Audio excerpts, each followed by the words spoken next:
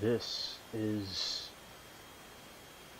the entrance of the courthouse right here, and we're seeing all the different journalists and people in the audience walking in. It's quite cool to see this angle, and sometimes they show this, but they're getting ready to get into the courthouse because, of course, they usually start like it'll be like an hour from now when they actually start. They are allegedly supposed to start soon, but they're not quite there just yet. With the time. Yeah, it looks like everybody's just walking in. Looks like a nice day over there. So, pretty cool to see the different people walk in and walk out.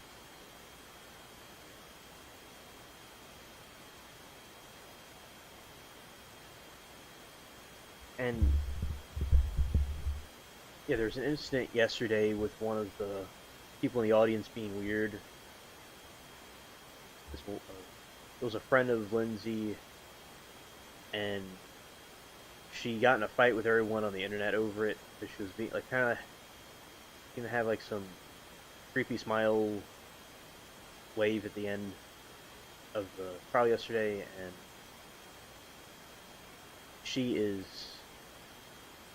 her friend was fighting people on social media about it, telling kind of saying some things that weren't nice, like telling people to delete themselves, to off themselves when they were trying to fight her.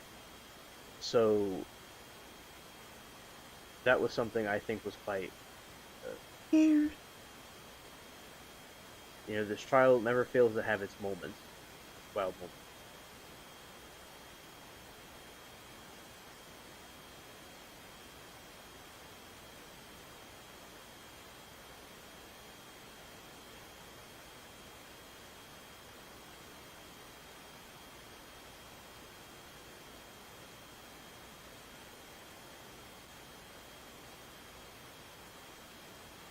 Looks like the last people have walked in.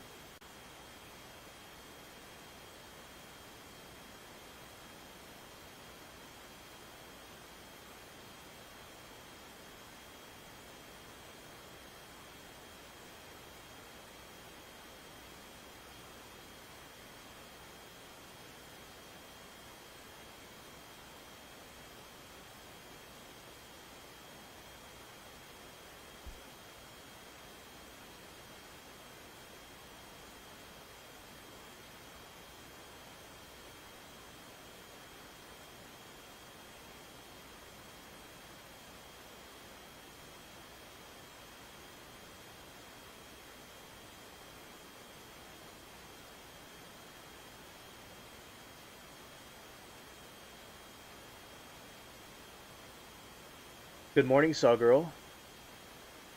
Welcome. Always great to see you. So, yeah, well, it looks like there's some more people walking in. Those look like cypress trees, but they're probably not cypress trees, but they look like. And yeah, they are. Looks like there's some more people walking in, more journalists, various people. That.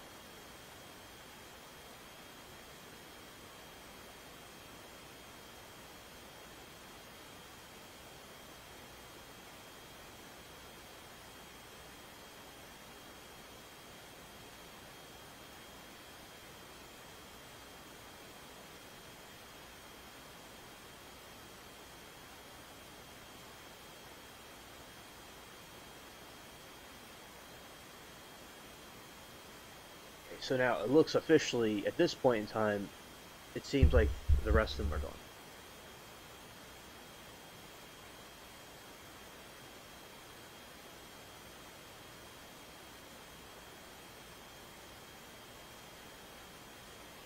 Oh, wow. Wow.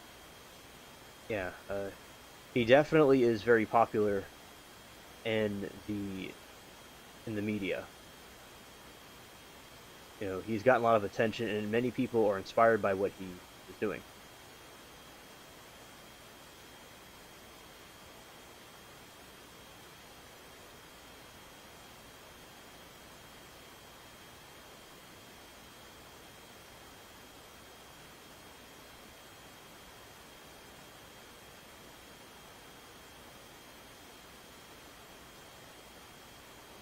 Yes, I saw that as well.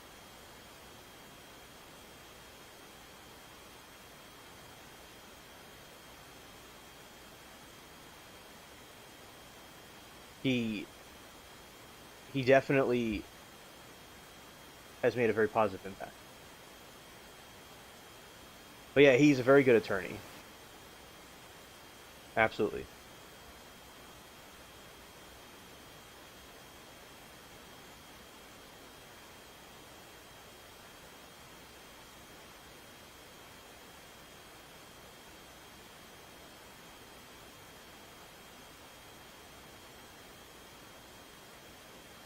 A Saw Girl, I thought it was extremely stupid about them bringing up the mortal sin thing.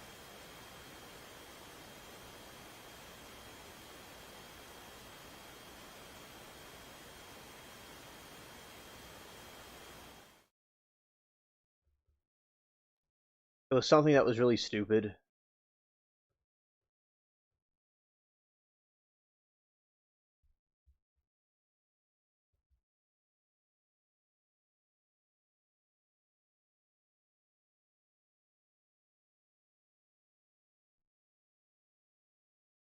They need to stop bringing it up. It has nothing to do with anything. In a way, it's like pretty much irrelevant.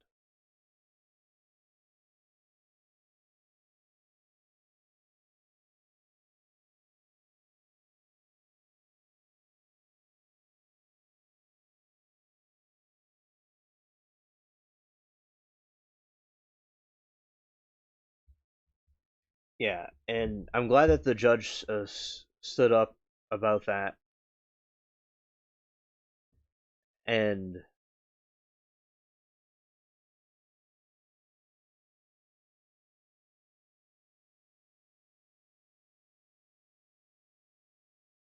stopped that nonsense from happening because it's something that has a mortal sin is just the people don't even know anything about the Catholic or Christianity either. Like both Christianity and the Catholic Church, it's like immortals.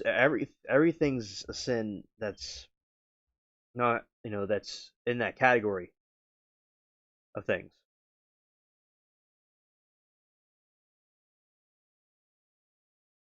So I do believe it's extremely messed up what they're how they keep bringing that up in the trials. But it's good for a defense. Even if if she does get a guilty conviction, he'll probably get a good appeal.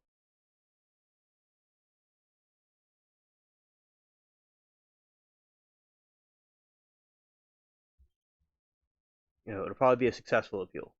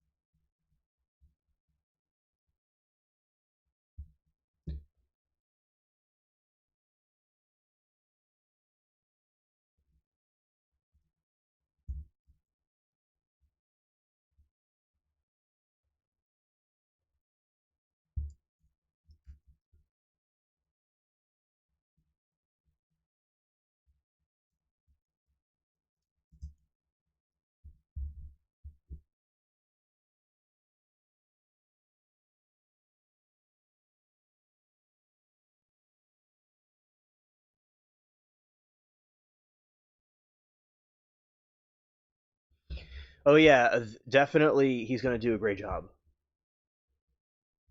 He's going to do excellent.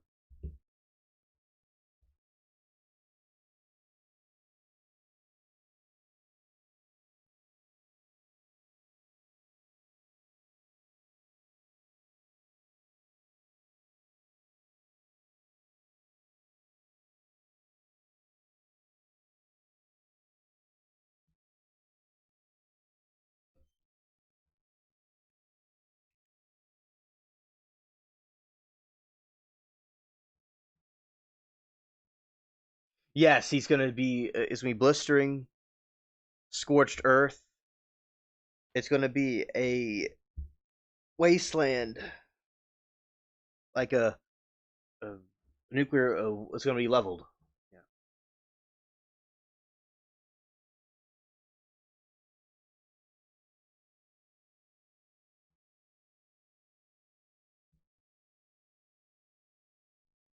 Good point, Saw Girl.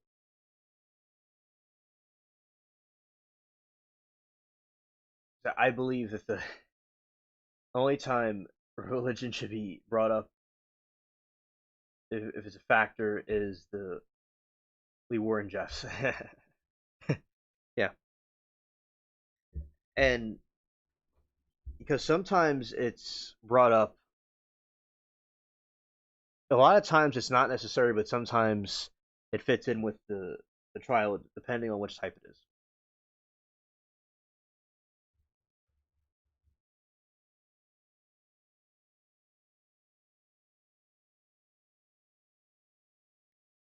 Yeah, and those monsters that do that kind of stuff certainly need to be locked away for and deleted and thrown away the key for doing that evil deed to kids. Yeah.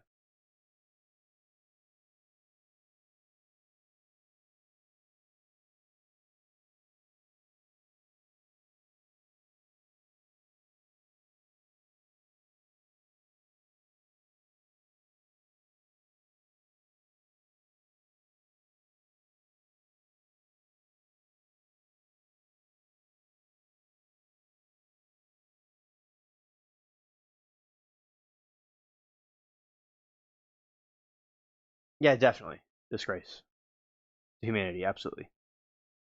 Completely. Yeah, devil in human form.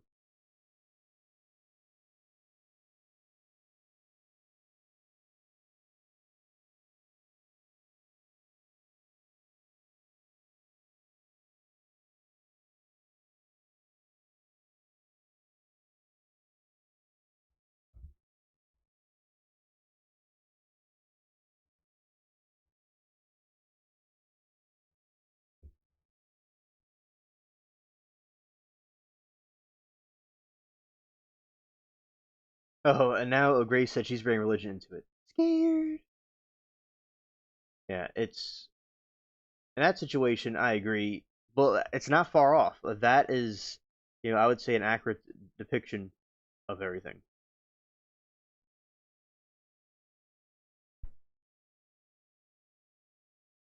Yeah, definitely pure evil. Saw Girl and Alien.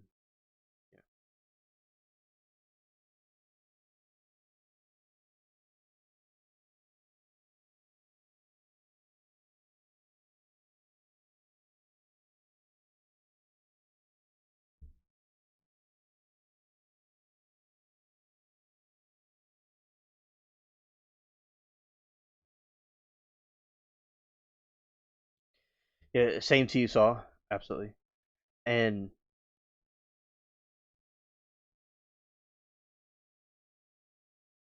it's truly a manipulating thing.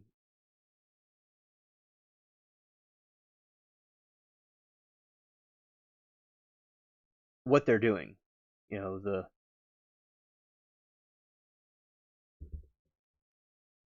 with the different tactics that are being used in that. Oh yeah, I believe the devil is real too, and I believe we all believe in that. That is real, but it's with the trials and stuff. Sometimes people use religion as a manipulation tool, but yeah, I it definitely is devil in the world and evil.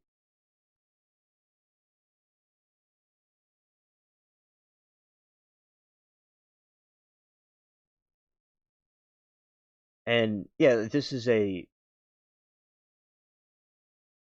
oh yeah, it's Christian friendly here, religious friendly, but thank you, Grace, for your hospitality. And it's really cool how a lot of times because they get caught in their own traps and snares, these people that try to use it for manipulation. They keep on talking about an immortal sin. It's like, you know, if you don't even know what they're talking about. Yeah, shout out to you, Grace. Very cool.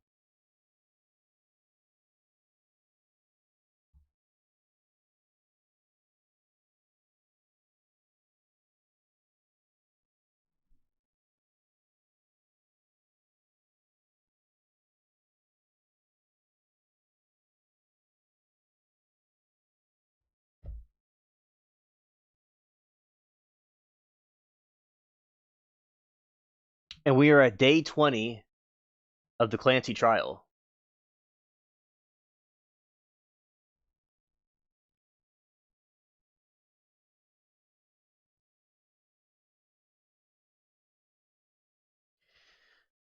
Also saw I uploaded a short of the Garden Sunrise. You can check it out later if you want. But yeah, uh, the mortal sin argument is just a manipulation tactic by the prosecution. I don't know why they're acting desperate to try to get her for different things where they're using arguments that make no sense. It seems that each of the doctors said something that did help her defense to some extent. She certainly was not well.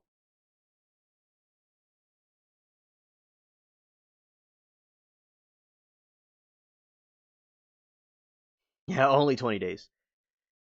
And as I said, she probably knew what she was doing, Lindsay, but her mind was. It was not a Garden Live. It was just a short, a little clip of it.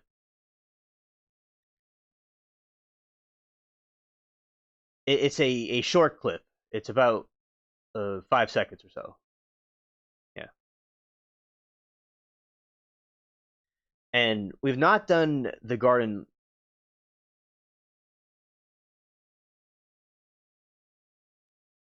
The Garden Lives have not happened recently, but they will come back.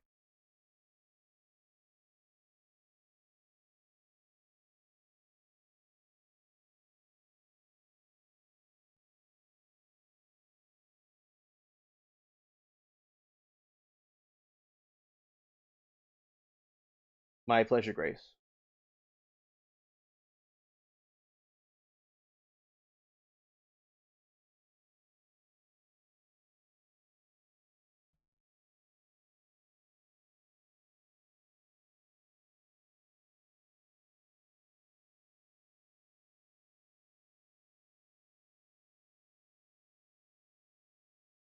Yeah, I believe that this should have only taken 10 days or less.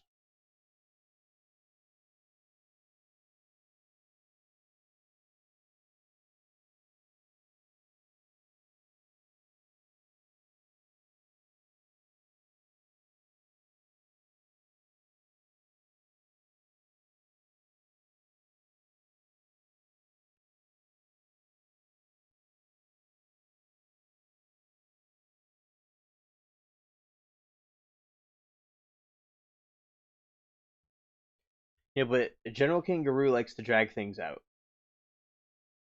That's what his hobby is.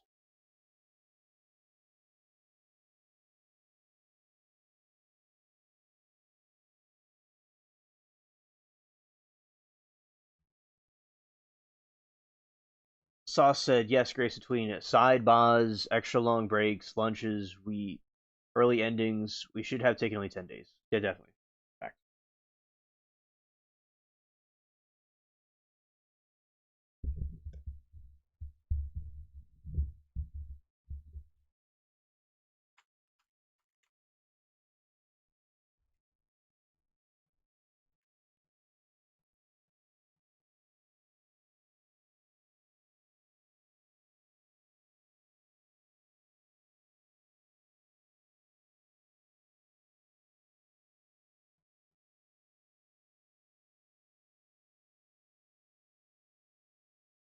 Sauce says, General Kangaroo was pissed yesterday. Yeah.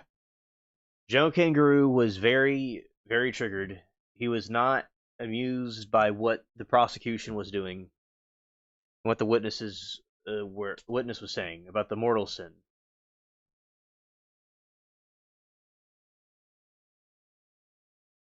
And Grace says he was enjoying the drama, being dramatic about being upset. Oh, he definitely, that is true as well. He had a moment to be theatrical and to be emotional. That's something that he is passionate about being.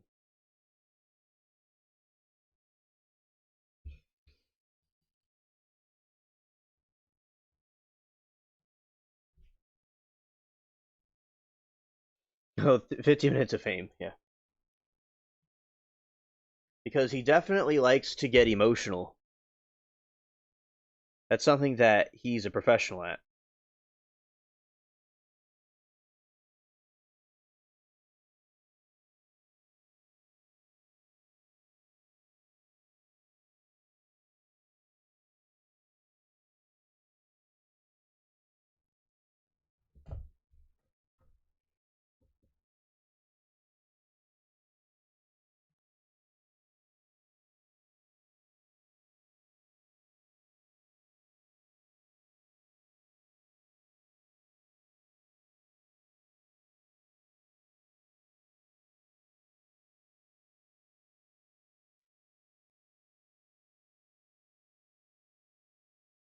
He most likely is. Yeah, he definitely seems like he feels strongly about it.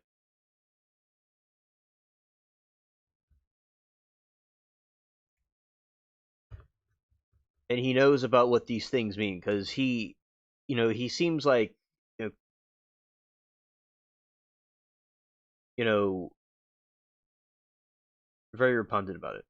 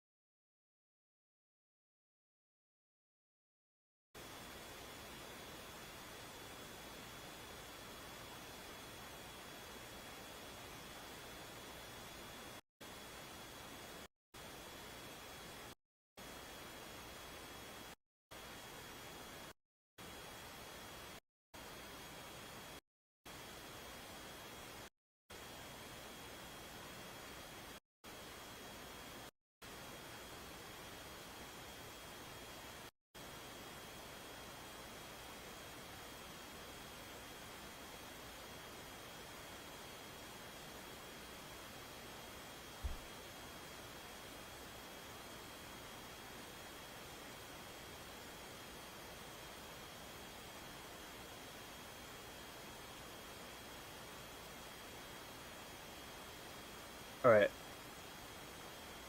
Anyways, if the jury are Christian Catholic, as soon as the content creators summarize, uh, they should understand LC can be forgiven and redeemed.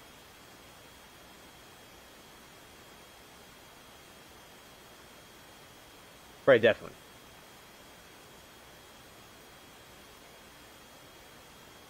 Yeah, that is true, Saul. Amen. He is forgiven.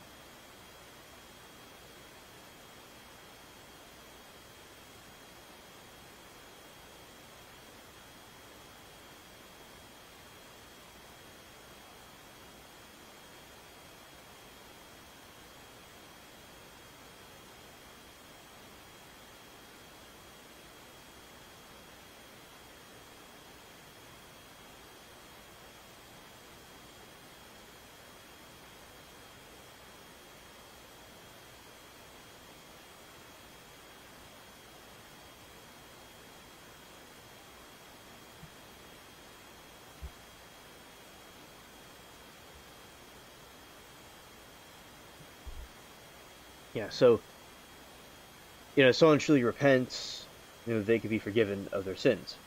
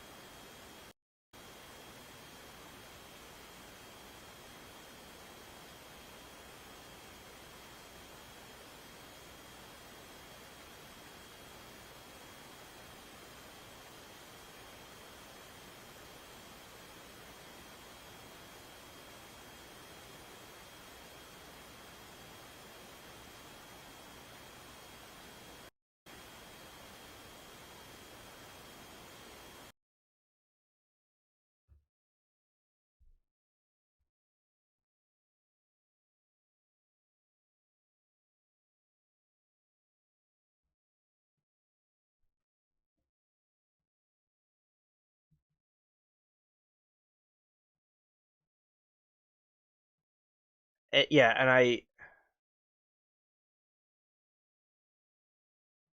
I really believe that some of the the prosecution seems very manipulative and not even manipulative, but just they bring witnesses in there that are not really credible, and they seem to confirm what the defense is saying. Exactly, Grace. Especially if she was mentally and physically ill at the time.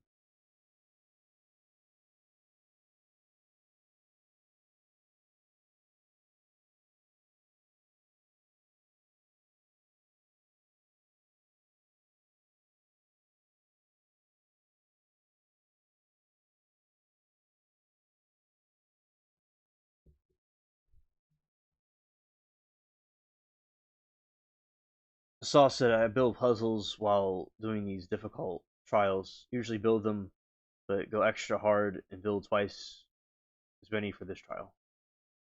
Oh, Saw, that's very cool. You build puzzles.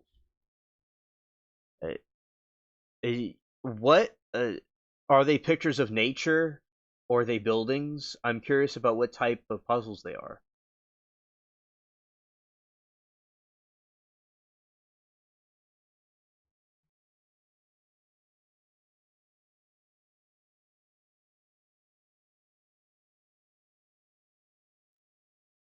I've seen some pretty cool puzzles that have to do with ships in the sea. I like those.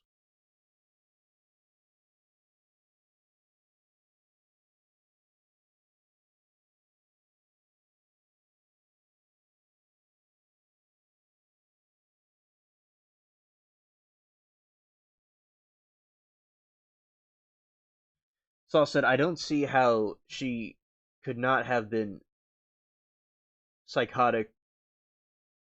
Either way, it's crazy. Yeah, like whatever the cause is, even if the theory about psychosis isn't true, something wasn't right. Yeah, pirates. Scared.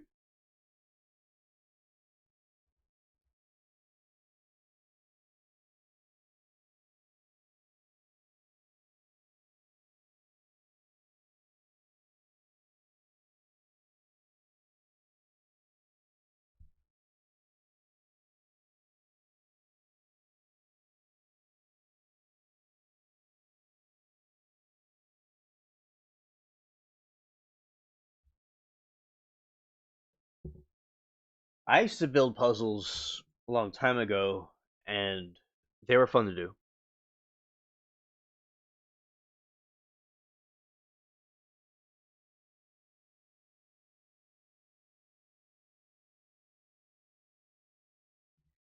Yeah, and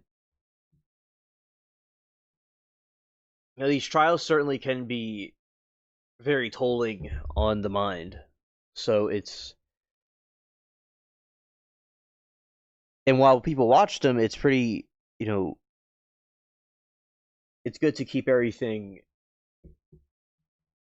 together in the house. If somebody is sometimes people listen to it while they do other things. Sometimes they listen to it and watch it on the screen. So there's a variety of different ways people consume the trial content.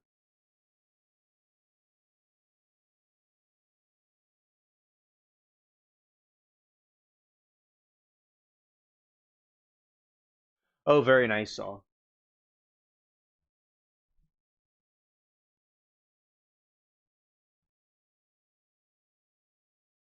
Building a birdhouse. Birdhouse. That is wonderful. Actually, I built a bird. I built a real birdhouse before, and like first or second grade.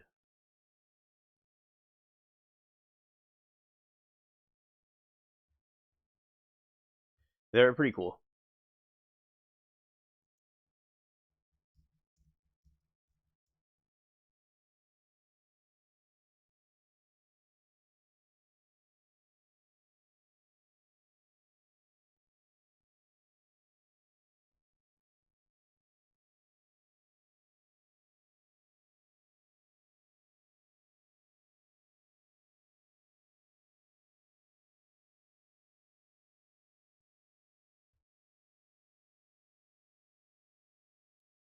And I like the ships in the sea, fruits, nature, buildings. Those are all very nice to build.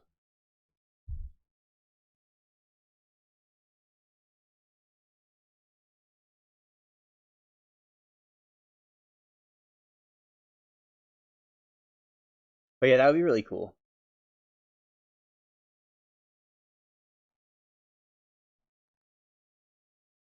Wish you could build one for yours. Um, Try to replicate my rent house every several years. Yeah, that would be definitely cool to see.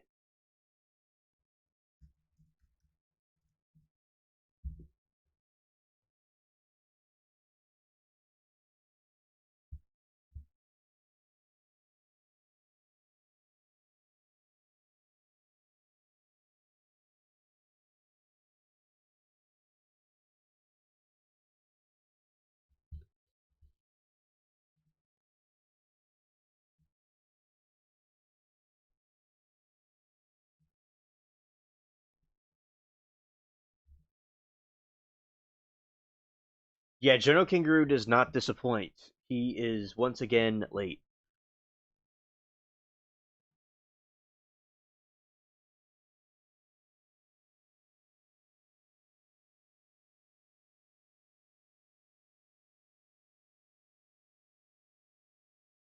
Two-sided puzzles are kind of hard. Same picture on both sides, but at different degrees. Wow, it's very involved. That takes a lot of that takes a lot of skill for that.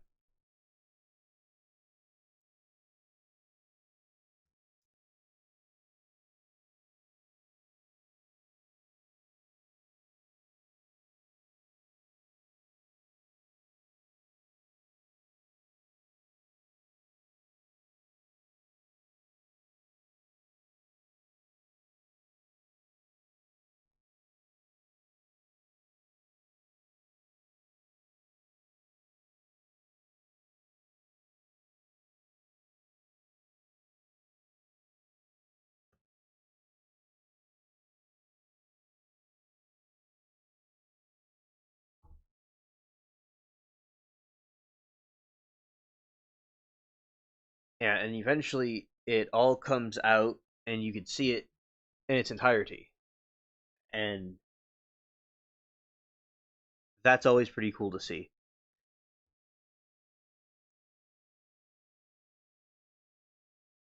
And yeah, so shout out to you. So that's really cool that you do that.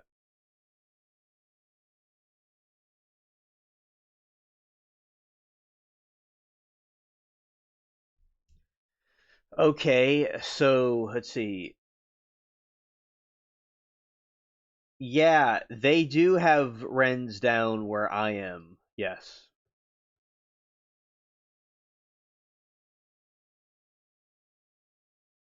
The Carolina wren.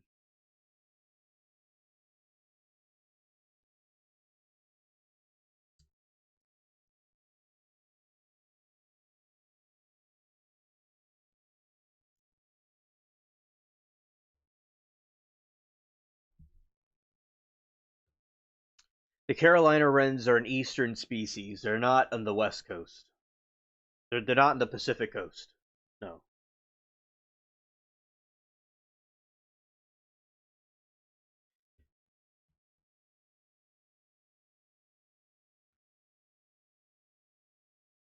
Oh, okay. Sauce says that they do have them on the Pacific coast. All right. I thought they didn't have them on the west coast, but okay. Thanks all for confirming that.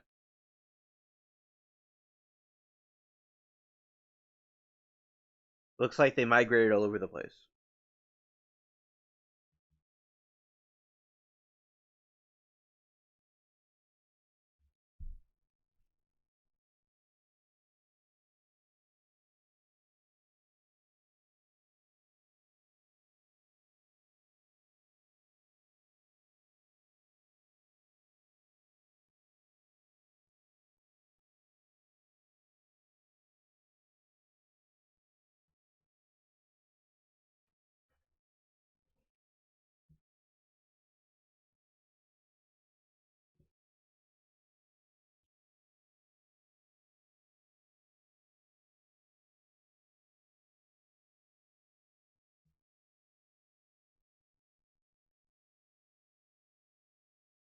All right, Grace. Understood.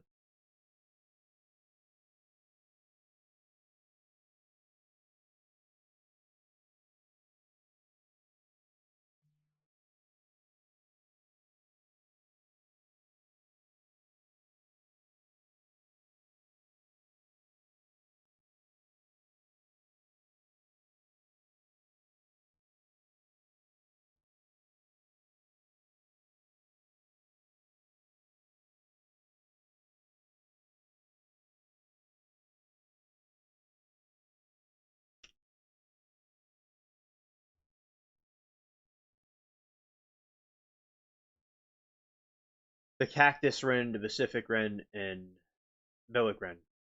Oh, okay.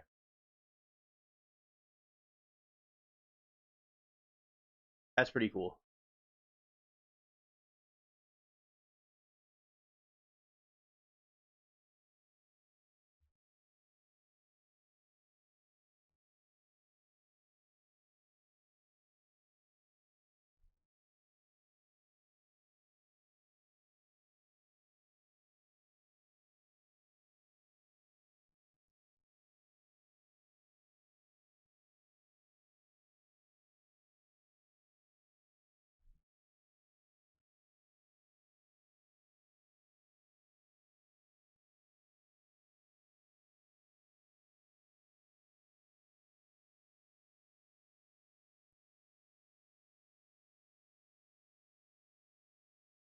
Yeah, it did.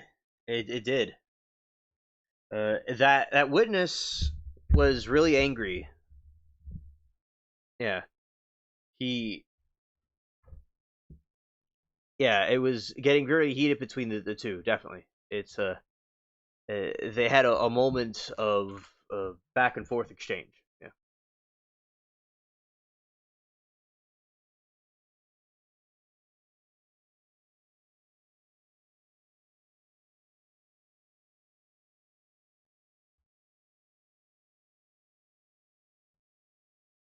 Yeah, the defense and the witness really were bucking heads right there. They It was getting really spicy in there, definitely. The witness was, I agree, Saul. The witness was very rude, out of control. I thought he was being a bitter person and being very, not. He had poor court decorum, and he looked like a villain. Also, definitely from Timu and Sheen. He was a very bad witness.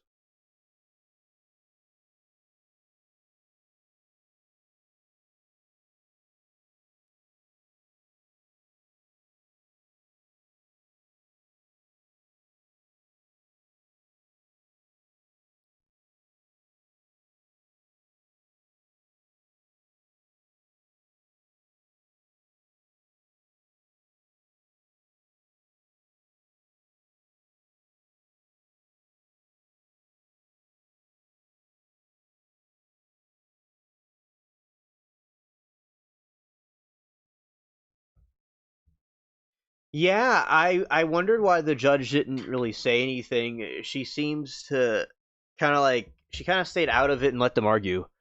Judge Kangaroo would have gotten up in arms about it. He would have stopped them immediately.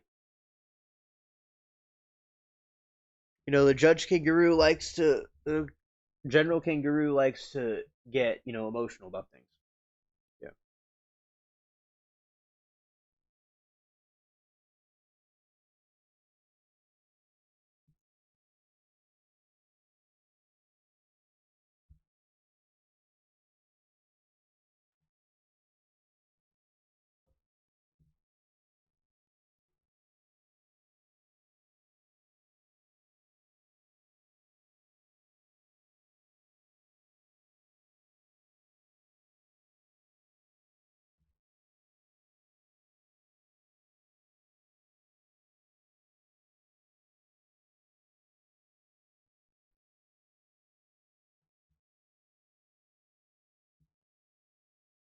Yeah, facts.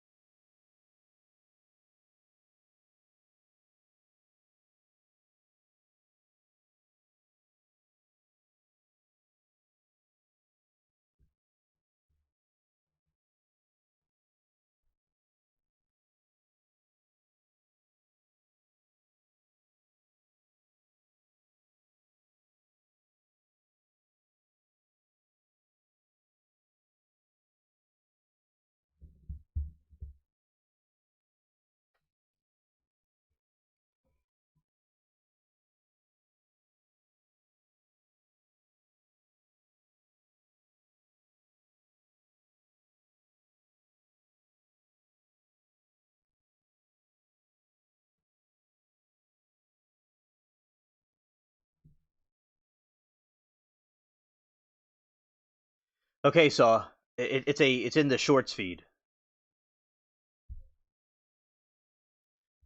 Yeah, and General Kangaroo is taking his time once again to get this started. But look, it may take a while to get everybody settled down in the courtroom, especially uh, Clancy with her injuries that she had. So we'll be waiting to see of when it starts. So we'll make commentary about it.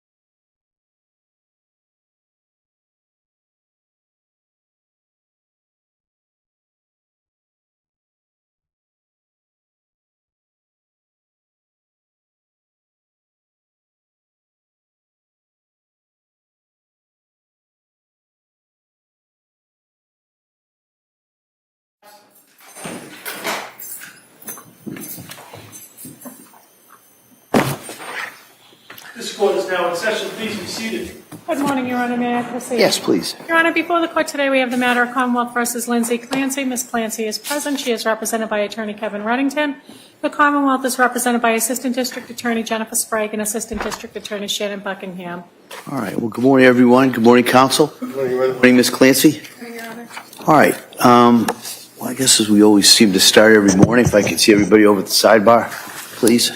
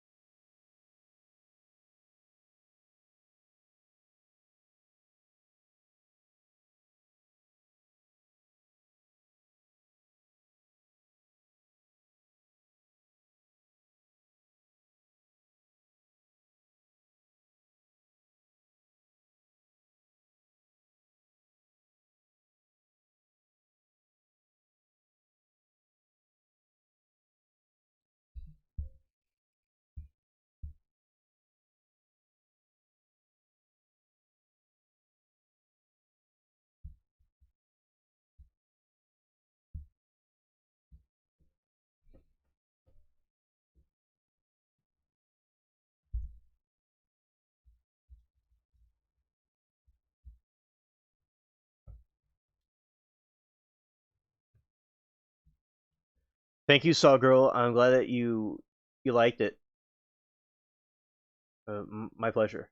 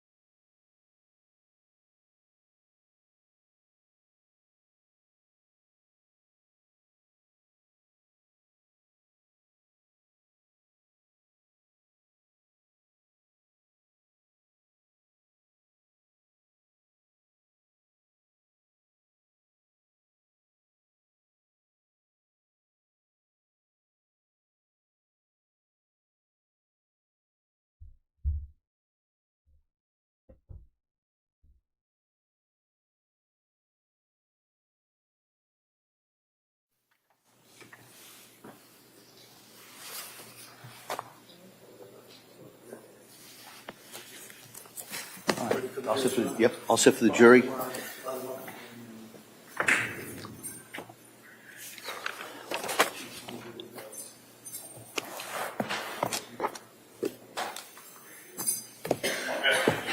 Order! All rise. Jurors entering.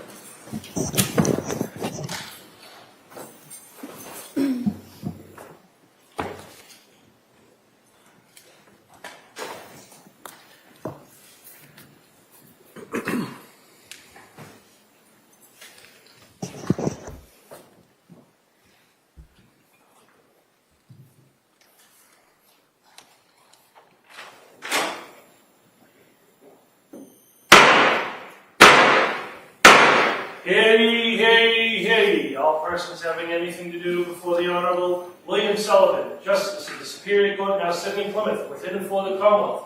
Draw near, give your attendance, and you shall be heard. God save the Commonwealth of Massachusetts. This court is now in session. Please be seated. Good morning, Your Honor. May I proceed? Yes, please. Before the court today, we have the continuation of the jury trial in the matter of Commonwealth versus Lindsay Clancy. Ms. Clancy is present. She is represented by Attorney Kevin Reddington. The Commonwealth is represented by Assistant District Attorney Jennifer Sprague and Assistant District Attorney Shannon Buckingham.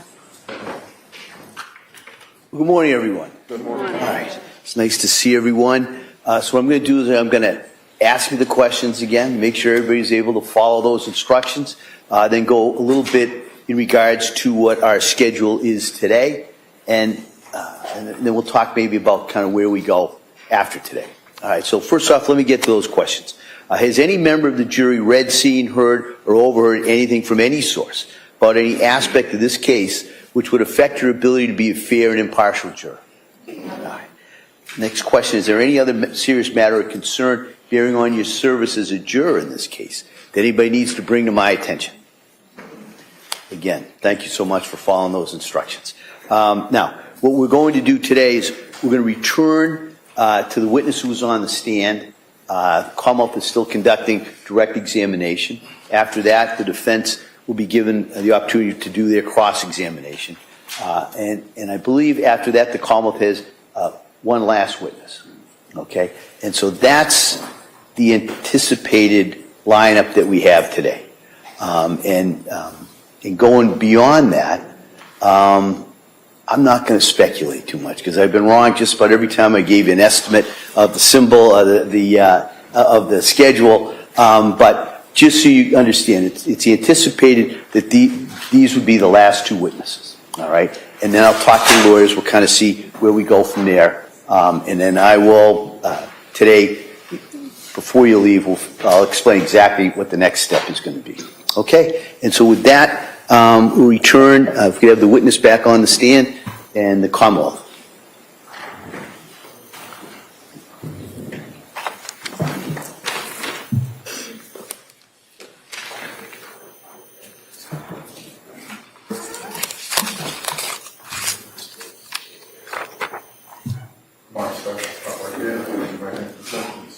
Good morning. Do you solemnly swear that the testimony you give in the court today during the matter not pending between the Commonwealth and the shall be the truth, the whole truth, and nothing but the truth, so help you God. Thank you, sir. You may be seated.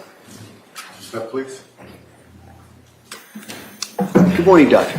Good morning, Your Honor. All right, Attorney Sprague. Thank you, Your Honor. Do you need a moment? I do.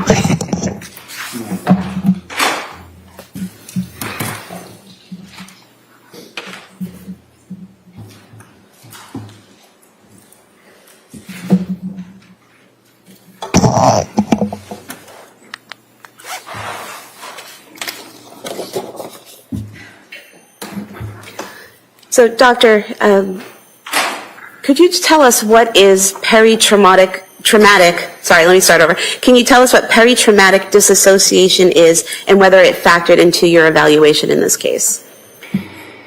Yes, that's the kind of thing that you experience when you're going through a very frightening or traumatic set of situation or circumstances or whatever, and it's the sort of thing that you can experience in the sense that you kind of feel that things are unreal or that it's not you.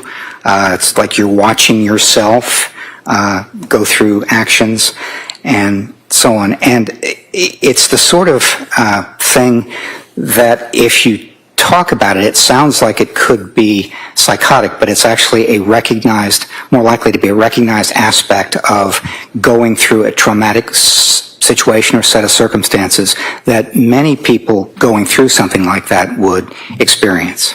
And when you say going through something like that, are you talking about when the defendant was strangling her children? That would be one example because that was very traumatic for her. And did the defendant show signs of peritraumatic disassociation in the records or in your conversation with her? She did. She talked about feeling like it wasn't her, like she was watching herself, like she was going through what she called no thinking, no decision making, only responding to the voice and taking action. And when she said that there was no decision making involved, did you see anything about in the records or in her detailing of what happened that was inconsistent with that claim, that there was no decision making? Yeah, this is difficult but important to say. That there are just many ongoing decisions that have to be made to accomplish a killing like this in 18 to 20 minutes. For example, why the basement? Who among the children goes first? What do you say to the kids to keep them from panicking? There are other examples, but Yeah, hold on. And so what types of decisions, without getting to what she might have said or thought, what are some types of decisions that had to be made to effectuate the strangulation of the children? Well, I tried to give some examples a minute ago, and I don't want to go too... All right, hold on. Just answer the question, all right? Don't comment on the rulings of the court. Just answer the question, please. Okay? If I could rephrase. Yeah. Doctor, the choice of where to strangle the children, does that have to be a choice of where that happens? Yes. The decision of how to strangle them, is that a decision that needs to be made? Yes. What to use to strangle the children, is that a decision that has to be made? I'm sorry, I have to object. No, overruled. I'll allow that. What to use to strangle the children, is that a decision that has to be made? Yes, it is. The order in which to strangle the children, is that a decision that has to be made? That's another example of the decision, yes. Decisions. And the way in which to kill herself, were those decisions that had to be made? Yes, they were. Now, you said that this peritraumatic disassociation seems like it would be a sign of psychosis, but isn't. Why isn't it? It's actually something that is much more commonly experienced in that kind of set of circumstances than psychotic symptoms. And yesterday when you went through the two options that you considered, that this was psychosis with command hallucinations or suicide with altruistic filicide. Is your testimony that it's either or it's one or the other? It's my testimony that those were the two possibilities that seemed to have some evidence, but at the end of talking to her, testing, reviewing all the information, doing the collateral interviews, everything I did as a part of this evaluation, the evidence much more strongly, in my opinion, supported the second explanation, which was the serious suicide attempt accompanied by killing the children out of love. Now, you interviewed the defendant on 2 days, the first day and the third day, correct? Yes, that's correct. And were there any differences in her demeanor or her way of answering questions between the first day and the third day? Yes, I interviewed her and worked with her on testing for 3 days. And during the first and the second day, she was quite attuned to the question. Her recollection was good, even considering that we were more than 3 years away from some of the events in question. She had, I thought, a very good memory for dates and medications and dosages and times and other relevant details. And she continued to be attentive and responsive, good attention concentration, that sort of thing on the second day. On the third day, when we were talking about mental state at the time of the offense and the circumstances of what was going on with the alleged offense, she appeared to me much more cautious and guarded. And can you give us some examples of that? She more frequently said, "I don't remember, I don't recall," that sort of thing during the third day than the second or the first. For one example, I asked her about wearing a smartwatch, which she had, carried a phone, carried a smartwatch as well. And one of the things I asked her is what wrist she wore it on. This was on the third day, and she said, "I don't remember." And did you also ask her about her statement at Brigham and Women's when she woke up and said she was horrified? I did. Now, that statement was not a statement so much as it was a written. She woke up in having regained consciousness that evening. She was intubated, so she couldn't speak. But they asked her questions, and she wrote down the answer, and they asked her, "How are you feeling, or what's your mood?" And what she said was, what she wrote was horrified. And when you asked her about that on that third day of interviewing, what was her response? She said, I don't remember writing that, and I don't remember why I would have been horrified." And did you also ask her about the statement she made at Brigham and Women's, either verbally or on the writing it down, about how she said that one of the reasons she killed the children was because she thought they would suffer?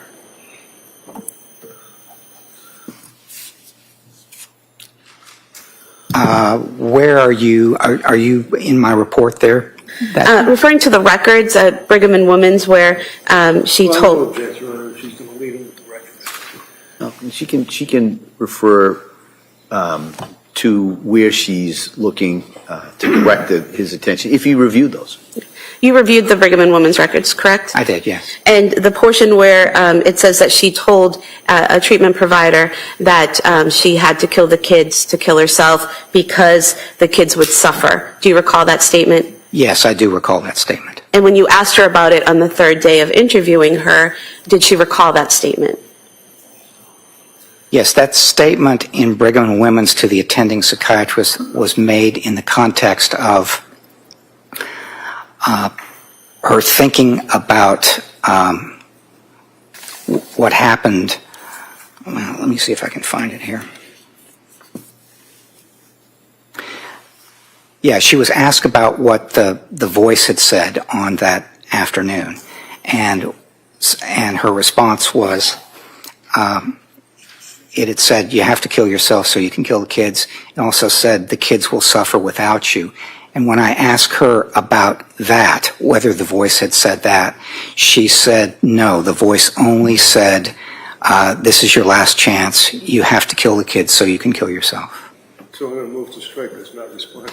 No, overruled. I'll So the two differences where at Brigham, she's saying, the voice said, you have to kill yourself so you can kill the children, and that the children would suffer without her, versus after that when she says the voice only said, you have to kill the kids so you can kill yourself.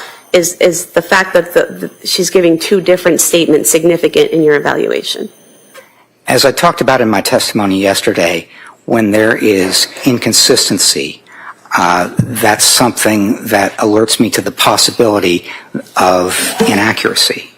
And two statements that are mutually exclusive or inconsistent suggest to me that there is a problem. One of them, at least, is not accurate.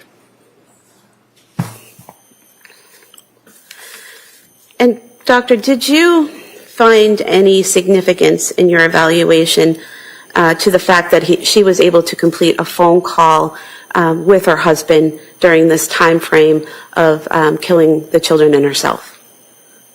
Yes, that was very unusual in my experience, to have a crucial time interrupted by something like a phone call, because one of the considerations there is that you then not only can document the time that it happened, and that helps be more precise about the time, but you also have whoever is on the other end of the phone. And this was her husband. When he called her at 5:33, she didn't pick up, but she called back immediately at 5:34. And when I talked to him during the collateral interview, one of the things he said is that she sounded, on the short call, distracted, and like she was in the middle of something, but it wasn't anything that struck him as that unusual. He said when she's home with 3 kids, she's always in the middle of something. So that was one of the reasons that it was important. And then another reason, as I mentioned a minute ago, is it helps to establish a time frame. We know when her husband left the house, which was 5:15. We know when he came home, which was around 6 o'clock. And this is not quite in the middle of it, but close to that. And so it was unusual and valuable and important in trying to establish those kinds of things.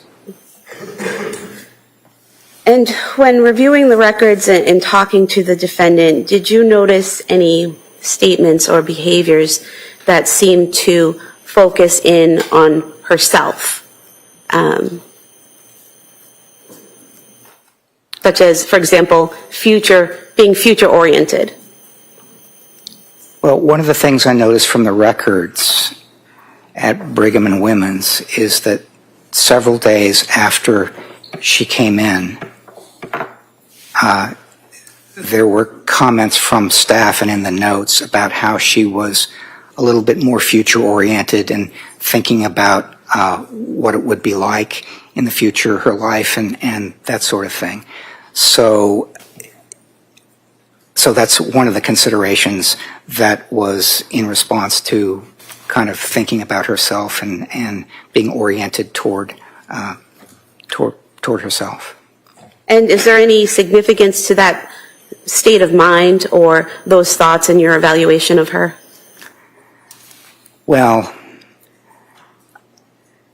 I don't think that she was in any way over this or thinking only about herself. It's something that I noticed when I evaluated her in April, is that she is still grieving. She's still in mourning for those kids. And she used language like, I have lost everything and I don't want to be here. So I would not think of Lindsay Clancy as someone who is really self-centered or oriented only to herself. She is grieving her children. And you mentioned yesterday the emphasis she had on control of thought and control of her life. How did that come into play in your evaluation in terms of what was done here?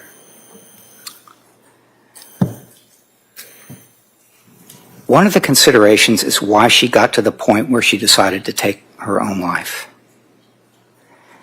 And she's an individual who, for most of her life, has been disciplined and liked to control things, liked to work hard, liked to accomplish things.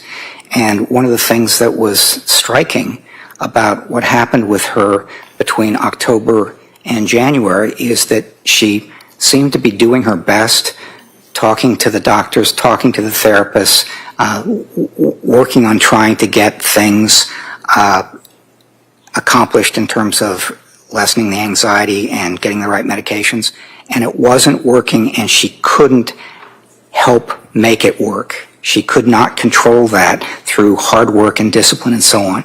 And that had to be very frustrating, and I think got her to the point where it was very difficult for her to actually think about not being hopeless and going on with her life and so on. Now, doctor, did you form an opinion to a reasonable degree of psychological certainty as to whether or not the defendant was suffering from a mental disease or defect at the time she killed her children? I did, yes. And what is that opinion? That opinion is yes, she was. She was experiencing bipolar II disorder, depressive symptoms, and there were other things that were exacerbating that, making it worse. One is the sleep problems and probably the continued adverse reactions to medication and so on. But yes, in my opinion, she did have a mental disease or defect on January 24th. And doctor, to a reasonable degree of psychological certainty, did you form an opinion as to whether or not the defendant appreciated the criminality or wrongfulness of her conduct when she killed her children? I did, yes. And I'm at the end of my report, I was very careful about how I phrased this, and so Sustained. If you could just answer the question regarding your opinion. So yes, you formed an opinion? I did, yes. And what is that opinion? That opinion is that she retained an awareness of the illegality of killing others, including killing her children. Her moral awareness of the wrongfulness of this killing was influenced by her strong desire to die and, if she were dead, not to leave her children behind. Some of this perception was realistic. For example, my children will suffer without me because they would have suffered, I think. And some of it was distorted. For example, nobody else can care for my children. But her awareness of the illegality and moral wrongfulness of such killing is best appraised by understanding these acts as a serious suicide attempt combined with altruistic filicide, killing her children out of love, rather than as a response to command hallucinations. And did you form an opinion to a reasonable degree of psychological certainty as to whether Ms. Clancy was able to conform her conduct to the requirements of the law when she killed her children? Yes. And what is that opinion? That her capacity to conform her conduct to the requirements of the law is again best understood by considering the seriousness of her suicide attempt and her strong desire not to leave her children. She demonstrated such self-control throughout the day on January 24th, and her actions between 5:15 and 6 p.m. that afternoon were influenced by her depression and her hopelessness about her life and the desire to end the pain she had experienced since October.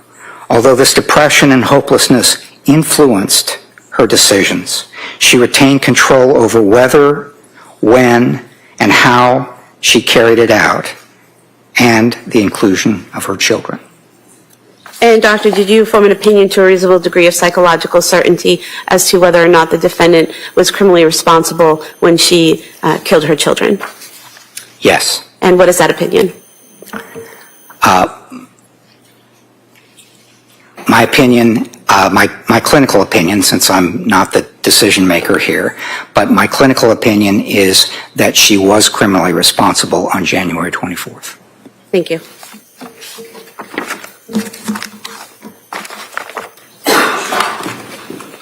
Your Honor, I'd move to submit the PowerPoint for identification. I'm sorry? I'd move to submit the PowerPoint Oh, for identification. Okay, thank you. That may be done.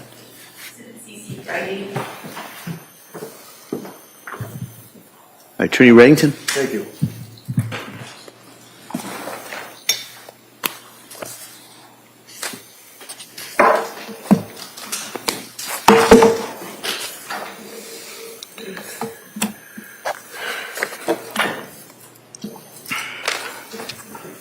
Sorry.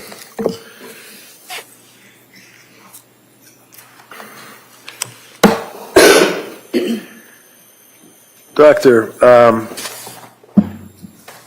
I'd just like to ask you about one of the things you just said to this jury that apparently stood out in your mind, and that would be the dichotomy of the difference between two statements that Lindsay made, one being, I believe, in the hospital, and you felt that there was a subsequent statement that was made by her that contradicted that or was different from that, and that would be after 3 days of you and Mac testing her. Is that right?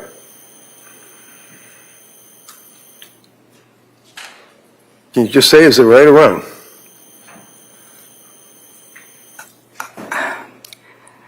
Mr. Reddington,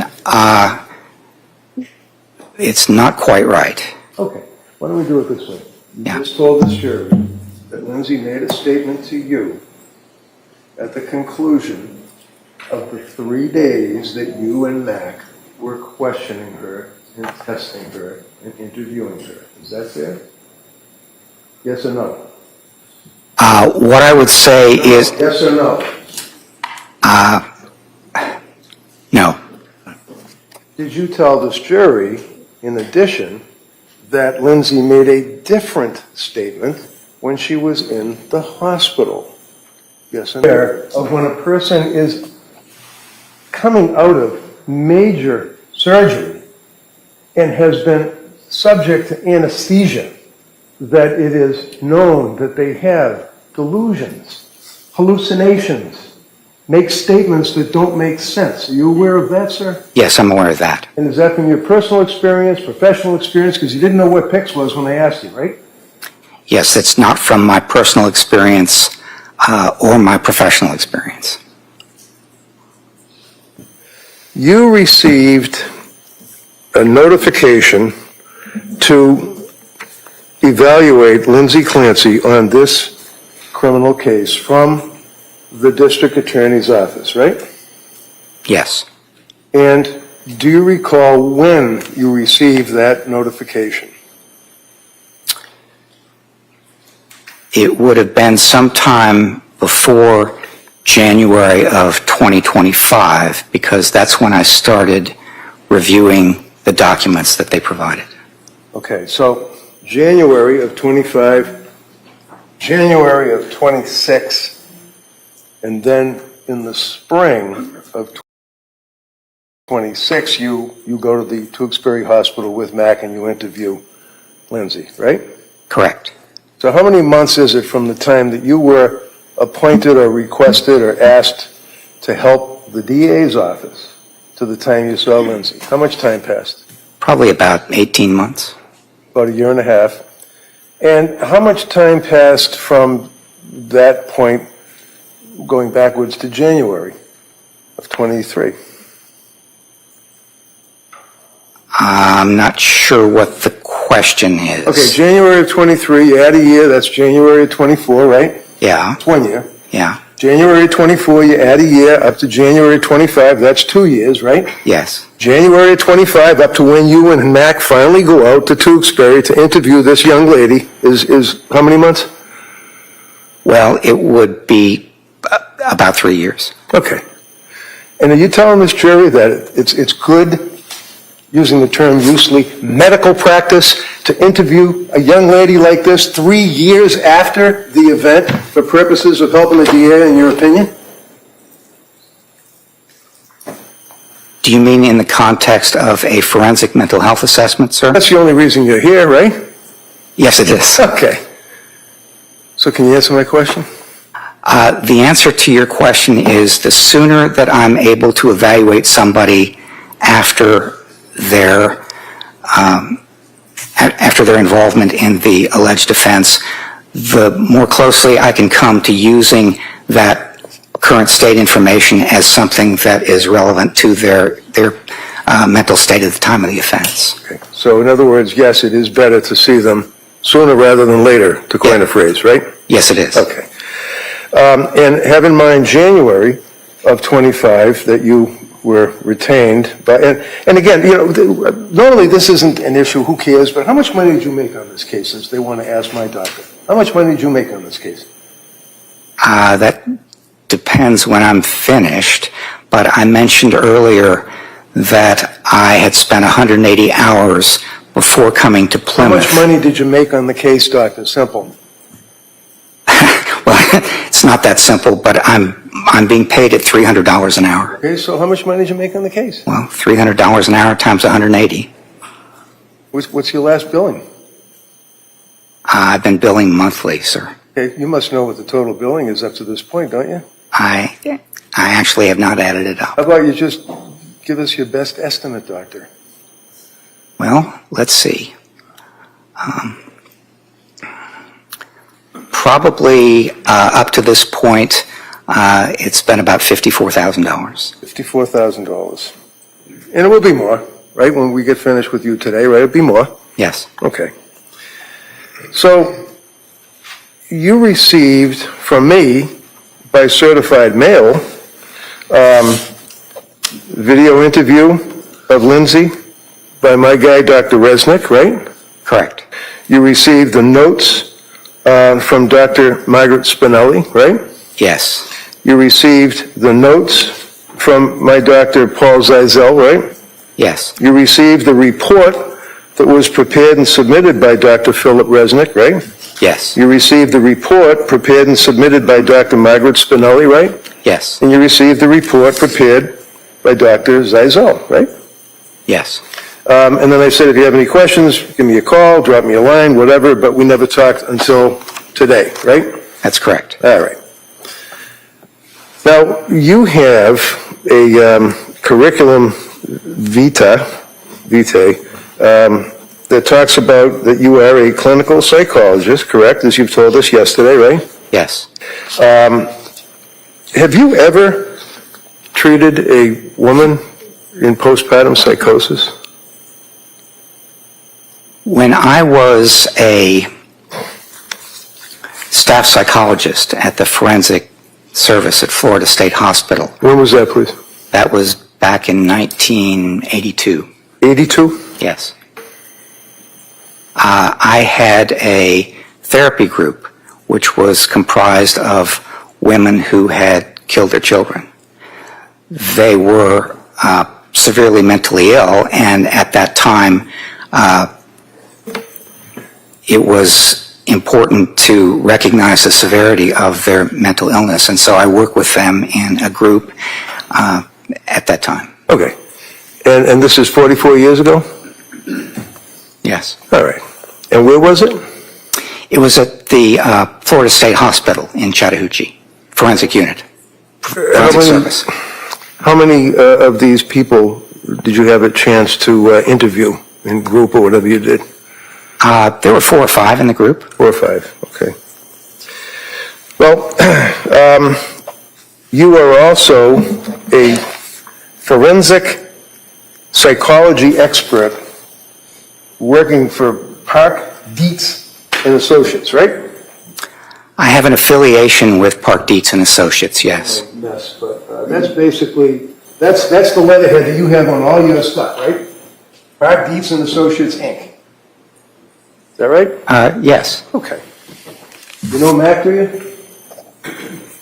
Do I know Yeah. Dr. Mack? Yeah, Dr. Mack, yeah, the guy that was here testifying for the last 2 days, Friday and Monday. You know Yes, him? I do know him, All right. yes. And he works at Park Dietz as well, right? I think he has the same kind of affiliation I do, which is we both have jobs and do things elsewhere, but we occasionally do cases in affiliation with Park Dietz and Associates. Right. And continuing on, and if you have it, you can certainly take a look at it. Make sure I don't misrepresent anything on your V-Day, as you refer to it. You also were involved with Giant Food Corporation. You do fitness for duty assessments. What is that? What are fitness for duty assessments? Yeah, Giant Food Corp. What's Giant Food Corporation? Oh, that's something that I did many years ago. Basically, a company or an organization might refer someone who is having difficulty at work, having symptoms, making threats, that sort of thing, and they would ask for an evaluation from a psychiatrist or a psychologist, and I did that for a while for Giant Food Corporations. And you also did it for U.S. Airways, apparently, evaluations and consultation, right? Yes. You also did it for the Texas Education Commission. You put in your resume the forensic clinical site visitor, Sam Houston State Hospital or University, right? Yes. You were a grant reviewer for the Office of Victims of Crime for the United States Department of Justice. That's the feds. That's the U.S. Attorney's Office, right? Yes. Okay. You also worked, and you did violence risk assessment consultant as a consultant to the New Jersey Department of Mental Health Services, right? Yes. You also consulted as a research consultant with the community education centers in New Jersey, right? Yes. Research Advisory Board, the Center for the Analysis of, actually the FBI. You work for the FBI? I consulted with the FBI, yes. And in consulting with the FBI, you also consult with the Bureau of Prisons, right? BOP? Yes. When you're consulting for, well, okay, look, site visit of juvenile justice and psychology, you were involved with that, right? Yes. Consultant forensic psychology service for the Walter Reed Medical Center, correct? Yes. When you work on the consulting with the Bureau of Prisons, basically what you're doing is you're evaluating, as you told us a couple of times, people that are wrongfully convicted and they're in jail for decades, and you would evaluate them for the Bureau of Prisons to see if they're okay to release to society, right? That does not sound like a typical question that I would evaluate for the Bureau of Prisons. All right. Well, what would you evaluate for the Bureau of Prisons? That's well, for example... wait, hold on. Just so we know, Bureau of Prisons is federal as opposed to the Department of Correction, which is state, right? Yes, that's right. So go ahead. What do you do for the Bureau of Prisons? Well, one of the things that I might do is conduct a meeting or a workshop on a topic such as violence risk assessment or something like that. So I have done that, deliver a workshop or provide an organizational meeting, provide information and so on a number of occasions. And do you evaluate people to see if they're able to be reintegrated into society? I do that as well, yes. Okay. You also are involved with sexual violence risk, is that correct? Yes, it is. You also are involved with specialized police response and collaboration with behavioral health systems in Pennsylvania, right? Correct. Sexual violence risk, again, for purposes of the Department of Correction. You focused on that, right? Yes. Principles of forensic assessments that you would be assessing juveniles for purposes of juvenile assessment and risk assessment, right? Yes. You also are involved with violence risk and sexual violence risk, correct? Yes, correct. Juvenile assessments, risk assessments, and principles of forensic assessment for the American Academy of Forensic Psychology. Is that right? Yes, that's right. And also a focus on juvenile assessment and risk assessment of juveniles, right? Yes, correct. Violence towards others, psychiatrically hospitalized populations. That would be what? Patient-on-patient assaults or something like that when somebody's in a mental institution? Patients against patients, against staff, that sort of thing. They can be pretty violent places, can't they? They can be sometimes, yes. Sexual violence risk, you involved with New Orleans, Louisiana, sexual violence risk assessment, right? Correct. Obtaining and using mental health experts obtaining and using mental health experts in criminal litigation for the Administrative Office of the United States Courts, right? Yes. What does that mean? What did you do with that when you were dealing with obtaining and using mental health experts in criminal litigation? Well, I have had the occasion to provide workshops to prosecutors, to defense attorneys, to judges, and so on. And depending on some of the questions that arise, such as what's the most effective way to obtain and present a forensic psychologist or forensic psychiatrist expert, I might do a half-day or a full-day workshop on that. Okay, so my question, sir, I know you get in there, but where did you lecture or give a lecture to criminal defense attorneys? I've given a number of those lectures over the years. I can't recall them all offhand. Okay. But my question, sir, was that you were working on behalf of the Administrative Office of the United States Courts, federal courts, right? Yes, I asked you that right. question? Okay. Yeah. You also worked for the Forensic Mental Health Assessment for the Ohio Forensic Psychiatric Center. Yes, that's Inmates, right? Yes. You also participate and have written about To Kill or Not Kill, That Is the Question, for Drexel University, where you were a professor, correct? Yes. All right. Assessing risk of violence towards others in psychiatrically hospitalized populations. You focused on that, right? Yes, You that's had right. a chance, sir, to give a total of, 131 lectures or workshops presented in the area of violence, risk assessment, sexual offenses, and forensic mental health and ethics, right? Yes, Is that that's right? Yes. Aggression, forensic psychological assessment, risk assessment, treatment of mentally disordered offenders and juveniles. That's another focus, correct? Yes, it is. You've had a number of publications that you put on your CV. Basically, you're talking about justice-involved youths, correct? Yes, that's one of the things I talk about. Appraising Jackson-based unrestorability to competence to stand trial deals with the standard of competence to stand trial, correct? Yes, it is. Public perception on policies to address prenatal substance use recommendations regarding maternal criminal prosecutions. What is that, prosecute a woman that's pregnant who's involved with drug use? Yeah, that sounds like something that would have been a dissertation where I served on the committee and was a co-author of some kind, but the individual who Okay. wrote the dissertation would have been the first author there. All right. And life sentence for juveniles, sequential model for juvenile justice, justice involving men, forced medication, and competency to stand trial. These are interests or focuses of yours, sir? Yes. Urine drug screens as a baseline for predictors of graduation from drug court. Yes. What does that mean? That you were involved with drug court? Yes, I've been involved in writing about and consulting to drug courts over the years, yes. And disputed paraphilia diagnoses and legal decision-making is one of your other focuses, right? That was one of my graduate students, and I was a supervising and second author.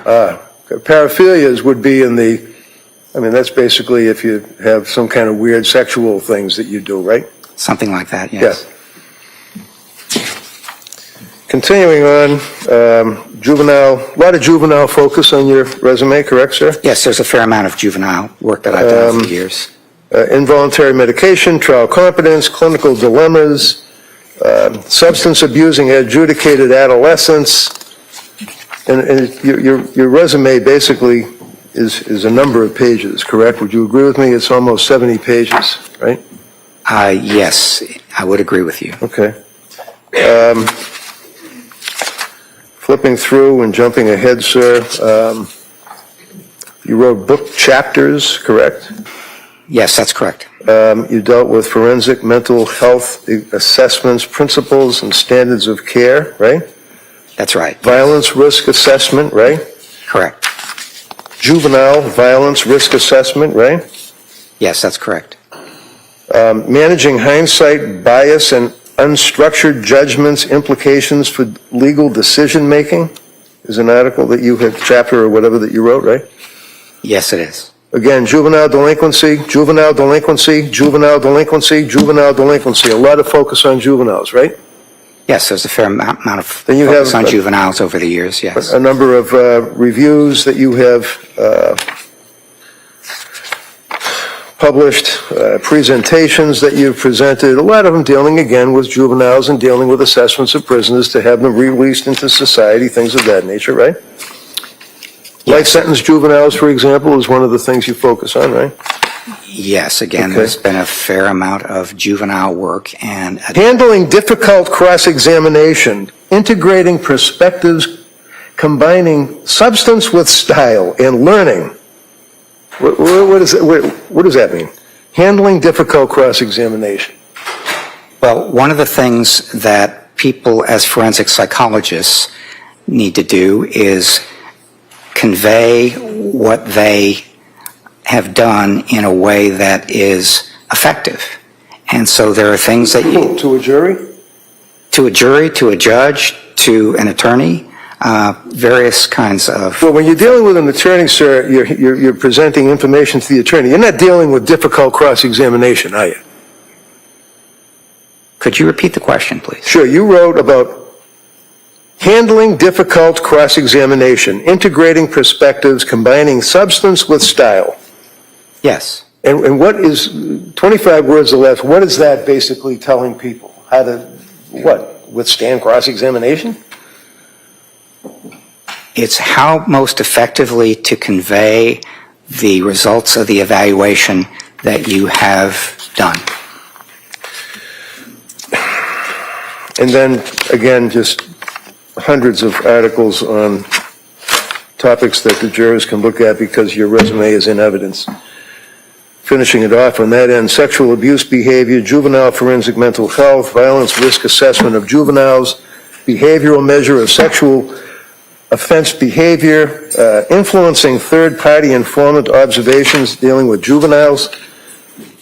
Should the courts coerce offenders into substance abuse treatment? Is there one article, one, that you wrote about a woman who is pregnant, who is undergoing postpartum depression, and God forbid, psychosis? No. But you did write an article 49 years ago. You published an article on psychosis in 1977 with your dad before, well, you were in college apparently, right? Right? Yeah, I was Okay, his so research assistant at that time when Yeah. I was in college, yes. Okay. And this is before you entered graduate school, and you used the diagnostic framework that no longer exists, didn't you, back then? It was a long time ago. Right. And actually, it was 3 years before the DSM was even written. DSM-1, back in the Stone Age.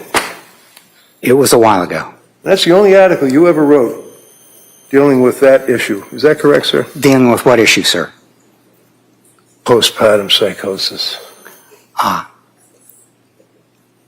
Yes. Does I mean yes? Thank you. So,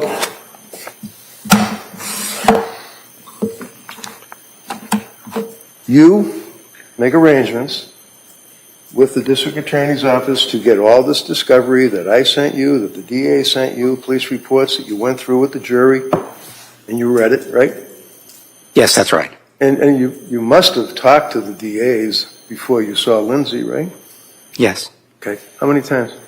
I don't remember how many times. Well, you billed them for it, I'll bet, right?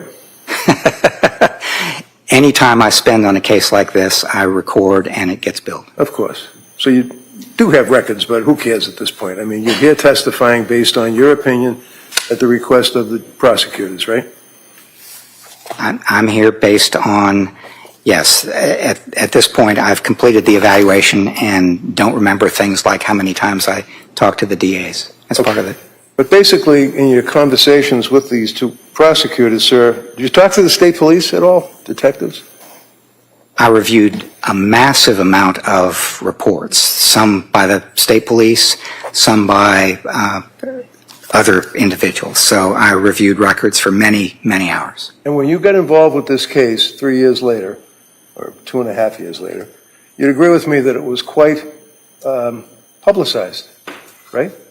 Yes, I would agree with that. You've heard of confirmation bias, I'm sure, right? I have indeed. Yes. And however many times you talk to the DAs and review the information, would you agree with me, sir, that before you met with Lindsay in Tewksbury, you pretty much had an idea that this woman was a beast, killed her 3 kids, didn't you? I would not agree with you at all. So you had an open mind when you went in there to Tewksbury to see and speak to for 3 days, Lindsay Clancy? I did my best to have an open mind, I know. yes. You told us yesterday you had some difficult decisions to make, correct? Yes, that's correct. So when did you first meet Avram? When did I first meet him? Yeah. That probably would have been late 2025, early 2026. Okay. Around the same time that you first got involved with the case? No, it would have been considerably after I first got involved with the case. Where did you meet him? Where did I meet him? That's what I said. Where did you meet him? Virtually. Oh, virtually? Yes. Okay. So it's like a Zoom thing or FaceTime Yeah. or something? Exactly. Did you ever meet him in person before you went to Tewksbury? No, I didn't. So did you guys have a plan to meet up somewhere before you went to evaluate Lindsay? In the lobby of the hospital. Did you stay somewhere the night before? I did, yes. Yeah, where'd you stay? I don't remember. You don't remember? Were you with Mac that night? No. No? Did you stay in a private house? No. You stay in a hotel? Yes, I did. Wasn't a van down by the river, for sure, right? I don't remember the name of the hotel, but it was a hotel in Tewksbury. All right. So you're in a hotel, you meet with Avram Mack in the parking lot, and then you go into Tewksbury Hospital to meet with this young lady, right? Correct. And the two of you, day number 1, you spend how many hours, the two of you, questioning her?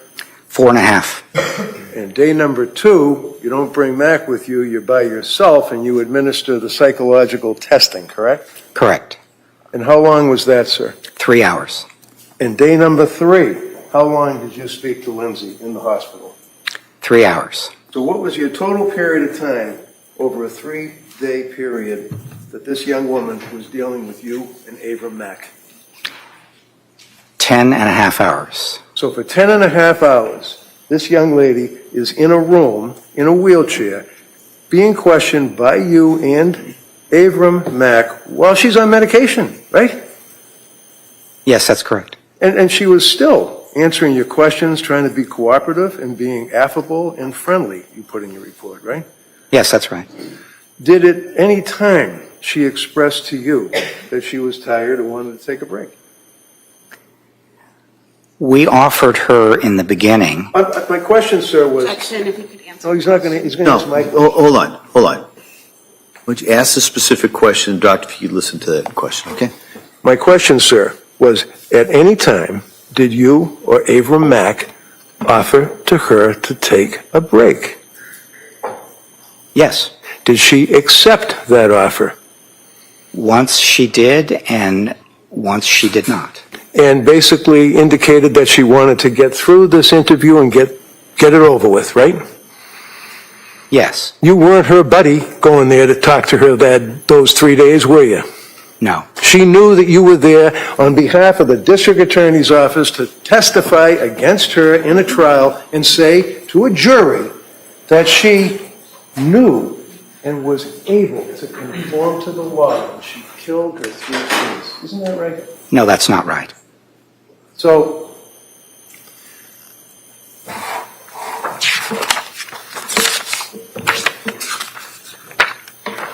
your diagnosis is depressive bipolar 2, right? Bipolar 2 disorder. Right. Okay. And that's a serious mental disease, isn't it? Yes, it is. You would agree with me, sir, that Lindsay is in your opinion, testified she's a very hardworking and highly self-disciplined individual, right? Yes, I would agree with that. You testified to that yesterday, right? Yes, that's right. All right, that's funny? No, it's not funny. It's just that you asked me whether I agree with something that I testified to yesterday. So what does that mean? It means that I testified to it yesterday, and that means I do believe it. Yes. Okay, so we established that. In your opinion, granted, through those 3 days that you had interactions with Lindsay, is it your opinion that she is a controlling individual, sir? It depends what you mean by controlling. Well, let me ask you, for example, would you agree that if a young mother prepares lists for a babysitter, for example, to chop up the carrots and dice them up small, and how to prepare the spinach, and how to prepare the chicken McNuggets, and then leaves them in a note and puts them on the kitchen table, is that controlling, in your opinion, of that individual? That is something that is working hard and being disciplined and exerting a certain amount of control, yes. That's not something that you would use against her in this opinion you have for this jury, is it? What I do is do my best to describe what she does, what she thinks, what she feels at certain times, what symptoms she has, and so on. And if that's a part of that overall picture, then it's not that I'm using it in favor of her or against her. It's just part of the overall picture which I'm trying to present. I mean, it's not a bad thing to chop up the carrots and tell somebody this is how I like my child to be fed, right? There's nothing wrong with that, right? Not that I know. And you would agree, sir, that she was a good student. You told us about, she got all A's, she was hard driving, and actually drove herself pretty good to try to succeed in college and in nursing school, right? I would. And did you interview any of her co-workers, or did you review any of her 5-star reviews from Mass General Hospital, flagship hospitals? I reviewed every record that was provided to me. And that would be by them, right? It was records that were provided to me by individuals who were a part of the investigation, and a lot of that were interviews with people who had known her before or were currently friends with her, things like that. Okay, so things like that. I'm asking you, sir, about with her 7-year career as a nurse, labor and delivery nurse at a very, very well-established hospital. Did you talk to any of the nurses that she worked with, or did you review any of the records of her work reviews? Anything like that? No. Would you agree with me, sir, that she also, by all accounts, is and was an incredible mother, taking care of her kids? I would describe her as a very good mother, yes. And in fact, sir, in the past 6 weeks or 5 weeks, there hasn't been one person that's had one thing bad to say about her other than these two. Isn't that right? Sustained. Did anybody, to your knowledge, come into this court in front of this jury and say that Lindsay Clancy was a bad wife? I don't know. How about bad mother? Again, I don't know. So in your readings about her as a mother, you were able to see that she would sing to her daughter when she put her to bed. That's in the reports. You read the reports, right? You might have to ask me that question. You know Rascal Flatts? I'm sorry? Rascal Flatts. You ever heard of them? No. Okay. So if I suggest to you, sir, that Lindsay would sing to her daughter every night, is that important to you in your evaluation? Yes. You didn't know that, though, apparently, right? I knew that she was very good with her kids, paid a lot of attention to them, spent a lot of time with them, and really enjoyed it. Even right up to within hours of their killing, she was making snowmen with them, right? Yes, she was playing with the 2 older children out in the backyard. And then bringing her life experience, which you testified yesterday that she never had any abuse in her life, was raised by loving mother and father, good student, hard worker, great mother, good friend, wonderful wife. She then randomly decides to kill her children by strangling them? It's the facts we're dealing with, yes, sir, right? No, not right. So, one of the things you testified to yesterday is that, and you went like this and said that this is difficult, but then you were able to power through and tell the jury that Lindsay didn't like to leave her kids alone. She got anxious about that. Remember telling that to the jury? I do. And this is one of the things that you kind of hang your hat on that you felt was important in your evaluation, right? It was important. It was an important part of my evaluation that she did not like to leave her kids, and it made her anxious. Yes. That's not a bad thing, is it? For a mother not to want to leave her children and be anxious when they're out of her home, right? Well, it depends. It could be difficult and so on, depending on how anxious and even disabling it was, if she just couldn't leave her kids. But on the other hand, if it just reflected that she was close to them and wanted to be with them and wasn't a problem or disabling, then it's not a problem. Did you know, sir, that Pat's mother and father would come over to the house and babysit for the kids when Lindsay and her husband would go out to dinner or go out to a movie or go out with their friends? Did you know that, sir? Yes. Did you know that the children were actually in learning Sprouts school? Did you know that? Yes. They had to leave the house to go to school, didn't they? Yes. She wasn't anxious when they would go to school, was she? It made her a little anxious to drop her kids off. She didn't like to be separated from them. Well, that's because the kids many times, not on occasion, would cry, like little kids do when you drop them off somewhere, right? I don't know if she was anxious only when they cried. You know that in addition to the date nights, in addition to socializing with friends, in addition to the children leaving to go to the Little Sprouts school, you knew that there were a number of occasions that Lindsay alone or Lindsay with her husband would leave the kids and go out and do any number of things. Shopping, socializing, go to Boston, things like that. Did you ask third-party contacts about that? I asked Patrick about that, and one of the things he said is that it was difficult for her to leave the kids, and he used as an example date night for their 5th anniversary. It was hard for her to leave. Was that in 22? Was date night for their 5th anniversary in 22? Mention it to the jury. Was that in 2022, their 5th anniversary? Your anniversary is in December, right?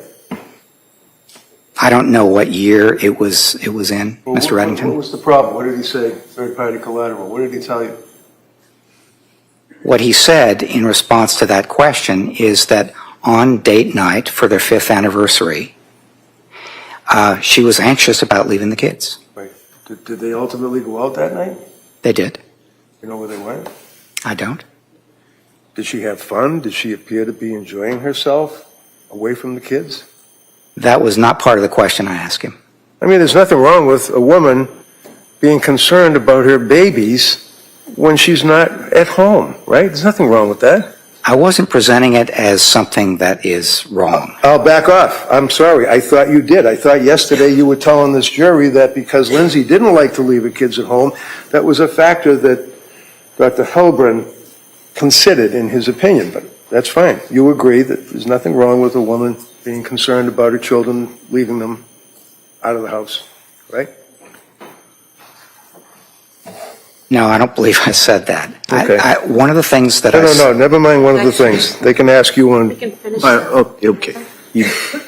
The answer is you did not say that. Judge, I'm getting a little confused here between... Well, listen, no. Let's see if my question is not that confusing. Okay.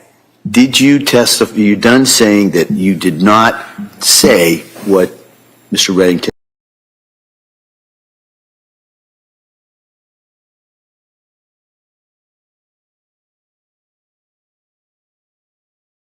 said? Yes, I'm done Okay, saying that. all right, that's good. Next question.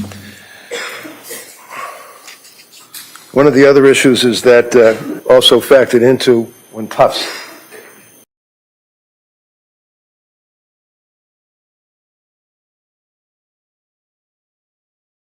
prescribed her the SSRI, she didn't want to take it because she was afraid of the breast milk being contaminated by this drug, right? Yes. And then ultimately, when she stopped breastfeeding, at that point, she was able to take the SSRI, correct? Yes, that's correct. And then Tufts increased it to 50, right? Do you agree with that, sir? I do. And when she saw Tufts from September end up until the killing of these children and the state of her condition that you told the jury was confusing. Remember using that word yesterday? It was confusing with these number of diagnoses that she dealt with? Yes, I did use that word. And the confusing with the number of drugs that was one drug on top of another drug, and stop this drug, start that drug. That was confusing, wasn't it, sir? Yes, it was. And it was a confusing and upsetting to her and her husband to the point where they went to these doctors and said to them, you're turning her into a zombie, right? Yes, that's right. But prior to seeing Tufts and the other healthcare providers, she was a happy woman, wasn't she?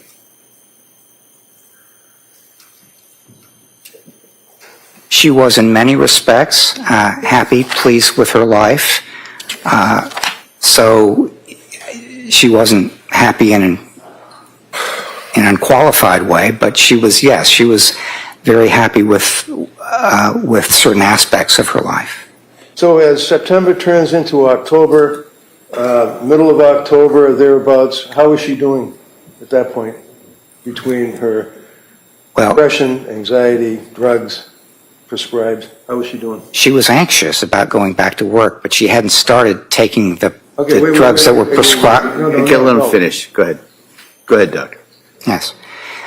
In September, she was anxious about returning to work. She had not yet started taking the medications that Dr. Tufts had prescribed, though. How about a text that she had sent to her mother on October 20th, sir? I know you indicate in your report that you had a chance to review all of the computer searches, text messages, Apple Watches, all that stuff, right? Yes, that's right. All right. Read that text, please. October 20th. This is a text that she sent to her mother. Read it. Would you like me to read it out loud? I'd like you to read it out loud. All right. Mom, will you please come up and stay with me for a bit? I'm really sick. Something is wrong. I had horrible insomnia all night, and I just don't know how I'm going to get through the day. I started taking the medicine my doctor prescribed for anxiety, and I think it's made things worse. It's just really scary, and I don't want to be alone. Did her mother come up the next day and stay with her? Oh, I don't know. I'd have to go back and look at the records. I'm sure. Do you know, sir, that she actually climbed into the bed with her mother to sleep with her mother when the mother was staying with her during this period of time? No, I didn't know that. In the middle of November, sir, she texted her mother-in-law, which would be Pat's mother, Sue. This would be Sue Clancy, who was also a labor and delivery nurse, right? Yes, that's correct. She texted Sue while she was at work as a nurse, right?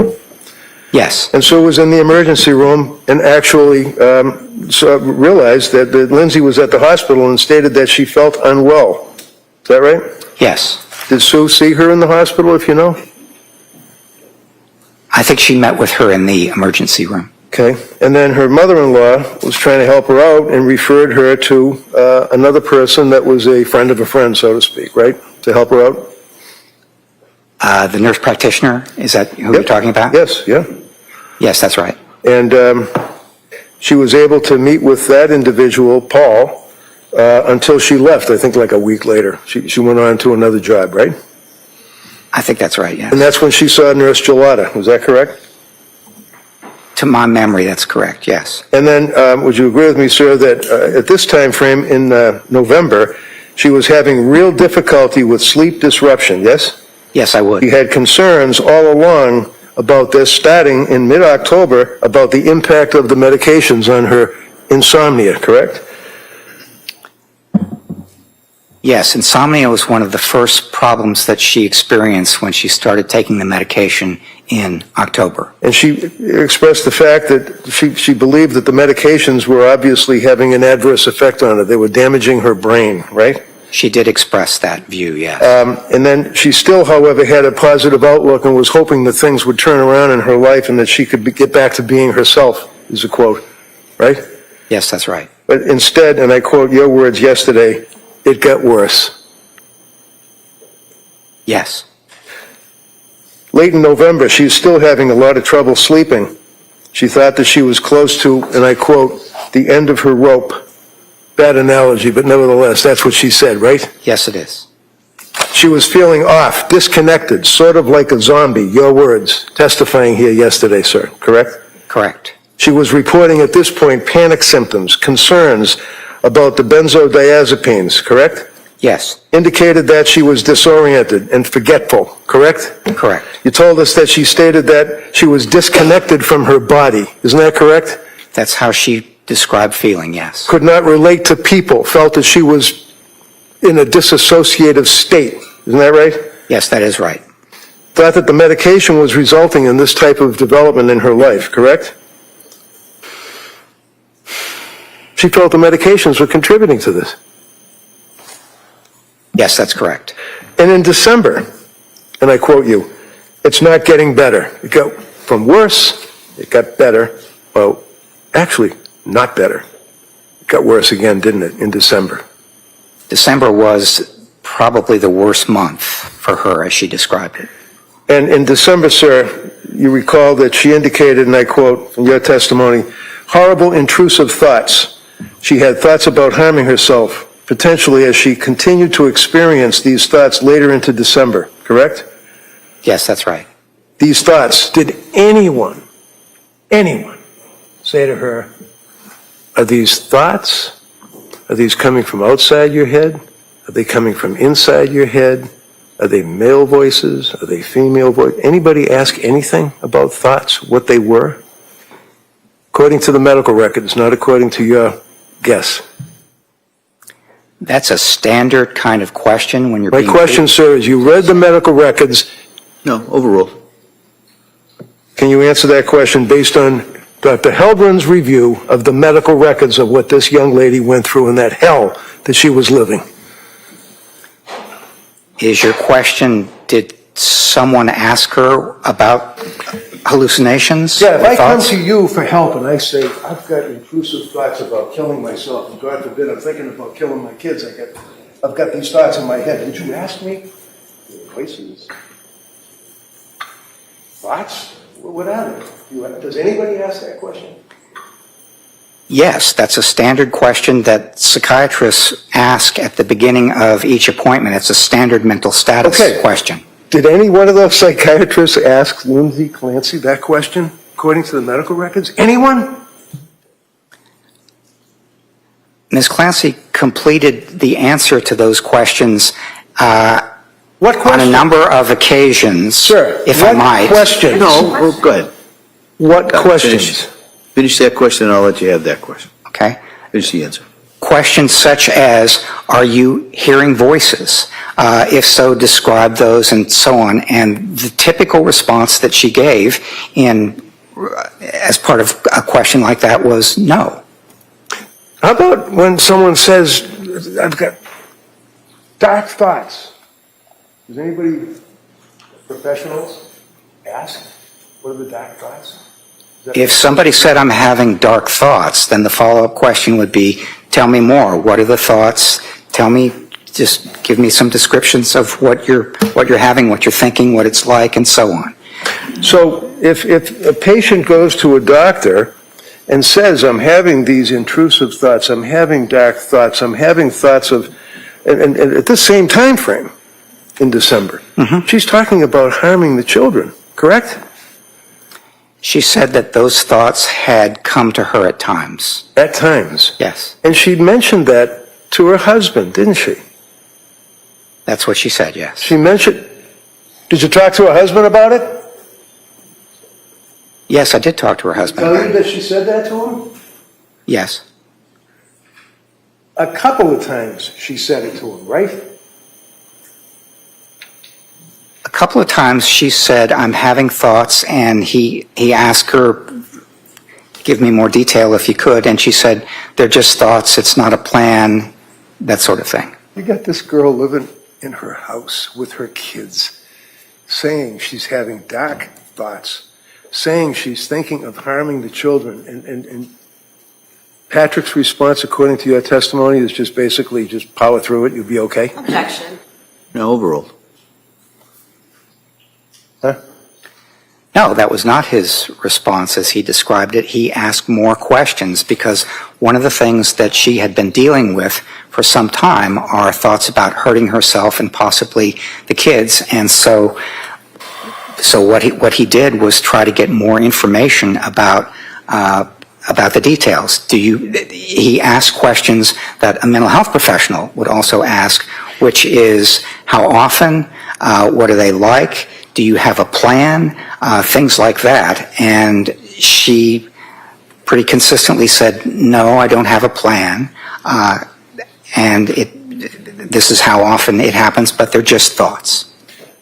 So let's talk about that, because that's apparently the standard reaction if a patient comes to a doctor and says, I'm having dark thoughts, intrusive thoughts, I'm thinking of hurting myself, I'm thinking of hurting the kids. You say, do you have a plan? That's the question you ask, right? That's one of the questions that you ask, If yes. the person says, nah, I don't have a plan, I'm just having these thoughts, then you just basically move on, give them more drugs. What do you do? No, you don't move on. You're aware that the person has reported having those thoughts, and you've appraised the risk, and the risk has to do with things like how imminent is it, how serious is it, are there means, is there a plan, what sort of detail is involved, and so on. And so basically what you do at that point is you take it seriously, but you also try to describe how seriously to take it. Okay. Would you agree, sir, that she was complaining through December about these unwelcome and internal thoughts? Is that correct? Yes. It's important for your evaluation because when you ask the question, when you're experiencing these thoughts, were they your own thoughts or were they auditory hallucinations? And she indicated to you they're my own thoughts. That's what your testimony was, right, yesterday? That's correct. But she made clear that these were unwelcome and that they were intrusive. Is that correct? Yes, she did. So she's answering your questions honestly. She certainly isn't trying to fake that she's hearing all sorts of voices yelling at her and things like that. She's answering honestly, correct? Yes. Very cooperative, correct? Yes, correct.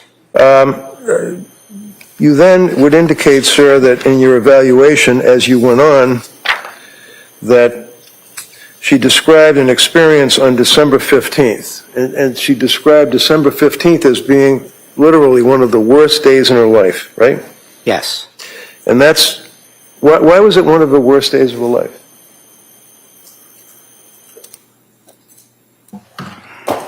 Well, it was one of the worst days because things were getting more intense and difficult, and the thoughts that she was experiencing were harder to handle for her. As a result of that, her husband, Pat, took her to the hospital, right? Correct. And you indicated that it looked like she was having general anxiety symptoms, right? That's your testimony yesterday. It looked from what the records reflected that anxiety was something that they were focusing on her experiencing. And then you said in your testimony, but not so much the postpartum. What does that mean? It means that in December, she would have been 7 months away from giving birth to Callan.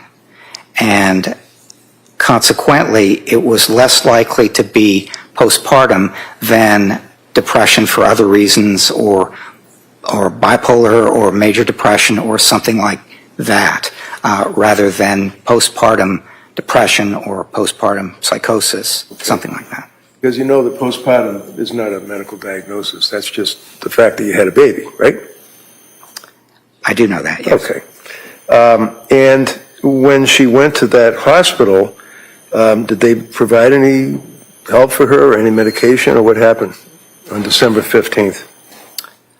She did not stay in the hospital very long, and so, no, she didn't remain there long enough to get the kind of help that you would usually get on an inpatient basis. But the next day or thereabouts, she goes back to see Tufts, right? Yes. Okay. So she immediately tries to reach out for help to anybody that would listen to her, right? She was trying hard to get help. Now we get to December 20th. December 20th wasn't a very good day either, was it? Well, that was the day she went to the she went to the Rhode Island hospital that had a postpartum program. Now, you know from looking at the medical records that, in fact, it was recommended to her, I think by maybe the LASCW young lady, Letitia Dukes, but maybe I'm wrong, you're in the records. Someone told her to get in touch with this Rhode Island hospital, right? Yes. They specialized in postpartum care for women that possibly are going through postpartum psychosis or postpartum depression, right? Yes. And Pat, her husband, took her and dropped her off, and then he went skiing with Cora. Is that correct? Correct. And he dropped her off in that hospital, and she was evaluated by a doctor and some people, correct? Yes. And you reviewed those medical records, right? I did. And when you reviewed the medical records, did you see that she was also involved in group discussions and crayons and coloring and things like that? Yes, I did. Yeah. Did that help her out, do you think, coloring? There's a number of things that they try to do. I think coloring as such would not be helpful, but Okay. there's art therapy and there's various other kinds of things that people are involved in. All right, so various other things that people are involved in. So I assume the people you're referring to would be the employees of the hospital. Or the patients who are attending the postpartum program. Okay. So what exactly was the program? What did they do? That one day that she was there for 8 hours. What did they do? She wasn't accepted as part of that I didn't program. ask you about that. I asked you, what did they do? Well, they evaluated her, as my understanding from reviewing the records. And then what happened, sir, when they evaluated her? They evaluated her and they indicated that she was not appropriate for their program. And you testified yesterday that, and I quote, they said she did not necessarily fit into their postpartum program. They did offer her 3 other programs. Remember that, sir? Yes. Okay. And then you indicated that patient was offered several options, including inpatient treatment for medication management, right? Yes. A partial hospitalization program focused on general mental health, Yes. right? Yes. Where was that program? I don't know. Or continued outpatient management, right? Yes. What is that, like going to see Tufts? Outpatient management? Yes, that's living at home in the community and being treated by a psychiatrist, which is what Dr. Tufts was. Right. Well, okay. So patient plans to follow up with her outpatient provider for guidance, is what you said yesterday, right? Yes. And she did the next day, right? Yes. And do you think that that a doctor who has been licensed as a physician psychiatrist, advertising that they specialize in postpartum, postnatal issues, is qualified to treat a young woman with this symptomology that she brought to that desk, to the television set? I don't understand your question. Well, you know that she never met, Tufts never met this girl. She never met her, ever, until she sat in that witness stand. I understand that their treatment was done remotely. Was remotely? So when I say the television, that's what I mean. It's like you're on Zoom, you're on whatever. I apologize for that. Yes, yeah. So she went the next day and actually remotely accessed a meeting with Dr. Tufts, right? Yes. And then she went back onto her schedule with Dr. Tufts, but that didn't help so much. Is that correct? You indicated that she was still numb. She was still having suicidal ideation, things of that nature, right? Correct. Okay. One of the things that you said, though, sir, yesterday is that her admission to the hospital was because they did not feel, and I quote, that she did not necessarily fit into their program. You recall that? You mean their failure to accept her into the day program? The failure to help her, period. They told her to leave.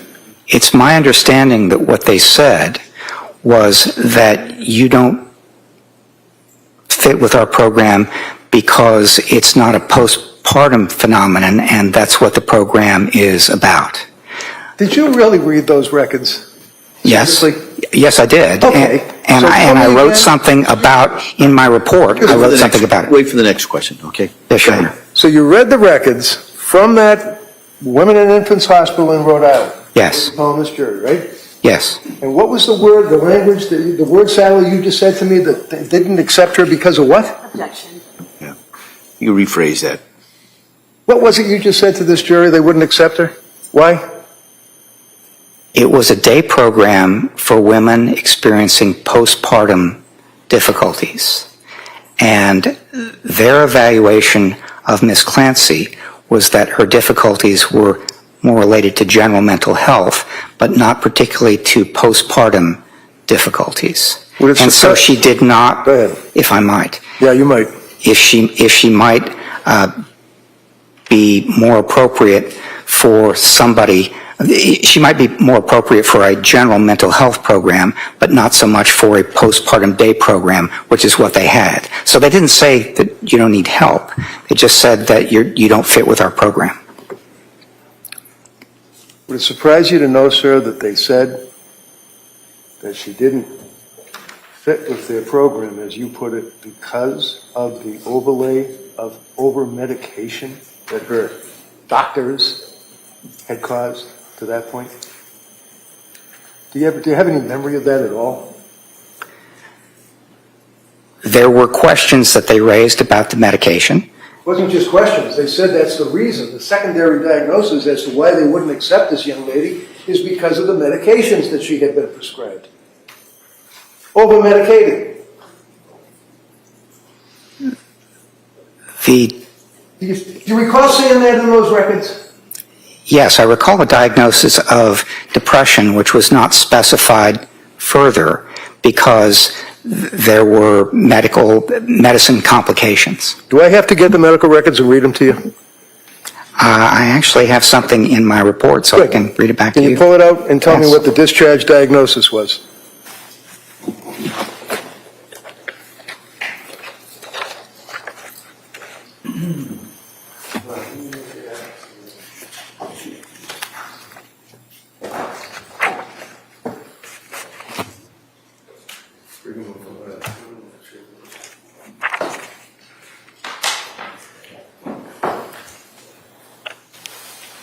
Exhibit 220.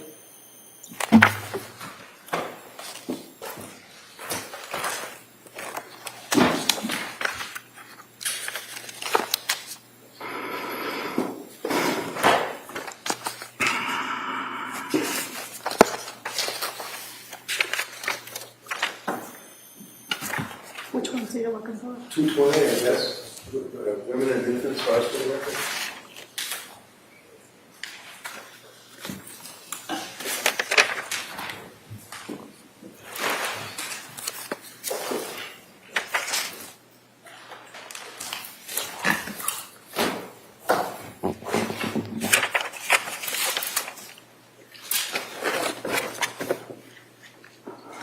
I'm on page 18 of my report, and Discharge diagnosis?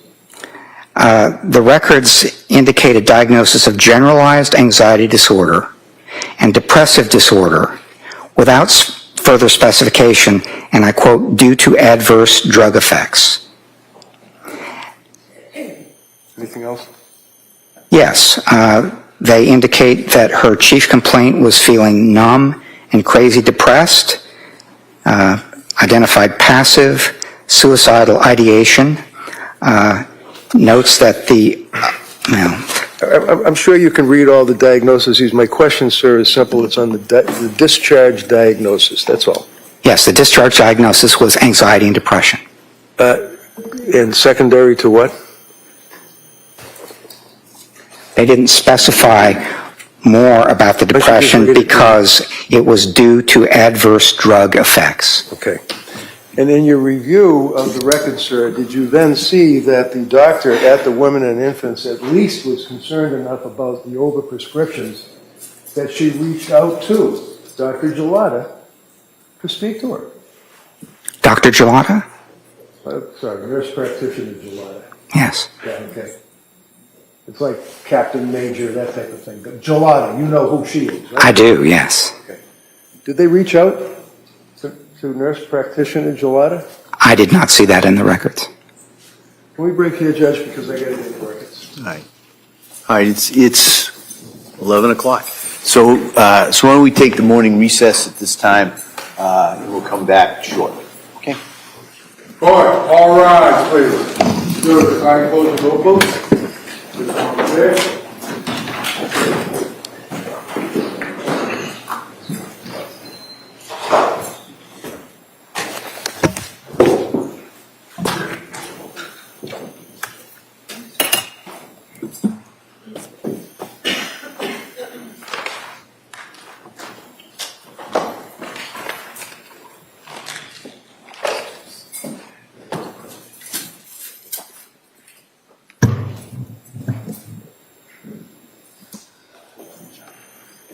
Jurors are exit the courtroom. All right. We'll be in recess at this time. Thank you. Court stands in recess. Please exit the courtroom.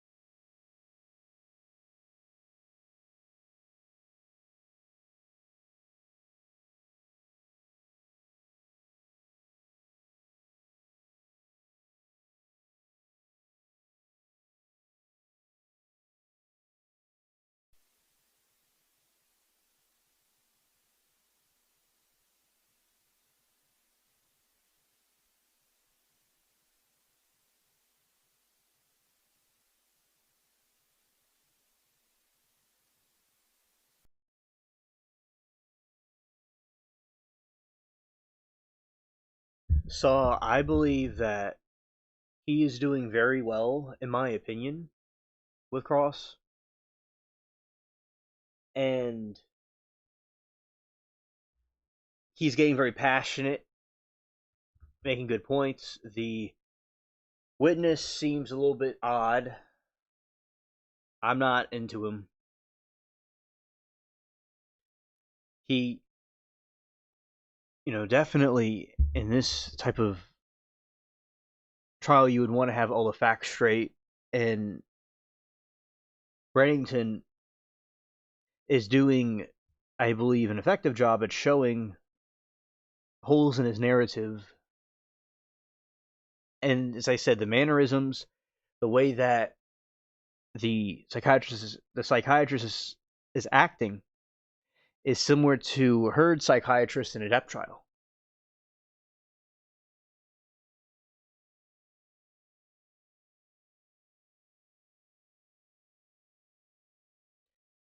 So that's something that I believe is very positive about it.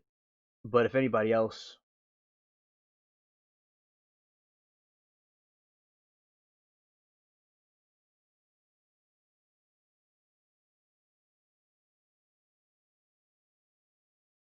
all right, Al said, like Dr. Curry, he'll give unflappable testimony with experience. Thank you for your take on that. And yeah, the one I'm referring to is the one that Amber had, and he was on the stand and he was acting kind of silly and he was making faces and stuff. I know his name, but it's not on the top of my head. It's not the like in the on my front of my head right now. But yeah, that is he's similar to him. And also thank you, Owl, for your take.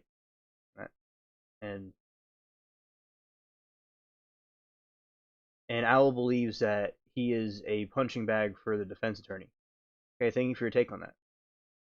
And so I believe that the defense is being effective right now, and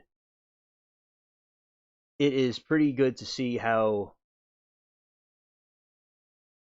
as it's coming to a close. To me, the psychiatrist seems shady to me, and I don't really like his mannerisms and stuff. He reminds me more of the other one that Amber had during that trial that was acting. He didn't really know if that Depp was in movies and stuff like that. He kind of is like that guy, but of course everybody's going to have their own different perspective about it because people see what they want to see. And yeah, but that is my perspective about it.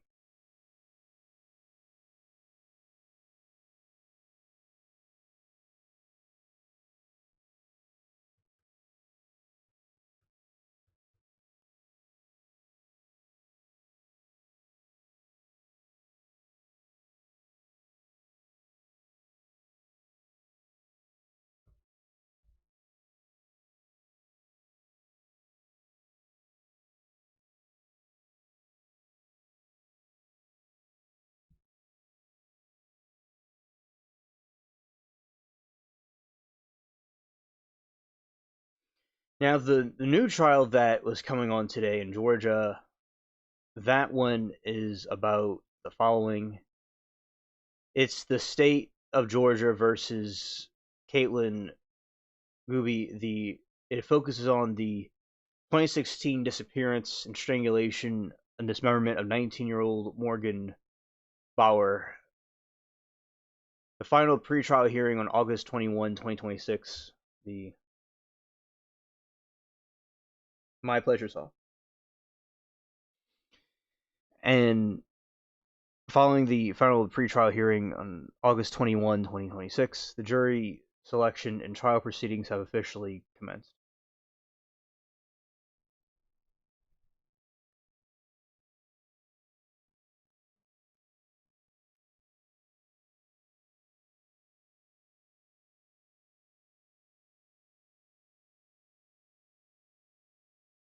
All right.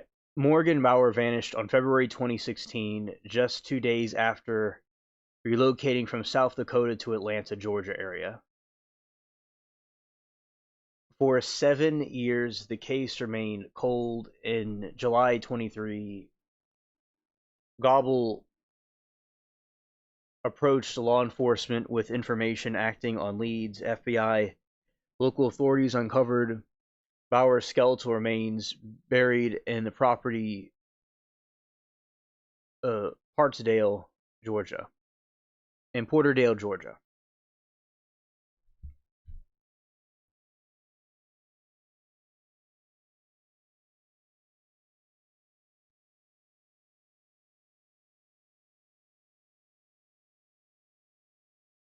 For 7 years, the case remained cold. On July 2023, Gobble approached law enforcement with information acting on leads. The FBI and local authorities uncovered Bauer's skeletal remains buried on a property in Porterdale, Georgia. Allegations: prosecutors state that Bauer was strangled to deletion. The defendants then allegedly severed her limbs, placed her remains inside a suitcase, and set fire to in the backyard. That's something else. Another suitcase case. No pun intended. All right. The defendants: Caitlin Goebel, 30, faces charges of malice murder, and felony murder, aggravated assault, tampering with evidence, and concealing the deletion of another. She initially claimed her ex-boyfriend acted alone, but police interviews indicate that she actively participated in the crime. Jonathan Alexander Warren, Gobble's former boyfriend, pleaded guilty to malice murder, tampering with evidence, concealing a death, a deletion, and the act of doing something inappropriately messed up to a dead body. He is currently serving life in prison without possibly parole and is expected to testify against Goebel. Trial that I was a juror in, it was a similar situation. Except the girlfriend was testifying against the guy she was with.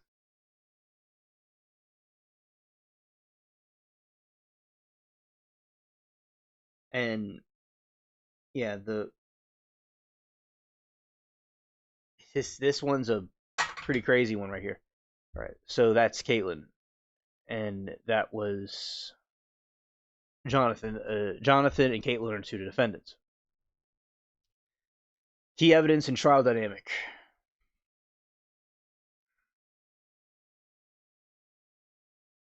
Occult and Satanism motive. This reminds me of the Delphi murders. That's what the defense was going to say, that an Odinist cult did it. That trial wasn't aired by LC or by us. Either. It wasn't aired by anybody. It was just we were hearing things from news reports, and I was on different channels hearing commentary about it.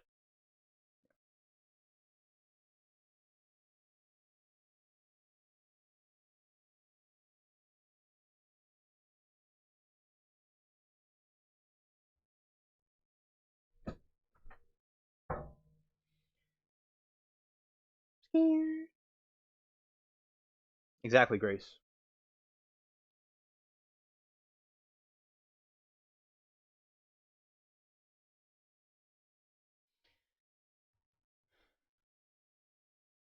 Okay. There are two defendants.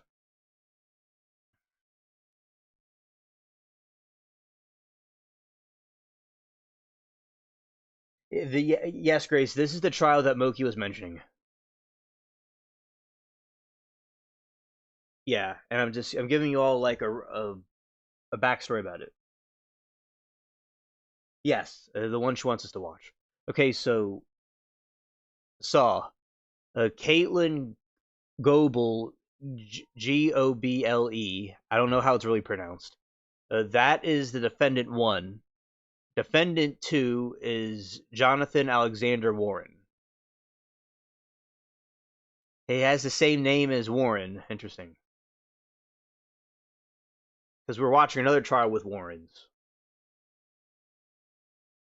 Scared. Alright. Now we're going to go to the motive.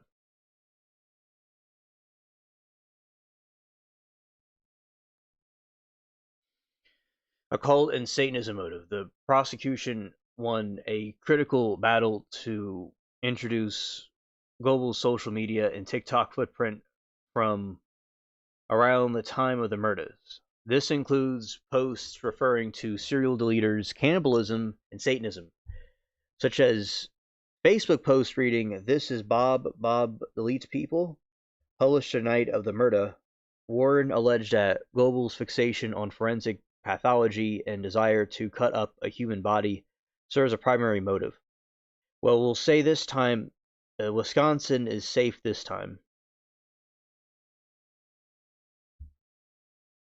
Oh, because this is over in Georgia. So this is going to go with the Texas Chainsaw Massacre type stereotype here. As it's in a Georgia trial.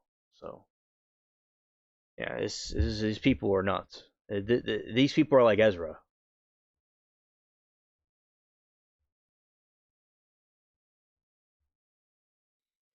Defense strategy. Despite Goble claiming she was entirely under Warren's control during the crime, her defense team formally confirmed they will not seek an insanity or battered person syndrome defense.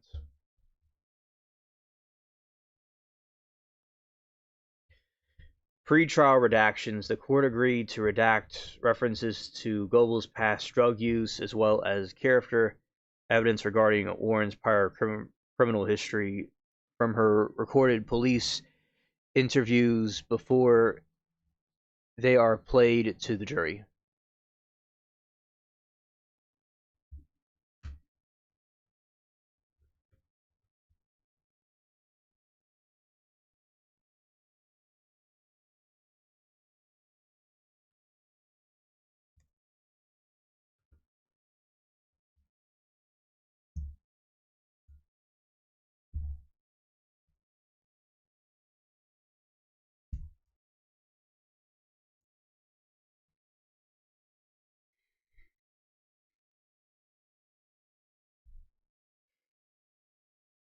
All right, here's some legal facts. Legal mechanism used to exclude or restrict the type of evidence is called motion in limine. Limine. Specifically, rule governing the exclusion of character evidence. Motion in limine. This pretrial request is made by the defense attorney or prosecutor asking the judge to rule on whether specific evidence can be presented at trial. It is decided outside the presence of the jury to prevent them from hearing high prejudicial information before the judge can rule on admissibility.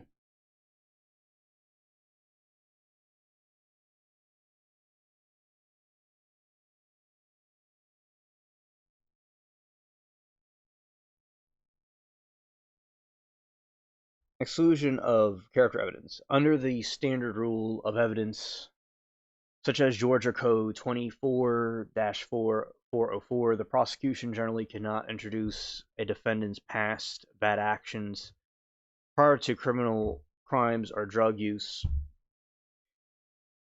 just to show they have a bad character or propensity to commit crimes. This is a product because unfair prejudice. The jury might convict a defendant based on their past lifestyle or drug habits rather than actual facts of the murder case.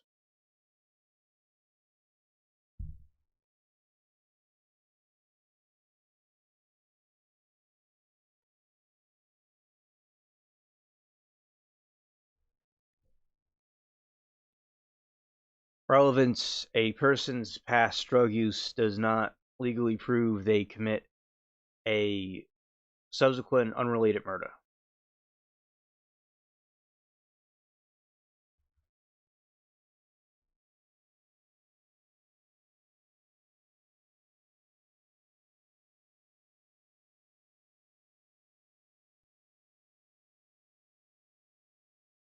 Redaction: when a judge grants a motion to limine regarding records, videos, or clips, a physical process of removing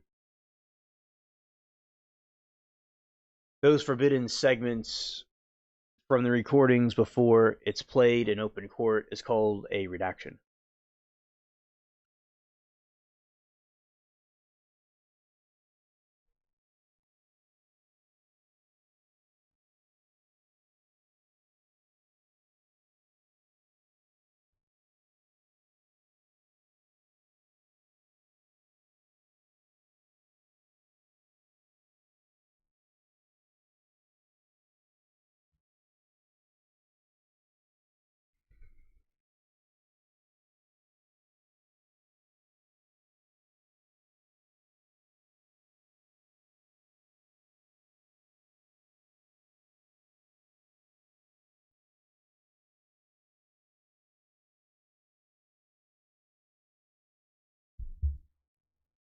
Under Georgia law, the standard American rules of evidence, a specific legal exception known as Rule 404 allows the prosecution to introduce bad acts or highly prejudicial character evidence, like the Callan Goebbels occult Satanism post, if it is used to prove something other than just being a bad person.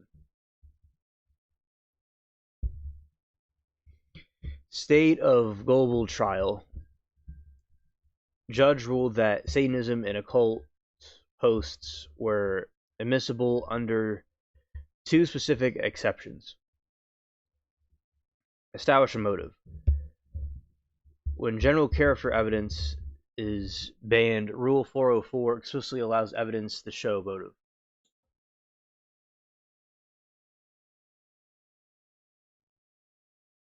Chief Assistant District Attorney Amber Bennett argued that Goebbels' TikTok and Facebook posts from around the time of the 2016 murder reflected a profound fascination with serial deleters and cannibalism and the underworld.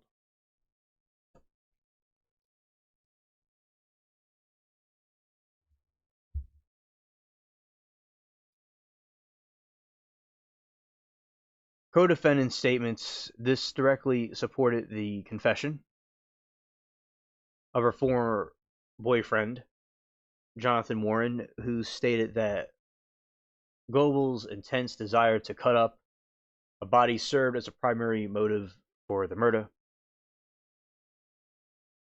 To rebut a defense absence of duress and coercion.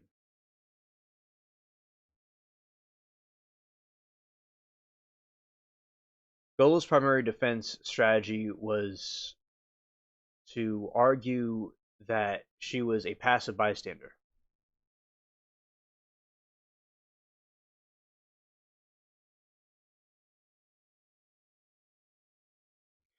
Manipulated and controlled by Warren.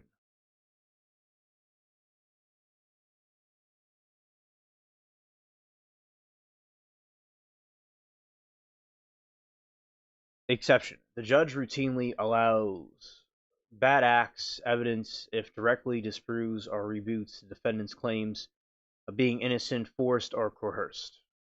Ruling: Judge Joe Bishop ruled that the posts include a TikTok where she held a satanic Bible, wore a devil horns, and posts the night of the murders, stating, "This is Bob. Bob deletes people."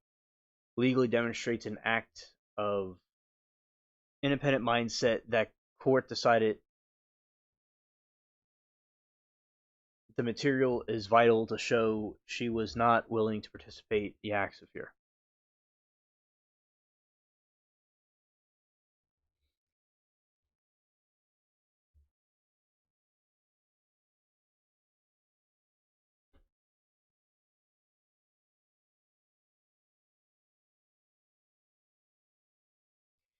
Oh, I didn't know that was going to be coming on.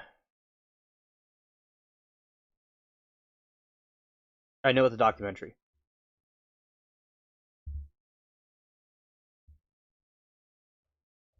It definitely is an interesting case.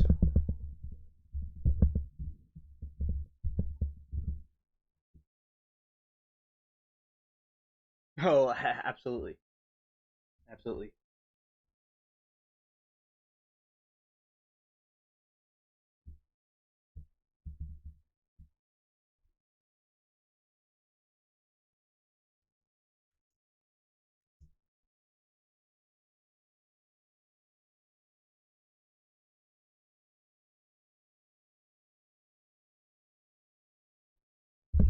A lot of people in these different religious orders are actually pretty bad sometimes.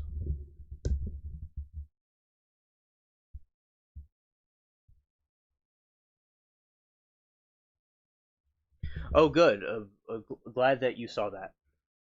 Thank you for letting us know.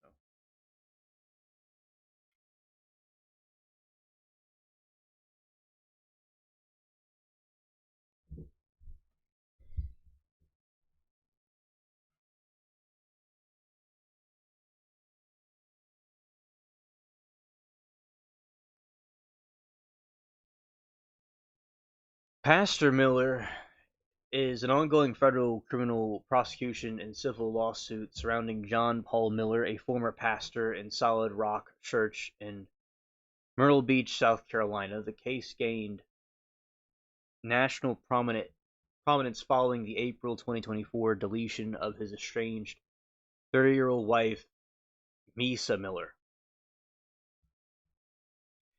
The case is also the focus on the three-part Netflix documentaries of Death of Pastor's Wife premiering August 26th, tomorrow, 2026.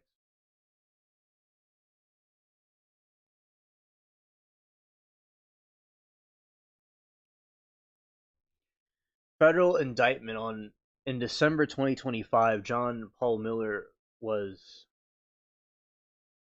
Oh, good, Moki. Excellent. In December 2025, John Paul Miller was indicted by federal prosecutors on one count of cyberstalking and the count of making false statements to investigators.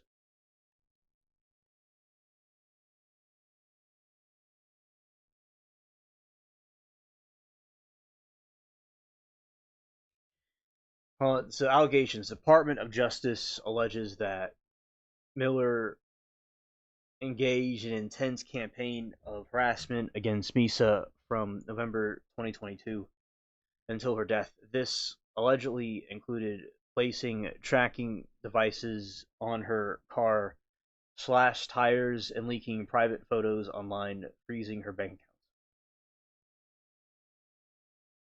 False statements. Prosecutors state Miller lied to FBI by claiming he hired a private investigator to keep Misa from purchasing a firearm when he actually hired the PI to spy on her for alleged adultery. Because people could hire a private investigator to investigate somebody.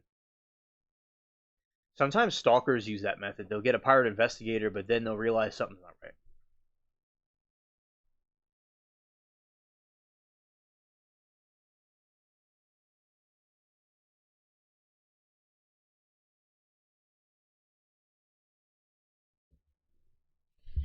Current status. Miller pleaded not guilty. His August 25, 2026 pretrial conference was officially canceled. Judge Joseph Dawson III continued the trial to October 2026 term. To grant defense attorneys more time to review evidence, he remains free on a $100,000 bond under GPS monitoring.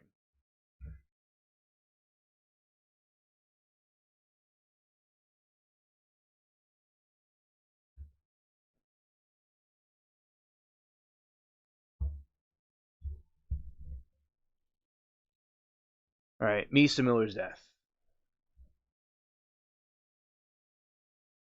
The ruling on April 27, 2026, Misa Miller's body was found in North Carolina State Park. Medical examiners officially ruled her deletion a suicide from self-inflicted gunshot wound.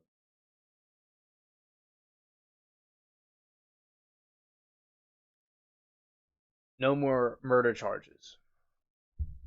John Paul Miller has not been charged with murder or physically causing her deletion. However, the federal cyberstalking charges focus heavily on how he alleged psychological abuse and coercive control drove her to the brink.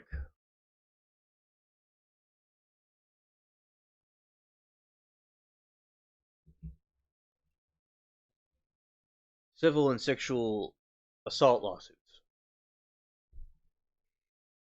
Separate from federal stalking case, John Paul Miller and his family, Reginald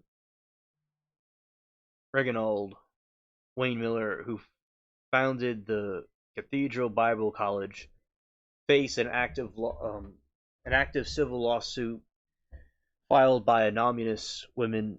The lawsuits accuse the father, son, and pastoral duo of operating the church environment as a trap to engage in sexual abuse and predatory conduct targeting minors dating back to 1999. Millers have faced counterclaims denying all allegations.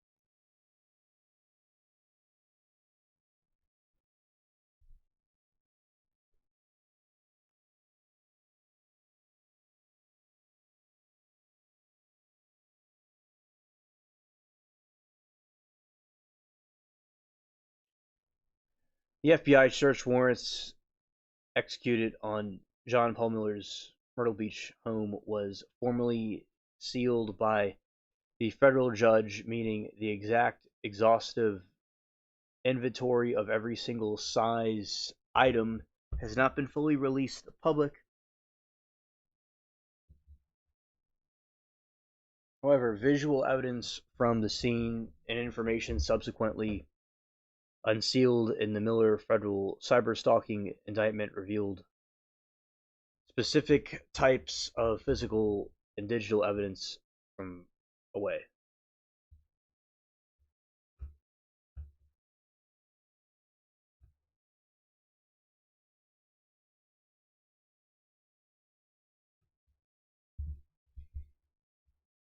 Physical items seized by FBI evidence response team during the November 1, 2024 raid. Approximately 25 FBI agents and evidence responding team uniforms spent hours searching for the residents and local news agencies, including WBT and News and NWMBF News. Documented agents carry several items out of the house in evidence bags and boxes.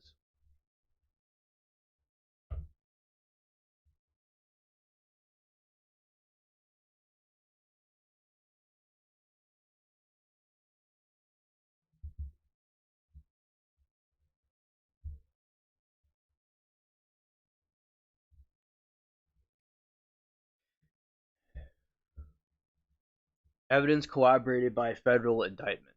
Evidence seized from his home paired with electronic evidence proved that Misa Miller's family attorney directly built the prosecution's case for the December 2025 indictment. The specific digital footprints and physical items confirmed by federal investigators include the tire deflation device. The indictment notes that Miller's purchased a specialized tire deflation device only to slash Misa's tires, directly contradicting his statements to the FBI.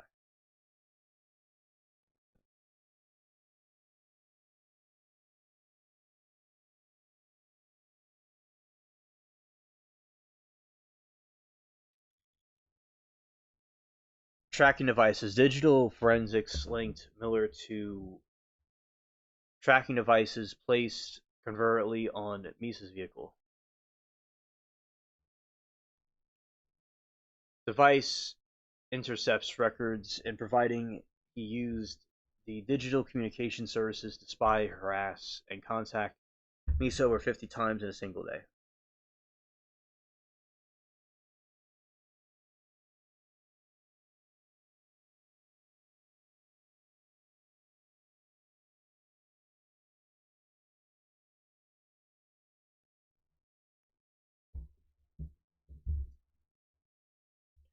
Financial backing and interference records. Evidence shows he deliberately blocked her access to joint banking resources, private investigator records, text messages, and contracts, providing he lied to the FBI about hiring a private investigator. He claimed it was to stop the Misa from buying a pew-pew, but records show it was.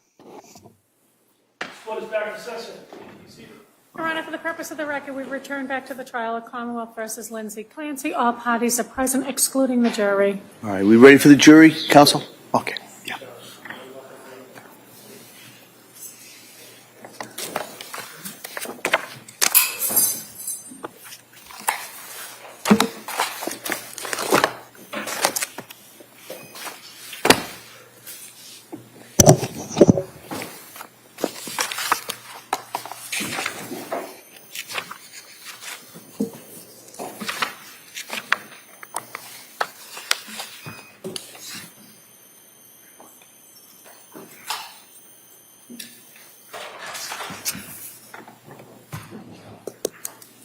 Court, all rise. Jurors enter.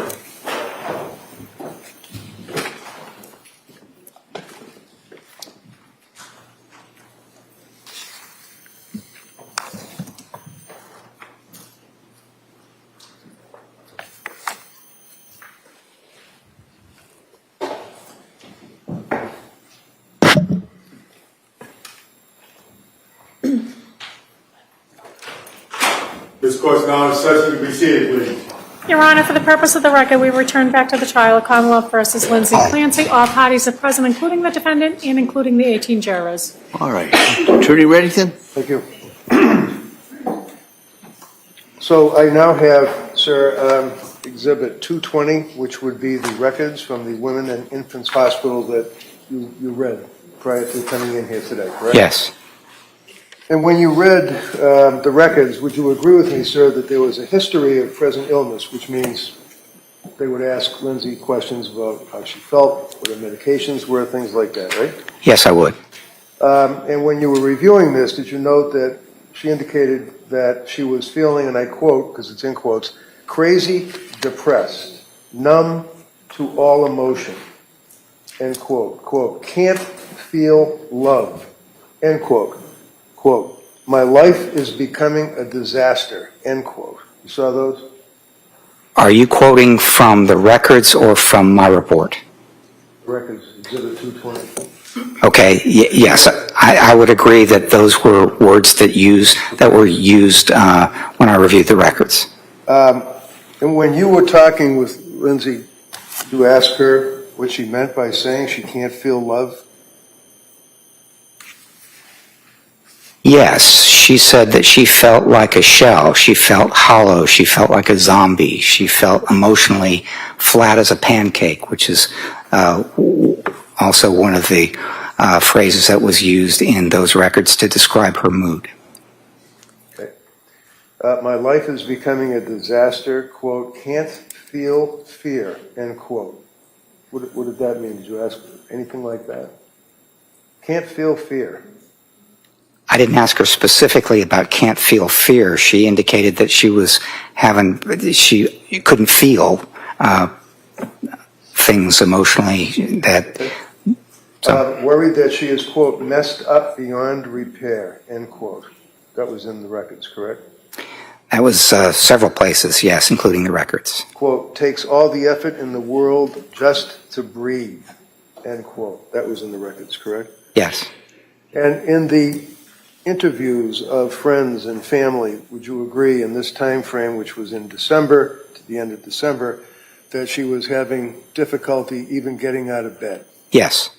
She felt very heavy. She couldn't even walk. She had difficulty with her personal hygiene, correct? Yes. Was worried about how she's going to take care of her kids and feed them and watch them while Patrick was working, right? Yes. And one of her goals, and I quote, was to come off meds and be able to sleep, end quote. Yes. Now, insomnia, you'd agree with me, is very serious. Oh, I would absolutely agree with you, And yes. that can lead to any number of things, right? Yes. It can even lead to psychosis, right? Yes. Okay.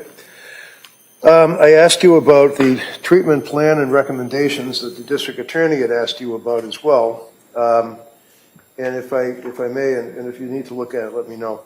It says treatment plan admit to DHP. Do you know what DHP is? No. Okay. Medication recommended tapering off Seroquel, starting with 200 milligrams tonight and follow up with outpatient provider. That would be who? Gelada? At the time, it could have been Gelada or Tufts. And then indicating, sir, that diagnosis that we talked about, if I may approach, can you, right here, just read number 1 and 2 for the jury? Number 1 is GAD, which stands for Generalized Anxiety Disorder. Number 2 is depression, unspecified, rule out due to adverse drug effects. So when you rule out and have a concern about adverse drug effects, one of the things that I imagine one would do is to reach out to the person that's prescribing the drugs, right? It's possible. There could be other strategies as well. You could change the medication. You could discontinue it. There could be a number of things. And when you read the record, sir, again, page 9 on the treatment plan, did you make note of the fact, and I quote, of note, we attempted to reach current outpatient provider Rebecca Gelada, NP, but did not receive a call back. You see that? I may have seen that. I didn't note it in what I wrote here. In any event, patient plans to reach out to previous provider who would be Jennifer Tufts, and she did that, right? Yes. Okay.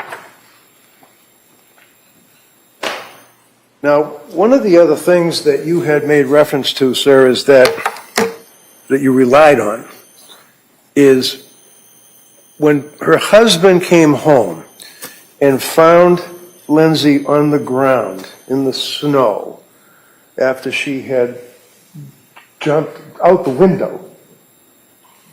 He spoke with her, is what you told us, jury, right? Yes. And can you tell us again what it is that he said to her and what she said to him? He said, "What did you do?" And she said, "I tried to kill myself." And then he said, "Where are the kids?" And she said, "In the basement." Now, what is your source of that information, sir? It was in the records, and I also did a collateral interview with Patrick Clancy. Did you listen to the 911 tape? No, I did not. If I tell you, would you be surprised, sir, that she had significant damage, not only to her back, her spine, and was hemorrhaging, but also to her throat?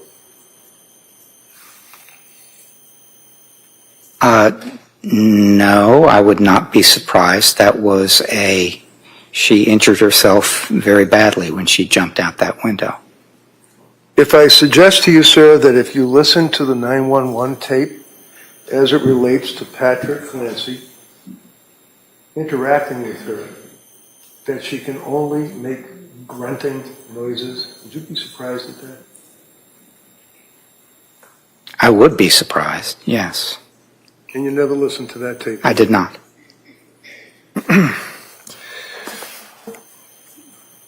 Went into McLean Hospital, and that would be the locked wards of McLean Hospital. She was there for 5 days, correct? That's correct. And then she was released at her request to attend Cora's birthday, right? Yes. When she was released, would you agree, sir, that, well, while she was there, she continued to describe her mood as numb, denying things like that she's not having hallucinations and suicidal thoughts or homicidal thinking at the time, and that would be prior to her discharge. Is that right? There was a lot in that question, so if you could break it down for me, I'd appreciate No, it. I'm just going to ask, sir, if would you agree with me that she indicated what her mood was prior to discharge, right?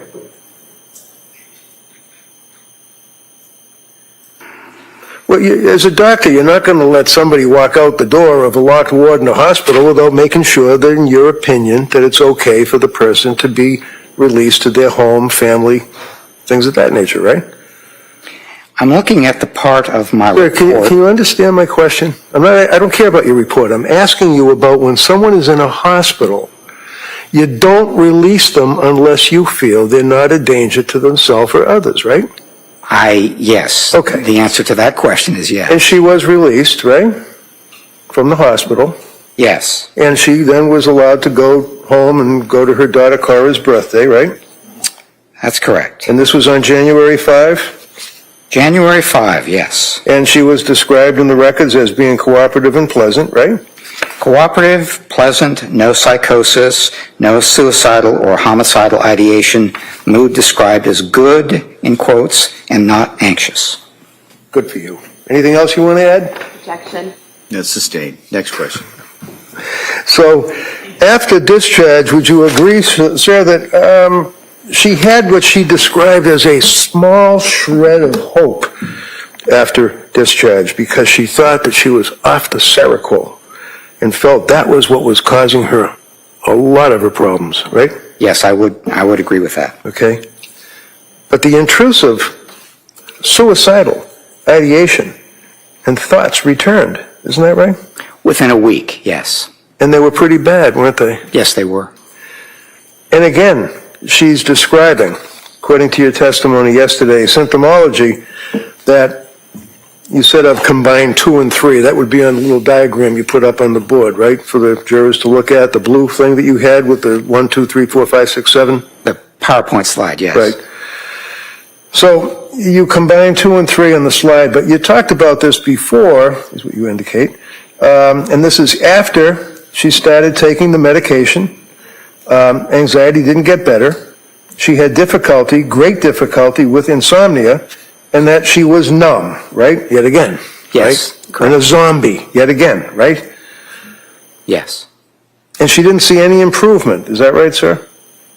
No, that's not right. Okay, well, quote, in fact, she thought it was getting a lot worse. And so basically what she thought is that the symptoms that she was experiencing following taking the medications prescribed beginning in October, she said the symptoms were getting worse, particularly new symptoms which were insomnia. It's page 126 of your testimony. Yes, okay. All I right. misunderstood your That's question. all right, no problem. Sorry. That's okay. And then you further indicated that, moving on to number 5 on your chart, one of the things she also said is that she was focusing on making the anxiety, helping the anxiety getting better through medication, right? Yes. It was also counseling. She went to counseling through Latasha Dukes, Miss Gelada, was still treating her, correct? The counseling was limited, but yes, that is correct. She was involved in some counseling. So it was limited, is that a bad thing? Did this woman not want to Objection. go to anybody that would help her, sir? Are you trying to tell the jury that she was avoiding Objection. help? Sustained. Next question. So it was limited? How is it limited? It was short-term and supportive as opposed to something where in the field you might pick a cognitive behavioral therapist, which is empirically supported for things like anxiety and depression and patience and things like that. Who makes that decision? Does a person like this make that decision, sir? Is it up to the patient to make a decision of cognitive, whatever it is you just said? Yes, it's certainly one of the things that an individual can do is looking for a referral from somebody who would be a cognitive behavior therapist or something like that. So yes, Go ahead. I don't want to cut you off. I'm All set? finished. I'm finished. She was focusing on trying to make this anxiety and make her feelings about her feelings go away. She wanted to be herself again, right? Yes, that's right. Now, there's nothing wrong with that, right? For a person to want to do that? Not at all. Okay. You indicated that she was concerned about resolving her problems, and the district attorney then asked you about if this is some type of her taking control of her life. You indicated that she is trying to take control of her life. Remember that? I testified that it was important that she felt in control and that she could make things happen and improve things through focusing and discipline and hard work.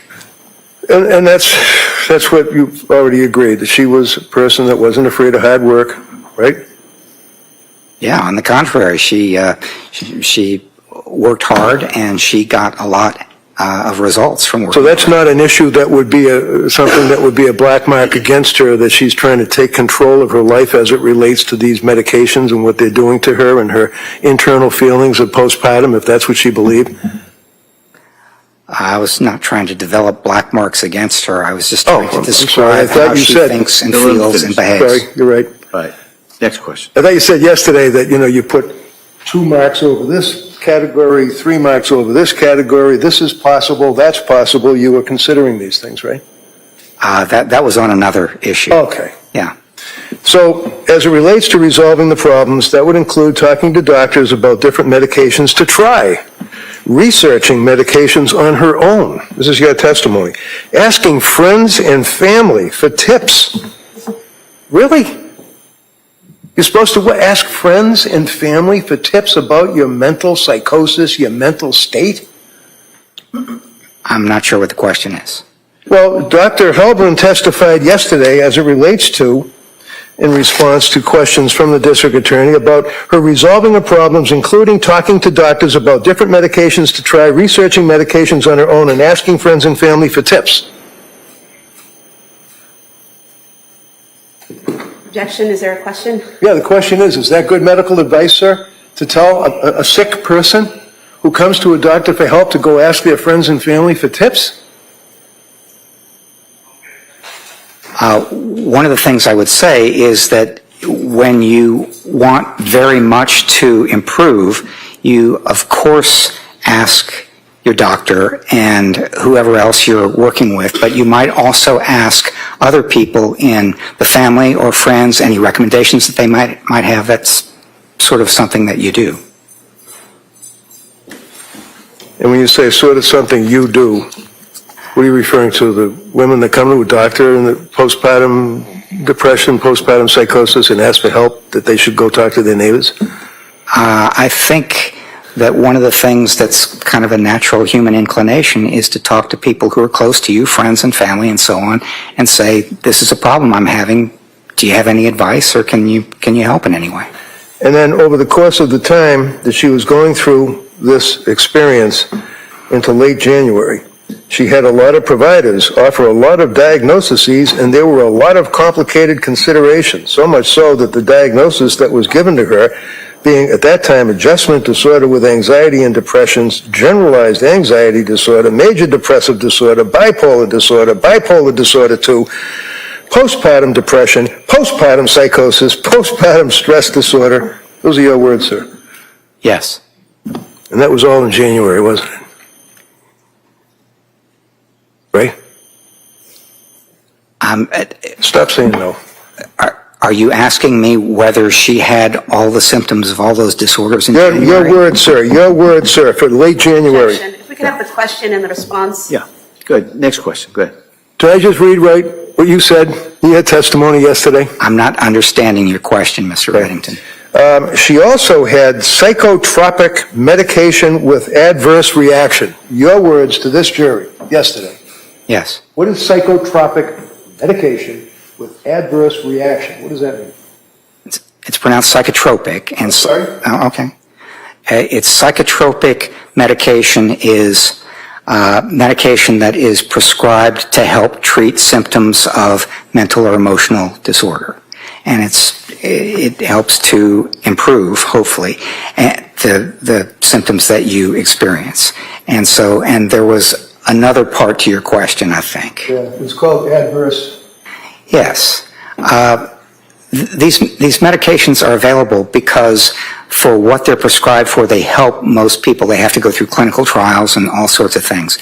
But for a few people, there are side effects and what we call adverse reactions, and they don't help. In fact, they might make things worse. And it appeared to me from reviewing the records that for Ms. Clancy, she's one of those few people where the reactions were very different, very poor, they were not the kind of reactions that were designed to have the medication prescribed for and improve the symptoms. She just had sort of the opposite happen.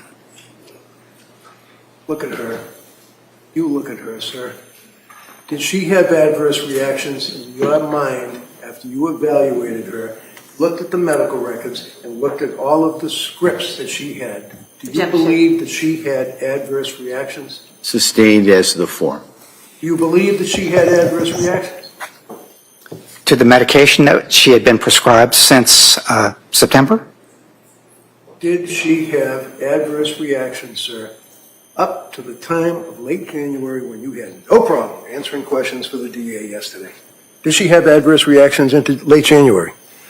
I believe she was having adverse reactions from the time she began taking the medication in October up to and including January.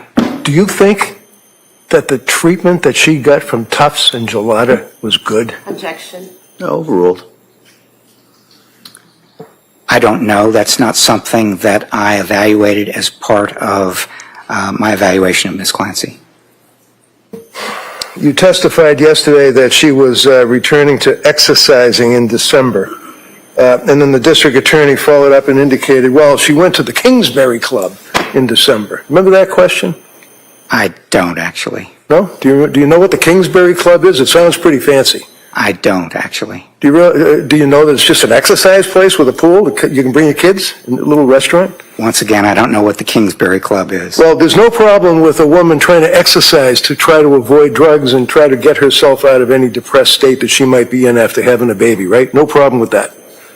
On the contrary, it's a good idea if she can do it, and it's something that she used exercise all her life to help manage her mood and do better. One of the questions the DA asked you yesterday is about the manic state or hypomanic state, and exercise or things of that nature.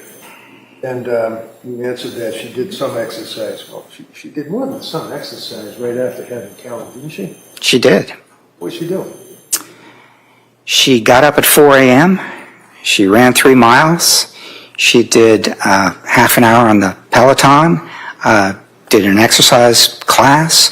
So she was doing a fair amount of exercise. How about a road race shortly after she had the baby?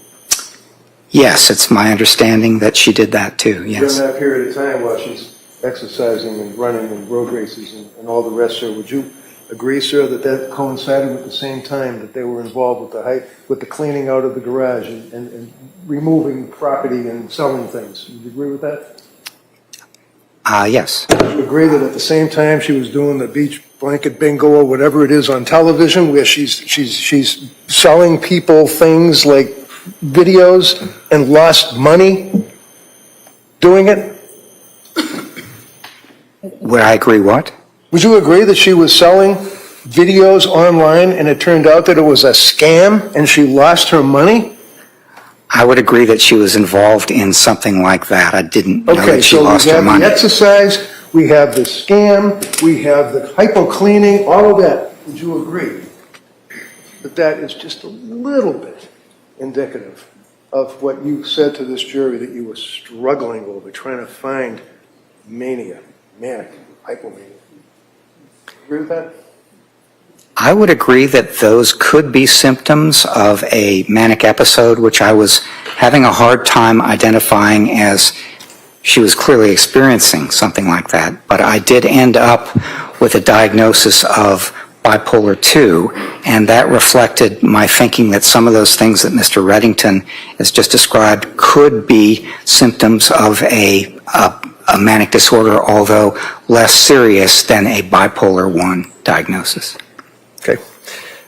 District Attorney asked you about anxiety, that you felt that she was suffering. Your answer was, well, if it works. Objection, will you approach sidebar? Sure. Yeah, Councilman.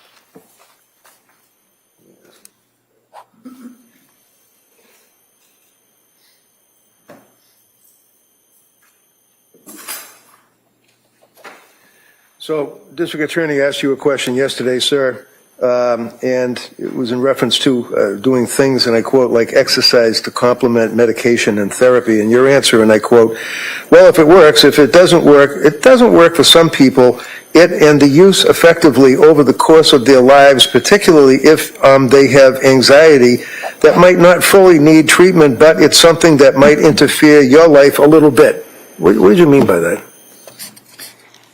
I mean that exercise is something that isn't useful for managing anxiety for some people, but for other people it's quite useful. Okay. In reference to determination as to a manic episode.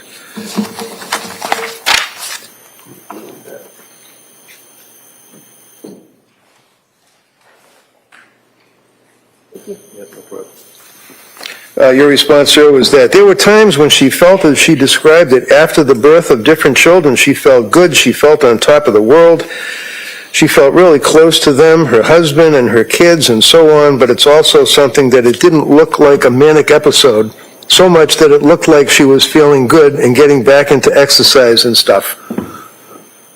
Yes. That was your answer yesterday. Is that in reference to the struggle that you had to try to get to a manic episode? That's what you said yesterday, right? Yes. Okay. And the answer is yes?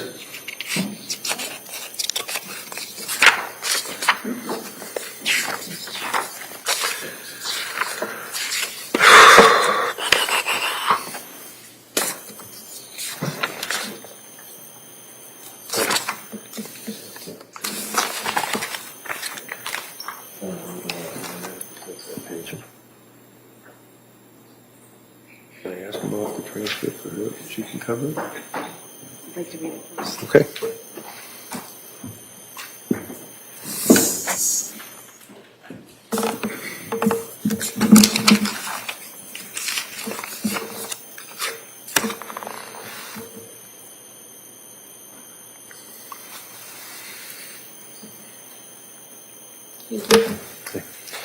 When you were talking with her in Tewksbury, either you or the other guy in the hospital, interviewing her one of those 3 days. yes. Let me back up. Would you agree with me, sir, that if a person has a memory while they're in a psychosis, that it's very possible that they could be imagining that they did something, but in fact the facts, objective facts, would show she didn't?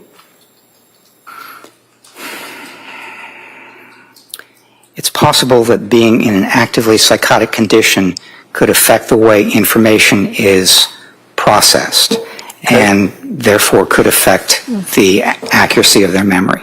So, for example, she told you that after she slashed her wrists and after she tried to slit her throat, that she used the knife to cut the screen before she threw herself out the window, right? Yes. Was the screen cut? I understand that it was not. Did that give you pause?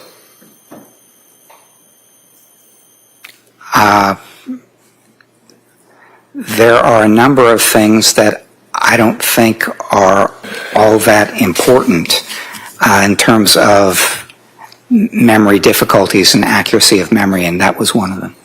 Do you recall this morning indicating that you recounted that Lindsay told you that she felt, quote, like it wasn't her, end quote, as though she were watching herself commit the killings and that she was simply responding to the voice rather than consciously deciding what to do. Do you remember saying that this morning? I do, yes. Would you agree that that description is consistent, almost black letter definition with profound disassociation?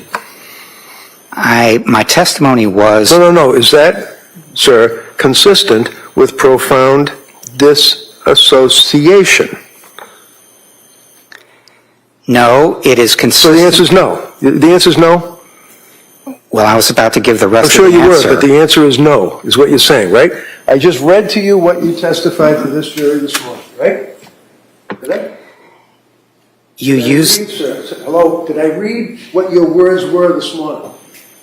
I don't remember exactly what my words were this morning. If Dr. Halbrin told this jury that when Lindsay was talking to you and or Mac, in the hospital, she felt, and I quote, like it wasn't her, as though she were watching herself commit the killings, and that she was simply responding to the voice rather than consciously deciding what to do, end quote. Question is, would you agree, sir, that watching oneself is consistent with disassociation? Disassociation that is peritraumatic, which is what I testified. So the answer is yes? Well, you said profound dissociation, so the answer was no. Last time I knocked out profound. I'm just asking. Oh, yeah. Is that consistent Okay. with disassociation? It is consistent with peritraumatic dissociation. Okay. Yes. And briefly, what is disassociation? Dissociation is sort of the sense that you are removed from yourself. You're not feeling like yourself. It's something like you're in a position where your sense of time and your sense of self are altered, and it's also the sort of thing where you don't feel as if it's you anymore. Sometimes you feel as though you're watching a body that's you, but it's not really you. And at disassociation, you'd agree, in the DSM, using that book, is in fact defined as an altered mental state. Is that correct? Yes. Okay. And would you agree with me that in your evaluations of Lindsay after you guys had the chance to speak to her and consider all of the documentation, your opinion ended up, using your words, being in your mind two possible explanations? We talked about that, right? Yes, we did. Okay. And then you indicated that there were some possible things that made me believe that there was severe mental illness involved, right? Yes, And there was severe mental illness involved, right? there were some possible things that made me think that it might have been a psychotic episode. Right, but there were severe mental illnesses involved here, right? Yes, there were. Okay. It's just a question of which kind. Semantics. Yes. You talked about thought broadcasting, right? Yes, I And did. thought broadcasting, sir, would be if somebody hears a voice and is concerned that somebody else might have heard it, right? No.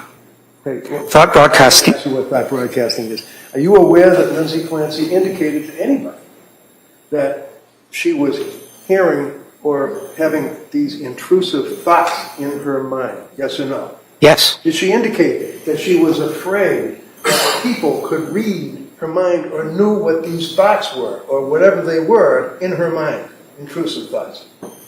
She was afraid of that, and so one of the reasons that I asked her about the difference between hallucinations. All right, hold on, please. I can't be more The clear, question, Judge. all right? And then if the Commonwealth wants to follow up, they'll be able to do that. All right. Go ahead.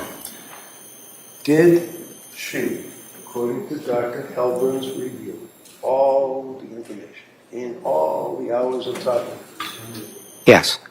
determine that she was afraid that people could read her thoughts or knew what her intrusive dark thoughts were? Yes. Who did she say that to? Not just who. Well, she said it to me. Okay? She said it to Dr. Mack. Yeah, I'm sure she said it to Mac too.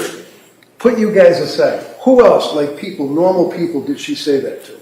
Not that you're not normal, but I mean people like friends or family or citizens or whatever. I believe she said it to Patrick, Okay?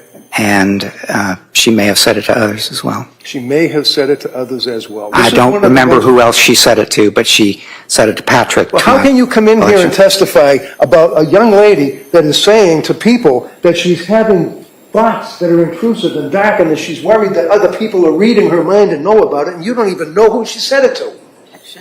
No, overruled.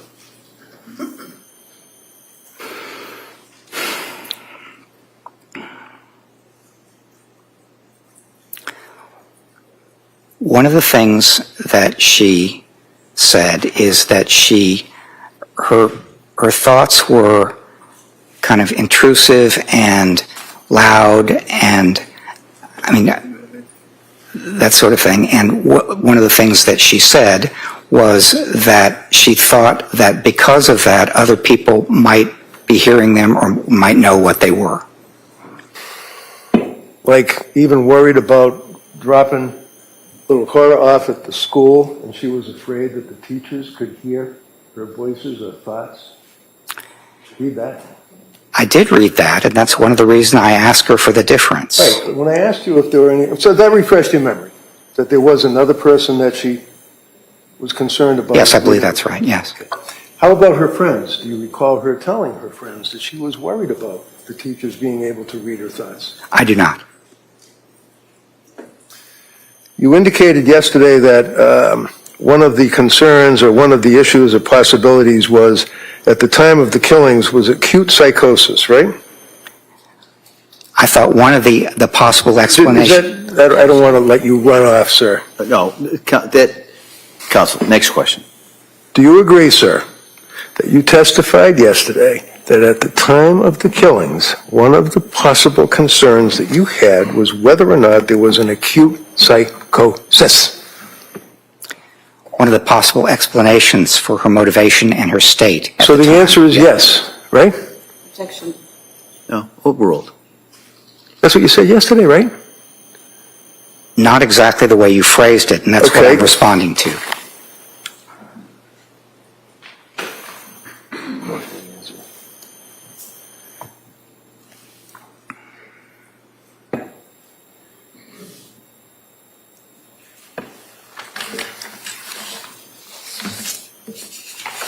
Thank you. Yes.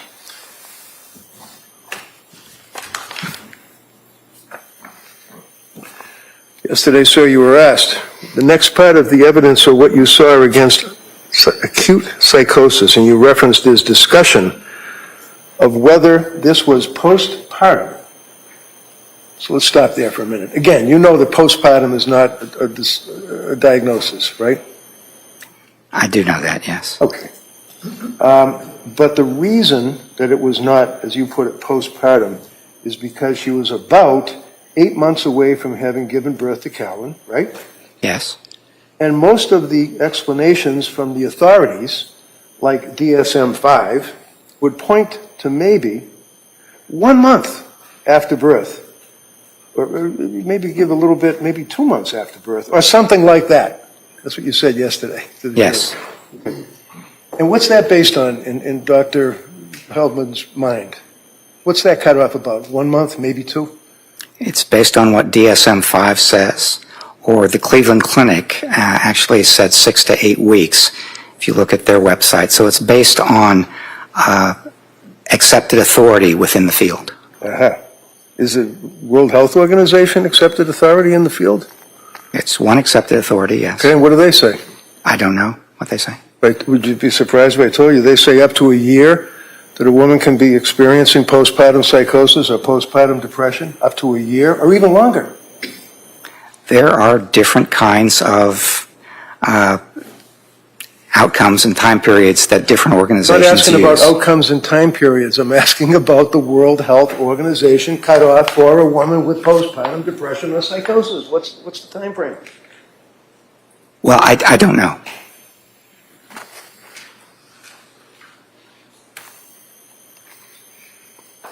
And then you indicated, now, it could be something else, and there was certainly some stuff that I saw that were symptoms of depression and other sorts of things that she experienced in January, but it was, given the time, it was less likely, I thought, to be postpartum. What did you mean by that? I meant that she was 8 months after giving birth to Callan, and if you look at two sources of authority, which I relied on, the DSM-5 and the Cleveland Clinic, then neither one of those would suggest that postpartum was the more likely explanation as opposed to something else. So, if we put aside the DSM, when was the DSM? Strike that. Would you agree that the DSM virtually only mentions the whole concept of postpartum psychosis, postpartum depression in 2 paragraphs? I would agree that they don't consider it to be a mental diagnosis in the same sense that other diagnostic areas are described in that manual. Okay. Think that should change? Objection. No, overall. Do I think it should change? Yeah, you. The way I look at this is that the DSM-5 and the Cleveland Clinic and the World Health Organization reflect different outcomes, and I think that one of the things that they do on the conservative end is they reflect something that is basically a month, a month or 2 months, and something else on the very extended end is a good bit longer. I think it depends on a number of things in terms of how it changes, and I'm not in a position to offer informed opinion on that, really. Obviously. Objection. It'll be stricken. Doctor, if Miss Clancy had a genuine command hallucination, which in fact did cause her to feel compelled to carry out the killing of her children Yes. in herself, would you agree that she lacks substantial capacity to conform her conduct to the requirements of the law? If in fact that was a genuine command hallucination that she believed? That would depend on a number of things. It would depend, for example... Let's not go through a number of things. So your answer is no? And my answer would be, it depends. Okay, so it depends. Next question. Would you agree, sir, that in December of 2022, and she told you that at that time frame she had these thoughts that were in her head that would, quote, pop into her head, intrusive thoughts that included that her brain was damaged and that she had to kill herself? And she told you that, right? She did. Do you believe that she was telling you the truth, sir? Yes.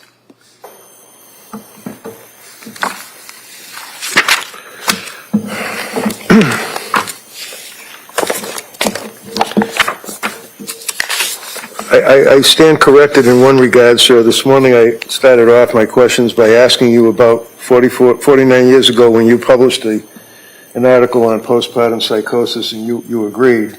You were in college or something. But in fact, it was not postpartum psychosis. It was about schizophrenia, wasn't it? I'd have to think back 49 years, but I think that's right, yes. Transcripts of interviews with 32 schizophrenic patients, 15 male, 17 female, all with primary or secondary paranoid symptomology, were edited only to delusion-relevant material. Does that refresh your memory, sir? It does. Okay, so it wasn't postpartum psychosis. You've never written about postpartum psychosis, right? That's right. Okay. So, finally, sir, would you agree, and if you don't, just say, no, I don't agree. Postpartum depression. Are there tests that can be administered to? I'm not talking about a guy who's upset about his job. I'm talking about a woman who's just had a baby, who's going through the postpartum period, exhibiting signs of depression and or psychosis, okay? Yes. All right. Would you agree with me? A person can complain that they're less able to laugh or see the funny side of their life. Is that a symptom, sir, if you know? Are you asking me if that's a symptom of postpartum depression specifically or depression more generally? Oh, no, I'm asking you about postpartum depression, sir. That's what I'm talking about right now. All right. Okay? Do you agree that a patient would complain that they're less able to laugh and see the funny side of life? That's a symptom of depression. You're going to tell me it's a symptom of depression be... constantly. My question is, do you agree that it's a symptom of postpartum depression? Yes. Okay. Not looking forward to things. And let me just say... Oh, no, I don't want to let you do anything. Can you just tell me if letting someone, stopping looking forward to things is a complaint that is common to postpartum depression? Yes. Anxious and worried for no good reason? Yes. And Lindsay complained of anxiety and being worried for no good reason constantly, right? Yes. She blamed herself for a lot of things in her life. Isn't that right? She did, yes. And she was not looking forward to the future. She was not happy with her life in the sense of the way she felt and wanted to go back to the way she was, right? That's right. How about complain? When I say complain, I don't mean complaining. It's just that that's the language you guys use. Complained about overwhelmed. Her day is overwhelming. Yes. So unhappy that she would cry constantly. Yes. Sad and miserable. Yes. Thoughts of harming herself, which is, according to the Mass Department of Mental Health, a flag in and of itself. She had thoughts of harming herself, right? She did. Okay, so those are all of the postpartum depression symptoms that a person can have, according to Mass General Hospital's 3-year review of postpartum depression and psychosis. So she hit all of these symptoms, right? Those are symptoms of postpartum depression. They're also symptoms of depression I don't care broadly. what I'm asking you, sir, are they symptoms of postpartum depression? Yes. All right. And there's a tool that psychologists can use with a woman who's coming to a doctor for help because of the symptoms of postpartum depression. Is that correct? Yes. And what is that tool? I don't know what the tool is, but I'm sure there is a measure of it. Yes. Of postpartum depression. Okay. Have you ever used that measure? I have not. Have you ever read about it? Possibly. Do you even know what it is? I don't know what it is. How about postpartum psychosis, sir? Same study. Hearing voices or a voice commanding a person to act. That's in the DSM, right? Yes. Okay. Command hallucinations, yes. Delusional beliefs or distorted reality is a symptom that a person can complain of, right? Delusional beliefs, yes, And fixed false distorted beliefs, reality. yes. Yeah, it's just next statement. Confused, disorganized thinking. She had that, right? It's in your report, I think, that she was baking or making a pie or something and forgot where she was. She was having trouble with memory, attention, and concentration. All right. Anxious and worried for no good, strike that, apologize. Severe sleep deprivation, she had that, right? Yes. Rapid mood swings, she had that, right? Not sure she had that. Well, how about the time that Patrick told you that she would repeatedly find herself in the living room on the sofa and bury her head in the pillow and rock back and forth, crying hysterically? When you said mood swings, that implies that at one moment you're feeling down and sad and depressed, and in another moment you're feeling quite differently. So Right, and I then don't she see took that the kids. mood swing she had. Oh, all right, go ahead. Go ahead, Doug. Yeah, I don't see that she was experiencing mood swings so much as she was experiencing symptoms of sadness and feeling down and lack of motivation, which are symptoms of depression. What is akathisia?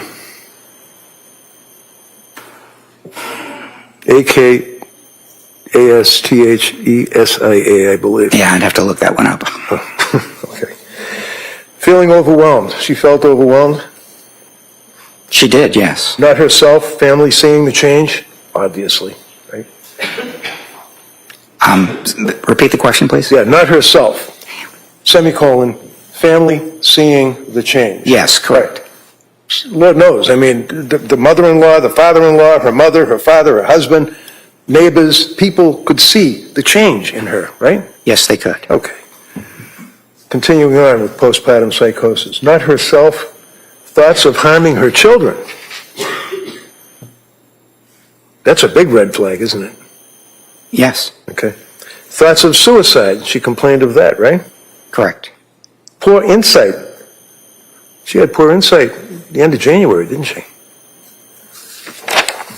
I would not say she had poor insight. No, I think she understood pretty much where she was and the difficulty she was having, and was aware of a number of things about that. So I have, Your Honor. Thank you. Judy Sprague. Thank you, Your Honor. Doctor, those symptoms that Attorney Reddington just read you about postpartum depression, are those also symptoms for general depression? There are symptoms for general depression. They are, to some extent, symptoms of major depression, which is a more extreme example, a more extreme version of general depression. And there are also symptoms of bipolar disorder and bipolar 2. And I thought at the end of this evaluation that her correct diagnosis was bipolar 2. And why was that? One of the reasons, as I testified yesterday, is that she has been in Tewksbury for 3.5 years, and that is her diagnosis of record, bipolar disorder. But what that indicates to me is that having had the chance to see her, prescribe medications, and do a number of things, that they really think that she has a mood disorder of a fluctuating kind, a bipolar sort, as opposed to a major depression or some other kind of disorder. Now, you were asked by defense counsel about the fact that you interviewed Ms. Clancy a little over 3 years after she killed her children. And your testimony was it's better to interview the person as soon as possible, right? Correct. But you were able to watch Dr. Resnick's interview of the defendant about 3.5 months after the incident happened, correct? Yes. And you were able to review all of her records leading up to when she killed the children and then after she killed the children all the way up to present day, correct? Yes. Is that something that you typically have when you do these forensic reviews, that much information, medical history and information on a patient? I had more records information in this case than I have ever had in my career. And so, also, were you aware that you weren't allowed to interview the defendant until the court gave permission? I really wasn't. I didn't know how the process worked. But as soon as you were informed that you could meet with the defendant, you did, correct? Yes. And the fact that you had all of these resources, the records, the prior interviews, the recorded interviews of witnesses, the criminal file, the collateral interviews that you did that in any way aid you in overcoming whatever deficits you might have had in interviewing her 3 years later? It did, yes. And how so? Because of how extensive the records were from different people, different observations, different times, and so on, they, in effect, created something that I would have tried to do myself if there had been fewer records available. So I would have tried, for example, to... Well, I'm going to object to what he would have done. No, overruled.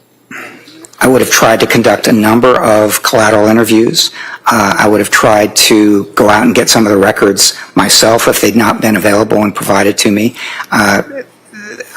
Usually I have to work a lot harder to get 10% of the records that I had in this case. And you were provided with her complete psychiatric history from September through present day, correct? I was. Now, you were asked about being retained by our office and speaking to the prosecutors in the case. Did anyone from my office or myself or Ms. Buckingham ever tell you what your decision or what your evaluation should say in this case? No. And did we ever put any pressure on you in any way, shape, or form to come out on what defense counsel calls our side? No. And he also asked you about your interview itself with the defendant. At any point in time, was your conversation with Ms. Clancy hostile or aggressive or rude in any way? No. Did she ever ask you to stop and say she couldn't do it any longer? She did not. In fact, she declined a break at one point in time, correct? For one of the days, yes. That was the third day. Prior to reading the records in this case, did you form an opinion as to what her criminal responsibility was? No. In fact, I worked very hard to avoid forming any kind of opinion until very late in the process when I'd had the chance to go through all the records, do the 3 days of evaluation, do the collateral interviews, and get everything I could have, because that's the kind of thing that helps you handle what's been referred to as confirmation bias, which is starting out with a good idea or a conclusion and then being drawn to the things that support that and avoiding the things that don't. Would an example of confirmation bias be giving a press conference in which you diagnose a patient before you even do an evaluation of that patient? And then finding that same diagnosis that you initially made? Well, an example of that would be saying before you had ever met with somebody that I have a diagnosis, and then meeting with them and then possibly resulting in your providing that diagnosis. So it could well be an influence of associated with confirmation bias. Now, you were asked about the defendant telling you that she didn't like to leave the children and how that was, how that impacted your evaluation of the defendant. And I think you were cut off on your answer. So if you could just tell us why, what you saw in terms of, or heard from the defendant in terms of her not wanting to leave her children and how that impacted or influenced your evaluation. That was an important consideration. Objection, it's not responsive. No, I'll go ahead. If you could answer. Yeah. That was an important consideration because one of the things that would go through your mind if you decided to take your own life would be something very important to you, like your children. And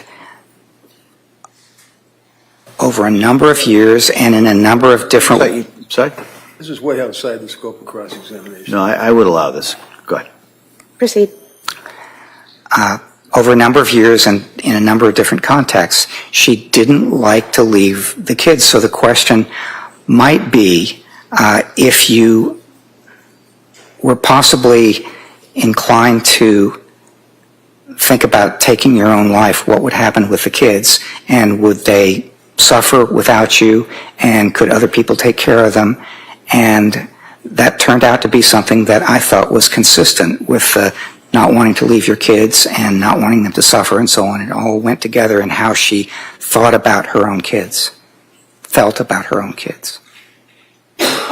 You were also asked by defense counsel in cross-examination about the defendant's concerns about taking Zoloft while breastfeeding. Do you recall in your interview with the defendant when she mentioned that as a result of her practice in labor and delivery as a nurse, she was aware that millions of pregnant women and postpartum women took Zoloft with no problem? I do not recall that, no. But that would be in your interview if it happened? Yes. Now,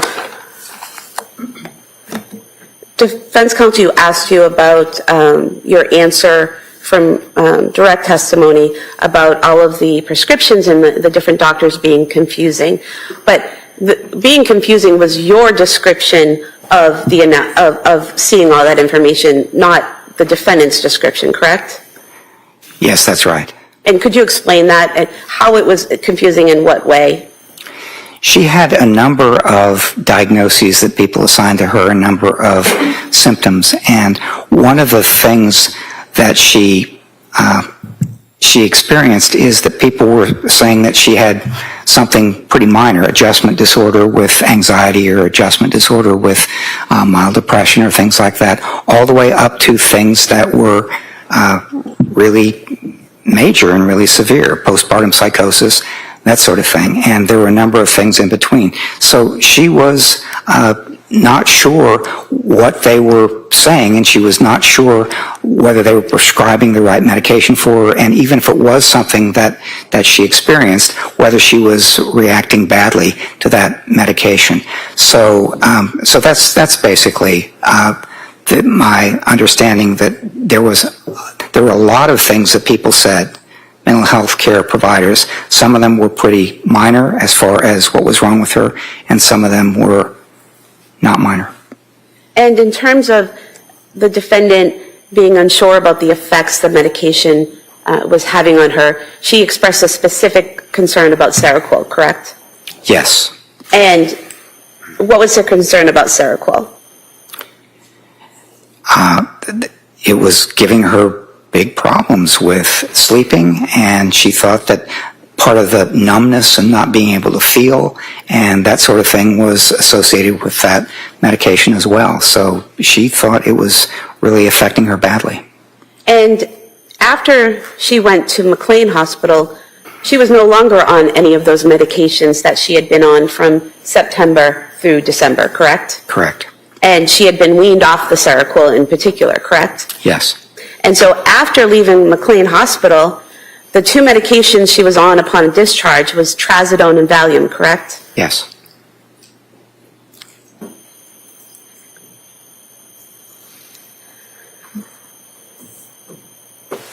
Now, you were asked about thought broadcasting and the defendant thinking that people could hear her thoughts. And you said that there was some difference there between thought broadcasting and what the defendant explained to you was happening. Could you tell us what she said to you in your interview and how that impacted your evaluation? Yes, she said that they were thoughts. They were unwelcome and intrusive thoughts, but they were thoughts just like many people would have. And if they were particularly insistent, or they were particularly vivid thoughts, then you might think that, oh, people can pick this up from what I'm experiencing. But that is not a psychotic symptom, having vivid thoughts. On the other hand, if you hear a voice like somebody might hear my voice, it's an external sort of a thing, then that is very likely a psychotic symptom. And so I tried to ask her to describe the difference between the two and specify whether it was an external voice, which would have been an hallucination, or an internal thought, which would have been an unwelcome, intrusive thought. And she said, except for on January 24th, what she was experiencing were thoughts rather than hallucinations. Internal thoughts versus external auditory hallucinations. Is that right? Yes. Now, defense counsel asked you if before all of these medications and before all the treatment, if Lindsay Clancy was a happy woman. But didn't she go to Dr. Tufts in the first place because she was struggling? She was anxious about returning to work. She had been having a very good time with her family that summer, but as the fall approached and Patrick's paternity leave expired and she was thinking about returning to work and scheduled to return to work, that made her anxious. And so it's not as if Dr. Tufts went to her home randomly and handed her a prescription. She actually went to Dr. Tufts with some mental health concerns, and Dr. Tufts treated her, correct? Yes.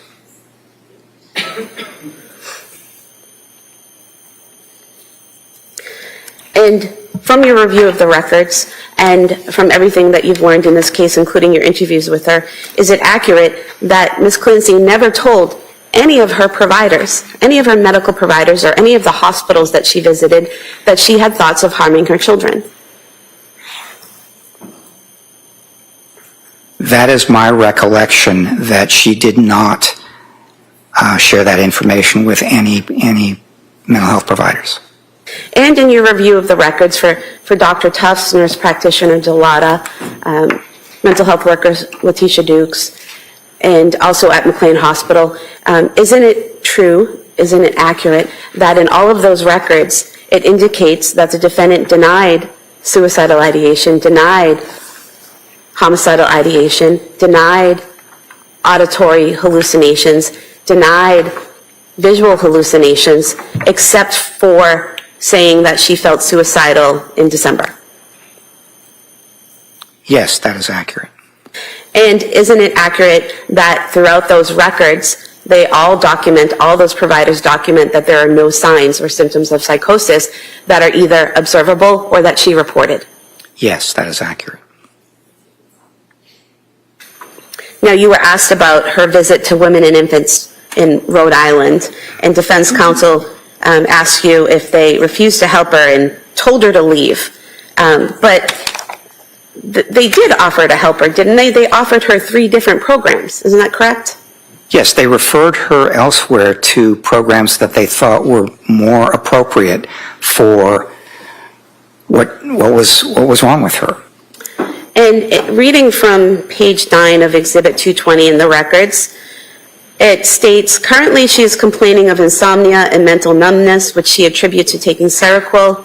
She desires to down titrate the Seroquel and work on getting better sleep.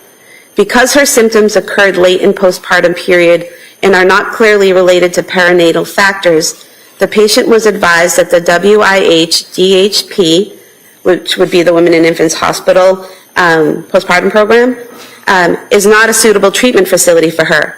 This was discussed with both patient and husband, and both are in agreement with this. Patient's husband feels strongly that patient has been over-medicated and misdiagnosed. Patient was offered several options for her, including inpatient treatment for medication management, a partial hospitalization program focused on general mental health, or continued outpatient management.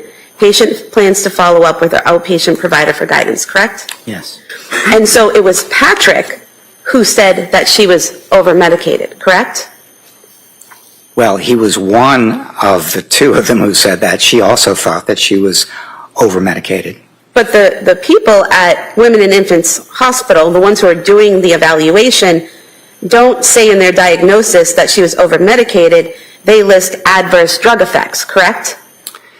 They listed rule out adverse drug effects. And what does it mean when they write in a diagnosis, rule out adverse drug effects? It means it's possible, but it has yet to be confirmed. And there's nowhere in the diagnosis any doctor or mental health professional saying that she was in fact over-medicated, correct?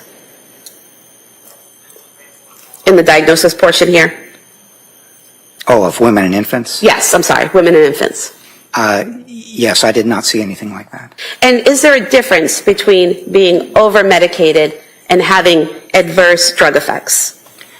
Well, I think you're asking a medical question right now, and I'm a psychologist, not a medical professional, so I don't think I'm going to answer that. Okay. Now, in the diagnosis, you stated earlier that there was general anxiety disorder, correct? Among the diagnoses, yes. And depression unspecified, rule out due to adverse drug effects, correct? Yes. So that means depression, but you have to look further into it to rule out or rule in whether or not the medication is having an effect. Yes. So that's not sure. That's not saying she's depressed because of the medication, correct? They was just saying it's possible. Need to look into it. And in this, what I just read to you, the defendant was telling them that she thought it was the Seroquel and she wanted to titrate down, meaning slowly go off of the medication, correct? Yes. And then she went to Dr. Tufts after this and to nurse practitioner Gelada, and nurse practitioner Gelada actually gave her a prescription to titrate down, correct? Yes. Exactly what the defendant was looking for, correct? Yes, that's correct.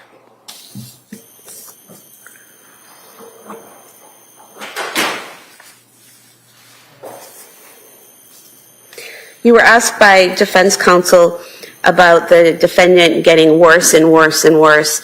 But was that between September and December, or was that in January? It didn't begin until October when she began taking the medication. And she seemed to get worse and worse into November and December. And then following her discharge from McLean on January 5th, she seemed to be somewhat improved in different ways, including her sleep was better and her mood was slightly better and things like that. So if I had to describe it, it was worse from October into November into December, and then somewhat better and somewhat improving in January. And you were asked by defense counsel about, you had mentioned cognitive behavioral therapy might be something that someone would look into, and he asked you if that was on the patient to do that, correct? Yes, I think that's right. Were you aware that there are searches on the defendant's cell phone where she looked up cognitive behavioral therapy or CBT therapy? Yes. And so she was actively engaging in her treatment and looking up that type of therapy, correct? That was one of a number of things that she was searching for information on and looking for, yes. And despite searching for information on it and looking for, she never made an appointment, to your knowledge, for that type of therapy? To my knowledge, she did not. You were asked about peritraumatic disassociation, about how a person feels outside of their body watching what they're doing. Did I describe that accurately? Yes. And in that scenario where someone might be experiencing that during a traumatic event, does that mean they're not in control of what they're doing? No, it doesn't mean that. It means it kind of influences their perception and their memory and so on, but it doesn't completely remove their self-control.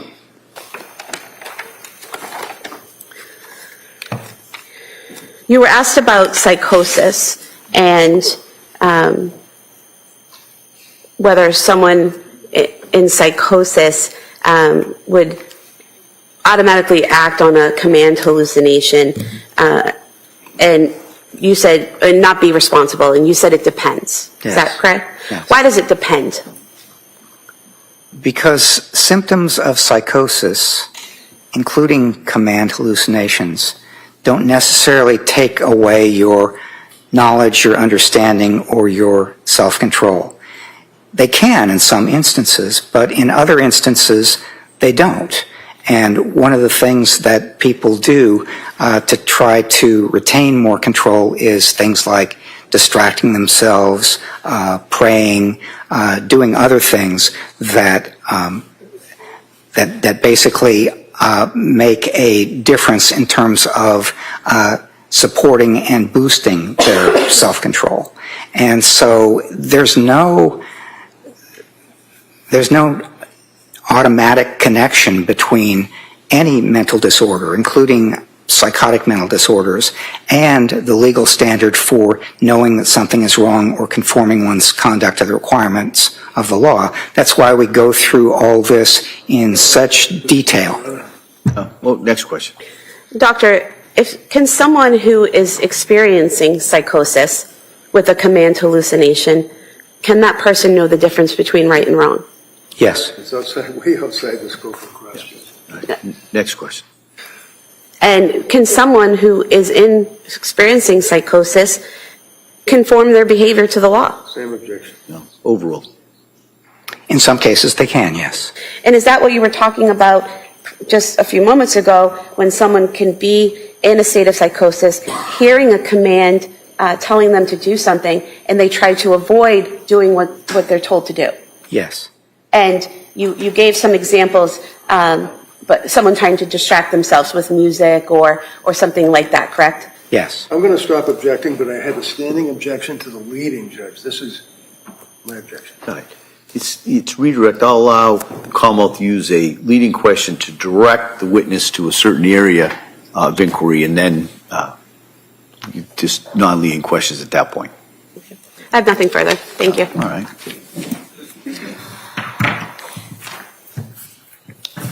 Couple of things. Sir, first of all, counsel was asking you a question about the inconsistent statement or what have you. You indicated, sir, if I stand corrected, you administered a test, the MMPI, to her, right? Yes, I did. And one of the subcategories. Beyond the scope. No, she asked about inconsistent statements. No. Yeah. Overruled. Is the K scale or the lie scale, right? Yes or no? Just please, yes or no? The MMPI does have a K scale. Okay. And it And does that have an measures- L scale. That measures if a person, to you, as the administering psychologist, is bluntly lying, right? No. Okay. Does it also, in your testing, determine if the person is exaggerating their symptoms? Yes, it's Okay, much yes is closer yes. to that. This is yes, thank you. And when you administered the test to Lindsay, close to 3 years later, you indicated that it was the fact that it was late that you administered the test. It was testing her at the time it was administered, right? That's right. And one of the things that, the results, by the way, if I understand, looking at your transcript of testimony, is regardless of all of your explanations about MMPI and the other psychological testing, she was not elevated on anything except for suicide scale, right? That's correct. Okay.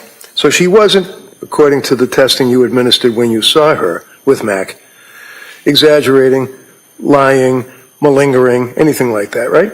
That's correct. Okay. And one of the things that you did in your report, sir, is regarding the lying or the malingering, is you made reference to, I believe, Dr. Resnick, Philip Resnick. You know him, right? I do. He's a significant authority in the field of filicide, is that right? He is. And Dr. Resnick indicated, sir, that his opinion as to the lack of malingering, and, as well as yours, right? Yes, he did. Okay. And you made reference to one of Dr. Resnick's articles, actually, in your report, correct? Some of his research on...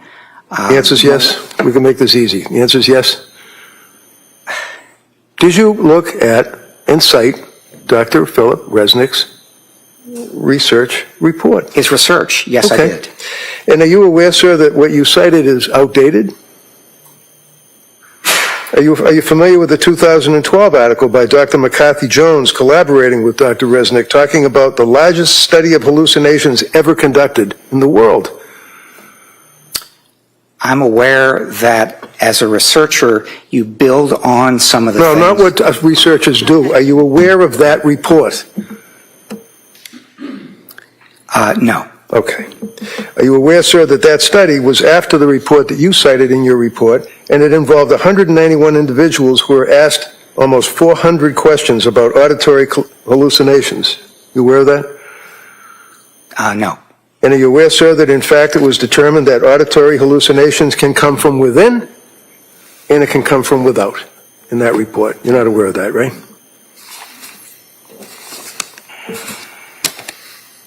No. No? No. Okay. Only other thing, there's been a lot of talk about how you had to wait, took a while, you had to get court orders to visit with Lindsay to conduct your investigation, right? Yes. Okay. You're not suggesting or trying to leave with this jury that it was me or my office that interfered or impeded. I think the question was that you were unable to see her. I had nothing to do with that, right? Objection. No sidebar. No. Yeah, come on.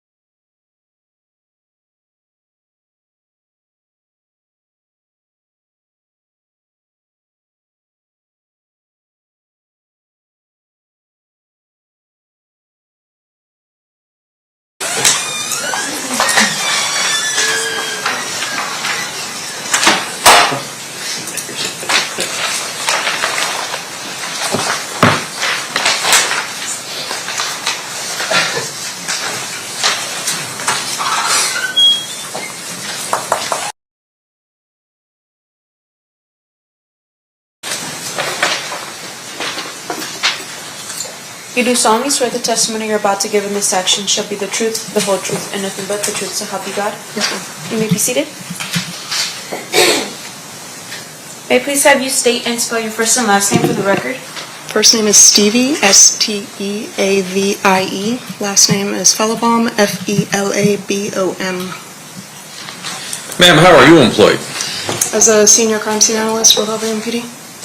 We just heard from Jeff Scott. Do you have similar qualifications and backgrounds as Mr. Scott? Yes, sir. Were you the relief crime scene analyst that responded to 2204 Maple Shade Street in Henderson? Yes, sir. And did you document with your own photographs, but also reviewed all of the photographs taken at that crime scene prior to your testimony here today? Yes. I'm going to go through some of those photographs here and start with 93. What are we looking at? Oop. Thank you, Jessica. So, not that you'll need it for this one, but that mouse up there can allow you to point. It just don't click it, okay? What is this? That's going to be the exterior of the residence.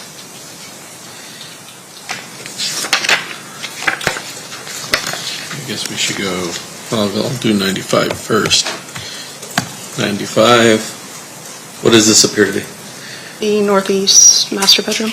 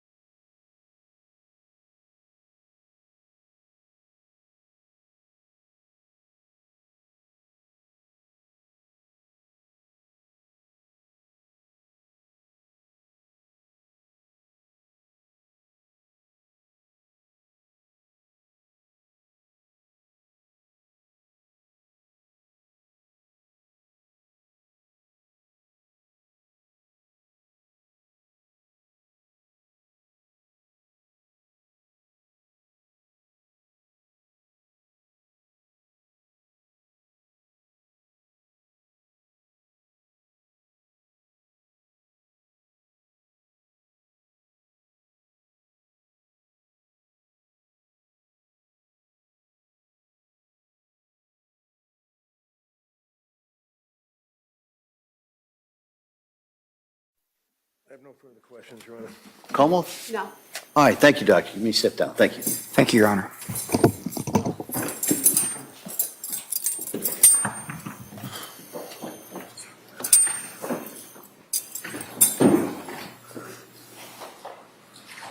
All right. Well, members of the jury, we're going to take the afternoon recess at this point. We'll come back. Commonwealth will call their last witness. So during lunch, you know the drill. Don't talk about it. Don't read about it. Don't listen to it. Put it out of your head, and we'll have you back here at 2 o'clock. Okay? Thank you. Court, all rise.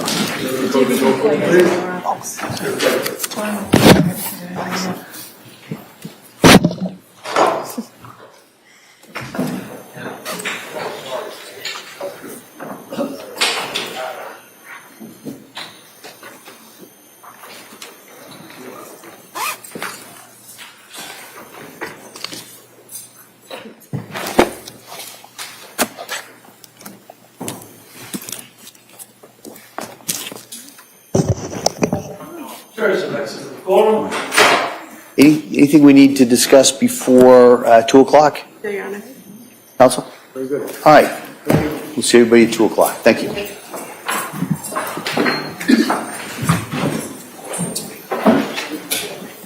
Court stands to recess. Please exit.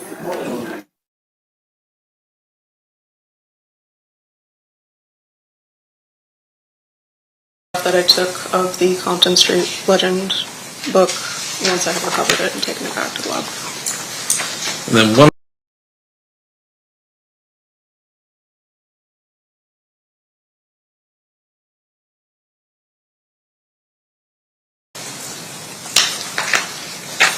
$106.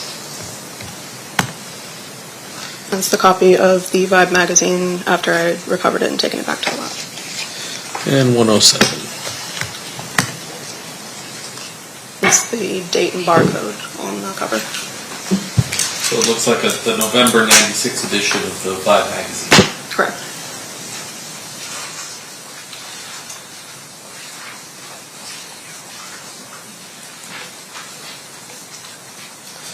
Oh, ma'am. Previously opened off these, but let me show you. State's proposed exhibit number 148. Is that your evidence package from that night? Yes. And among what else you recovered, would you expect to find both the book and the Vibe magazine inside there had it still been sealed? Yes. So let me start first with the Vibe magazine. This is State's proposed exhibit number 140. And which is, do you recognize the bag on the outside? Yes. And what is that? That's the identifying information that we put on interior packages to include the event number, my P number and initials, the date that it was recovered, and the item number. And then I'm going to show you now 140A. What is that? That looks like the Vibe magazine that I recovered. So that's the actual Vibe magazine that you end up recovering out of that house. If it came from that package, yes. Move to admit 140A. Any objection? No objection. So admitted. I'm going to show you the outside of this. This is, 139. Do you recognize that? Yes, same identifying information, listing it as my item number too. And then if we pull that item out, what would you expect to find? The Compton Street legend book. Showing it to you. 139A. Does that appear to be the book? Yes. And I want to show you, you took pictures of the front and the back. Correct. The back has no picture on it, right? No photograph, no. Okay, it just has some words. Yes. And then if you flip through this entire book, there's no interior pictures in this book. Does that seem accurate? Yes, sir.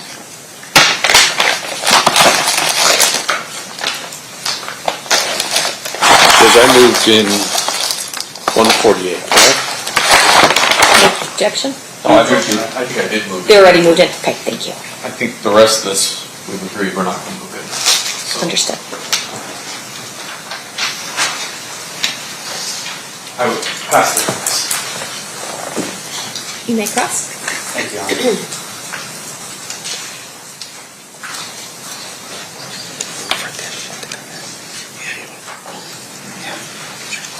I have no objection to all of them.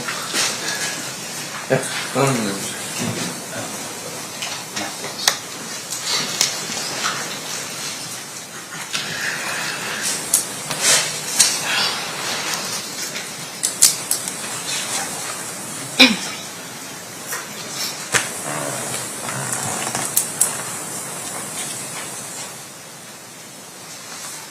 Ms. Billabong, Yes, sir. how long have you been a crime scene analyst? About 9 years. And during that time period, these kinds of searches would be standard operating procedure for you? To assist with the detectives, yes. Yeah. And once again, with regard to your training experience, when you are conducting this kind of investigation, you're looking for things of evidentiary value, right? Yes, sir. Now, the evidentiary value part, though, is dependent upon what you learn at the scene from the primary officer or the detective that's conducting the search.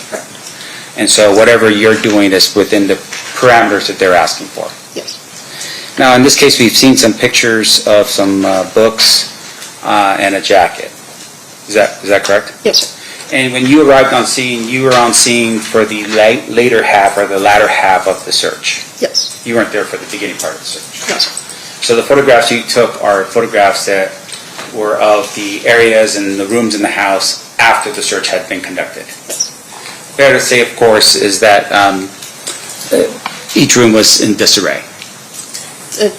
The search had already been started, yes, sir. Yeah, and you don't know what they look like prior to you arriving on scene, but definitely after, there's things strewn around. Yes, sir. In your 9 years of experience as a crime scene analyst, when officers are conducting a search, they typically will be as thorough as they can be to look through everything in an area. Yes. Do they ever return those things back to how they found it before they entered into the, say, the room or the house? I would say it depends on the level to which they've moved everything. If the entire closet's been emptied, they don't typically put everything back. They do not typically put everything down? Not typically, no, sir. Okay, so you don't have any photographs that you took after everything was over where the room was put back into place, how these police officers found it? I have photos immediately before we left the residence after they'd finished searching, but not with everything placed as officers found it. I see. And so what you were documenting basically was, for lack of a better word, the thoroughness of each police officer's search of each room? The state that we left it in when we were clearing, yes. Okay. Now, some of the things that we were shown in this case, did you ever at any point find electronics or were asked to take pictures of electronics at the residence? I believe the only electronic item I photoed was a laptop in the shed. All of the others were photoed by CSA Scott. Okay. But as far as you know and what you recall, there were electronics found at the house, like say, I don't know, iPads and laptops, that kind of thing? Laptops, definitely. I'm not sure what other types. But you're not the crime scene analyst that would have captured that and put that into evidence? I didn't recover the laptop itself, no, sir. Okay. And as far as you know, do you know how many electronics were in the house when you were there? I don't. Do you know whose responsibility that would have been? Whoever was in charge of the search warrant, they had it listed on the return. Okay. And just for the jury's edification, a return is a document that's left at the house or the area to notify the owner that certain items were taken as a result of the search. Yes, sir. So it's almost like a receipt. Yes. Okay. And your job really stops with regards to the actual search itself. You don't do anything further when you go back to your office with Metro or anything like that? Aside from impounding whatever items I know, sir. Okay. And just for our edification, when something's impounded, the concern, of course, is to maintain what's called chain of custody, right? Meaning that if you find something on scene, you want to make sure that that piece of evidence is exactly how it was as you found it at the scene and not molested or changed or anything like that. Correct. So sometimes, like in other investigations, you might have gloves on to protect you from transferring DNA or fingerprints onto the actual item of interest. I'm usually always wearing gloves, but yes, different DNA considerations, depending So on... when you're telling us that you went back to make sure that certain items were impounded, items that you had taken and put it into an evidence baggie? Yes, sir. You took that to the evidence vault? I would have sealed it, and then we have a temporary hold that's locked, so I would have sealed it with all the identifying information and then placed it in that hold, and an evidence technician would have continued the chain of custody. And in terms of sealing it, you have a certain tape, color of tape that you would put on the opening of the packaging to indicate that it's been sealed by you? Yes, sir. Ours is red, and then I sign that with my initials and the date that I'm sealing it. I see. And then do you put your initials on the actual tape itself or somewhere on the tape side of the... Across the tape and the package, so if it's moved, it's evident. Okay. And now, at some point in the future, if someone comes along, they can go into that evidence vault and remove your package out, right? If they check it out, yes, sir. And if they were to open it, they would have to open it from some other side of the packaging. Typically, yes. And then when they seal it, to return it back to the evidence vault, they would actually put a different type of tape on it to indicate that it came from somewhere else. I've seen red and blue used, so depending on the circumstance, yes. Okay. Now, the bins of photographs that we see in the pictures, and I think this is State's Exhibit number 199. Sorry.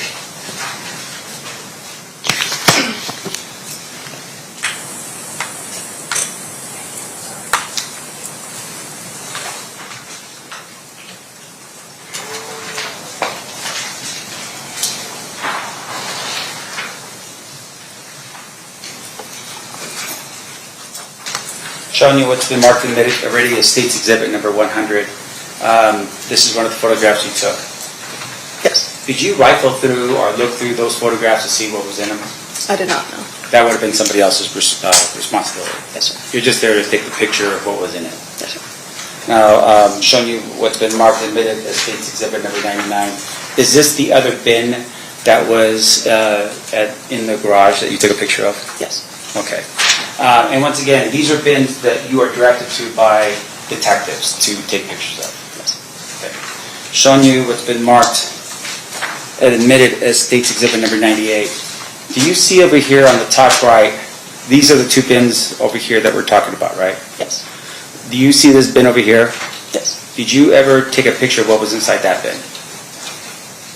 I don't believe so. Okay. So what we have in terms of evidence in this case would have been the State's Exhibit number 99 and 100, but not Exhibit number 98.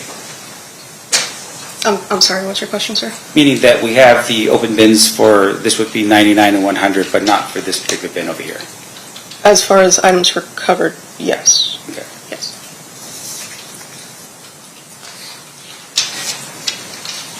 Now, I'm showing you, if I may approach, Your Honor. You may. I'm showing you what's been marked as proposed defense exhibits F through W, UU. If you could just look through those photographs real quick. You just come in and right. Judge, I told Mr. Kemp I'd stipulate the initial F through G. Okay. Do you want to just have them admitted then at this time? You might want to still review them. Okay.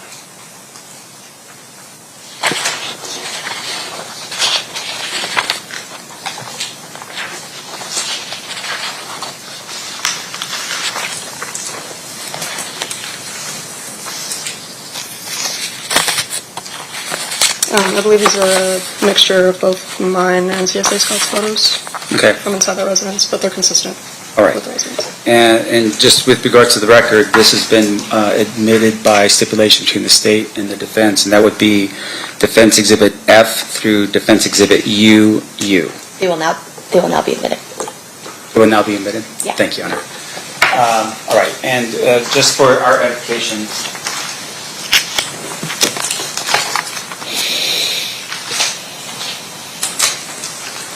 showing you just for a couple photographs here, this would be Defense Exhibit G. Sure you can see what we're talking about. This would have been a photograph taken after the search of the house. I believe so, yes. Defense Exhibit I, as in Isaac, is that another photograph taken after the search of the house? That appears so, yes. This is Defense Exhibit J, another photograph taken. Yes. Along with that, this is Defense Exhibit K, another photograph. Yes, sir. Defense Exhibit L. Yes. Defense Exhibit M. Yes. Okay. Your Honor, I have no further questions. Thank you very much. Okay. Anything further by the state? No. Ladies and gentlemen of the jury, any questions for this witness? Seeing no hands, Ms. Sullivan, you're free to go. Thank you so much for being with us today.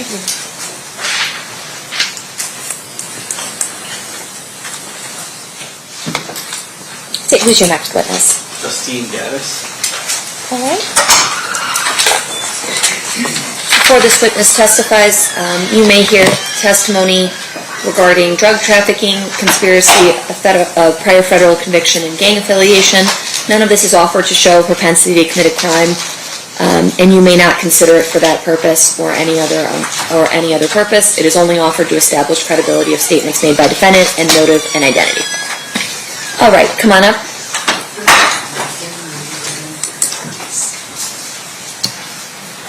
You do solemnly swear the testimony you're about to give in this section shall be the truth, the whole truth, and nothing but the truth, so help you God? Yes, I do. You may be seated. Thank you. May I please have you state and spell your first and last name for the record? Justine, Justine, Gaddis, Gatus. Thank you. You may proceed, Mr. Deductible. And how are you employed? I'm a homicide detective with the Las Vegas Metropolitan Police Department. How long you been with Metro? Coming up on 20 years. I've been in homicide for over 8. And can you describe how homicide is set up at the Las Vegas Metropolitan Police Department? So we have 4 teams that work active calls. Each team has 6 detectives, and each of those 6, basically, we kind of rotate all throughout the entire bay of detectives for who gets the next call in order as it just kind of comes down the line. Back in 2023, were you assigned to a particular squad? Yes, I was. And who was your sergeant? Back then I was Igor DeCaro. Is he still your sergeant today? Yes, he is. And on your squad, was there a person by the name of Cliff Mugg? Yes, sir. And at some point, did you become aware that he was investigating the Tupac Shakur homicide? Yes, sir. I'm going to direct your attention to July of 2023. Were you present during the execution of the search warrant at the residence? Yes, I was. And while you were present for that search warrant, were there 2 bins located? I'm going to put up State's Exhibit 98. Were there 2 bins located? Yes, sir.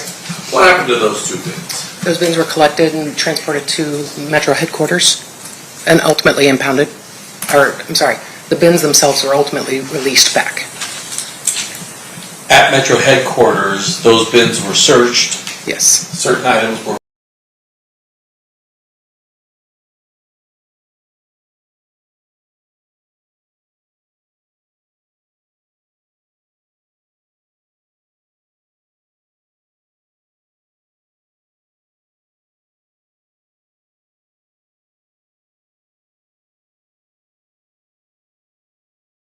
April 23rd of 2026. Did you go to the evidence hall? Yes, I did.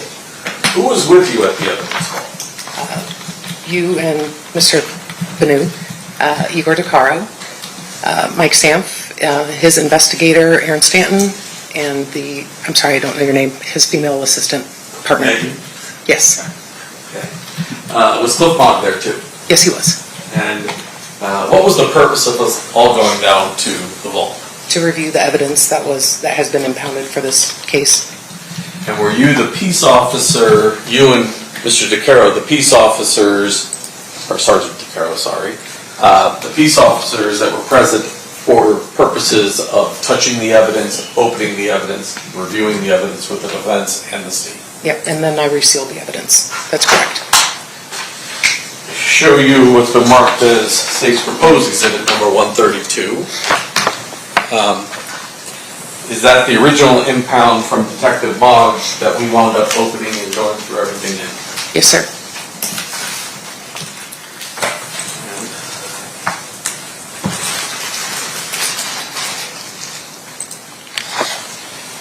I'm going to go through all these. This one I'm going to do last because there's a lot. Showing you State's Proposed Exhibit number 135. Was that an item that was in this impound package? Yes, sir. Move to admit 135. Any objection? No objection. So admitted. Showing you what's been marked as State's Proposed Exhibit 136. Is that an item that was in there? Yes, sir. Now, State's Proposed 134 is a package. It's a proposed package. Just want you to look through there. for 134A, B, C, and D, all within that package. Yes, sir. Move to admit, I guess I should do 134 and A through D so we have the package to keep them in. Any objection? No objection, Your Honor.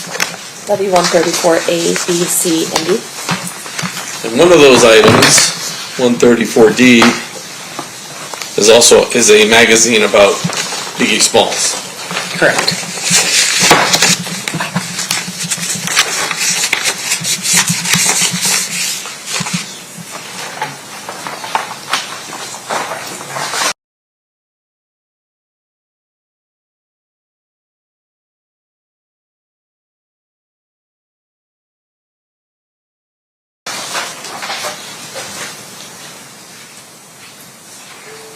There were some miscellaneous items collected, but I think we are all putting in 133, but I don't have a cover for 133. Madam Clerk, is there any cover for 133, or do we just have them separate? Oh, the back. Perfect. Something to keep it in.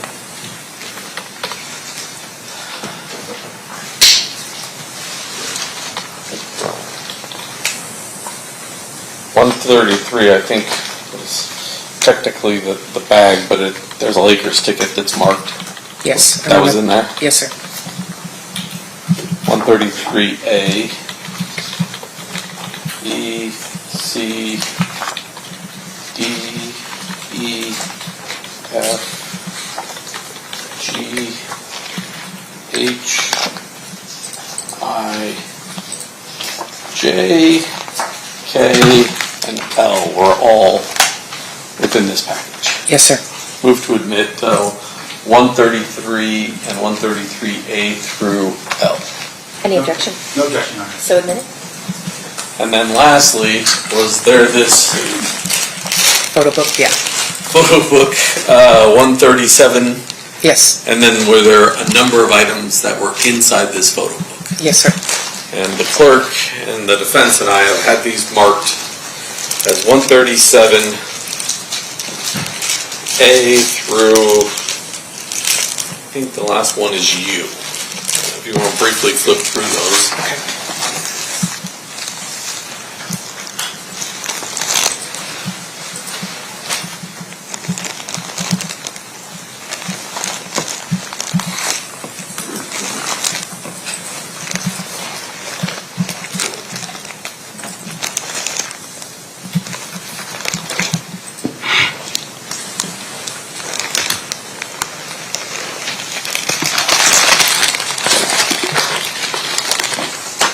Call it scrapbook for lack of a better term. Yes, sir. So I want to go through some of these items, and if you could put it on the overhead.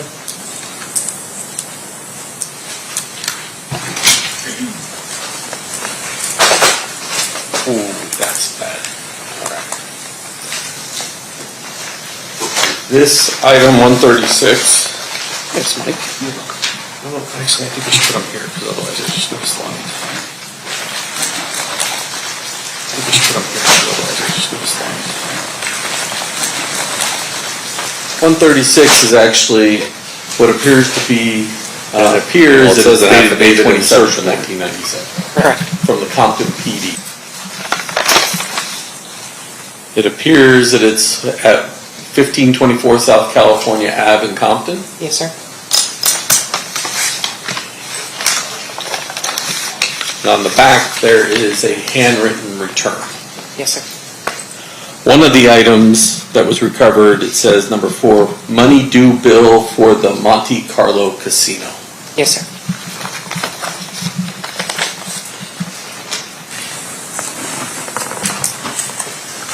Let's go through the items that were in the scrapbook, and then I just messed up their entire order, so I guess it doesn't matter which order. Let's just show some of the newspaper articles. So, State's Exhibit number 137H. I'm sorry. You said 137? 137H, did we? I I don't have that listed as a it just. Can I offer everything 137 and 137A through you? You listed it, but you didn't Yes. ask for it to be admitted. It'll be admitted at this time. Thank you. No objection, Your Honor. Okay, perfect, by stipulation. This appears to be an article about Mr. Shakur's death. Yes, sir.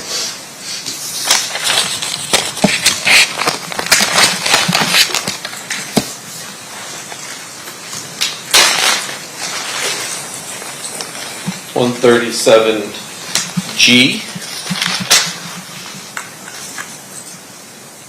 Another one about the death of Mr. Shakur, and this one's actually dated September 19th of 96. Yes, sir.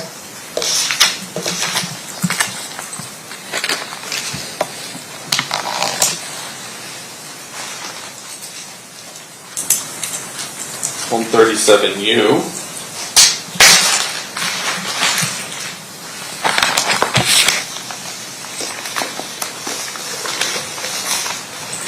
Is another article that was found in there talking about Mr. Knight being kept in jail. Yes, sir.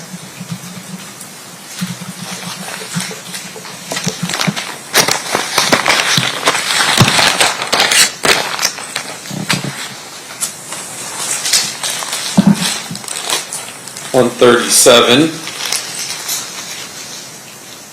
appears to be a newspaper article about a bad rap for new artists. That's correct.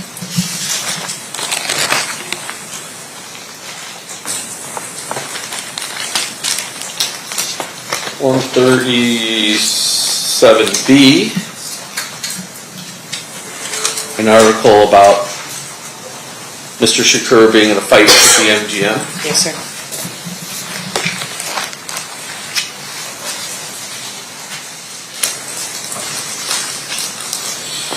(137C),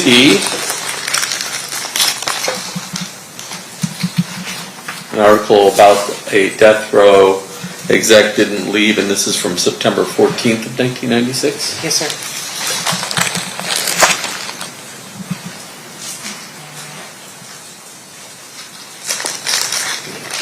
This one. This is 137D. I don't want to peel it back, but I guess we can peel that back. It appears to be the community mourns, and there's a picture of his death is going to send a strong message to the rap community. It looks like an article about death in the rap industry. Yes, sir.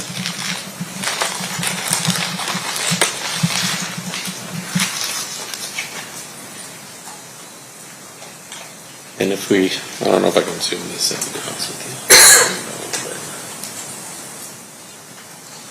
you. It appears to be discussing the death of Tupac Shakur. Correct.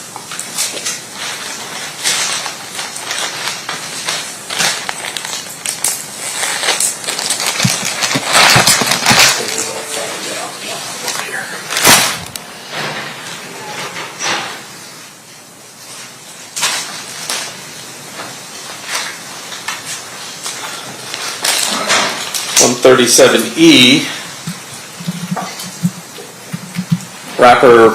star rapper Tupac Shakur badly wounded, is a newspaper article.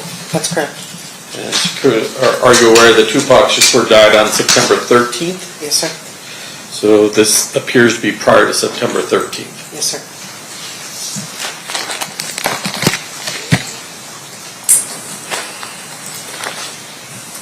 (137F).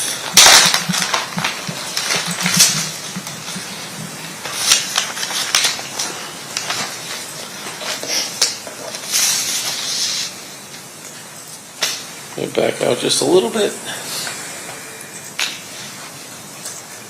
There's an article about police raids targeting or sparked by Tupac Shakur's death.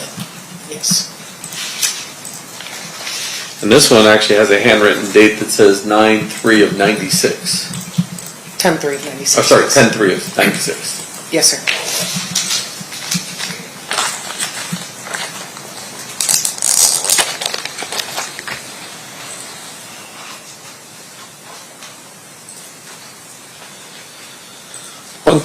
I. Well, you can probably read it without me pointing it out.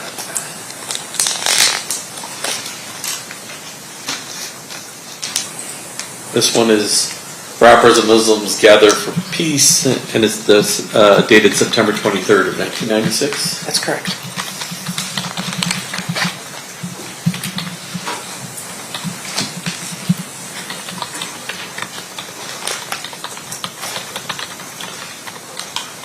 Oh, 137J.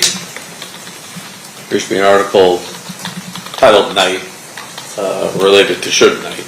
Yes, sir.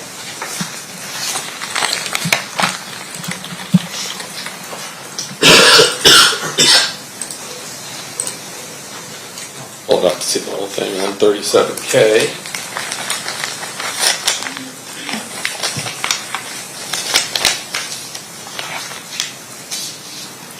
It's an article entitled 22 Held in Shootings Possible Shakur Payback. Yes, sir. As well as another piece of an article, Complex Life Comes to an End. That's correct. And it looks like it discusses the death of Mr. Shakur on the back. Yes, sir.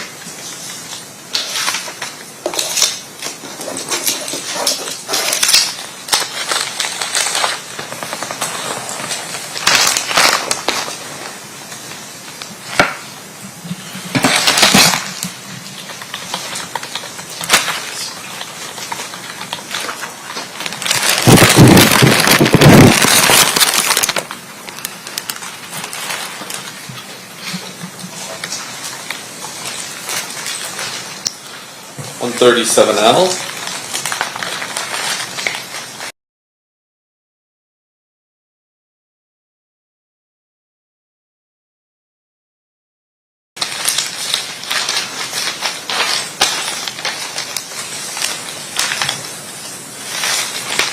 This appears to be an article about the death of Biggie Smalls. Yes, sir.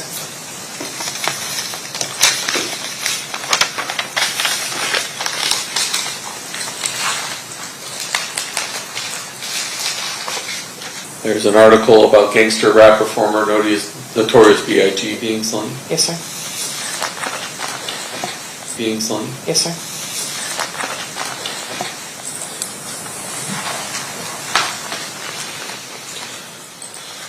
$137O. An article about gang ties suspected in villains. Yes, sir.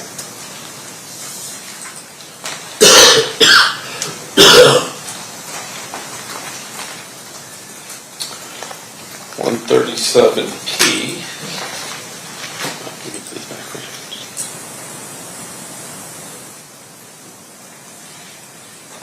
An article from September 16th, 1996, obviously related to Tupac.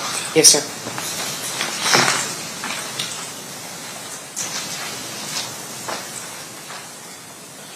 $137Q.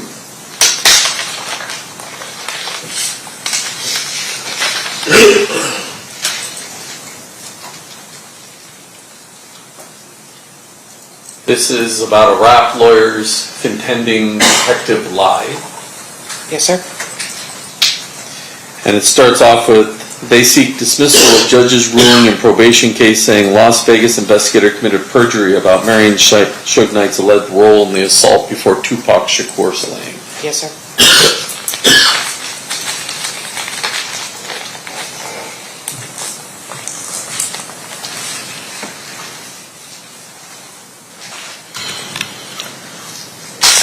$137R.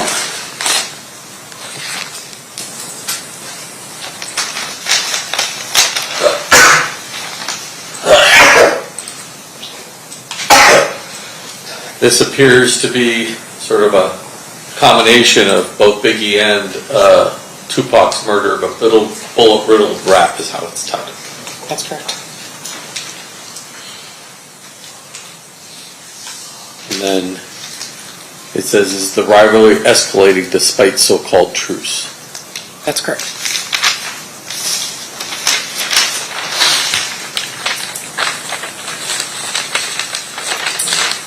This was originally folded.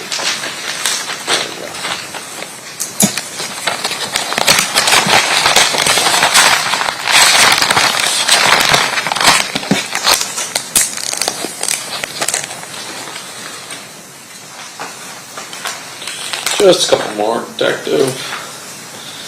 137S. An article entitled Living Dangerously.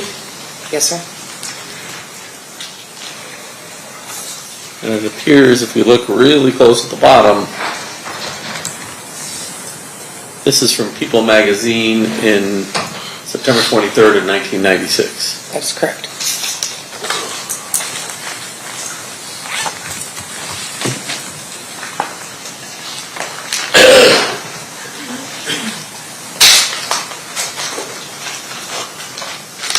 .137T, the last on this one. An article entitled, on March 10th of 1997, No Easy Answers for Violence in Gangsta Rap. That's correct.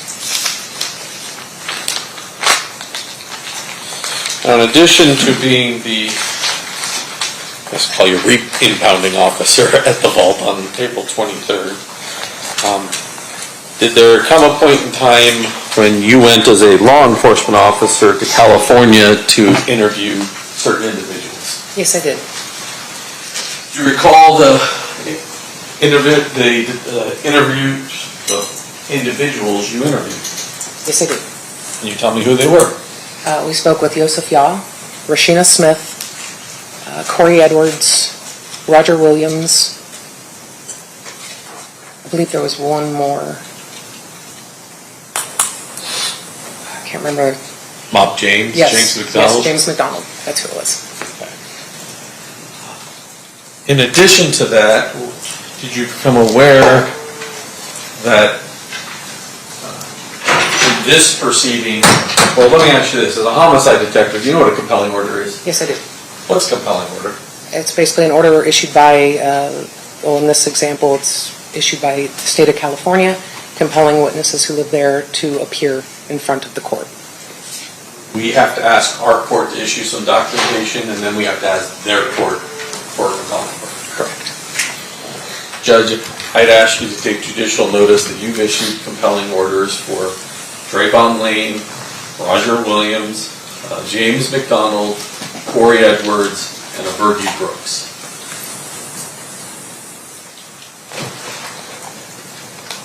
Let me make sure I have all those, actually. All right. There might be a sixth one, actually. Oh, Malcolm Greenwich would be the sixth one. All right.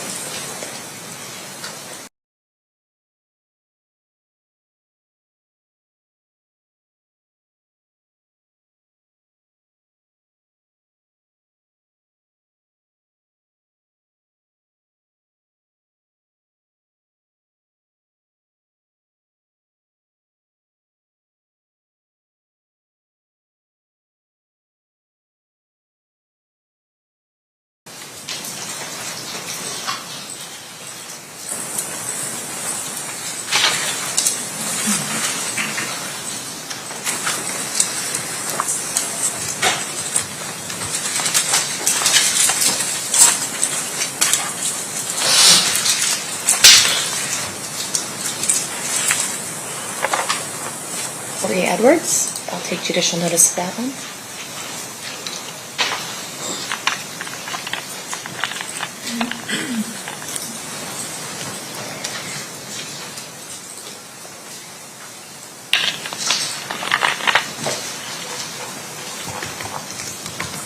Roger Williams, I'll take judicial notice of that one.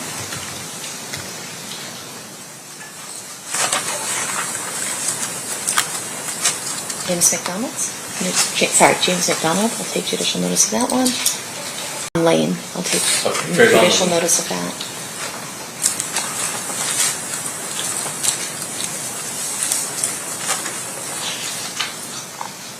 And, all right, Virgie Brooks. And then recently Malcolm Greenidge.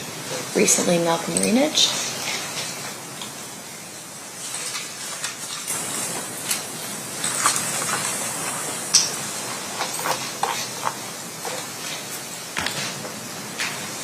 Michael Payne. What? Michael Payne. Malcolm Payne was a transporter. Okay.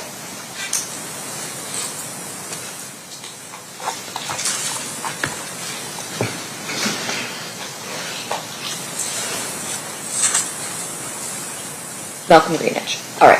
I'll take judicial notice of that. Of all 6. Yes. So, Did you become aware that certain of those 6 individuals weren't cooperating, even though they had been served papers by California? Yes, sir. And so did you coordinate with anyone to assist California authorities in locating these individuals? I did. Oh, and let me back up. There was also someone in New York that there's a compelling order for, correct? I'm not sure if the order was served or issued, but yes, I know the individual in New York. Did you locate someone by the name of Anthony Gomez in New York? Yes, sir. And he is currently on probation. Correct. And there's an effort to locate what jurisdiction he was in order to get a compelling order. Yes, sir. All right. What did you do with the people who weren't cooperative despite the California authorities ordering them to come to Nevada? We went up on their phones, which means we received orders to where we can ping their phone location to try to identify where they were specifically at. And for those people, well, how many pens do you think you did? I think about 5. And do you remember which 5 you had to do pens on? Corey Edwards, Virgie Brooks, Roger Williams,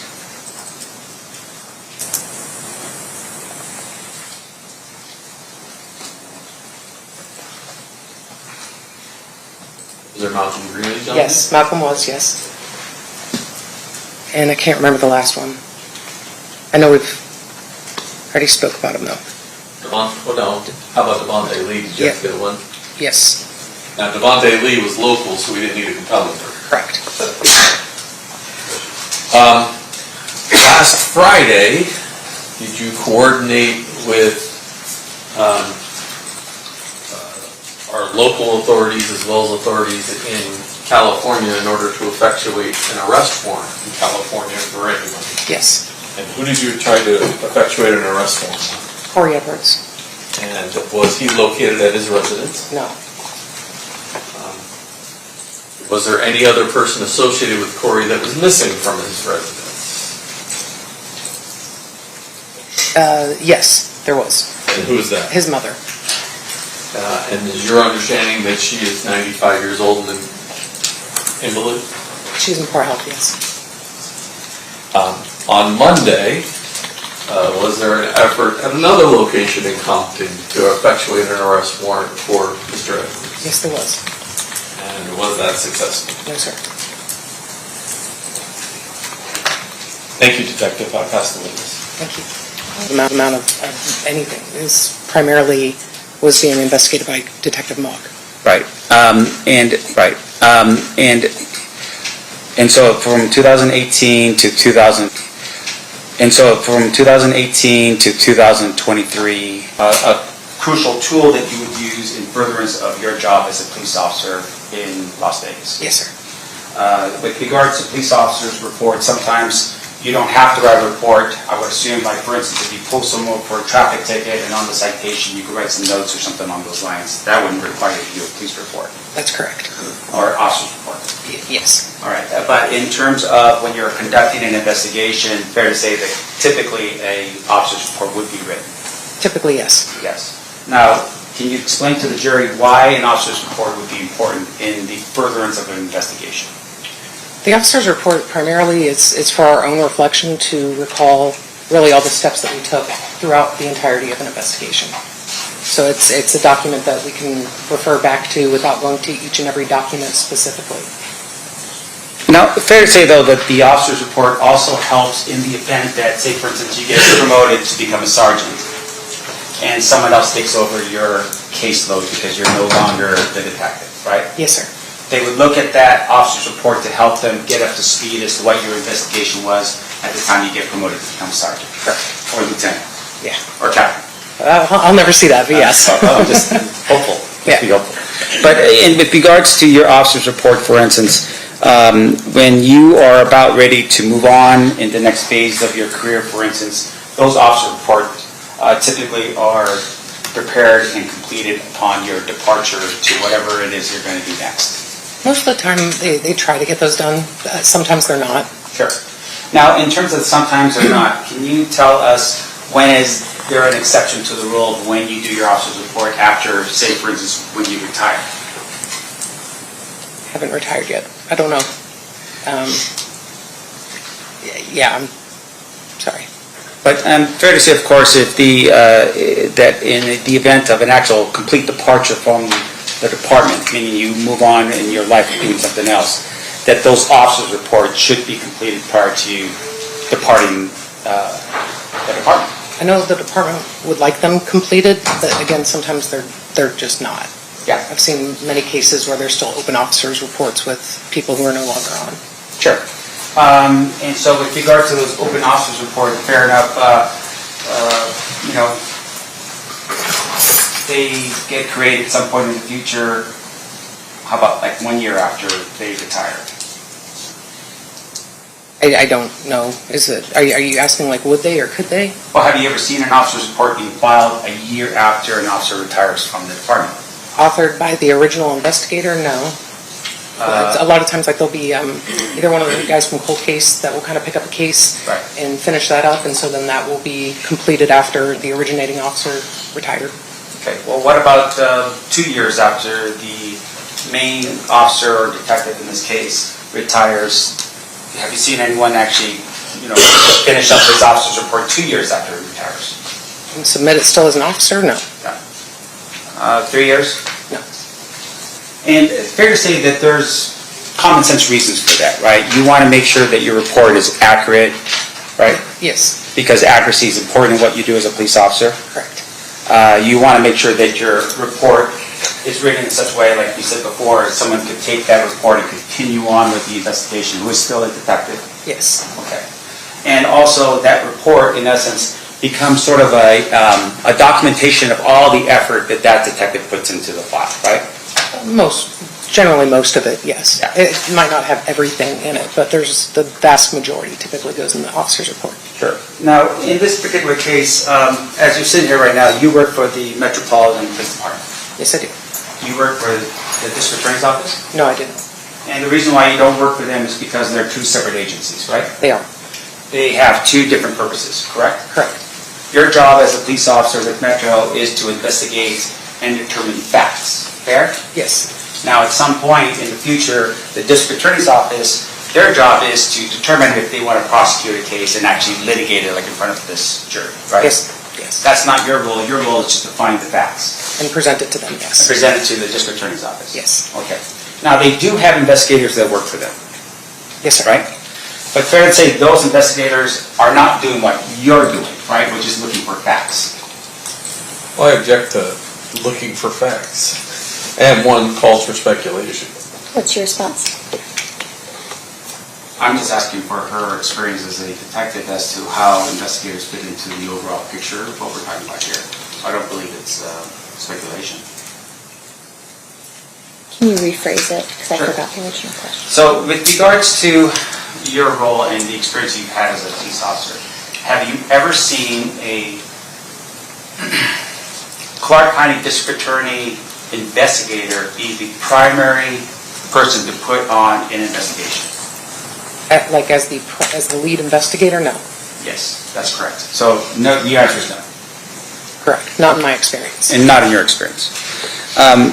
Now, in terms of what you're doing here, your testimony here was specifically about the search warrant and what happened when you located, whatever it is you located during the course of the search warrant, right? Yes, sir. So in the search warrant itself, did you apply for that search warrant? No, I did not. Now, typically, as a detective, when you're applying for a search warrant, you fill out an affidavit, Yes, sir. and at the end, you sign it, attesting it to be true and correct to the best of your ability. Yes, sir. And you detail in that search or that application for a search warrant the location and what you intend on finding as a result of going into somebody's house. Yes. Okay. That would be the purview of whoever the lead detective is at that particular time. Yeah, or who was just writing the search warrant. There's a lot of times people write search warrants and they're not lead detectives, but yes, I agree with what you're saying, for the most part. And in this case, Detective Mogg was the responsible detective to petition for that search warrant. Yes, he was. And he was the one who signed that affidavit. Yes, he was. Now, you were on scene as a detective to help him with that, with the execution of the search warrant. Correct. And it isn't just you and Detective Mogg, there's other people from Metro that's present as well. Yes, sir. Other detectives as well. Yes, sir. As well as the forensic analysts that we have on scene. Yes. And they're all looking for information. Correct.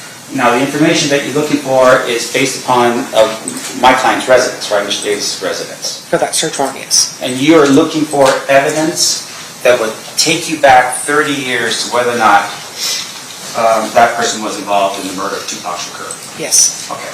So the information that we've received here today is the fruits of your labor from that search warrant. Yes, sir. Okay. Now, in addition to that, there were numerous different electronic devices that was taken from the scene. Yes. Now, are you aware that one of the intents or one of the focuses of the search was to look for evidence or facts specifically about the writing of a book? Yes. Okay, meaning the book that you had shown to the jury, that particular book, there was a search or at least an intent to look for evidence that would help support whether Mr. Davis had a manuscript.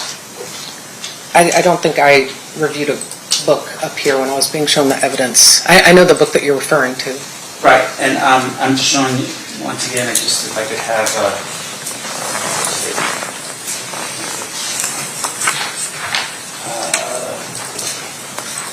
my version of time, like. I have it. I'm part of this.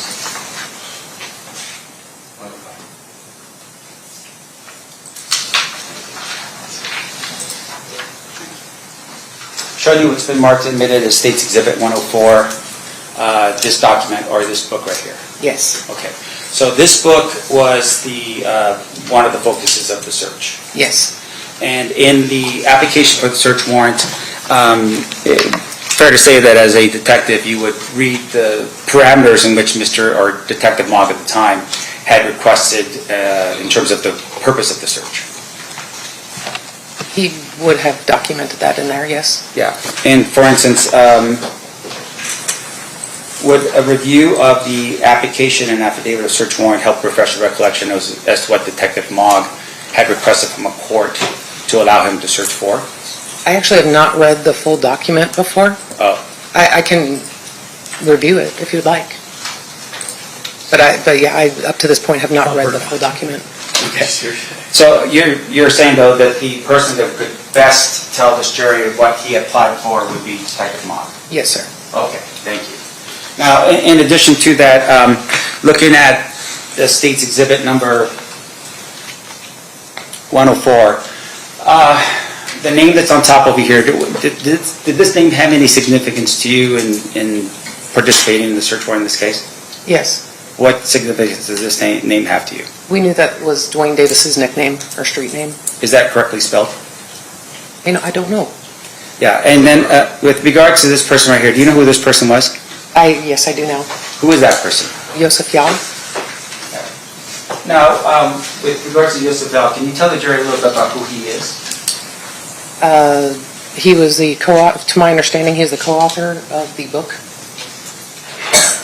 Okay. Now, you had a chance at some point to speak with Mr. Yal. Yes, sir. And just for my recollection, do you recall when you spoke to him? It was on about Memorial Day of this year. So 2026? Yes, sir. Memorial Day. Do you recall when the grand jury occurred with regards to this case? In 2023. All right. And so explain a little bit to the to the jury what a grand jury is. It's a jury that have been assimilated here at the Clark County Regional Justice Center.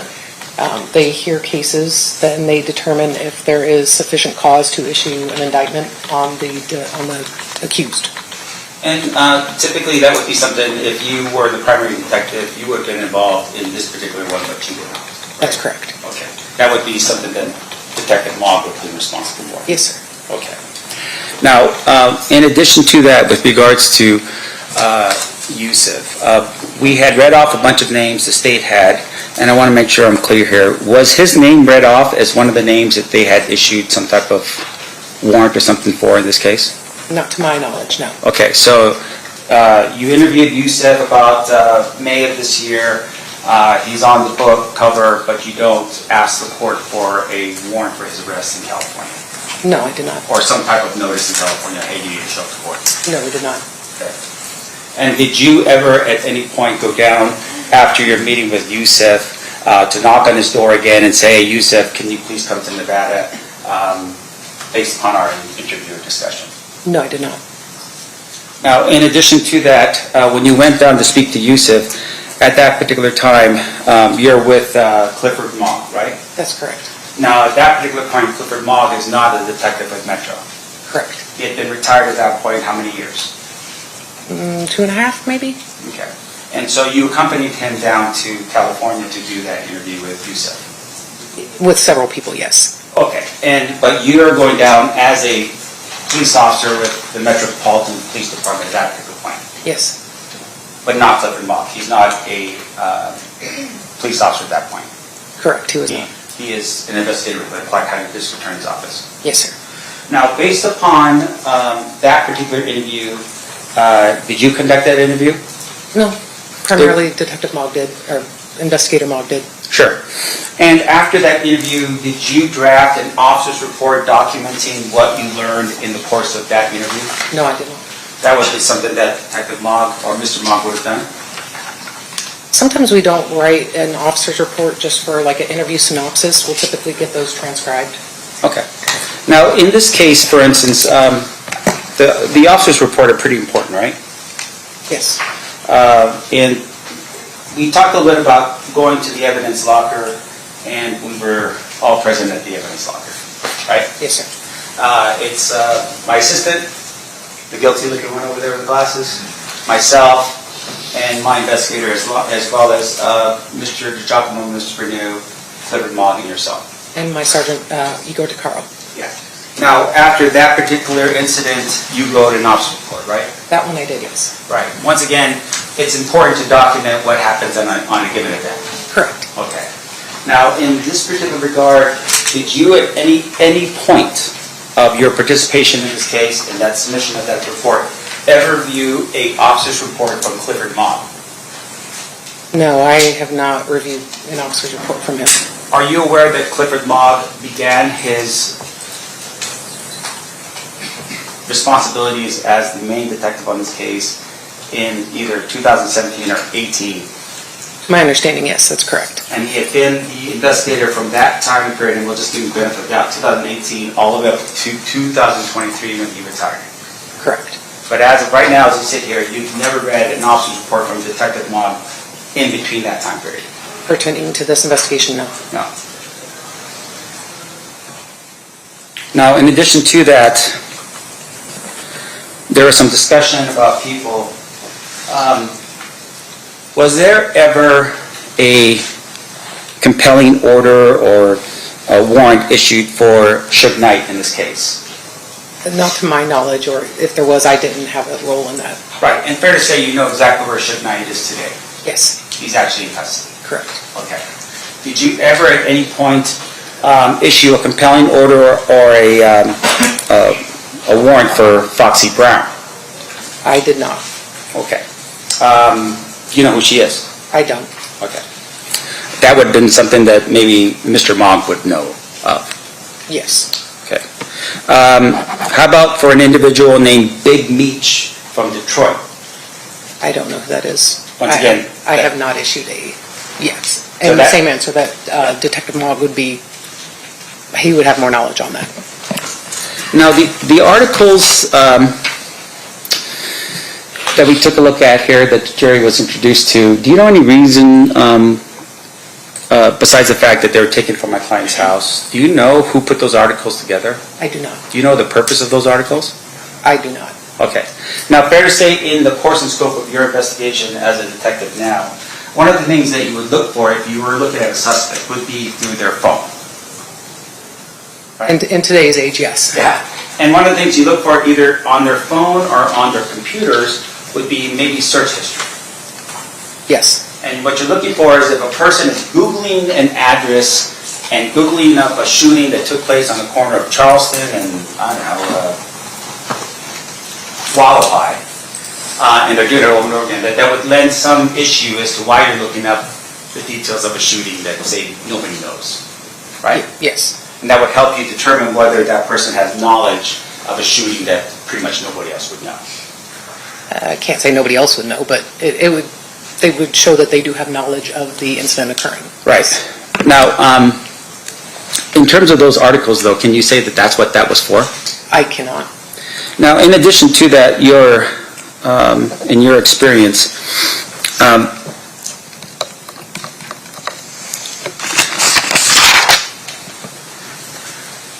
we had spoken a little bit about this folder here. I'm going to show you again for the jury.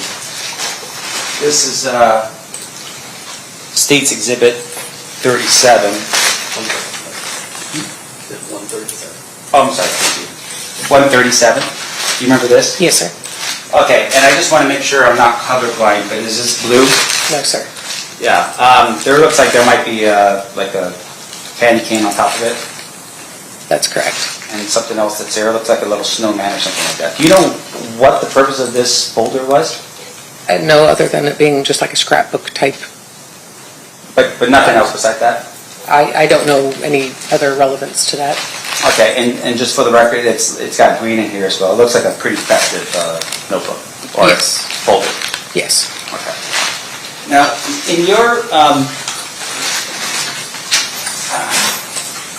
one of the things that you had shared with us as well is the search warrant in this case that was found on scene.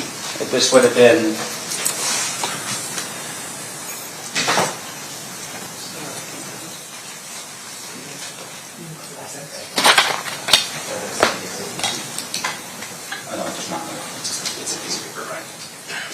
this would be State's Exhibit 136. You recall looking at this particular document here? Yes, I do. In terms of this document, this is a document that looks like this occurred back in May of 1997. Correct. And this obviously was in a different state. This is California. Yes, sir. And this was a search warrant of what looks like to be a house that would have been attributed to my client. I'm not sure who it is, who resided there then. I know the address is there, the California. Yeah, it would be the California address that's on the next page, right? I just don't want to mention it again. But let's turn to the last page here. One of the things that was made mention by the state. For the trial of Commonwealth versus Lindsay Clancy, all parties are present excluding the jury. All right. Counsel, we all set for the jury? Yes. Yes, counsel? All right.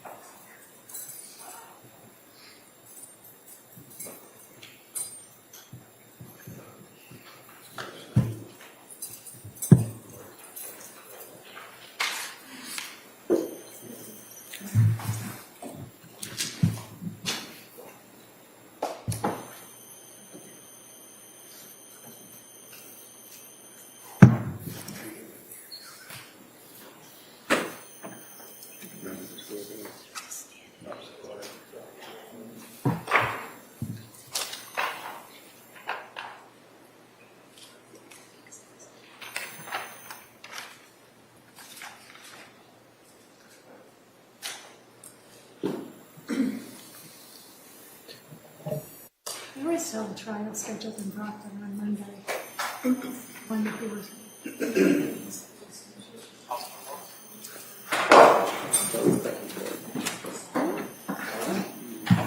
Court, all rise. Jurors entering.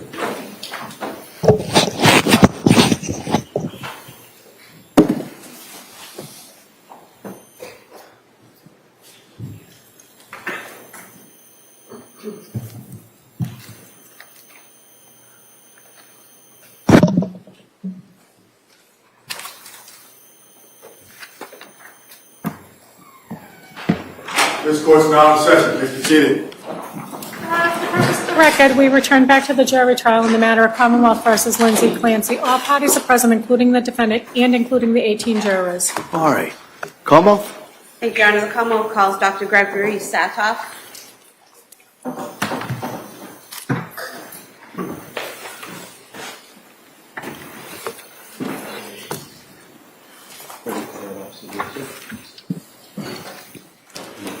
Good afternoon, sir. You stop right there. Raise your right hand to the clerk, please.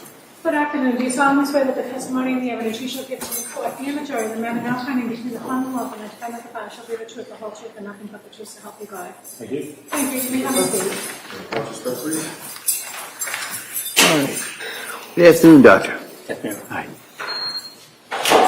Attorney Sprague? Thank you, Your Honor. Good afternoon. Can you please state and spell your name for the record? Yes, first name is Gregory.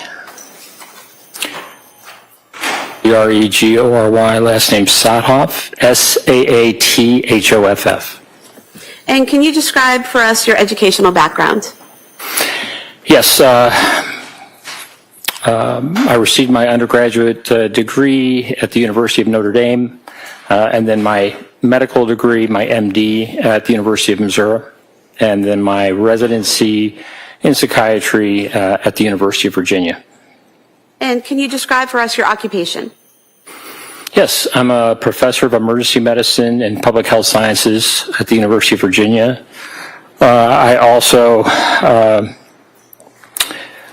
see patients in the Virginia Department of Corrections, where I also teach students. And I also serve as the senior psychiatrist for the FBI's Behavioral Analysis Unit in Quantico. And how long have you been the senior psychiatrist for the FBI's Behavioral Analysis Unit, or BAU? Since 1996. And are there other psychiatrists who contract with the FBI for that department?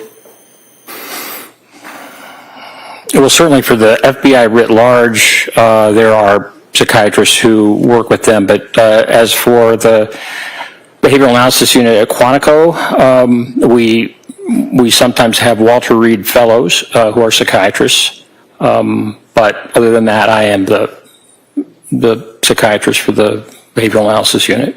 And what does that entail? It entails working with the behavioral analysis units on crimes and concerns, whether it is with children. I'm occasionally asked to consult with the behavioral analysis unit relating to children, crimes against children, also crimes against adults, and also national security issues, and in particular issues relating to threat assessment.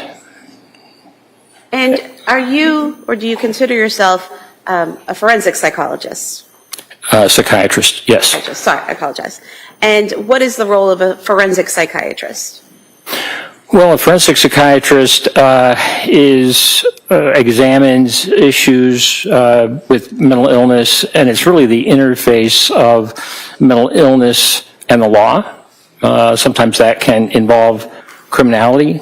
Most often, forensic psychiatrists are engaged in assessing mental status at the time of an offense or competency. But also forensic psychiatrists can consult to institutions or also treat patients within facilities such as jails and prisons. So that work that you do as a forensic psychiatrist, is that in addition to working with the Behavioral Analysis Unit at the FBI and working at UVA and in teaching, and your work in the Bureau of Prisons? Yes. And in terms of your work as a forensic psychiatrist, have you done evaluations and testified on behalf of both prosecution and defense as a forensic psychiatrist? Yes. Approximately how many times have you testified in courts as a forensic psychiatrist?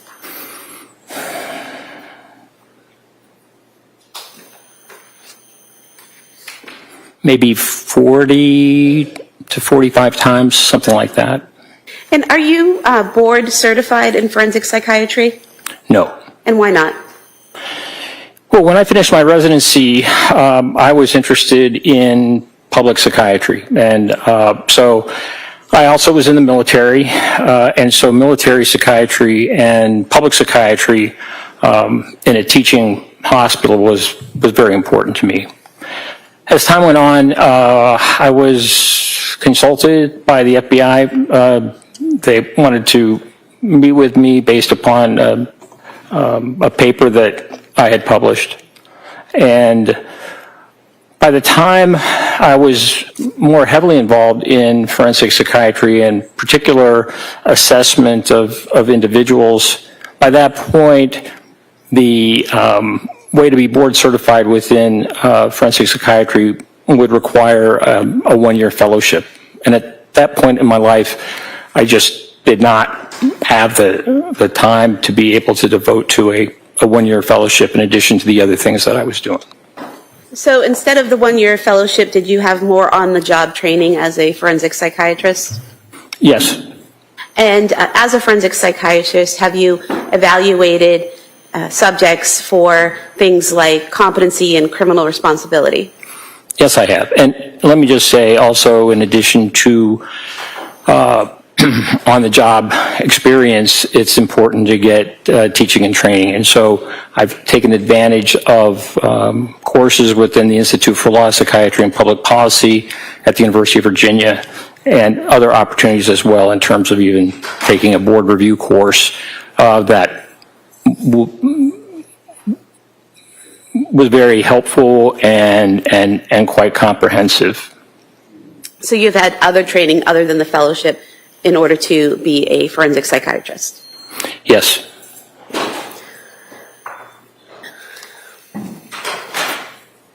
And can you talk a little bit about the work that you've done with inmates? I'm sorry, can you repeat that? Can you talk a little bit about the work that you've done for the Bureau of Prisons with inmates? Yes. Well, specifically, most of my work has been with the Virginia Department of Corrections rather than the Bureau of Prisons. And since 1992, I guess, maybe 34 years, I have assessed and treated patients within the prison system, both men and women at men and women's facilities. And in that time, I have brought medical students and residents and fellows and taught them. So over the course of my career thus far, I've brought more than 2,500 medical students and residents into the prison system to learn about psychiatry and significant mental illness. And in the course of your evaluating and treating female inmates, did you have the opportunity to evaluate and treat female inmates who had killed their children? Yes. And how often was that would occur, that you would treat that type of patient? Well, in consulting to a maximum security women's prison, I would say 5 to 7 women who had killed their children. And in terms of your interactions with them, you said that you evaluated them. Did that involve diagnosing them? Correct. And then what did the treatment involve? Treatment involved working with a team within the system. Prisons have psychologists and social workers and those who are responsible for working with patient inmates, medication treatment is very important, but also there are important therapeutic aspects. For a number of years, I ran a group in prison because I felt that that was important, and my students felt that that was important as well. And in terms of the group you ran, what type of group was that? It was a therapy group in which individuals were brought together, all who were diagnosed with a significant mental illness, and being able to speak about their experience and also how to deal with issues or how they dealt with issues over and above the medications that they were receiving. And in your experience in the Department of Correction at the Bureau of Prisons, treating these patients, and also in your experience working at the FBI, did you encounter individuals who suffered from psychosis? Yes, very much so.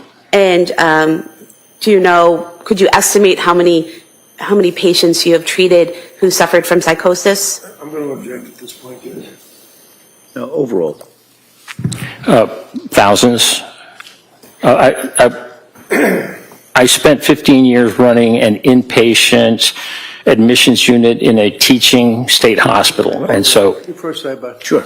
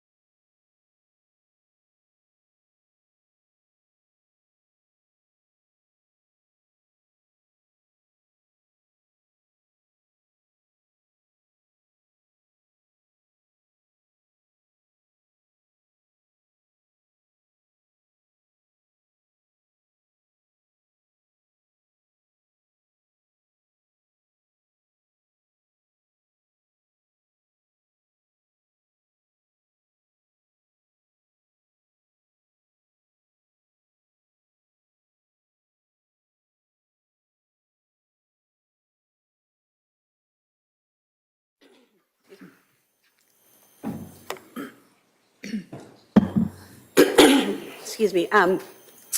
Doctor, you were about to describe a hospital that you had previously worked at, is that correct? Yes. And where was that, and what type of hospital? It was a state hospital in Virginia, near Charlottesville, Virginia, where the University of Virginia is.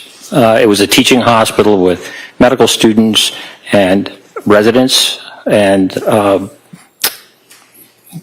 was a facility that dealt with some of the most severely mentally ill individuals who would have been committed to the hospital. And how long were you at that hospital in that role? 15 years. And during that time frame, is that when you saw the thousands of patients that you treated with psychosis? I saw them there, yes, but also within the prison system. And of course, during training, during my residency. Have you ever written any articles about postpartum psychosis? Yes. And when was that? An article, we published an article in 1987 relating to 2 cases of postpartum psychosis that I actually saw when I was an intern. One was my patient and one was one that I consulted on. And that article that you wrote, was that entitled Postpartum Psychosis Induced by Bromocriptine? Yes. What was bromocriptine? So bromocriptine at that time was a medication that was used to inhibit or to stop lactation. Some women would, after birth, make a decision for whatever reason that they were not able to breastfeed. And so in those days, this medication, bromocriptine, was used to inhibit lactation. And in your treatment of one patient and what you learned of the second patient, did you come to a conclusion that bromocriptine was having some effect of inducing postpartum psychosis? Yes. And is that what you wrote the article about? Yes. And eventually, after you wrote this article, were there other studies that cited to your article? Yes. And let me just emphasize, I was one of 5 authors of that article. And eventually, was bromocriptine, did people stop using that to stop lactation in women? Yes. The FDA took it off the market, I believe, in 1994 or 1995. Not just for the reason of postpartum psychosis, but also for other problems, cardiac problems and the rest that bromocriptine sometimes caused in people. And to your knowledge, was your article with the other co-authors the first article that brought to scientific attention this issue with bromocriptine and postpartum psychosis? I'm sorry, can you ask that question again? Sure. To your knowledge, was this article that you wrote with others the first article that brought to scientific attention the possible link between bromocriptine and postpartum psychosis? That's my understanding. There were a few letters to journals commenting about bromocriptine and a connection, but I think the first article that was written was ours that we wrote about the two women who suffered postpartum psychosis.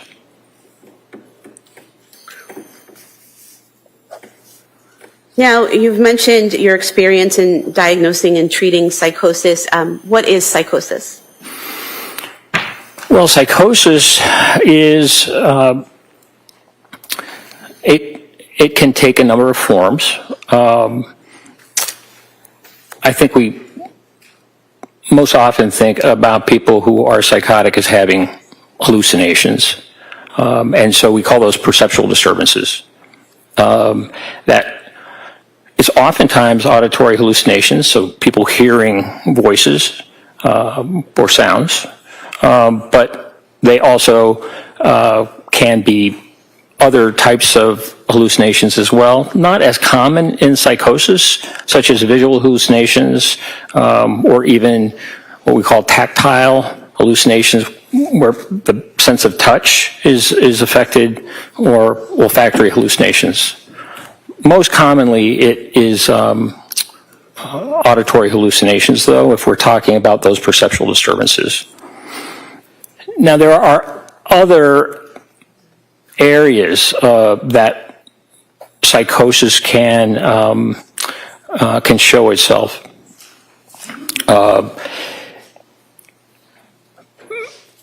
Delusions are fixed false beliefs.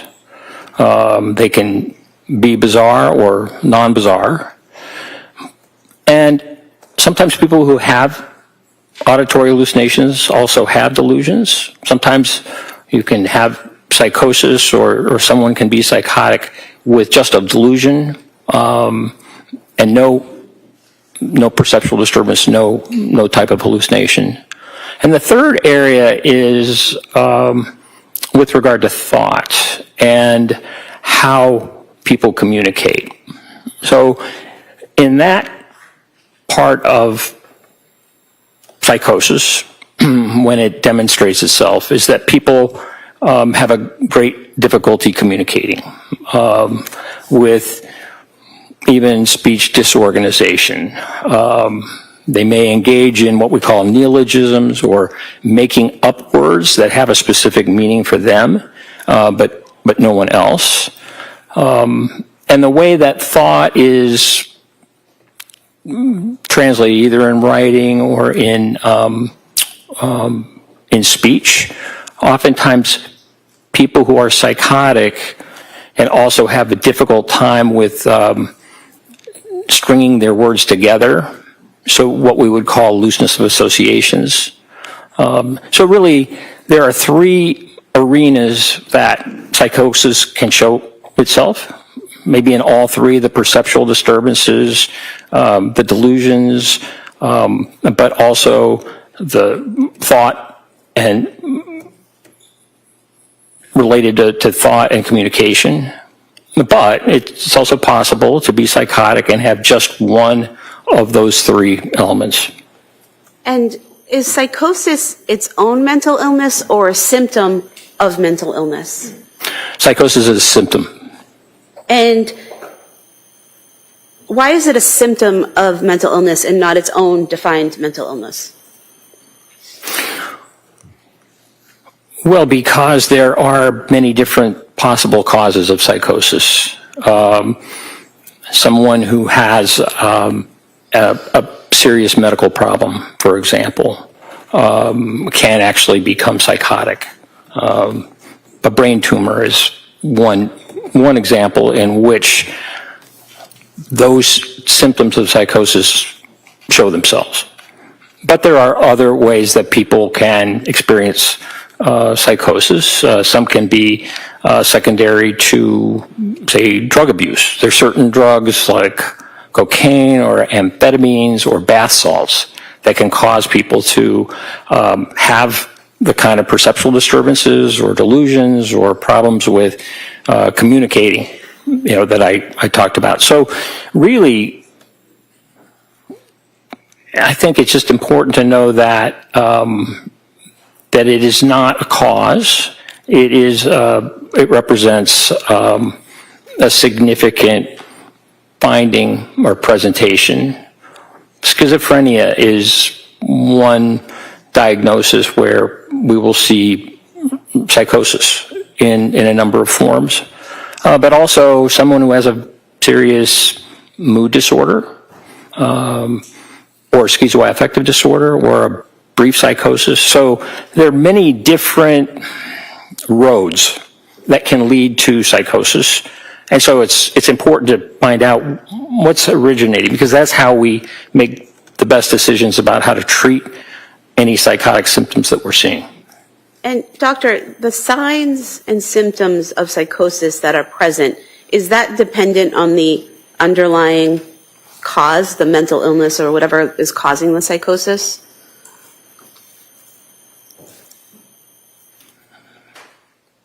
Yes. When you say dependent,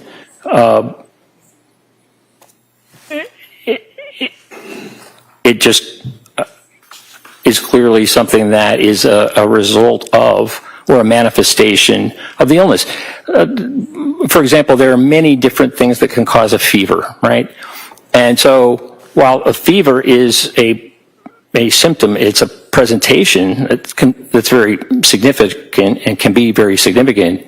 What we need to do in medicine and psychiatry is find out, well, what is the cause? Because that is what's going to lead to the most appropriate treatment. So, for example, an analogy would be a bacterial infection can cause a fever. Bipolar disorder can cause psychosis. Correct. Now, you mentioned earlier serious mental illness. What is considered to be a serious mental illness? Well, serious mental illnesses affect a small portion of the population, a smaller portion, maybe 4%. So people who have schizophrenia have a serious mental illness. People who have bipolar 1, which is manic depressive illness, that is a serious mental illness. Schizoaffective disorder is also a serious mental illness. So while many people can have symptoms of mental illness and can benefit from treatment, either psychotherapy or medication or some kind of combination, there are some that are just really, really profound, and that's a much smaller percentage. And so serious mental illness, is that sometimes shortened to SMI? Yes. Now, is there something called any mental illness, AMI? Yes. And what would be in that category of any mental illness? So any mental illness would be certainly adjustment disorders or anxiety disorders, mild depression, depression without psychotic features, for example, PTSD, which can have significant symptoms, is also something that would go under the category of any mental illness. Now, were you asked to do a forensic evaluation of Lindsay Clancy? Yes. And you were asked to do that by the Plymouth County District Attorney's Office, correct? Correct. And did you receive direct payment from the Plymouth County District Attorney's Office for your evaluation? No. How did that payment plan, how did that work between the DA's office and your services? So I do my work in testimony and the like through the University of Virginia. So my department is the recipient of any funds that come from the work that I do. I get a salary from the university that is not dependent on the number of cases that I am involved with or whatever. So I don't receive payment myself. I see it as part of my job as a professor. And in terms of your work with the university, does the university have any impact or influence on what your evaluation is or what your conclusions are? No, not at all.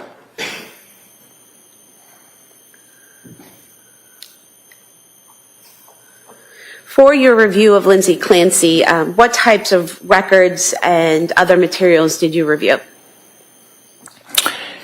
Well, they were extensive. They involved significant medical records, not just the psychiatric records, outpatient, inpatient, but also medical records. Certainly the hospital records from McLean, the hospital records from Tewksbury, but also emergency department visits at South Shore and Mass General Hospital. So significant body of medical and mental health records, both inpatient and outpatient. But in addition, there was a substantial amount of grand jury materials that I reviewed, and videos. For example, videos not only of interviews of individuals, but also in January when the Clancy family went to the museum, where they went to the Cape Codder water park, was able to review those kinds of videos as well. I also received the reports from both the government, but also the defense, and so those experts who were retained, I had an opportunity to review those. The list of materials is is very significant. CVS records, for example, pharmacy records, and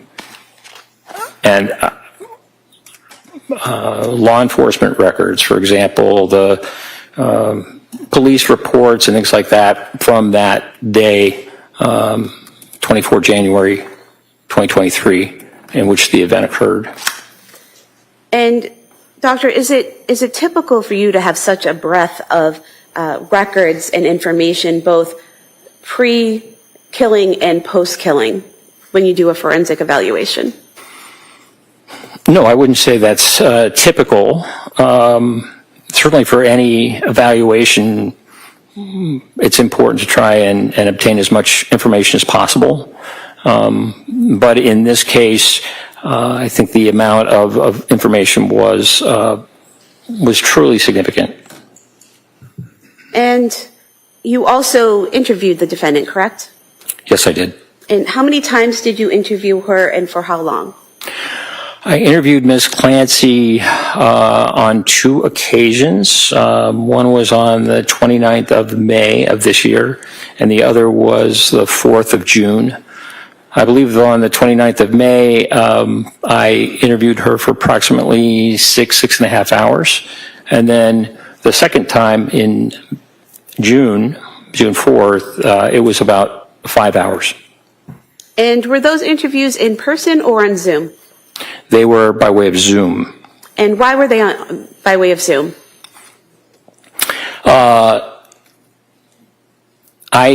For personal reasons, I was unable to travel at that time, and so I requested the ability to have an interview by way of a Zoom video platform, and that was approved.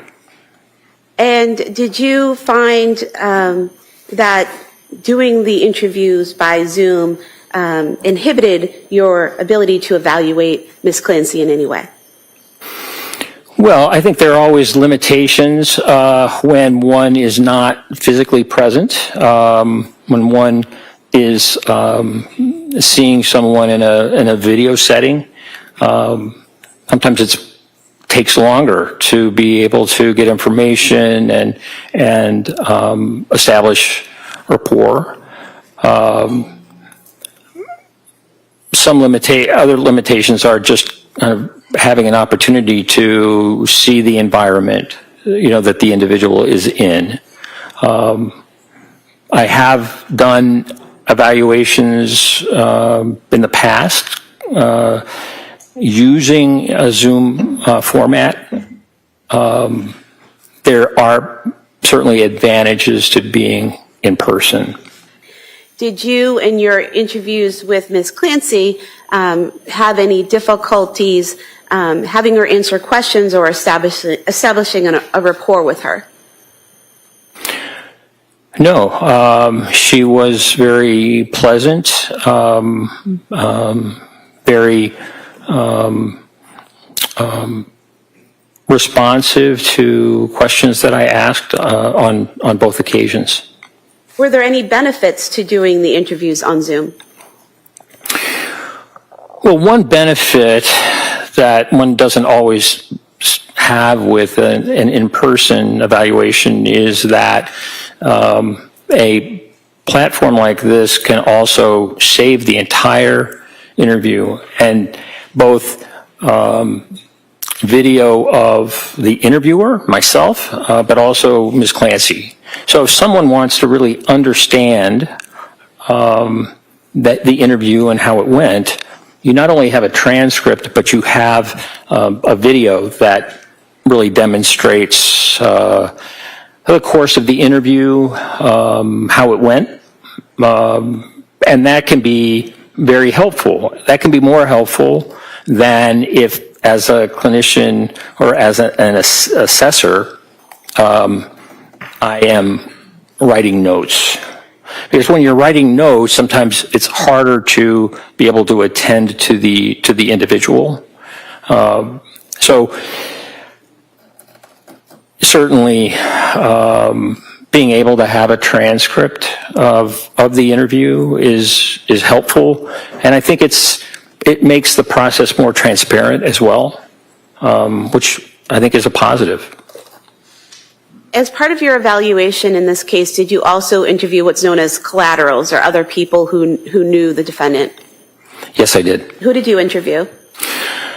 Well, I interviewed Patrick Clancy, also on a Zoom platform. And after you had reviewed all of the records that were provided to you and the criminal file and all the evidence that was provided to you and conducted these interviews both with Ms. Clancy and Patrick Clancy, were you able to conduct an analysis of all of that material in order to come to your eventual conclusions? Yes.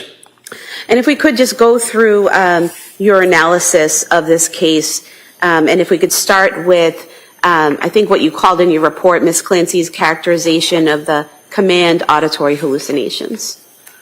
Yes.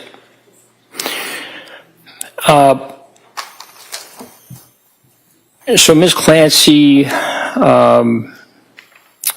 stated to me and some other evaluators that her hallucination, that of an external voice, something coming from outside of her head, occurred when she was standing at the refrigerator. She said that she was in the process of making her children their dinner when she received a call from Patrick Clancy, returned the call, and then as soon as she finished the call with Patrick Clancy, she said that is when she heard the voice. This is your last chance. You have to kill your kids and then kill yourself. And so that was what she told a number of us. There are also other accounts that she made to individuals that were quite a bit different. To Dr. Spinelli, for example, she said that the voice happened at 5:10 or 5:15 p.m. as soon as Patrick Clancy left on his errands, and that the voice. She described the voice to Dr. Spinelli as increasing in intensity, but saying, "This is your last chance. You have to kill your kids before you kill yourself." But also that it was that her children would suffer if she did not do that. When I asked her about the voice that she heard, again, she said that it started really right after the telephone call at 5:34 with her husband, Patrick. And she said it was a man's voice. It was very clear. It was external. In other words, it came from outside of her head. That it was constant. So this phrase, "This is your last chance. You have to kill your kids and then kill yourself," was something that was repeated over and over and over and over again during that period that she strangled her children. And then just as soon as it started, it stopped at when she had finished killing the children, strangling the children. Doctor, was there anything about what she reported to you about the voice that was significant to you in your evaluation, and if so, why?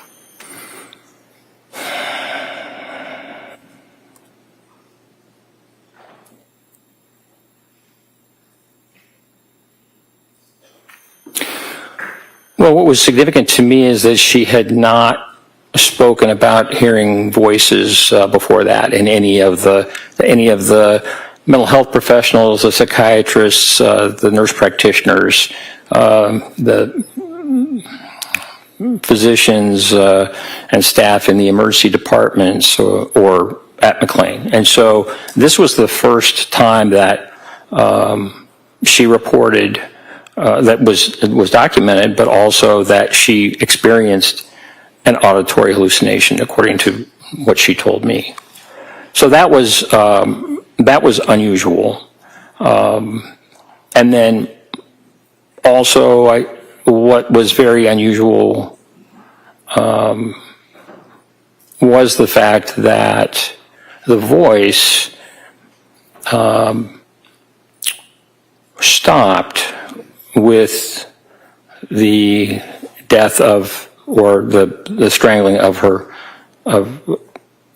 youngest son, Callan, and that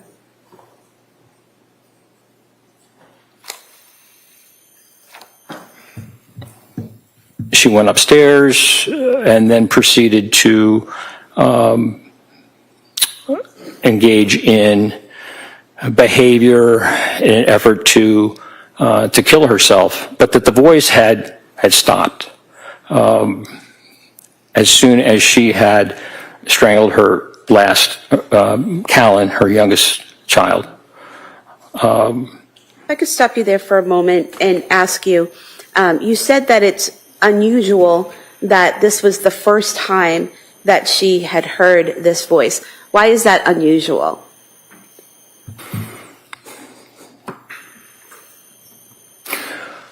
Well, she had certainly suffered with symptoms of mental illness, depression and anxiety, most specifically.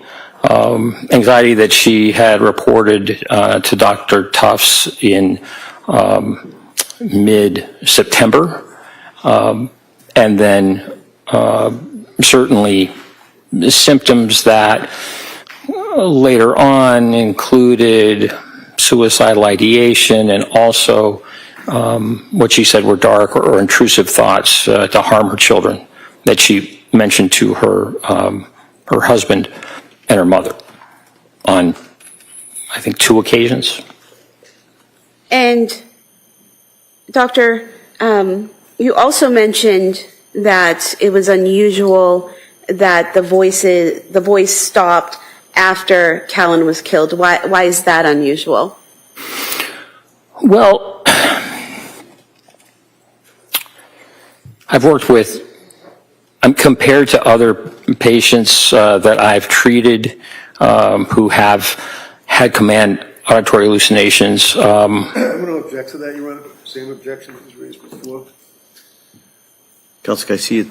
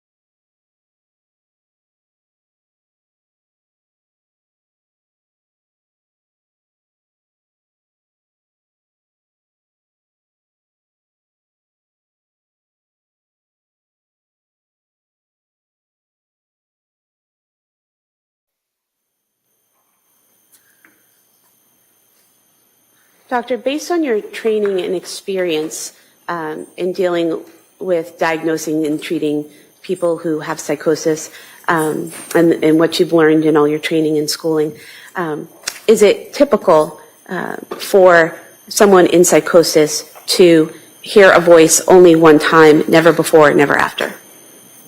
No. And again, based on your training and experience, is it typical for someone in psychosis to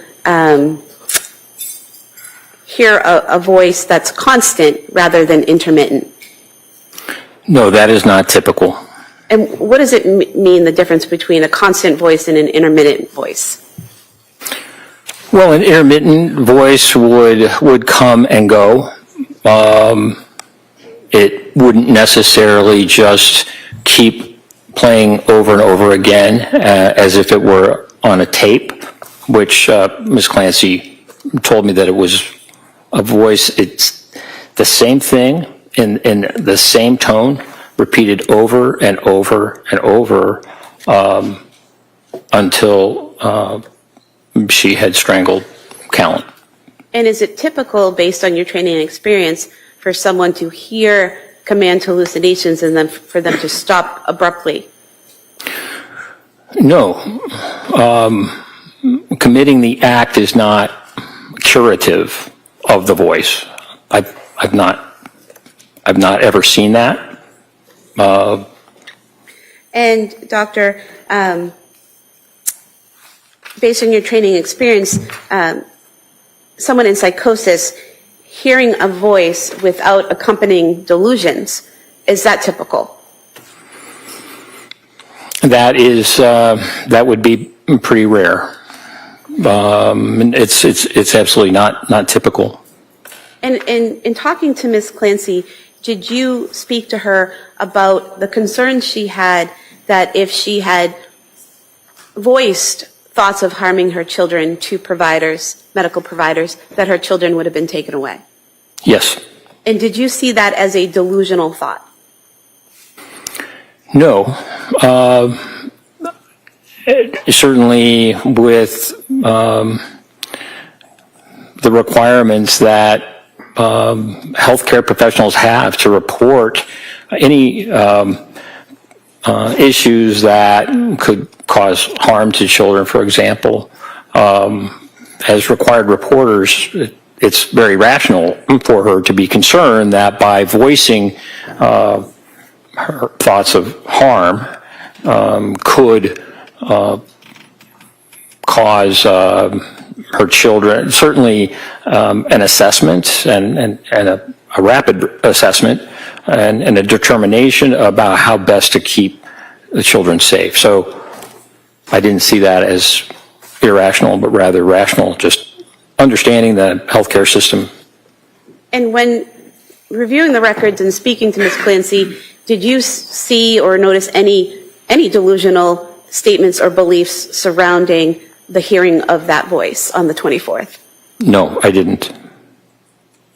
Now, based on your training experience, is it typical for someone in psychosis to hear a voice and immediately act on it? No. And why is that?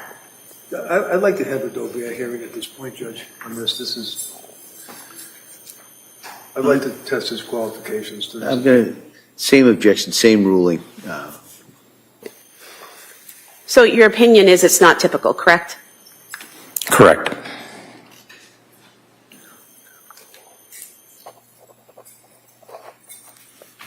Now, you mentioned the defendant told you that when she received the call from her husband at 5:33 and called him back at 5:34, that she was getting dinner ready for her children, correct? Yes. And did she tell you what she was about to get out of the refrigerator?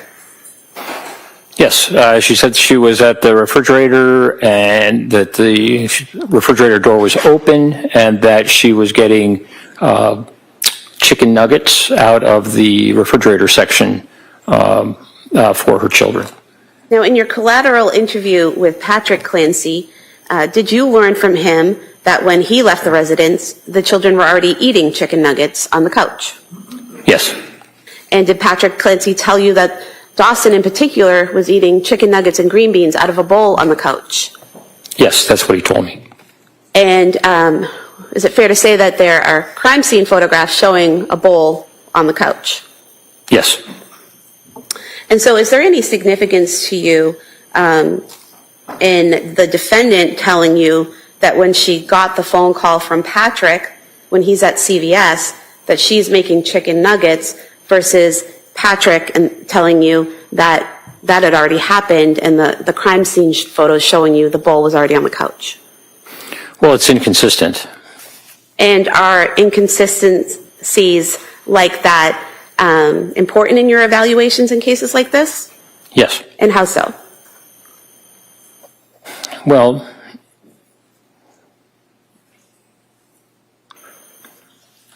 looking at someone's mental status at the time of an offense, it's important to understand what was going on in their mind at the time. And in this case, the widely divergent reports from Lindsay Clancy versus her husband Patrick raise questions about what she is telling me and how things are happening. So certainly that's a cause for significant concern. One of them is not correct in their statement. And in terms of what you testified about earlier about the defendant giving you one version of what the voice told her and giving Dr. Spinelli a different version of what the voice told her, is there any significance in your evaluation to that? Yes. And what is that? Well, again, it's markedly inconsistent. Ms. Clancy was very clear with me about the time that the voice started and that it was constant for a period of time until the children were killed, and then it stopped. And according to Dr. Spinelli's report, Ms. Clancy stated that the voice started much, much earlier, actually when Patrick Clancy left. And so we're talking about a significant difference in time. And those two just they don't match. So it's hard to which version is the one that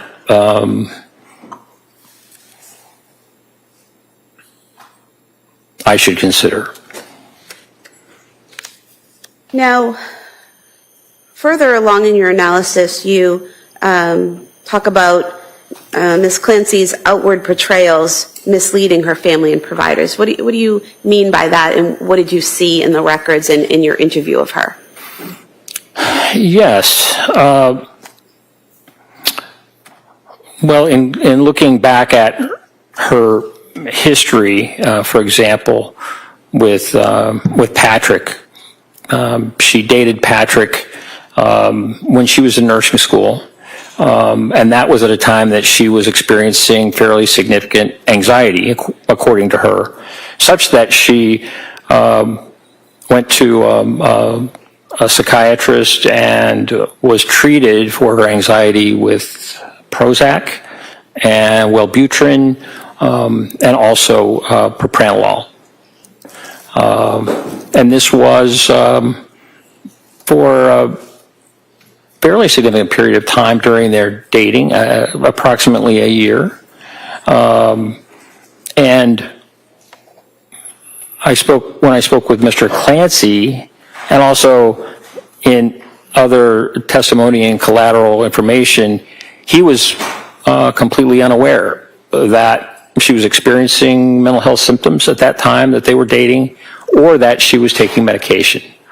And he said he did not learn that she had taken medication, mental health medication, Prozac, Wellbutrin, those are both antidepressants, as well as propranolol, which helps with anxiety, particularly with the kind of presentations that she was doing.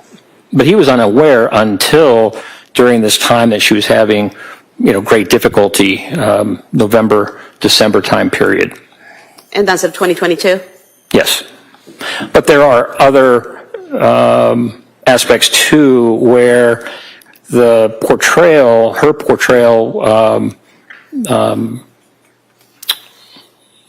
misled others in terms of how she was doing. Can you give us an example of that? Yes. Well, in the numerous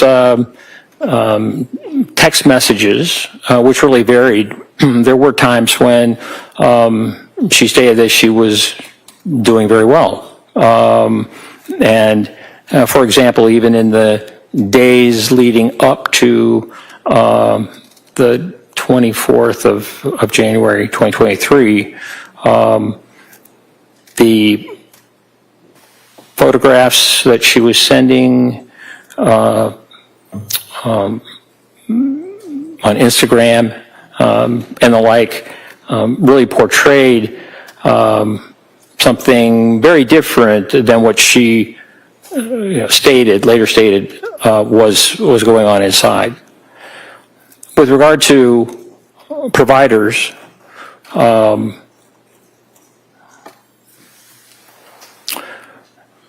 Ms. Clancy told me that during this period that she was having such difficulty, and that was really starting in October. She started taking medication in October. Ms. Clancy told me that she was having a real difficulty with some symptoms and anxiety and the like.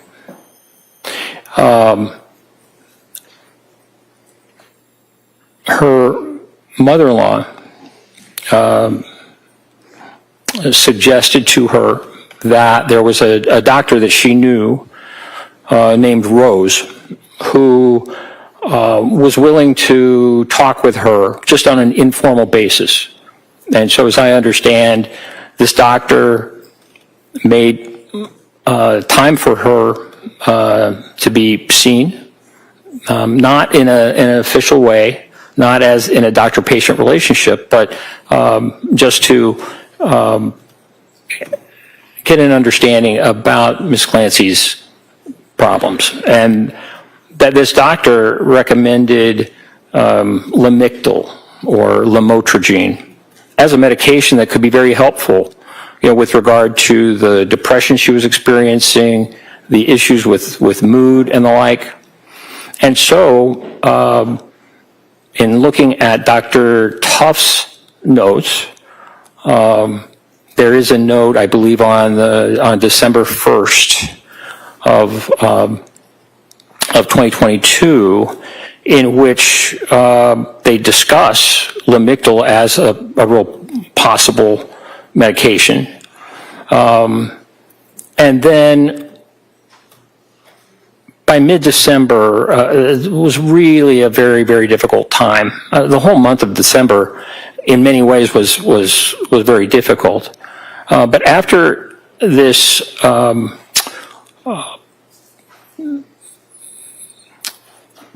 experience. Yeah, if we could have a question. So you've talked about the defendant seeing the provider named Rose and getting the recommendation for Lamictal, the defendant talking to Dr. Tufts about the Lamictal. Was there another provider that she talked to about Lamictal? Yes. And who was that? That was nurse practitioner Jolee. And eventually was Lamictal prescribed by one of these providers? Well, really by both. And when you say talking, it was a written communication and not a verbal one. And so could you tell from the records whether or not Ms. Clancy filled the prescription for Lamictal? Yes. What is Lamictal? Lamotrigine is actually, Lamictal is an anticonvulsant that was approved for bipolar disorder back in the early 2000s, I think 2003, for bipolar disorder. Now it's used for epilepsy, but also been found by the FDA to be extremely helpful in depression related to bipolar disorder. And after receiving the 3 recommendations to try Lamictal and the prescription from Dr. Tufts, which she filled, did the defendant tell you whether or not she took the Lamictal? She told me that she had decided not to take the Lamictal because she was concerned about the potential for a rash, a serious rash. And the fact that 3 providers recommended this medication to help her and the defendant chose not to take it because of the potential of this rash, was that significant to you in any way in your evaluation? Yes. And how so? Well, Dr. Tufts had written a prescription and it had been filled. Actually, Nurse Jolee also wrote a prescription for the Lamictal, and Ms. Clancy told her, well, you can cancel that because I already have a prescription of Lamictal from Dr. Tufts. What was concerning was that I don't see evidence that Dr. Tufts was notified that she had decided against the Lamictal. And so that would have given a provider an opportunity to think about something else that also could help in this domain. But yet Ms. Clancy had decided not to take it, but also not to tell the doctor that she had decided not to take it. Well, doctor, was there also something that you noticed in the way she described, Ms. Clancy described to you, how she was feeling at McLean Hospital when she was there versus the description of her feelings in the McLean records? Yes. And what was the difference between the two, and how was it significant in your evaluation? I recall that she told me that her she felt like a zombie. Very, very significantly affected, and certainly while the records at McLean demonstrate that she was not doing well, there were differences in terms of how she characterized that. And when a patient is characterizing how she felt at a certain time in different ways, one to you and in a different way to her actual provider at the time, is that concerning in any way? Well, yes. And why is that? Well, the more candid a patient can be with the symptoms that they're experiencing, the better able the prescriber is to make a determination about how best to treat those symptoms, and also it can be very helpful in diagnosis as well. And did you also take note of the appointment Dr. Tufts had with the defendant on January 23rd, 2023 in the records, and the fact that the defendant denied experiencing suicidal or homicidal ideation in that meeting? Yes. And how was that significant, if it was? Well, Ms. Clancy had been looking into alternative treatments and had discussed with Dr. Tufts earlier the potential for esketamine. This is an FDA-approved medication that has to be administered by a doctor within a facility, but it can have rapid positive effects in treating depression. And so in that note, Dr. Tufts wrote that the potential for esketamine treatment or transcranial magnetic stimulation were ones that they were exploring. Now, Doctor, did you discuss with Ms. Clancy, or did she describe to you in any detail her ability to suppress her feelings and kind of mold her behavior into what she wanted people to see? Yes. And what did she tell you about that? Well, I believe it was a Christmas time with her family, a morning breakfast, in which she stated she was not feeling well, not doing well, but yet felt the need to act like she was cooking and helping her husband cook. And she questioned why she would do that or engage in that behavior when her family knew that she was struggling and having difficulty. So she used the word fake with regard to just how she was attempting to present to her family. So this was on reflection in talking to me about that behavior at that time. And did she also tell you about an incident at Spalding Hospital when she was interacting with a friend of hers who was visiting there after she went to Spalding Hospital for rehabilitation? Yes. And what did she tell you about that? She told me that this friend who visited was a longtime friend from when they were both really quite young. And that when this friend visited, Ms. Clancy engaged in, trying to remember how she characterized it, gossip, really talking about kind of the old times and catching up basically on news that this friend, I believe her name was Amy Bevins,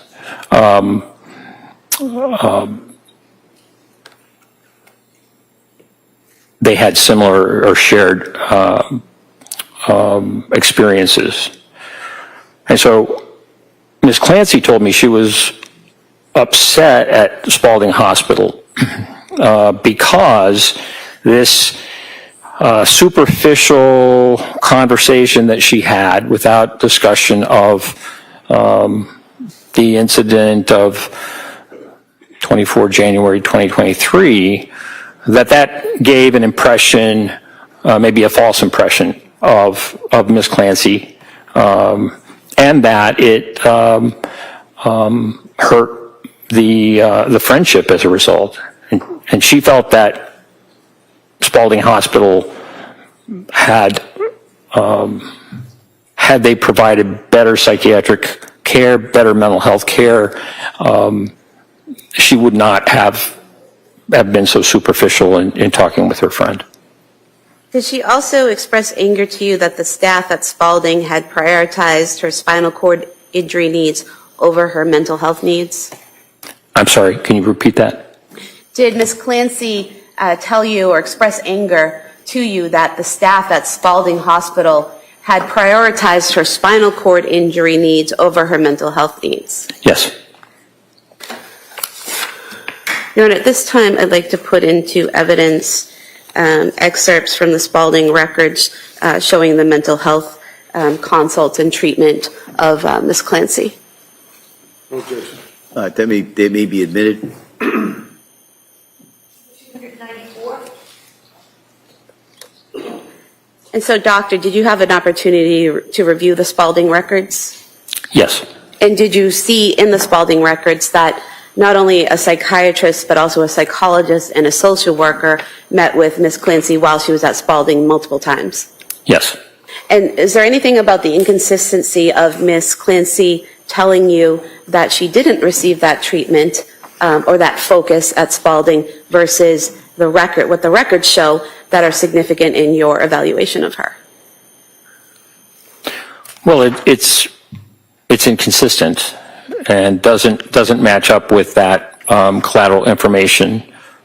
So her depiction of the lack of mental health care at Spalding didn't match up with the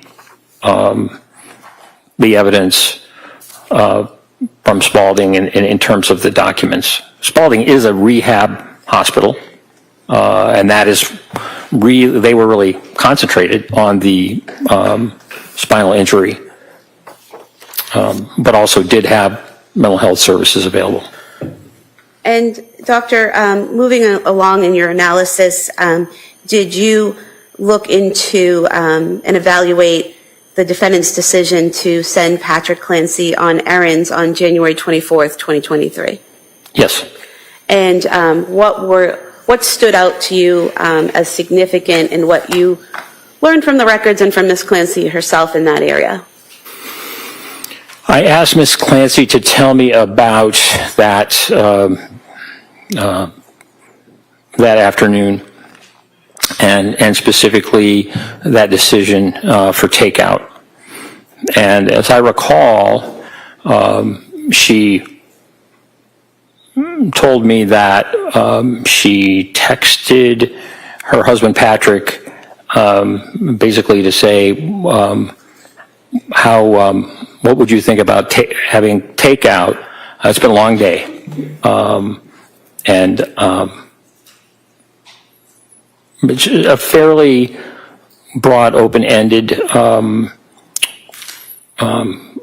request, and that he responded positively, and from then she made the arrangements to look up the distance between their home, and 3V restaurant in Plymouth, but also looking at basically making plans to have the food ordered. And she had texted her husband ultimately and asked him about, to tell her what order to make.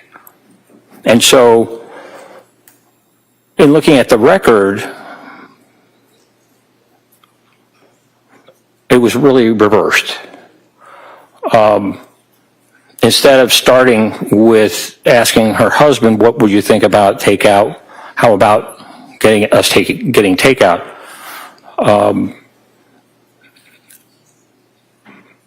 The record shows that Ms. Clancy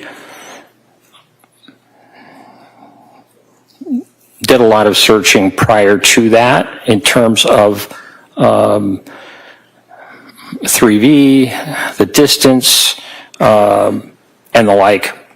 So there were a number, getting information prior to requesting a text, sending a text to her husband.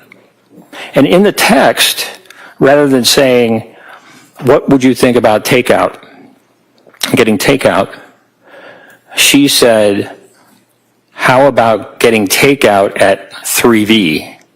I am, it's been a long day, etc. And so this reversal, in terms of what she told me, and what actually we see in the collateral, I thought was significant. How so? Well, she told me that the only restaurant that she could remember about getting takeout was 3V. And Patrick told me that they had never gotten takeout from 3V. He named West End Grill and Chestnut Grill as places that were in Duxbury and close by that they liked and that they often got takeout from. They had been to 3V and they liked it. They had gone as a family, but they had never gotten takeout there, takeout from 3V. And so presenting not just the idea of takeout, but how about 3V? And she had already done lots of checking about distance and the like. I thought was inconsistent. What I saw from the record was not what she told me in terms of the order in which she made those decisions, and so I saw that as being significant. And was there a similar scenario with the request of Patrick from the defendant to also go to CVS? Yes. And so what was the difference between what she told you about the plan to go to CVS and, or what she told Patrick, and what she had done in terms of research? Well, the research for, I think it was Miralax, which was suggested for Cora's constipation. They had had an appointment that morning in pediatrics, and this was suggested that the Miralax and CVS was something that Ms. Clancy looked into sometime after 4 o'clock, but not long after 4 o'clock, and well before she contacted her husband. But that she did not communicate to her husband the importance of picking up Miralax at CVS, who she had called, until really right before he left. So he had planned on going to 3V, driving to 3V, almost 6 miles, to get the takeout, and then she also added on that other errand right before he left. And so was it significant to you that she had researched the Miralax and looked into CVS an hour before, but just added that that part of the errand on right before her husband left? Yes. And why? Well, it lengthened the trip. It added one extra obligation for Patrick, and that would make for a longer time that he was away. And moving along in your analysis, you discuss Ms. Clancy's suicide attempt, and you say that it was serious, but required sequential decision-making. Is that correct? Can you just repeat that? I'm sorry. Sure. In your report, you describe Ms. Clancy's suicide attempt as serious, correct? Correct. And you also state that it required sequential decision-making. Is that correct? Yes. Can you talk a little bit about why you found that it was serious and how you found that it required that sequential decision-making? Well, I think in looking over her records previous to that day, 24 January, she had contacted Aspire twice, a suicide hotline, and spoken to them. And really, as I recall, since early December had been speaking about suicidal ideation. So this was something that that was significant for her. There was, of course, an assessment in the emergency department on the 15th of December. So you look through the record and you do see that she was concerned about self-harm and suicidal ideation.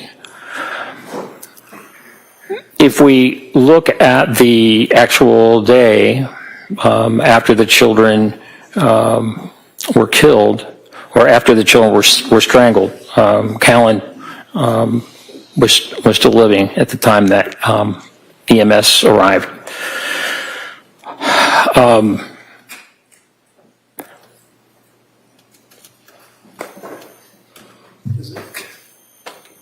She told me that she got a knife from the butcher block in the kitchen, and then went upstairs and attempted to cut herself. That she also took pills or took an overdose, and I asked her about that, really trying to understand.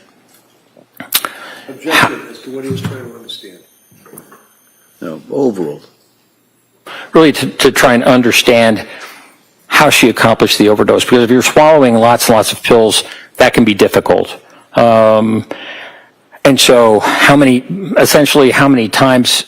handfuls of pills did you take, or whatever? And then she told me that she had slashed the screen and dove out of the window. Doctor, if I could ask you a question. In terms of taking the pills, what did Ms. Clancy tell you about how she took the pills? I'm sorry? What did Ms. Clancy tell you about how she took the pills?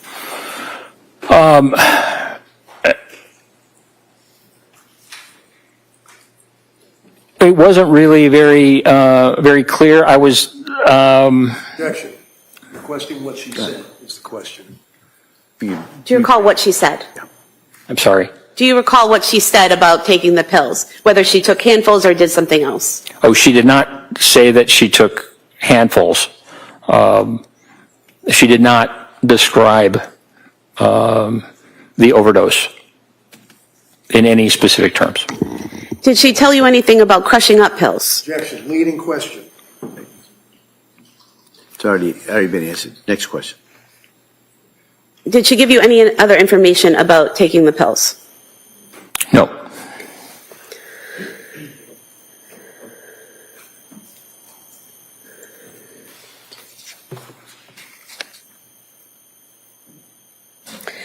Now, if you could tell us that portion that I asked you about earlier, what is sequential decision making, and how did you see that in her behavior?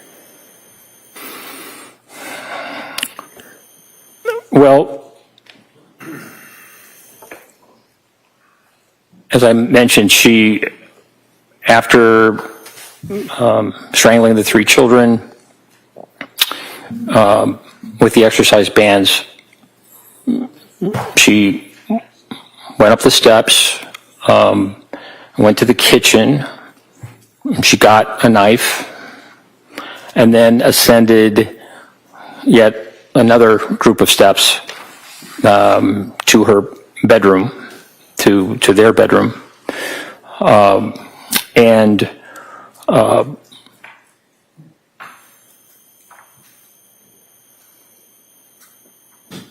described the attempt or cutting her wrists as well as her neck, and also described the overdose in barely. It was just hard for me to get a good idea about how specifically the overdose occurred, what she did, but she omitted some things that I thought were significant. And what things did she omit that you think were significant? Well, she omitted the fact that she had actually crushed the pills, and I found that to be, quite significant. And how did you learn that she had crushed the pills?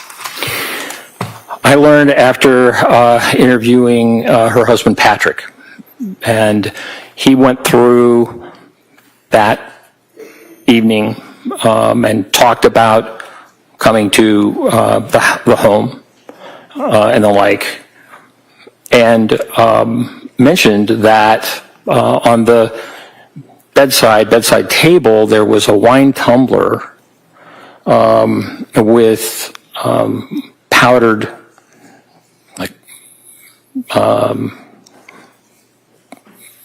medication, crushed up medication, that there was still some in the wine tumbler. And I had not heard, she had not told me that she had actually crushed the medication. And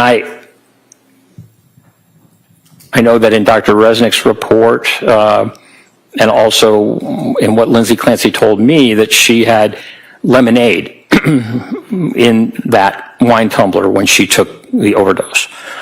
And when I asked Patrick Clancy, he told me that they did not have, he didn't think they had any lemonade in the house, that was not typical at all. And doctor, what is the significance? Finish, please. I'm sorry, were you not finished? You done with it? Hold on. You Yes. done with that answer? All right, next question. And so, doctor, what is the significance to you, if anything, of this atypical use of lemonade and the crushed powder in the cup?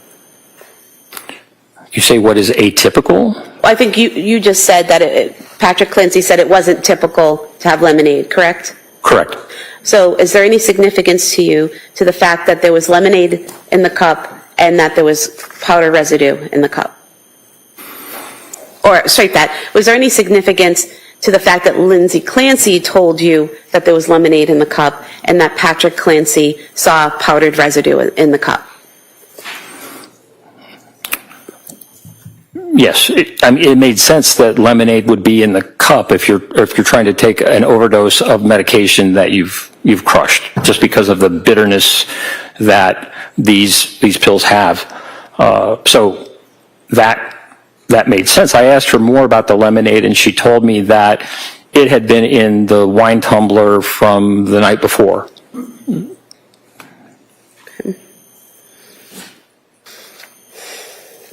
And in terms of the decision-making process, like what types of decisions is she making? Are you referring to, what to take and how to take it and when to take it and when to cut herself, those types of decisions?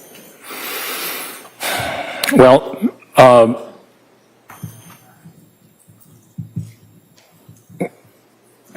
crushing pills is really a challenge if you don't have the right equipment, if you don't have like a mortar and a pestle that they might have in a pharmacy.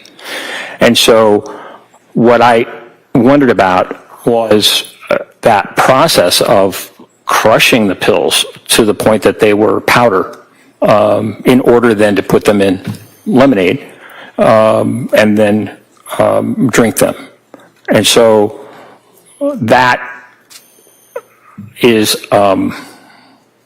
to crush pills, significant number of pills into fine powder is not an easy thing to do, particularly if you don't have the right equipment.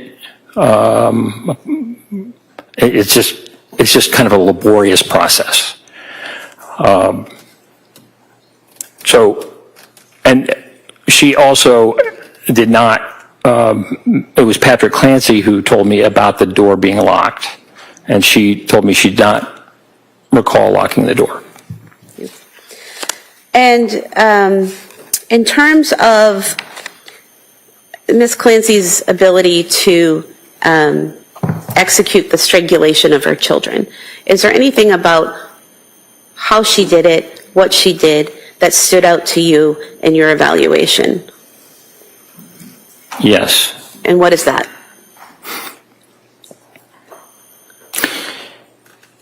Ms. Clancy told me that she, after the phone call with her husband, she returned the call, that was when she took Dawson down the steps into her husband's office to strangle him.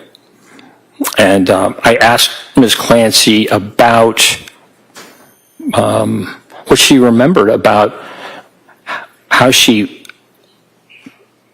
what she said to Dawson to get him to go down the steps and leave his sister and brother upstairs, and was there resistance, verbalization, et cetera, crying.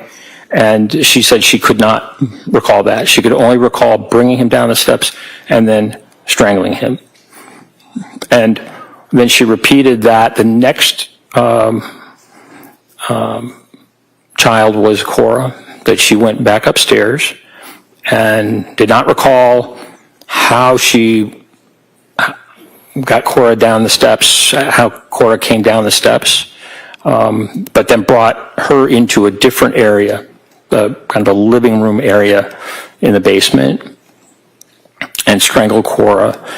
And then lastly, that she went up to get Callan. And I asked her, I said, where was Callan upstairs? And she said, well, maybe in a playpen, often, she said she couldn't really remember, but then bringing Callan down. And he was the last child to be strangled, all during this time where this voice is over and over again saying, this is your last chance. You have to kill the children before you kill yourself. Doctor, is there any significance to the fact that this voice is telling her to kill the children, but not telling her how to kill the children? Yes. And what is that?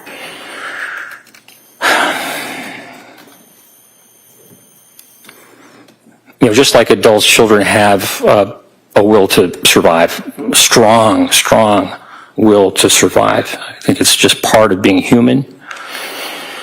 And so I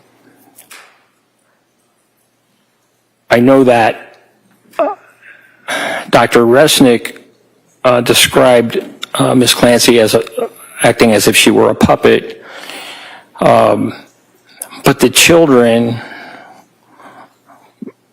are not puppets. And just in looking at the Cape Codder video where Ms. Clancy is holding Callan and Dawson and Cora are there, I mean, they both are active. They can walk, they can run. And so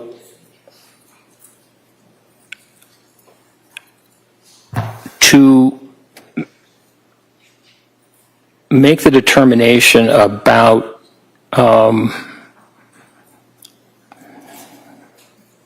going to object to this. All right, can I see counsel at sidebar?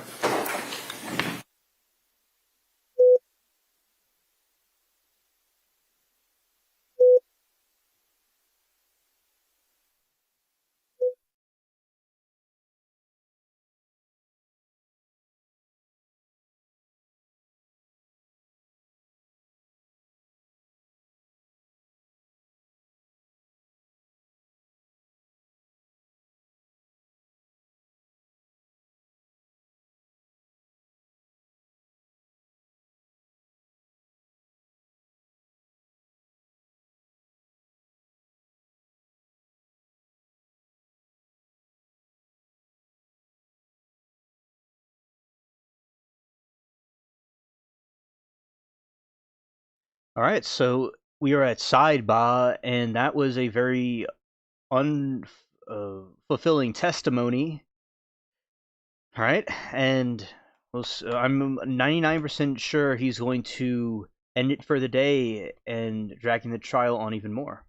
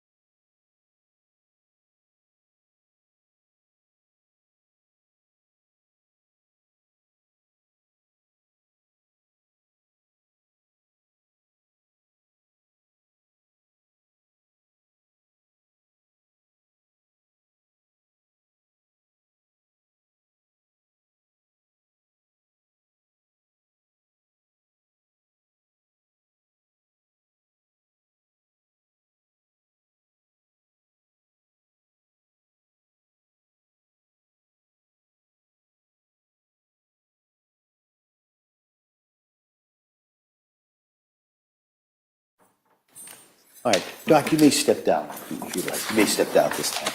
Step down? Yeah, please.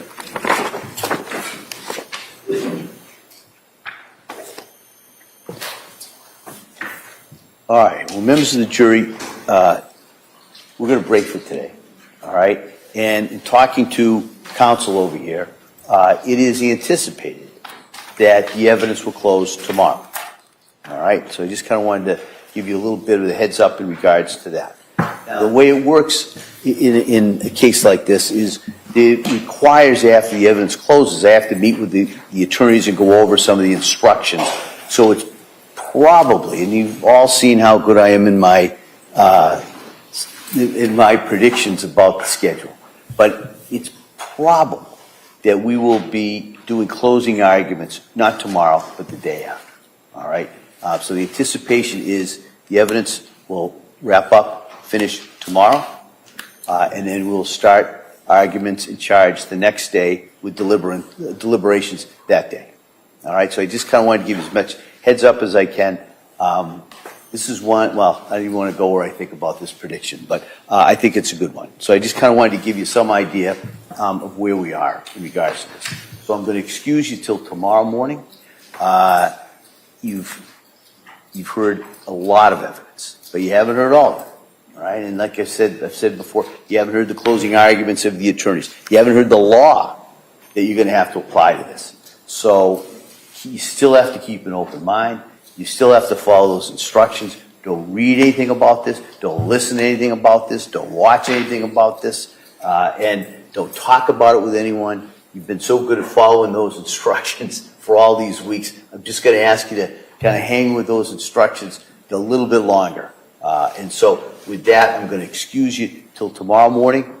We will continue with the witness who's on the stand. And like I said, I anticipate that we will, the close of evidence will be tomorrow. Okay? So with all my thanks, as I've done it all the time, thank you so much, and I look forward to seeing you tomorrow. Okay? Court, all rise. Chairs, please. This way.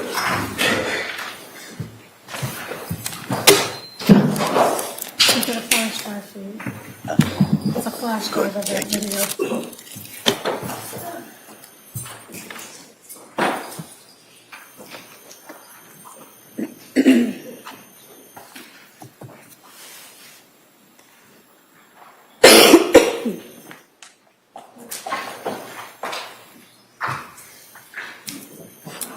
Jurors have exited the courtroom. This court's in session. Please be seated.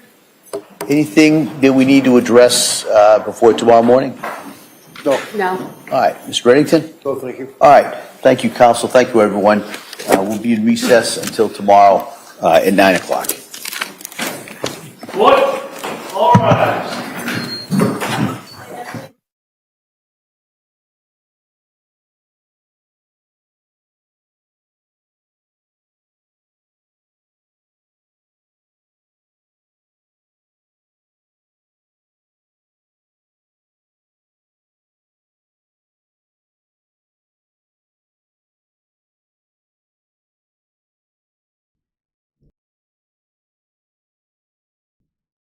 Welcome, Brandy. It was nice you could come by the channel, and we have been watching Clancy today, and it was really just uneventful rebuttal witnesses, and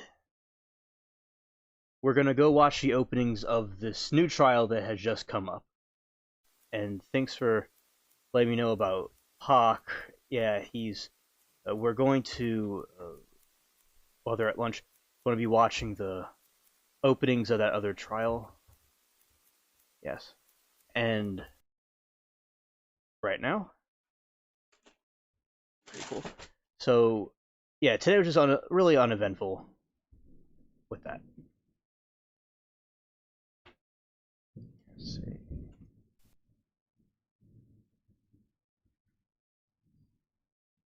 Openings.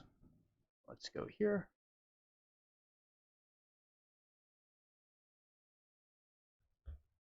Any scenes you missed from Tupac's trial, we'll watch later. Shout out to the spaceship cats. Okay. Is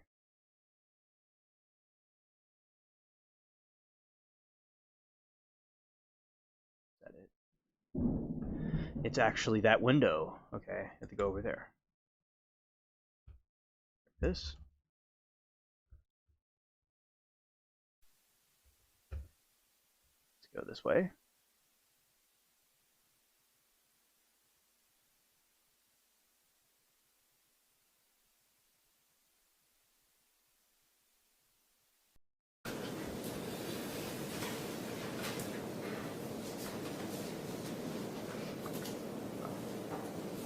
Wait a minute. Is this window? It's not. It's showing something else. Are you ready for this? It's still showing something else. There we go. That's the right area. Go. The defendant, Caitlin Goebel, befriended Morgan Bauer. She befriended her, and then she lured her back to her home so that the defendant and her boyfriend, Alex Warren, could kill her. Once she got Morgan back to her home, they strangled her and killed her. But it didn't stop there. Over several days, they mutilated Morgan's body. They beheaded her, they dismembered her, and Alex had sex with her body throughout all of that. And then when they were done with her body, they took her to the woods, burned her body, and left her there.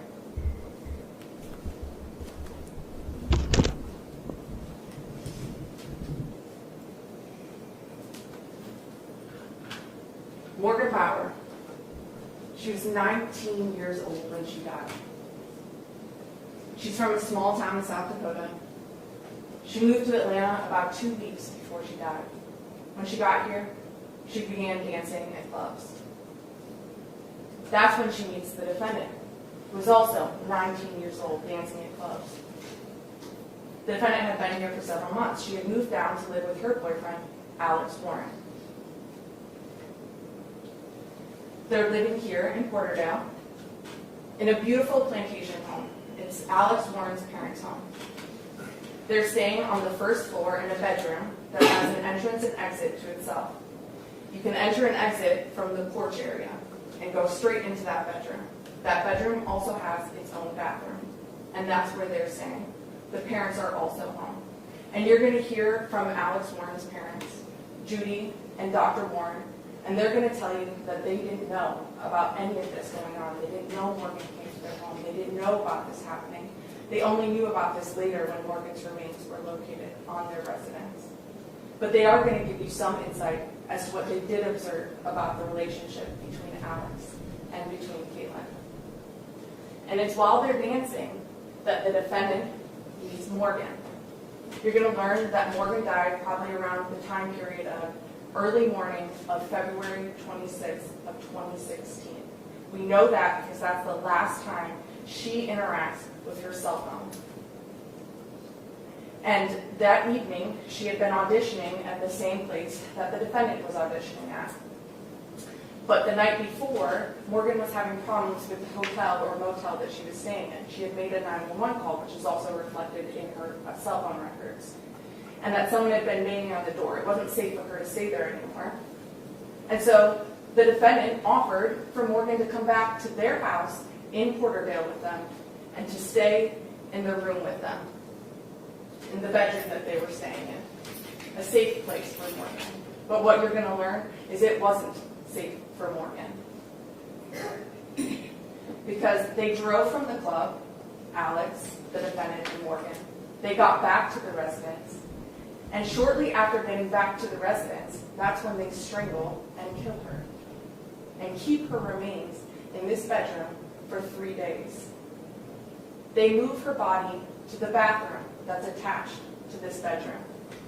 And that's where her body is in the tub, as they mutilate her, decapitate her. You're going to hear a lot of the defendant's statements. She's going to describe to you how Morgan's head was in the sink while she was in the bathroom, and Alex was having sex with Morgan's torso. And then when they're done with the body, they take it out to the woods. You can pretty much see the woods from the yard of the house. They light it on fire, and they just leave Morgan there. And what do? They go on, living their lives. They're a happy couple. Alex and the defendant, posting it on social media, acting like none of this ever happened. But Morgan's best friend, Taryn, who's still in South Dakota, had been talking with Morgan about her big move to Atlanta, her big plans, and had been in touch with Morgan the whole time, getting updates from Morgan. So on the 26th, when she doesn't hear from Morgan, she's concerned. But Morgan's living a new life. She's having fun, right? So like one day, that's not a big deal. But then she doesn't hear from Morgan. And that's not like Morgan. So she starts to get worried. And then she's telling family and friends. And no one has heard from Morgan. Where is Morgan? They're all worried. And about a week or two later, they end up making a police report with the Atlanta Police Department. Because that's where they thought Morgan was. She had moved to Atlanta. That's the last place people had seen her. So there's a missing person report with the Atlanta Police Department. Now, a lot of this trial is going to focus on what happened when Morgan got to the house in Porterdale, and less about the missing person search. Because ultimately, we learned she wasn't missing at all. She was in the woods, and that the defendant had put her there. But they're worried. They're looking. They're looking for Morgan. Friends, family. You're going to hear from other people that joined in the search for Morgan. Because from 2016, 2017, 2018, 2019, 2020, 21, 2023, people are looking for Morgan Bauer, while the defendant knew exactly where she was. And it's in 2023 that everyone else learns that Morgan is dead, she was murdered, and her remains are in Porterdale. Like I said, in the meantime, the defendant is living her life. Her and Alex end up breaking up about 6 months after this happens. While they were together, it was a fast relationship, they were in love. We'll show you how in love they were. But then they break up, and she moves on with her life. She ends up getting married to an individual named David Settles, and you're going to hear from Mr. Settles. She confesses one night to David Settles, her now ex-husband, that she and Alex murdered Morgan Bauer and got rid of her body. So when the defendant and David are going through their divorce, because the defendant had told David not to tell anyone, that he didn't want to know the details. Well, now he doesn't have any allegiance to the defendant, and he comes forward. Like I said, there were other people that began looking for Morgan, and you're going to hear from Terry Feely, and he is like a podcast, hobbyist, producer. And so he was trying to make some sort of documentary about a missing person. He just happened to choose Morgan Bauer. And then he enlists Ashley Durham, who's a private investigator. So while law enforcement and the family is still looking for Morgan, these two individuals are also doing their own search for Morgan.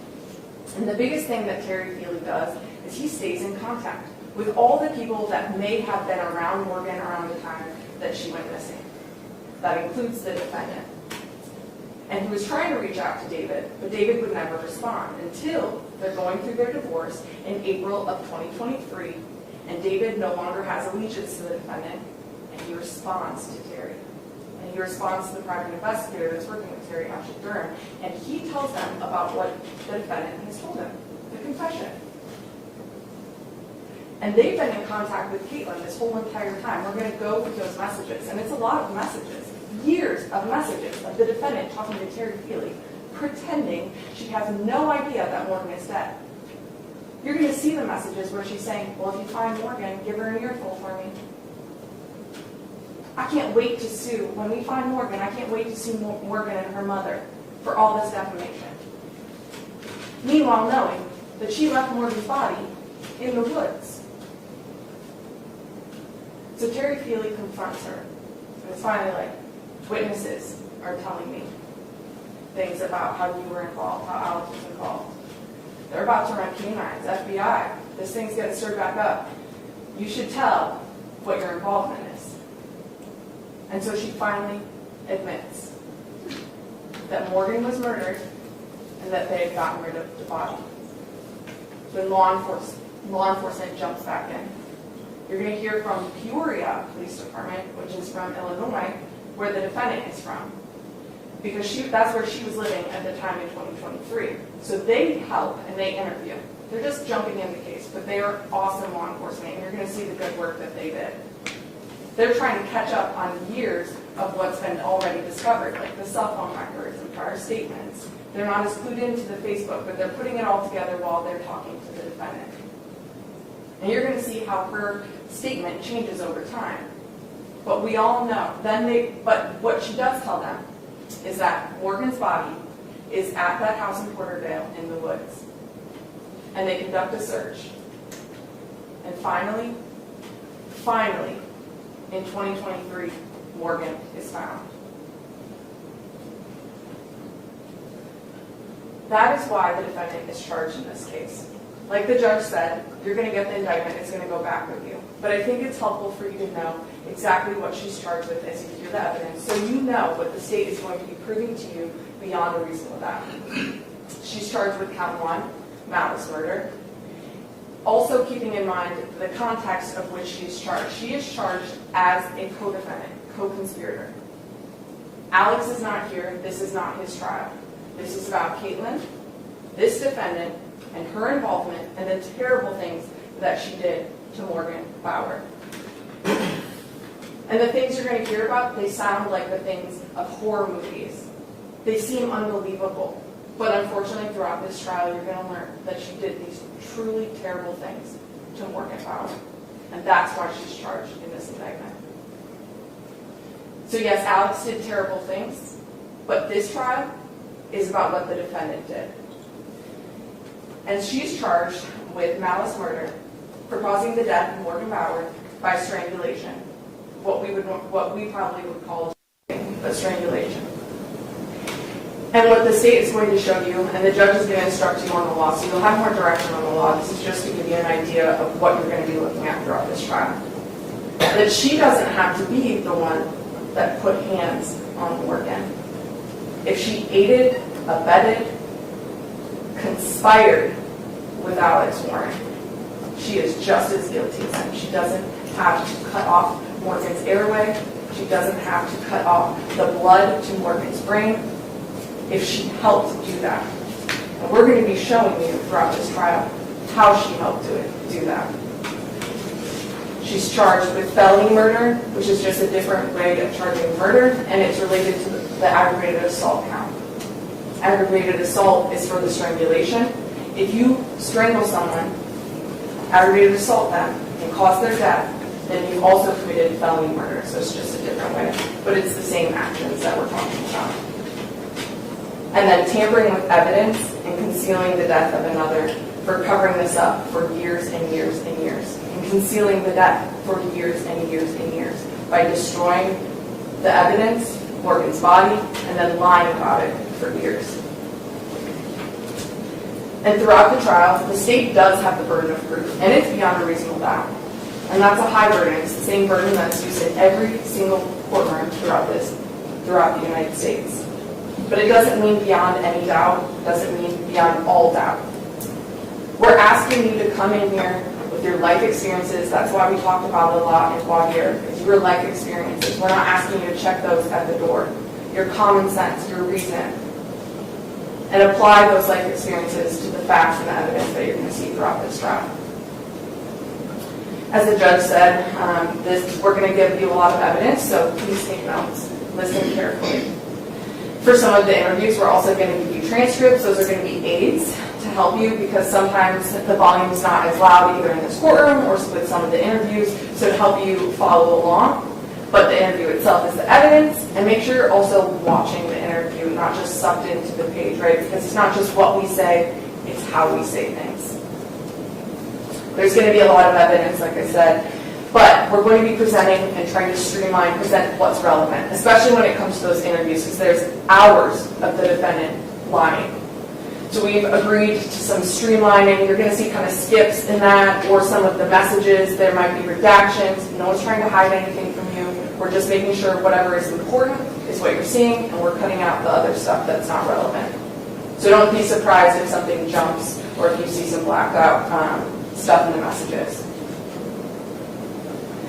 And one of the people that I've talked about already, and that you're going to hear a lot about, is Alex Warren. But the state does not plan on calling him. It is our burden to prove beyond a reasonable doubt that the defendant did the things that she's accused of.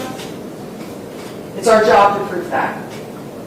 And we've decided that we don't need him to prove beyond a reasonable doubt that the defendant committed these crimes. We are not going to give him a platform to talk about the things that he did to Morgan, that he enjoyed, that they did together. We're not going to turn this into a circus, because you're going to see that throughout the defendant's statements, that's what she tries to do. She shifts it to Alex. It's Alex. It's Alex. We're going to show you that they did this together. And what you're going to look at throughout this trial is how they acted before, during, and after. And that's going to prove to you that she was an active participant in these crimes. She's going to claim that she was coerced, that Alex forced her to do it. And we're going to talk a little bit more about her statements and why that doesn't show that. But what I'm asking you to do while you listen to the evidence is that reasonable? Is what she did reasonable based on what she's describing? Also, what she does after. Because what the evidence will show is that although it doesn't matter who exactly strangled Morgan Bauer, that it was their plan together. This was something that they wanted to enjoy together. That the defendant was the one that took Morgan's phone apart, took the battery out so she couldn't be located, and got rid of the phone, destroying evidence. That she helped cut up Morgan Bauer's body. And that she sat at that fire while Morgan Bauer's body burned. And that she never reported it to law enforcement until she was backed into a corner and she had to. A big part of your job is going to be to assess the credibility of witnesses. Like I said, it's not what you say, it's how you say things too, right? And part of the things you can consider is just body language, and that also includes in interviews, not just from the witness stand. Any sort of motive or bias that person would have. Why are they lying? Or are they telling the truth? And any inconsistencies. Do they make sense or not? Because the biggest person's credibility that you're going to be assessing is the defendant. That's because she gives years worth of statement. Years, starting in 2016. When you listen to those statements, I know that it's going to probably feel like a lot, and like I said, we're going to do our best job to move through these things, but it is important because it's important to hear everything that she says and the timeline in which she says things. Look for the evolution of her statement from 2016 to when she's back in a corner in 2023 and has to admit the things that they did. How does it change? And the lies that she tells, because every single one of those interviews, she is lying, and you're going to see it. She paints herself as the victim, distancing from Alex Warren. We're going to show you other evidence. Keep that in mind. Is she really distancing? Do her words match her actions? That's what you're going to be evaluating throughout this trial. And when she is lying, does she have any problem with lying? Because what I think you're going to see is there's no hesitation, there's no remorse, and she's very good at giving fake details and feigning emotion to go along with those details. But also look for the bits of truth that she leaves in there and ask yourself, why? Why is she telling that truth? Is it because law enforcement is going to learn this? This is something that they already know, that they could learn, and I got to get ahead of it and distance myself from it. And her statements start back in 2016 when she speaks with Atlanta Police Department within a couple weeks of Morgan being reported missing. Listen to her, that's a recorded statement. You can listen to how she's distancing herself. She gives one version of Morgan came back to the house and then she just left and went on a date. Never seen her again. I'm also worried about her. And then that same day, she speaks with Casey McClure, who you're gonna hear from. Casey McClure is having an advocate for those that are stripping. She's a woman's advocate, and she assists with trafficking. And so when Morgan's mom becomes concerned, she comes to Atlanta, she needs help, and Casey McClure is kind of boots on the ground and is in the clubs, and so she's going to the clubs and trying to help Morgan's mom. And they end up speaking with Alex and the defendant. And the defendant says that they just dropped Morgan off at a gas station and Morgan left. So she's already changing her statement within the same day. And then she reiterates that statement, the defendant, to Porterdale Police Department officer, who comes and talks to her shortly after that. So there's three different people, at least three different people that she talked to in the beginning. Atlanta Police Department, Casey McClure, who's an advocate for women in her position, and Porterdale Police Department. And not once does she say, help me, my boyfriend did these terrible things, I'm scared of him, I'm in an unsafe situation. You will never hear her say that. And then the years go on, and eventually she has that call with Terry Feely. And even within that call, she starts to shift and change once she realized that Terry's serious this time, and things are about to come out.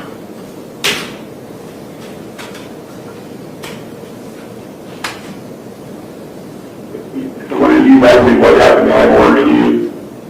I'm going to restart that. And the number of individuals that come forward and explain exactly what happened to Morgan. And they are saying that Alex was involved and that you were partially involved also. And I don't understand what happened. I guess part of the reason I'm calling you is because this is catching up with you very soon here, and I kind of wanted to give you a heads up and let you explain how you were or weren't involved. Give you information before the police come to you and before the FBI comes to you. Give you a chance to tell me the story of what else did and then go from there. I didn't even think he'd be capable of something like that. I mean, he had a mean streak, but he was stupid. So did you ever see Morgan's dead body? I didn't, like I've been saying, I didn't even know that I just knew that she was gone, like that she had left.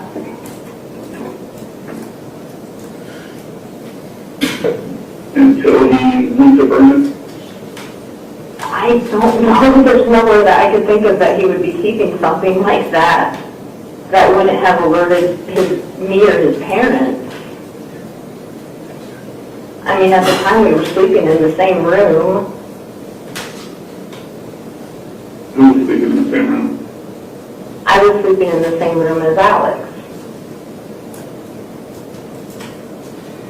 Now that's not the statement she gives in 2016, that's in 2023, right before she admits to taking a suitcase out and burning it. But even in this call with Terry Feely, in July of 2023, she acts as if she didn't know what's in the suitcase.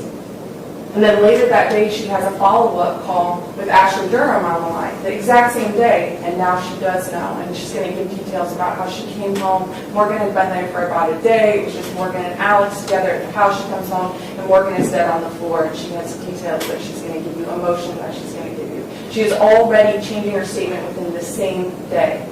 And eventually, we get the truth, the lie that's closest to the truth.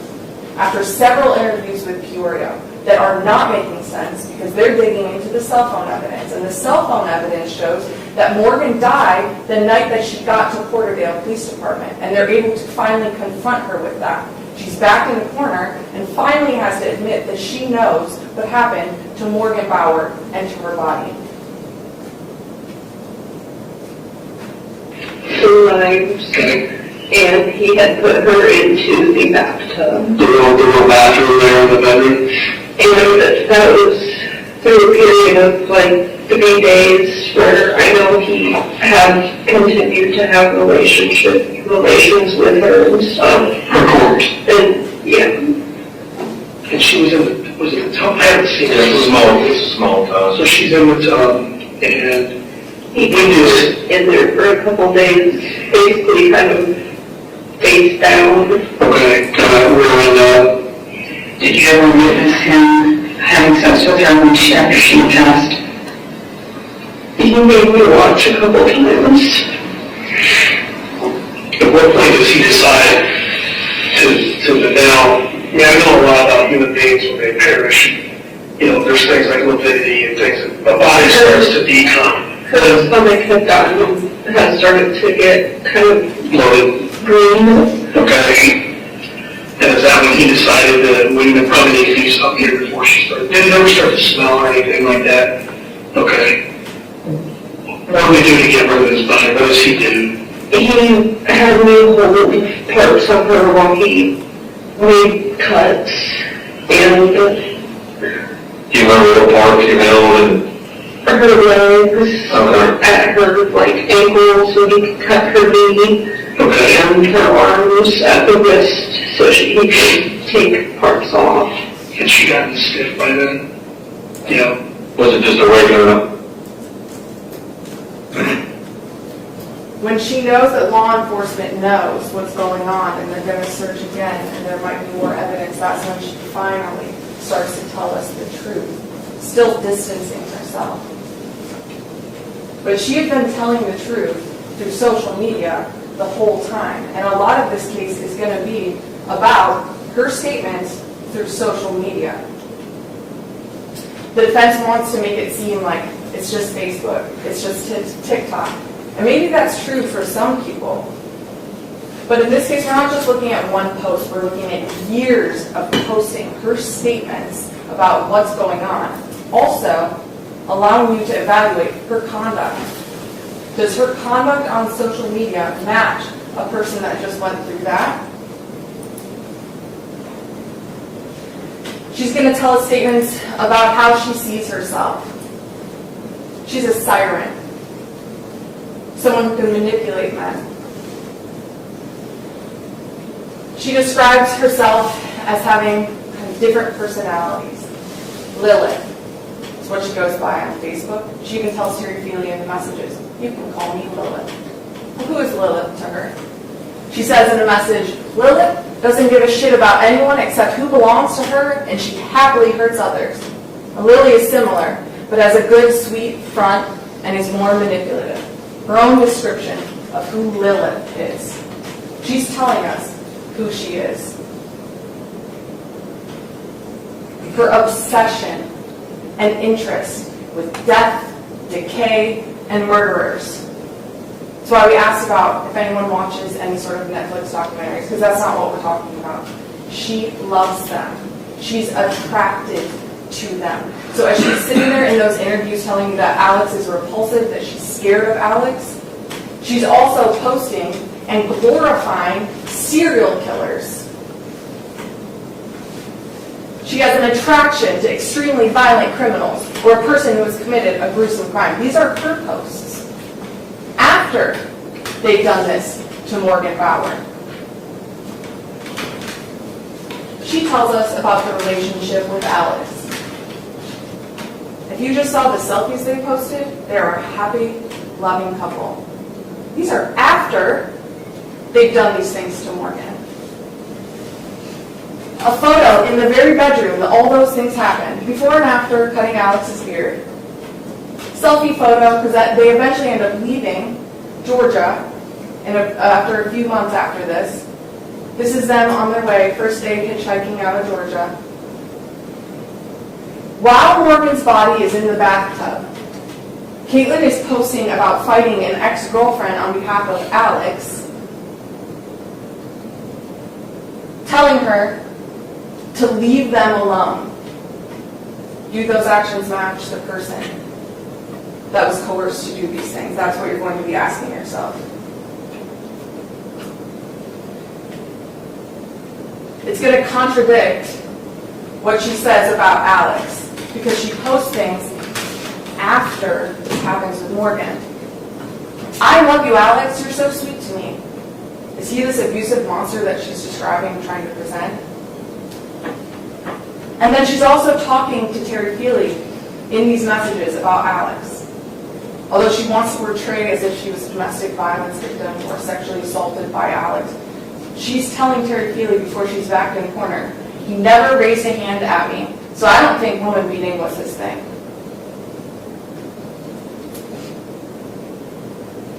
Like I said, you're going to hear from Alex's parents as well.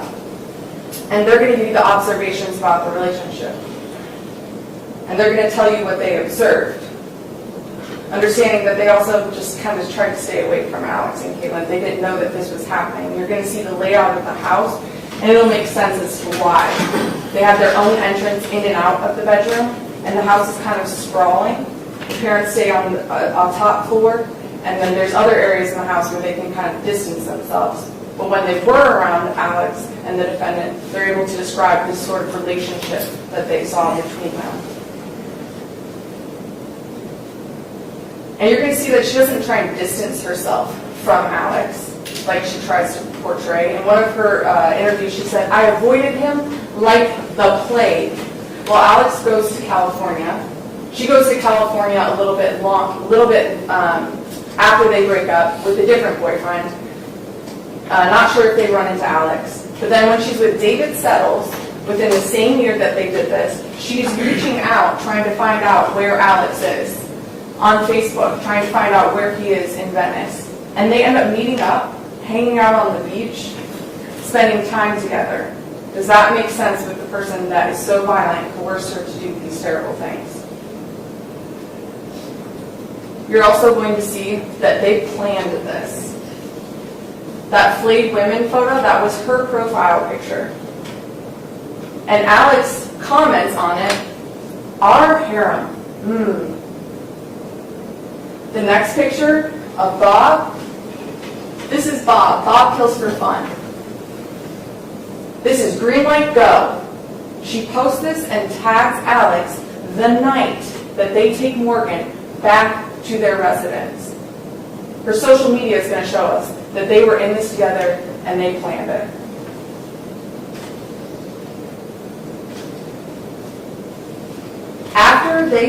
Within 2 weeks after they kill Morgan Bauer, she posts a silly video, and if you didn't know what was going on, you would just think that they're just silly kids, of Alex dancing in the same room.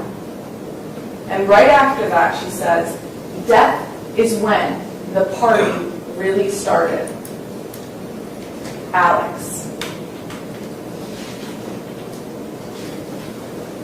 You're also going to learn that Alex kept a trophy, and he put it in the vent in the bedroom.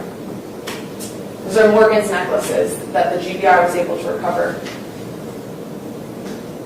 But you're going to learn that the defendant had trophies herself, and you're going to see them. They're not physical. They're the type of things that she posted. Her TikToks, her Facebook messages, breadcrumbing. To the outsider, right? She just has a dark sense of humor. She's into dark things. And I agree with the defense, we don't need to hold that against people that are into dark things. But this isn't pretend. This isn't cosplay. This isn't make-believe anymore. When you have taken someone's body and burned it and left it for years, that's not make-believe. Her trophy is posting about it on TikTok. You've been sleeping for quite a while. I think they noticed that you never left the building last night. The cameras were searching for you, but they couldn't find you. I have you hidden too well. I kidnapped you. Because the defendant, she befriended Morgan Bauer, she lured Morgan Bauer, she killed Morgan Bauer, she defiled Morgan Bauer, she burned Morgan Bauer's body, and then she left Morgan Bauer in the woods for years for her family and friends to wonder, what happened to Morgan? Where is Morgan?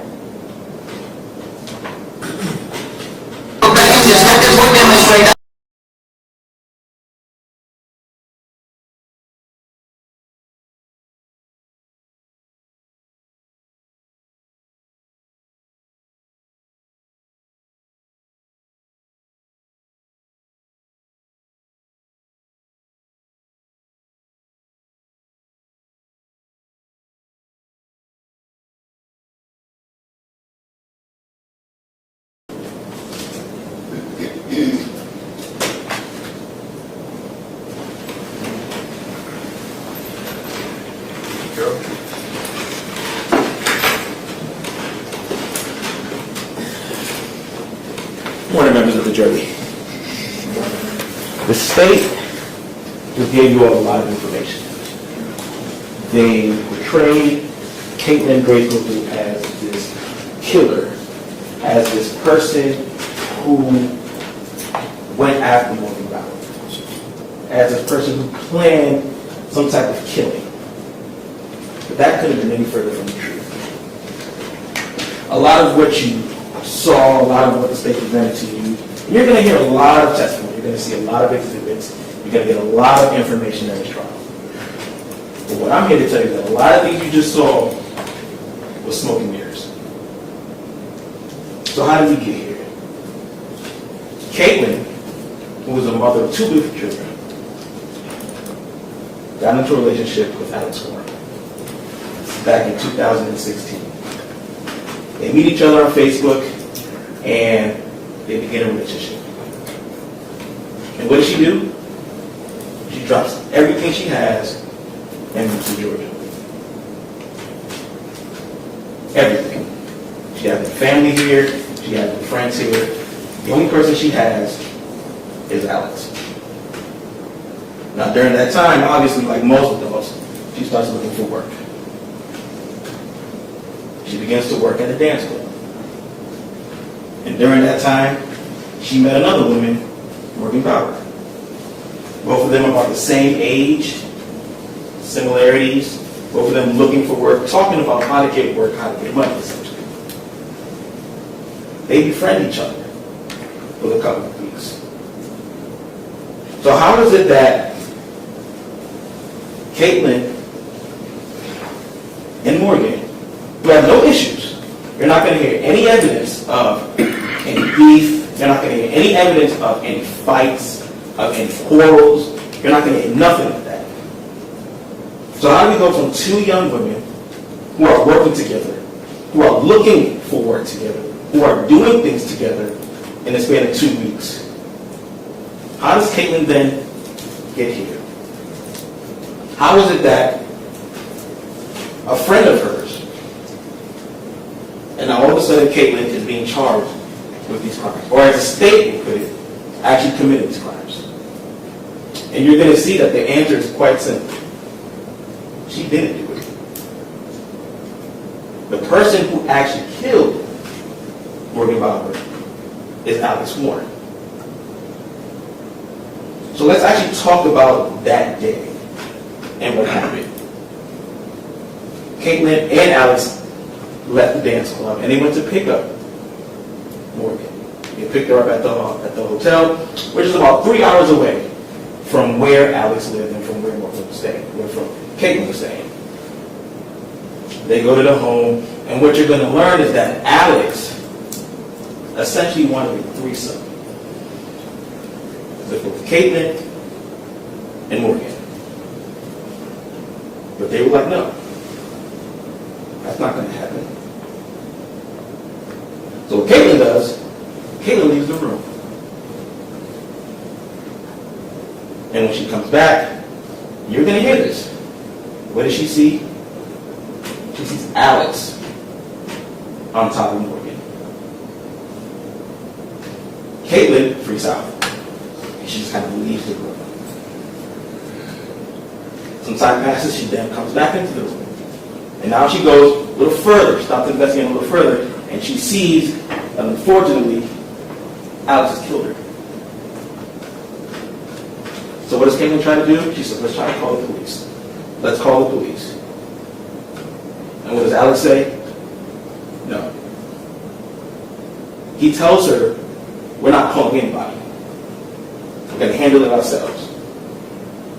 Now I want you to remember something. Caitlin at this time is a teenager. Alex is 26. Caitlin was scared. And you may hear some testimony about Alex. That he wasn't this peachy guy. Caitlin had every reason to be scared. Now think about it. Caitlin left everything she had. The only person she knew, the only person she trusted, was the person she just watched kill Morgan Bauer.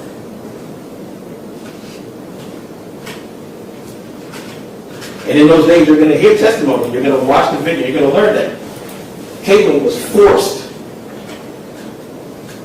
to hold the body as Alex cut it up. That Alex made Caitlin sit down and watch him as he had sex with her body. Now this is all sad. Because at the end of the day, there was a life that was lost. But it wasn't by Caitlin. Caitlin didn't conspire with anybody. Caitlin didn't plan anything. Caitlin was a 19-year-old who had just witnessed her boyfriend kill someone. She tried to make an attempt. She tried to do the right thing, but she was scared. She was scared of her boyfriend. She was scared of the only person she knew. She had nowhere to go. She had no family. So Caitlin did what she thought she had to do in that situation. Now let's fast forward and let's go through this social media. The state, they're trying to portray Caitlin as this person who was relaying her messages through social media. Now we all know between 2016 and 2022 was the boom of social media, specifically TikTok. Most of you, if not all of you, have either heard about it or used it to some degree. Now what is this TikTok? You all know TikTok is a platform that billions of people use across the world for all types of reasons. Some use it to tell stories. Some use it to buy things. Some use it for cosplay. There is countless ways that people use this platform. And one of those reasons that I mentioned was cosplay. The very thing that Caitlin loved to do. Now what is this cosplay? This is essentially people dressing up and reenacting characters or whatever it may be. And it's a wide range. You can cosplay as athletes. You can cosplay as cartoon characters. You can cosplay as fairies. Or you can cosplay as people who are dark. That doesn't make you a killer. The state wants you to believe that because Caitlin Morgan painted her face and had props and used fake blood, that all of a sudden, that was her message. That was her saying, look at what I did. But that couldn't have been any further from the truth. Caitlin was just expressing herself. And you're going to see the videos. You're going to see the videos.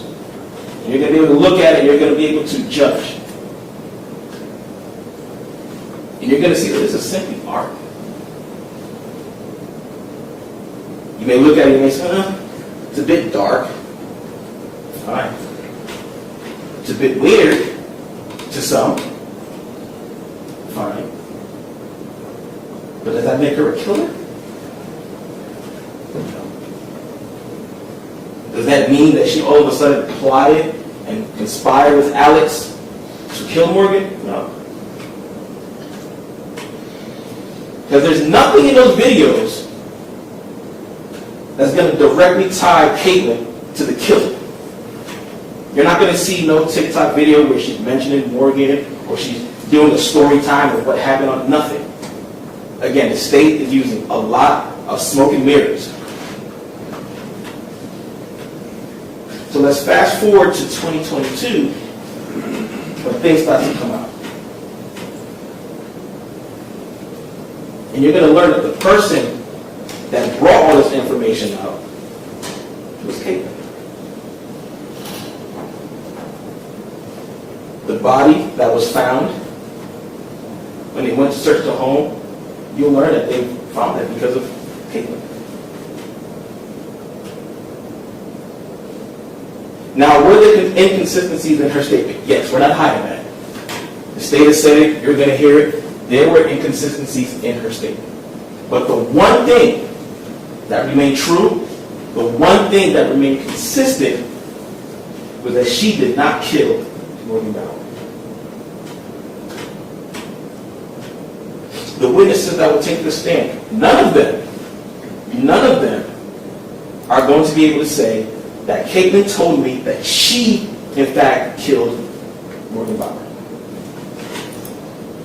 Mr. Sellers, who I anticipate will take the stand, he's going to tell you that she never mentioned that she killed her. Only that she helped get rid of the body. And that's something that Caitlin did in fact tell the police. Now again, were there inconsistencies? Yes. We are not hiding them. We have been very upfront. But the inconsistencies in the statements had to do with what happened before and after, excuse me.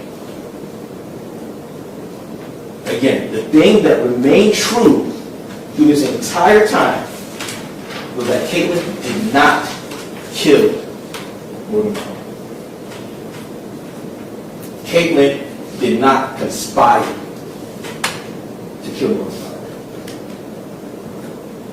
And over the course of this weekend into next weekend, you're going to see a lot of evidence.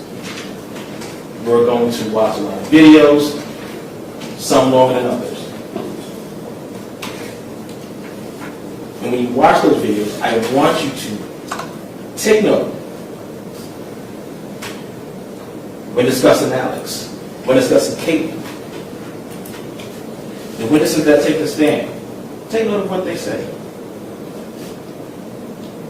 And again, no one who takes this stand is going to tell you that Caitlin said that she actually killed the body. And I want you to remember that, because the state has the burden. They have to prove to you all beyond a reasonable doubt.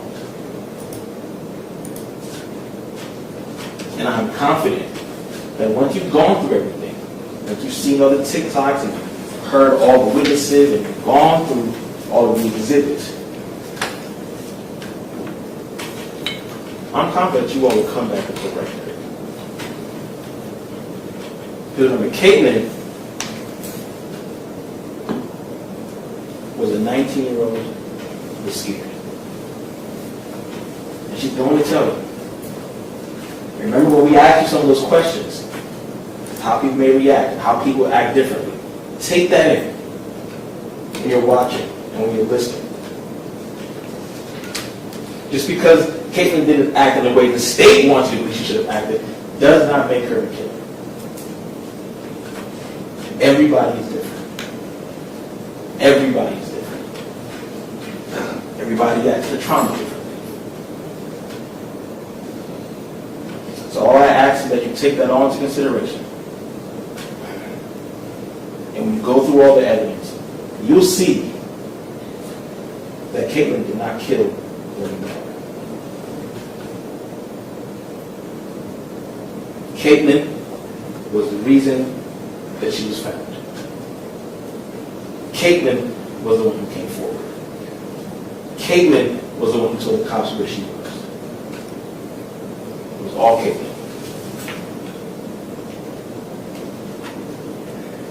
So I ask you to take that all into consideration. And remember who has the burden. Remember who has to prove to each and every one of you, beyond a reasonable doubt, that Caitlin did in fact kill Morgan Bauer. That she did in fact conspire or plan to kill Morgan Bauer. And you're going to see that none of that is true. And for that, I ask that you find Caitlin Bauer not guilty of all charges. Thank you.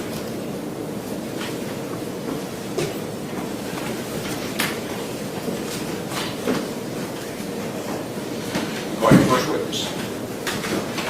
Joseph Galpin.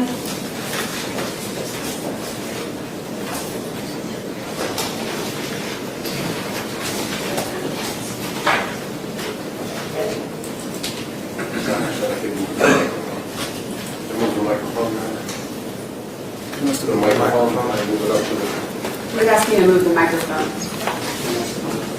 Oh, yeah. Okay. Sure. Thanks.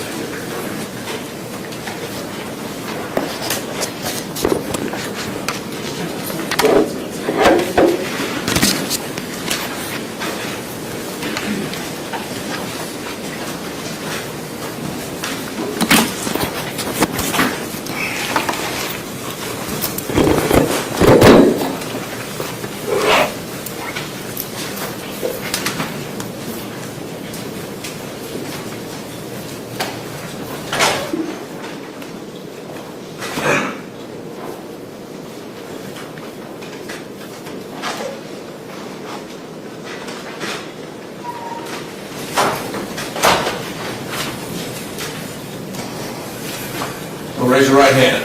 Swear testimony you about to give in the case of State of Georgia versus Cape and Grace Global, the truth, whole truth, nothing but the truth, so help you God. I do. You may proceed, counsel. Could you please introduce yourself to the jury and state?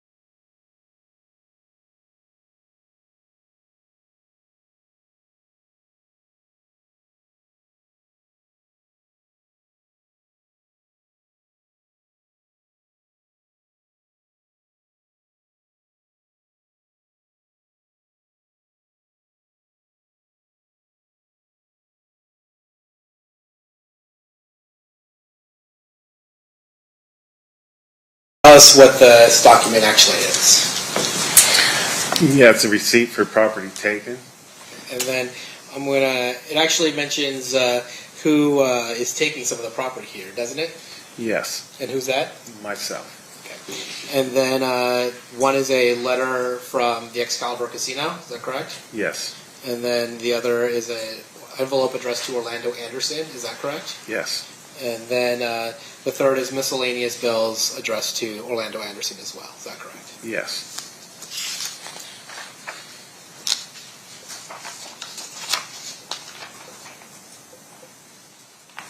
And all these three items were collected by you, is that fair to say? Yes. So from Mr. Davis's home, and well, we'll start with 163. We have from Mr. Anderson's home. We have a receipt from the Excalibur. Is that correct? Yes. And then is part of the reason why you're collecting that receipt is because it's relevant to the investigation as to who shot Mr. Shakur. Yes, we thought it might be significant that it showed that Mr. Davis was in Las Vegas at the time of the shooting. I guess in this one's Mr. Anderson, correct? Yeah. And then from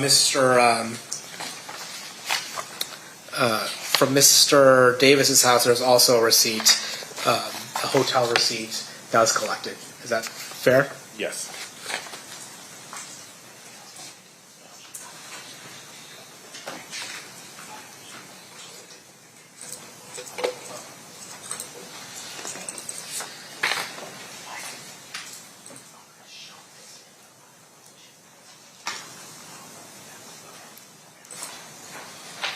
I'm going to approach. I'm going to show you states 160, and we're not going to talk about the addresses specifically, but the two addresses attributed to Mr. Anderson and Mr. Davis. One is at the top, and then one is at the bottom with a red dot. Is that correct? Yes. It's fair to say that they are very close to each other. Yes. I'm going to move 160 to evidence. Any objection? No objection. So admitted.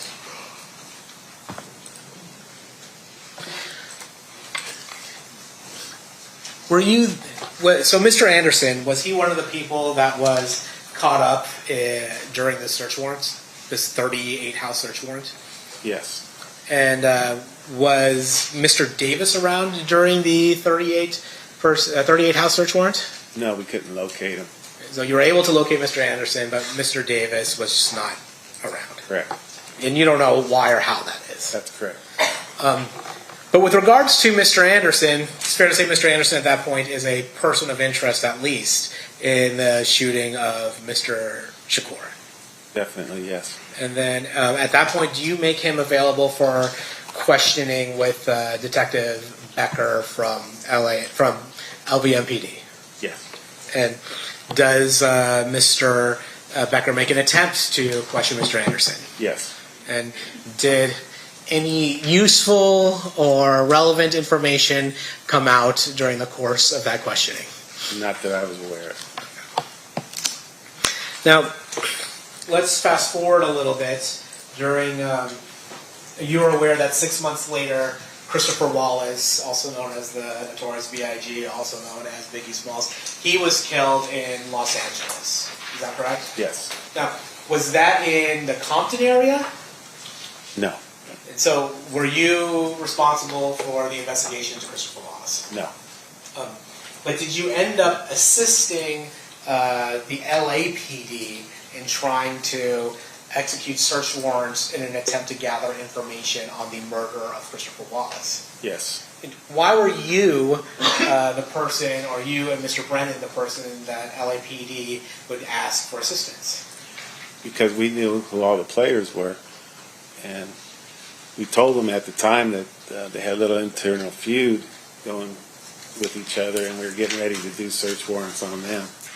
So you were getting ready to, they were having an internal feud. Is it fair to say that the 1997 search warrant served a dual purpose in a similar way that the 1996 search warrant served? Yes. So like in 1996, you have a war between Mob Piru and Southside Crips, and you're also trying to see if you can get any information related to the Tupac Shakur murder. Is that fair? Correct. Yes. And then in 1997, you had mentioned that there was an internal feud that had gotten violent. Is it fair to say that the Burris Street crew and the Glencoe Street crew on the Southside Compton Crips, that they had started engaged in their own violent feud? Yes, definitely. And as a result, and at that same time, there was some question as to whether or not members of the Southside Crips may be involved in the murder of Christopher Wallace. Correct. And so, were those two goals, or those two functions, part of the reason or the basis for executing the search warrants? Yes. Now,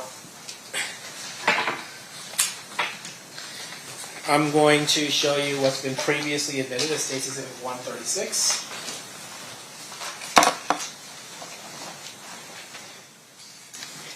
Do you recognize State's Exhibit 136? Yes. This is a search warrant we did on. And we're not going to talk about addresses by agreement, but it's a search you did on a different house from the houses that you did in 1996. Is that correct? Yes. And this is a different residence that was associated with Mr. Davis. Is that fair? Yes.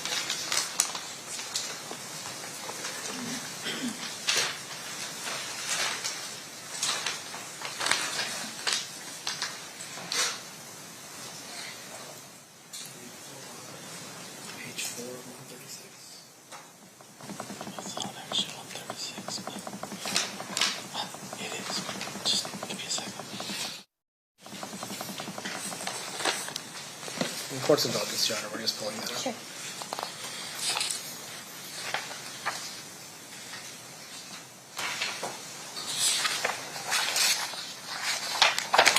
Just me, consult on me. And Mr. DiGiacomo, do you mind zooming in a little bit? Yeah, if I can figure out how to make the Zoom work on this.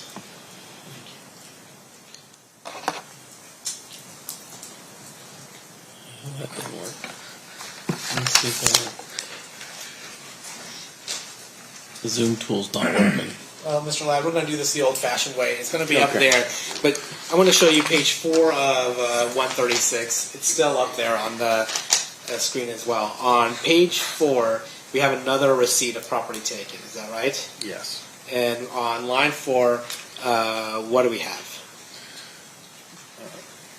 See, a money due bill for the Monte Carlo Casino. Now, in relation to this search warrant as well as the other search warrant, really you can only take property that would be related to the investigation, correct? Correct. So, like, if I couldn't take just any random property just because I have a search warrant, can I? No. You have to take things that are related to the actual search warrant. Correct. Now, I am going to ask you, did you spend, you said you had worked at Compton till about, how long, actually, let me rephrase. How long did you work at the city of Compton for? From 1983 to 2001. I'm sorry, 2000. Okay.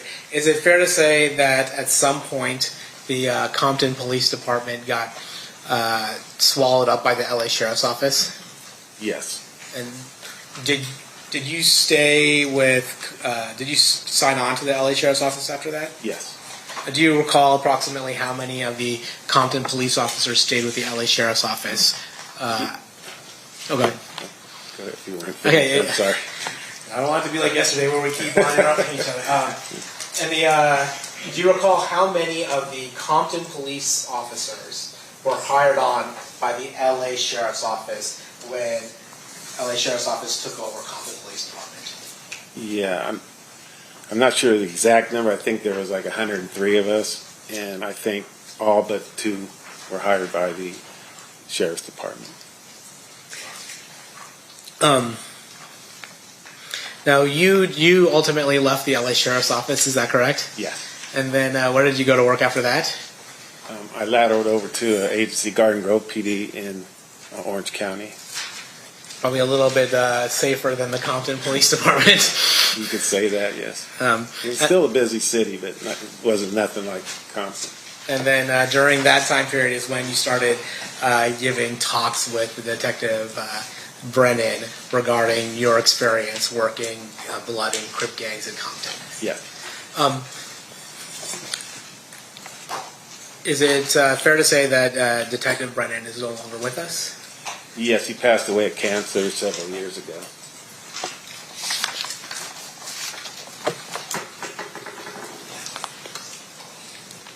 Oh, yeah.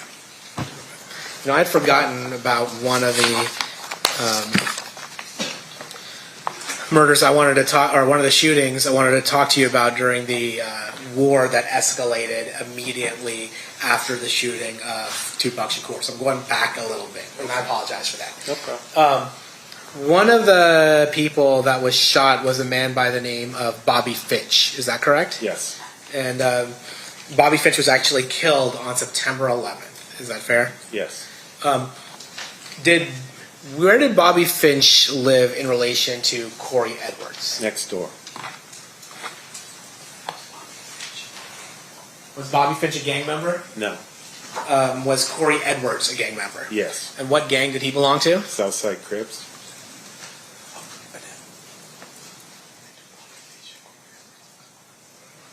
And do Bobby Finch and Corey Edwards look alike? Yes, they did. Seal pass the witness. Does anyone need to use the restroom before we get into cross? Seeing no hands, Mr. Stamp. Oh. You're good? You're good? Restroom. Okay, perfect. All right. During this recess, you're admonished not to talk or converse amongst yourselves or with anyone else on any subject connected to the trial, or read, watch, or listen to any report or commentary on the trial of any person connected with this case by any medium of information, including without limitation, newspaper, television, the internet, and radio, or form or express any opinion on any subject connected with the trial until the case is submitted to you. We'll have you guys back here at, let's say, 2:15. Please rise for the jury.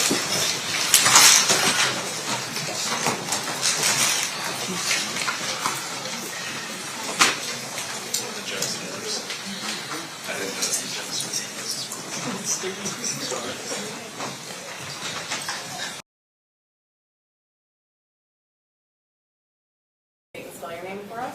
Yes, I'm Detective Joe Golphin. It's Golphin, Detective, Atlanta Police Department. Is there a way to move that microphone? Yeah, I'm just going to move this. We'll switch it. If you want to drag it this way. Okay. That way you can talk to it while you're talking to them. All right. And you said you're a detective with the Atlanta Police Department? Yes. And what is your current role with the Atlanta Police Department? Currently, I'm in the Internal Affairs Unit. And how long have you been in law enforcement and with Atlanta Police Department? Law enforcement for 32 years, Atlanta Police Department for about 20 years. And were you working for Atlanta Police Department in 2016? Yes. Can you tell me about what your role was within the Atlanta Police Department in 2016? In 2016, I was in the Homicide Unit. Eventually, did you move out of the Homicide Division into the Missing Persons Division? Yes. And when you were in the Missing Persons Division, were you assigned the missing person case of Morgan Bauer? Yes. Have you, I guess when you get a new case or get reassigned a case that maybe was worked up before, do you go back and review all the investigation that was done by prior police or prior detectives? Yes. And in this case, in 2016, was Morgan Bauer reported missing? Yes. Do you recall approximately when she was reported missing? She was reported missing on March 12th, 2016. And was there a different detective that was over that case at that time? Yes. Was that Detective Kramer? Yes. And is he now deceased? Yes, he is. And can you talk to me a little bit about how the missing persons unit works within Atlanta Police Department? How many officers there are, and what you kind of do with your investigations? When I was there were 2 detectives and a supervisor was the missing persons unit. Okay. So you have 2 detectives and a supervisor, and that covers all of Atlanta, any missing person report in Atlanta. Yes. And can you talk to me a little bit about the sort of things that you do when you're working up a missing persons case? The first thing is take the information that you get about the missing person, pass it on to the communications department so that they can upload that to the National Crime Information Center. And then get a photograph, some general information, description, last place seen, and create be on the lookout bolo flyer and pass that out. So a lot of it is kind of just sending out information about that missing person and trying to see if you can get any information back about where they were? Yes. And then do you follow up on tips? Yes. Do you get often a lot of tips that maybe don't go anywhere, but you follow up on them still? Yes. And in your review of this case, is that the procedure that was taken when Morgan Bauer was reported missing? Yes.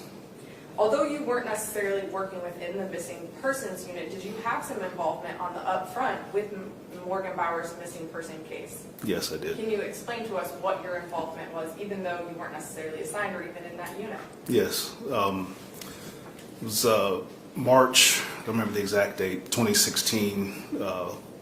Jay Brown, he's the owner of a dance club called Tees, called the office. He said that Kay Goebel had just walked into his club. And at that point in time, the detective that was working it, had they identified a Kay Goebel as a potential person of interest or to speak to? Yes.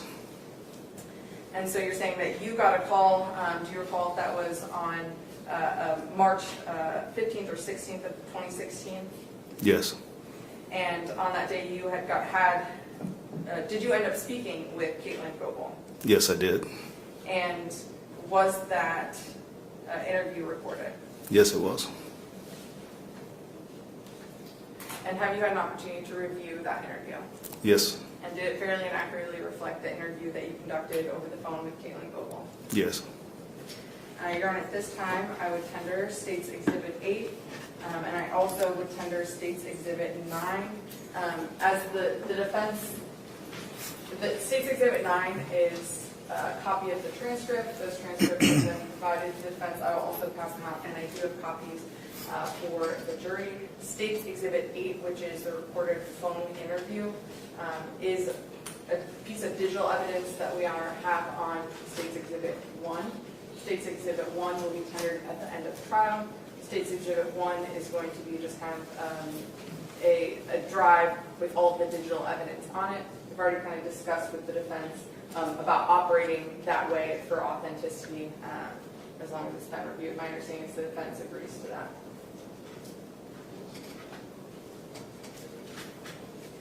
Councilman, please approach. May we approach? Sure.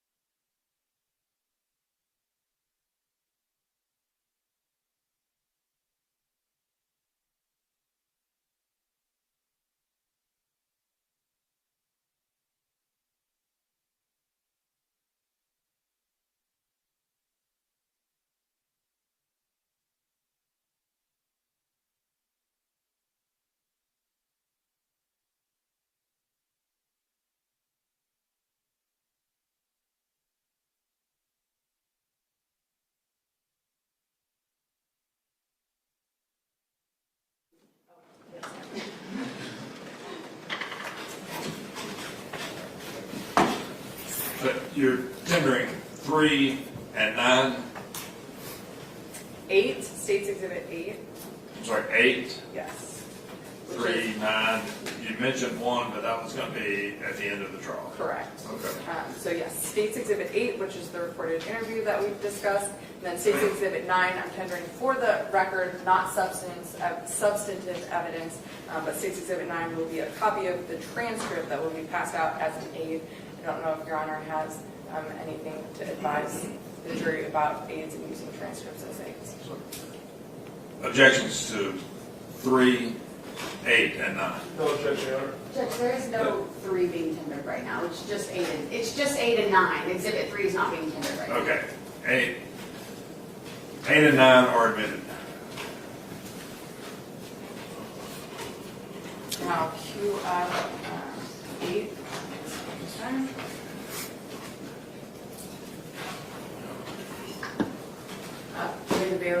Yeah, you may pass this. Ladies and gentlemen, you go ahead. What's being passed out to your transcripts, I believe, of the audio that is about to be played. The transcripts are meant as an aid for you.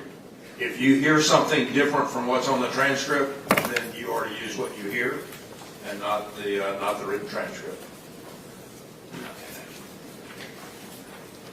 And the transcripts will not go with you to the jury room. They are not evidence. They're just demonstrative aid for you.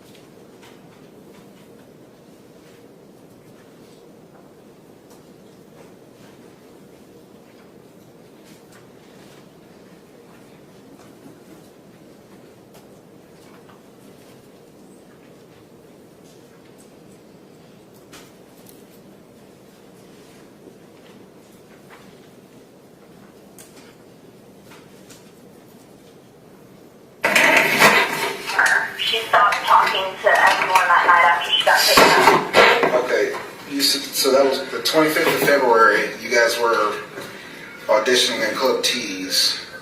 Yeah. Did she leave with you? Yeah, she left with me. Okay, where'd you guys go? We went to my house. It's over in Covington. What's the address over there? I haven't lived there that long. You don't know your address? No, not for that house. Okay. The guy that called said your name is K. Is that K-A-Y or K-Y-E or what? K-A-Y. Okay. What's your last name, K? Goble, G-O-B-L-E. G-O-B-L-E? Yes, sir. And so this is his phone. What's your phone number? My phone number is 309. Okay. 740. Okay. 5663. Okay. 309. What area code is that? That's an Illinois area code. Oh, okay. I've only been here for about 3 months. Okay. How old are you, Kate? I'm 19. You sound very young. What's your birthday? July 8th, 96. 96. Okay. And you said Morgan went with you back to Covington? Yes. Okay. But you don't remember the address? Is it a house or an apartment? It's an apartment. Like I said, I haven't been there that long. Okay. Does anybody else live there? My boyfriend does. Okay. What's your boyfriend's name? His name is Alex Warren, A-L-E-X-W-A-R-R-E-N. Okay. Do you know his birthday? I don't, unfortunately. That's all right. That's all right. How old is he? He is 26. 26. And do you have his phone number handy? I don't. Okay, it's not in your phone or anything? No. You don't keep your boyfriend's phone number in your phone? We see each other every day, so we don't really text that much. Okay. All right. And then, so how long does it take to get from Club Tees to Covington? It takes about an hour, well, about 45 minutes. Okay. Who was driving that night? I was. You were? Okay. Yes. What kind of car do you have? It is a blue Dodge Ram. Okay. Oh, a truck. All right.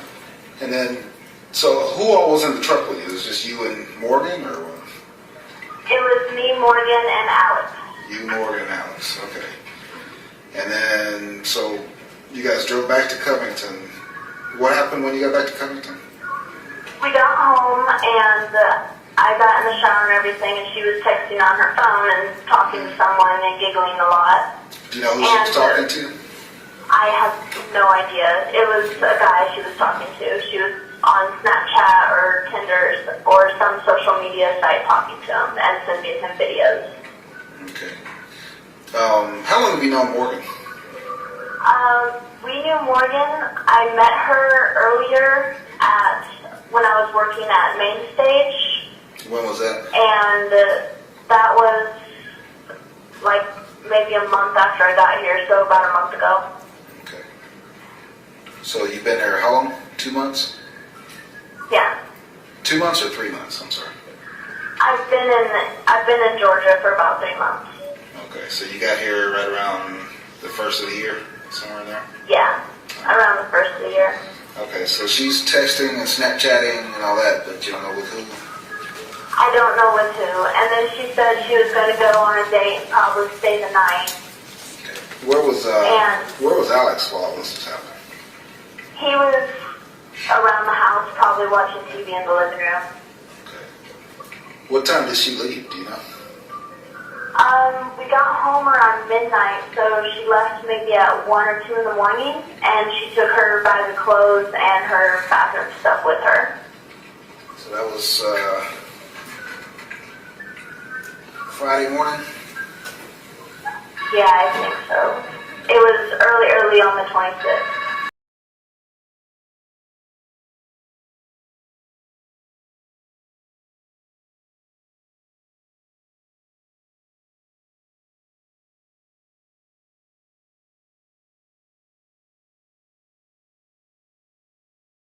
Raymond,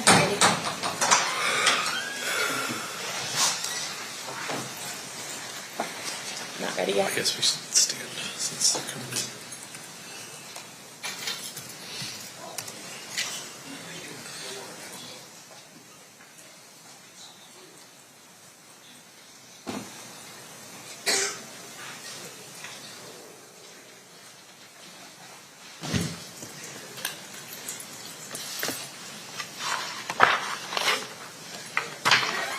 After jury.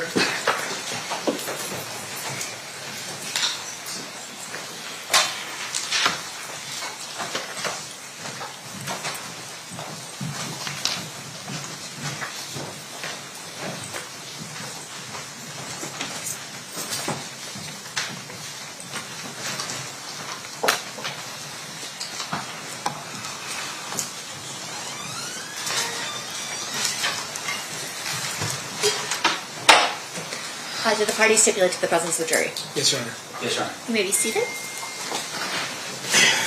All right, we're on cross, so whenever you're ready, Mr. Stamp, you may proceed.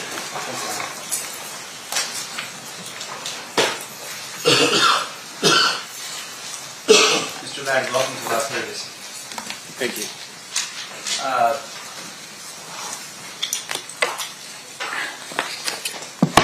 Now, during your time in Compton, seems like it was a pretty colorful time where you were there.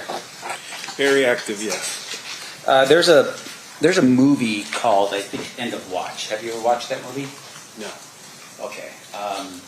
Have you ever watched any movies at all from that time period? Like, say, I don't know what there was out there. Any of the LAPD movies during that time period? Have you ever watched any of those? You have to be more specific. I know, Sorry. and I'm trying to figure out. There's another one out there besides Identify. But you share basically your experience working as a Compton police officer to the time you started working as a detective for gangs in a book that you wrote. Yes. And that book is called and entitled Once Upon a Time in Compton, right? Yes. Okay. Now, you do write this book in addition to Timothy Brennan, your partner. Yes. Now, in the book, I've read the book, and when you guys are working together as a team, it's Tim and Bob, right, in the book. You guys, Tim and Bob, we did this, Tim and Bob, we did that, right? Yes. Now, the book itself, as you created the book, fair to say that that was a book that I would think that you would be proud of, the work that you put into the book. Yes. And in terms of the book itself, you could sit here basically as you're talking with us and this jury today, that the book is accurate in terms of what you recall during that time period, right? Yes. And you would have taken great pains to make sure that that book was accurate before it was published. Yes. Meaning, for instance, if you read something in the book that wasn't accurate and it wasn't published yet, you would make a note to either tell Tim or this other lady, I think her name is Lolita, that, hey, this isn't quite right, I don't remember that, and there would be some discussion, maybe changing or something, right? Yes. Okay. And in order for you to write the book, and I think you published this book in 2017? Correct. That was, and you started working for Compton in what year? 1983.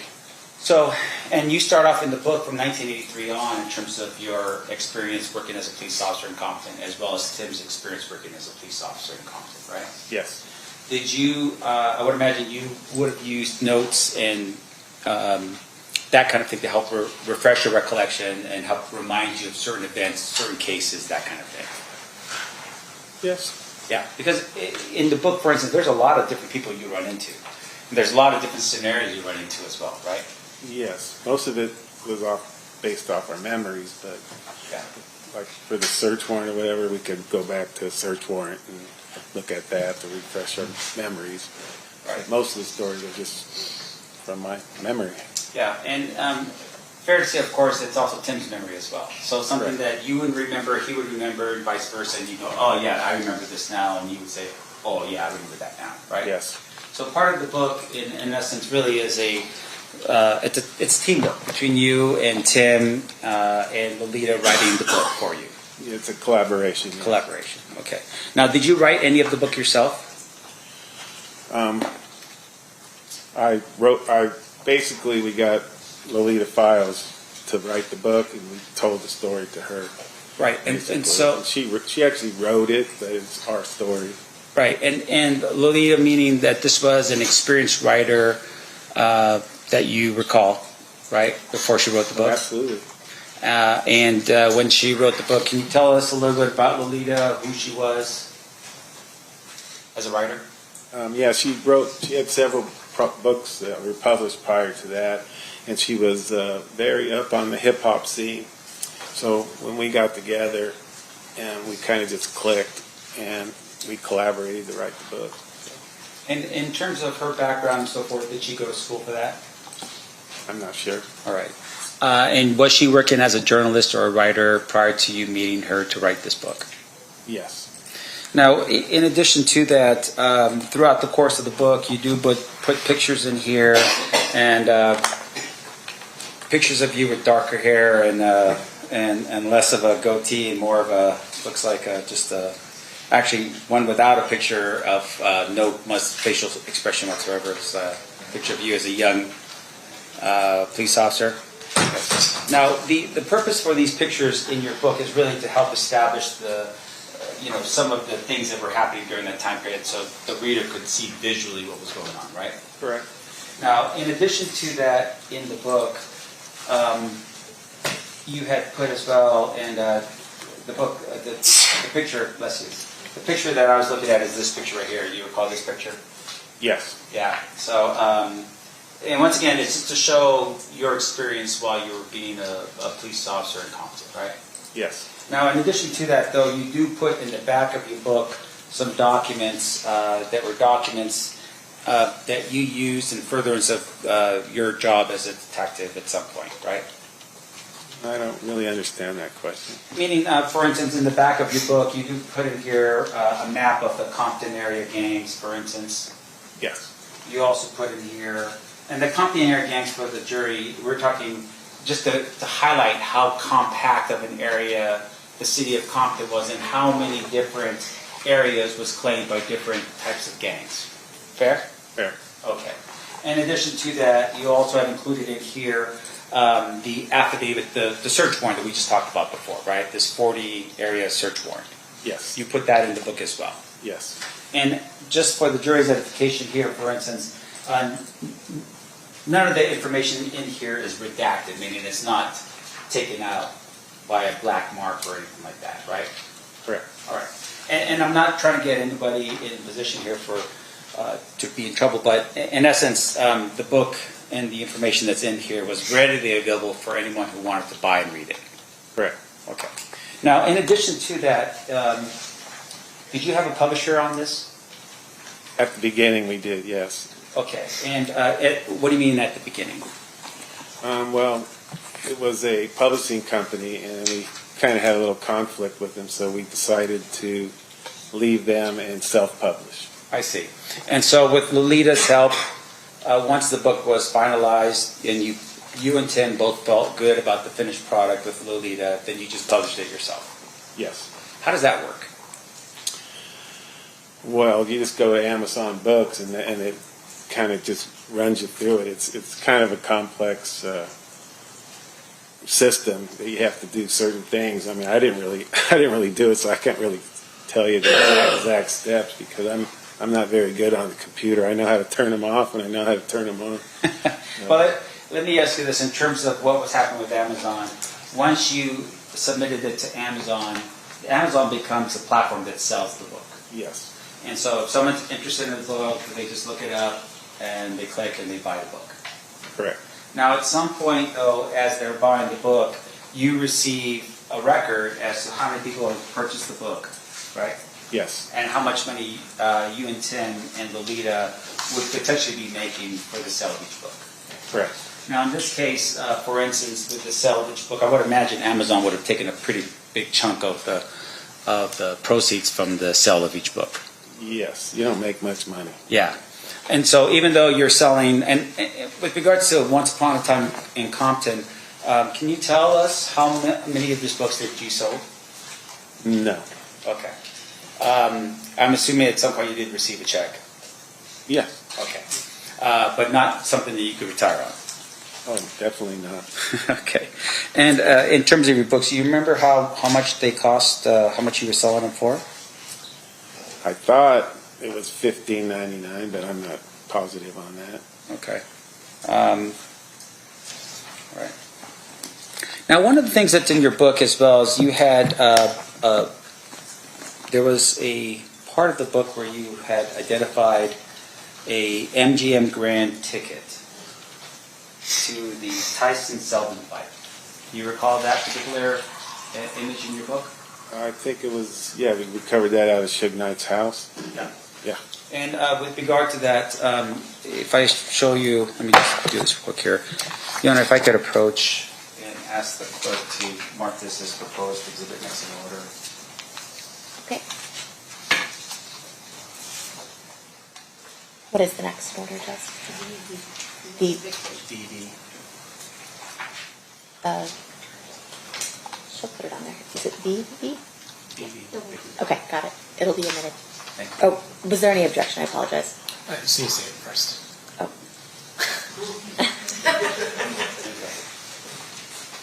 No objection.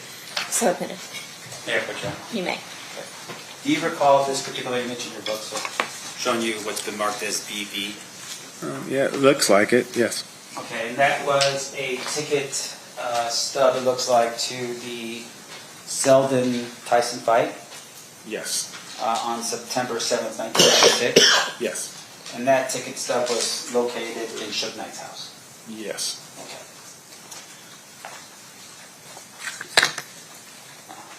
Thank you.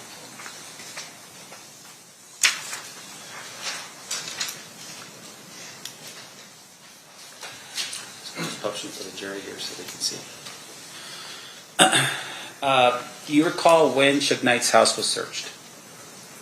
The day that I think it was October 2nd, the day we served all 38 search warrants. I see. And so his house was one of the houses that you were searching to basically try to quell any potential violence in Compton as well as gather information. Yes.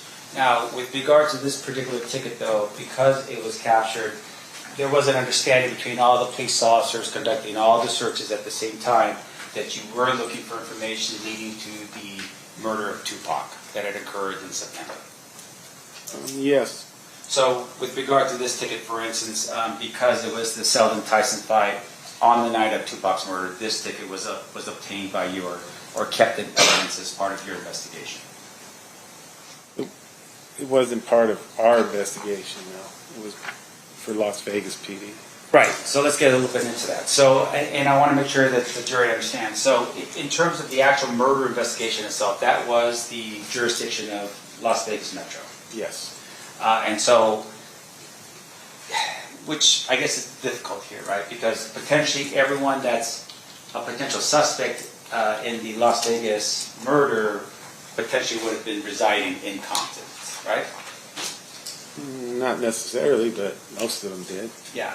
And so on this particular day, when you're out executing the search warrant with all the different locations, you had invited the detectives that were assigned to the Metro homicide investigation here to come out to Compton to be present so that they can interview people if they wanted to. Correct. All right. And so this particular piece of information would have been something that they would have been interested in, I would assume. Yes. All right. Now, we talked a little bit about what was also found, and you had indicated that there were some receipts, some hotel receipts that were located. Where did I put that?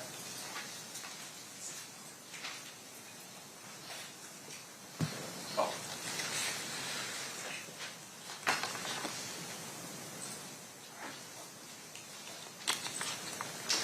I think the state had already presented this to the jury. What was the last exhibit you guys put up for that? It's 161 and 162. It's just, that's the entire return for all locations. Yeah. The two are up there. Okay. Sir, what you were showing earlier in terms of the affidavits in this case, thank you. Fair to say that the size of the affidavits that were shown to you, and once again, this is for the state, or for the jury's edification. State's Exhibit 161. This particular affidavit was actually a lot bigger, right? What do you mean by that? Well, meaning, for instance, that you were targeting some 38 houses, which means that each house had its own paperwork attached to it, which would have made this document a lot bigger than what this document is right now. Oh, for sure. Yeah. And then with regards to the document, we're targeting or focusing on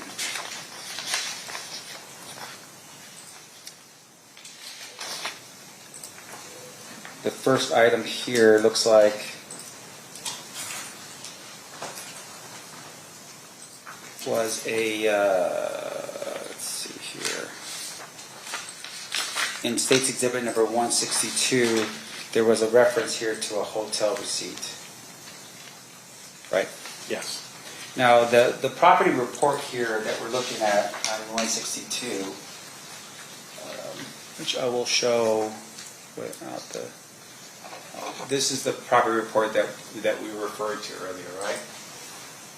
Yes. And the hotel receipt that's on there is one of the items that was taken from this particular property, right? Yes. Do you have that receipt? No. So unlike for instance, the Suge Knight ticket indicating that there was a fight and so forth in Las Vegas, September 7th, 1996, this indicates that there was something taken, and that would have been that hotel's receipt, but you don't have it here. Correct. Do you have it? Do you know where its location is at all? No. Now, in addition to that, you also, in one of the other homes, had indicated that there was a letter from the Excalibur Casino and so forth. I'm going to show you this document here. This is State's Exhibit 163. And just for the jury's edification here. So it looks like here on number 1, this would have been the receipt of property taken. Correct? Correct.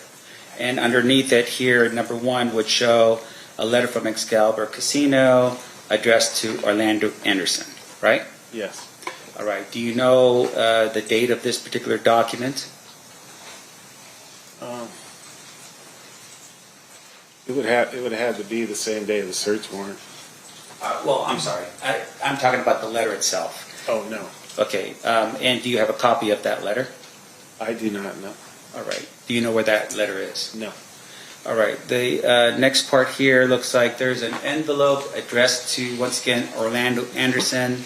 And with regards to this particular document, do you have any indication of where that document is? No, it's booked into property. So. Right. And that's the same thing with number 3 on miscellaneous bills addressed to Orlando Anderson, right? Yes. None of these documents are addressed directly to Mr. Dwayne Davis, correct? Yes.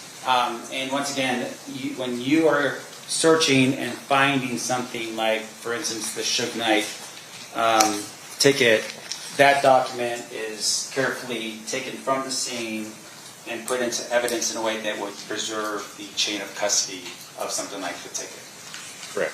Now, in this case, when you searched either the 2 residences in this case, did you find any indication at all? Any MGM grand ticket of being on the second row of the fight? Anything at all that would indicate that Mr. Davis was actually in Las Vegas?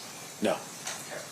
Now, in addition to that, we had talked a little bit about the second search warrant. And the second search warrant, thank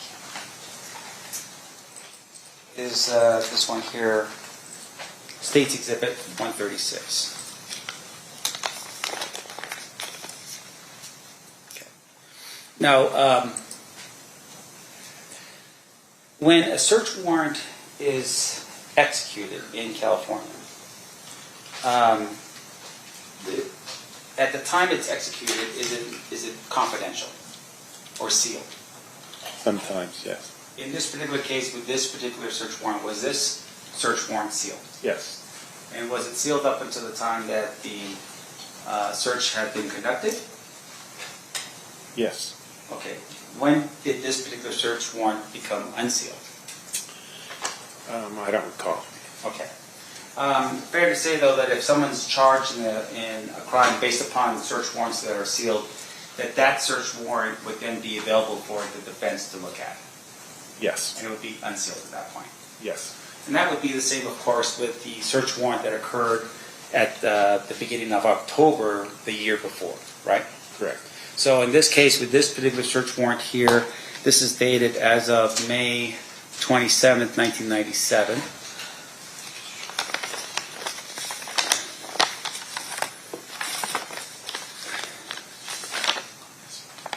On this particular one here, you had indicated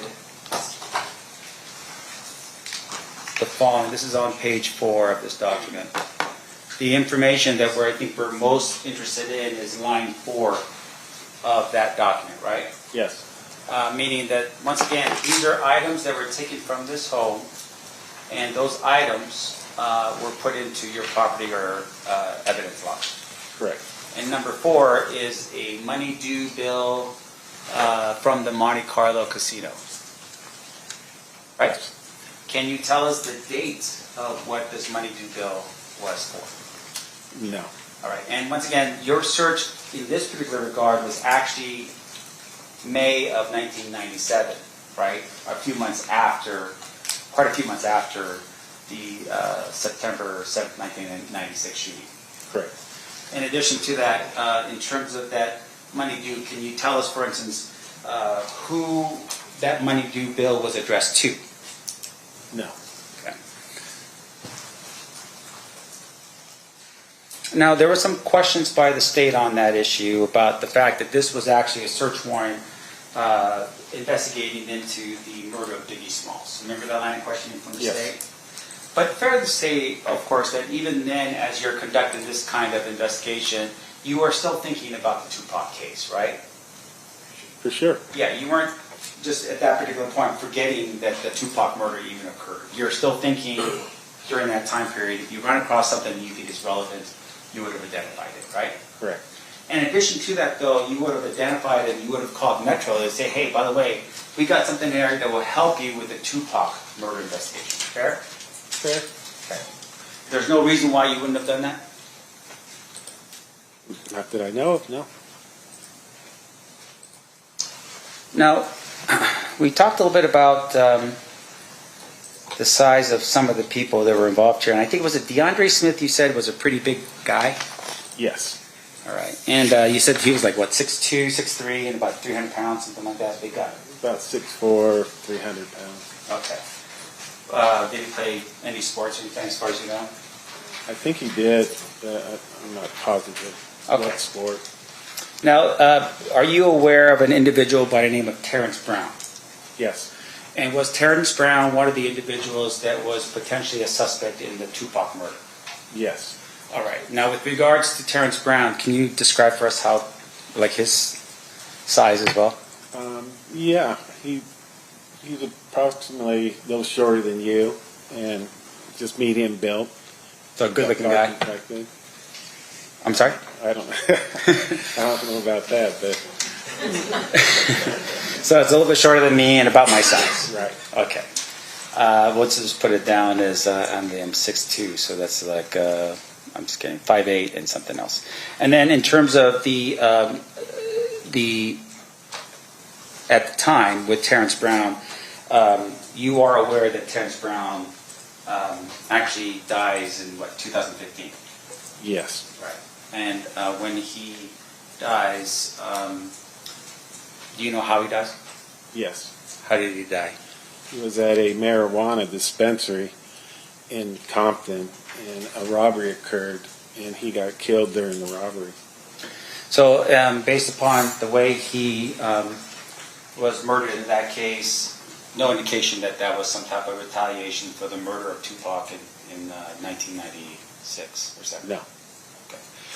In addition to that, in 1996, I apologize.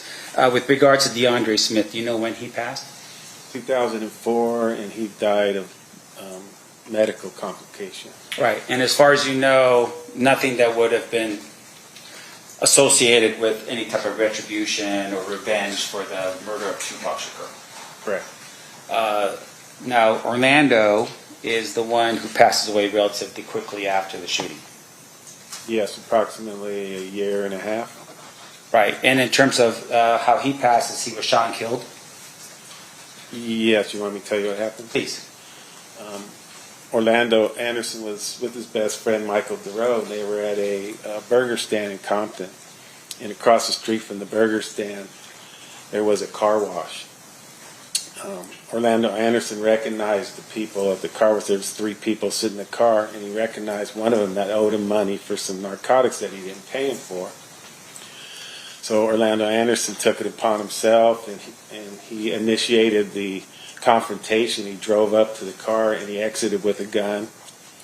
However, one of the persons in the other car, they had a gun too, so they had a shootout at the car wash. And then when the smoke cleared, Orlando Anderson was killed during the shootout, as well as 2 other people in the other car were killed. And in terms of the 2 other people in the other vehicle, were they both Crips? Yes. So it wasn't a blood on Crip sort of shootout? No. It was just over money and drugs? Yes.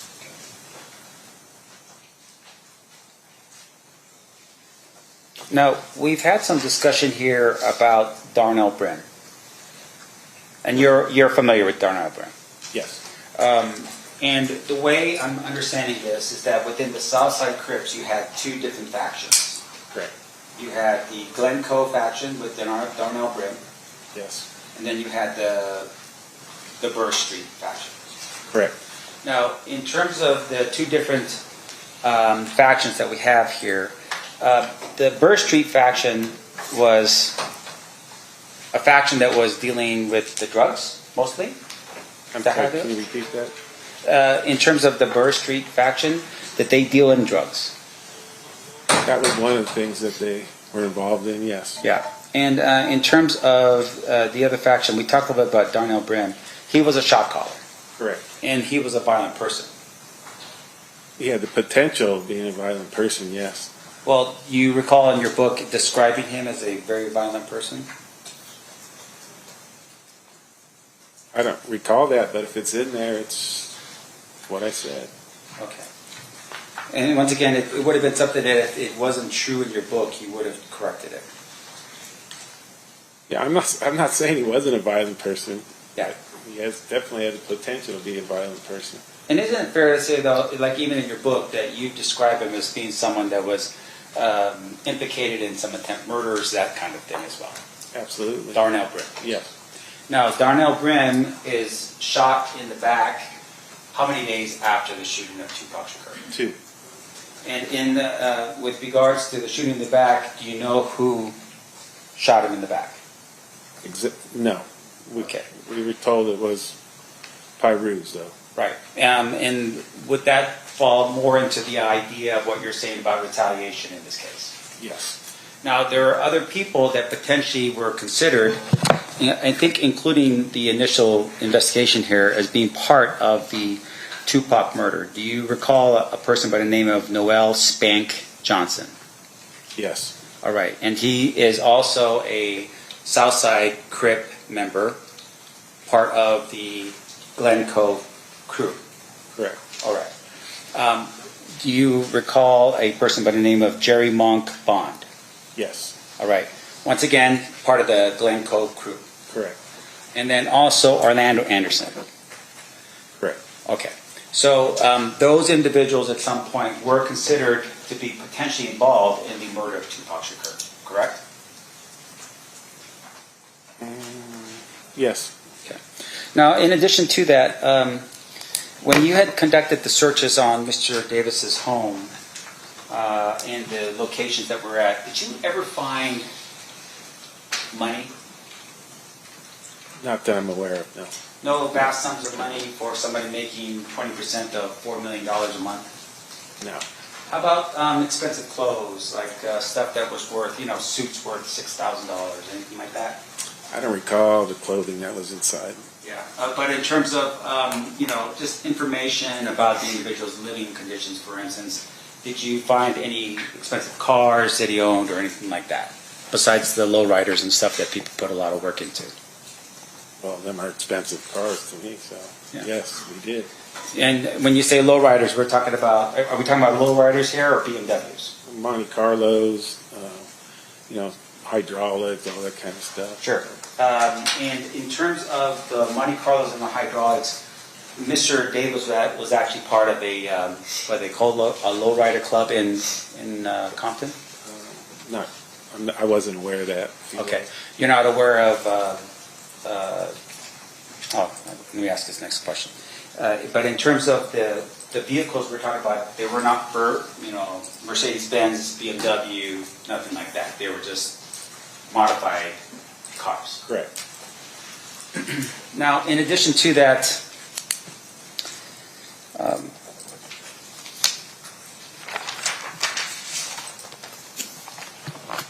does your going back to your book, do you have anything in here like a disclaimer that says that, hey, we can't verify the truthfulness of the book at all? I'm not sure. All right. If you were just to review the book real quick, just to tell me if there is anything like that, would that help your recollection? Yeah, honestly, I wouldn't even know where to look. It should be in the front because it'll be a big warning. You want to check it out? No, there's nothing in there to that effect then. Okay. And would it be... Have you ever read a guy by the name of Greg Kading's book, Murder Rap? Some of it, yes. Can you tell us who Greg Kading was? He was an LAPD sergeant. Okay. Did you have any interactions with him? No. Did he share in any investigation that you were involved in? No. Did your partner have any work with him? Yes. And the work that we're talking about is in the task force that was assigned to investigate the murder of Biggie Smalls. Correct. And he was part of, Tim Brennan was part of that along with Mr. Cady. Correct. All right.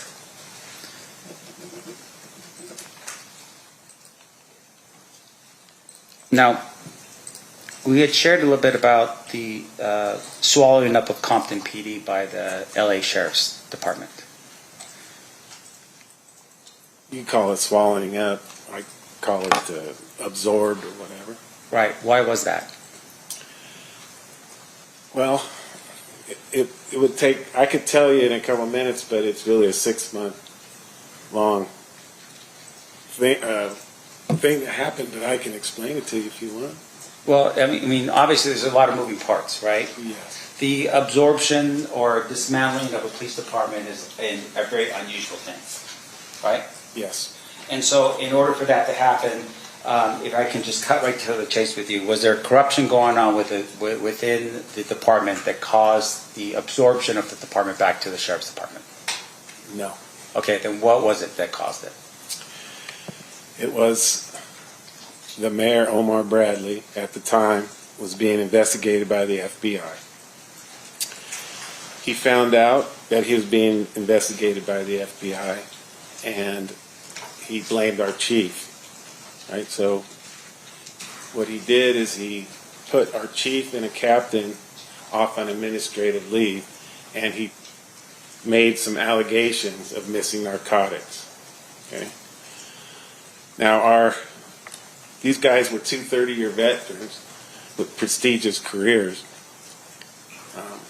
Our department elected to do a vote of no confidence against the mayor, and this really pissed the mayor off, and he went to the city council and they voted to bring in the sheriffs, and they never asked the citizens if that's what they wanted. He just did that upon himself.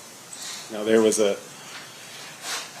long investigation regarding the stolen narcotics, and our 2 captain and chief were exonerated. There's a 60-page report on it, and it was resulted in 1 Hispanic narcotic officer was taken to narcotics, and he was dealt with. So the bottom line is we lost our police department, 112-year-old police department. Omar Bradley ends up getting arrested and convicted, so everybody lost here. Yeah. And as a result of that, I think you told us earlier you didn't stay in the city of Compton anymore. You got reassigned to another city? No, I stayed in the city of Compton for a year, and then I elected to go to another agency. I see.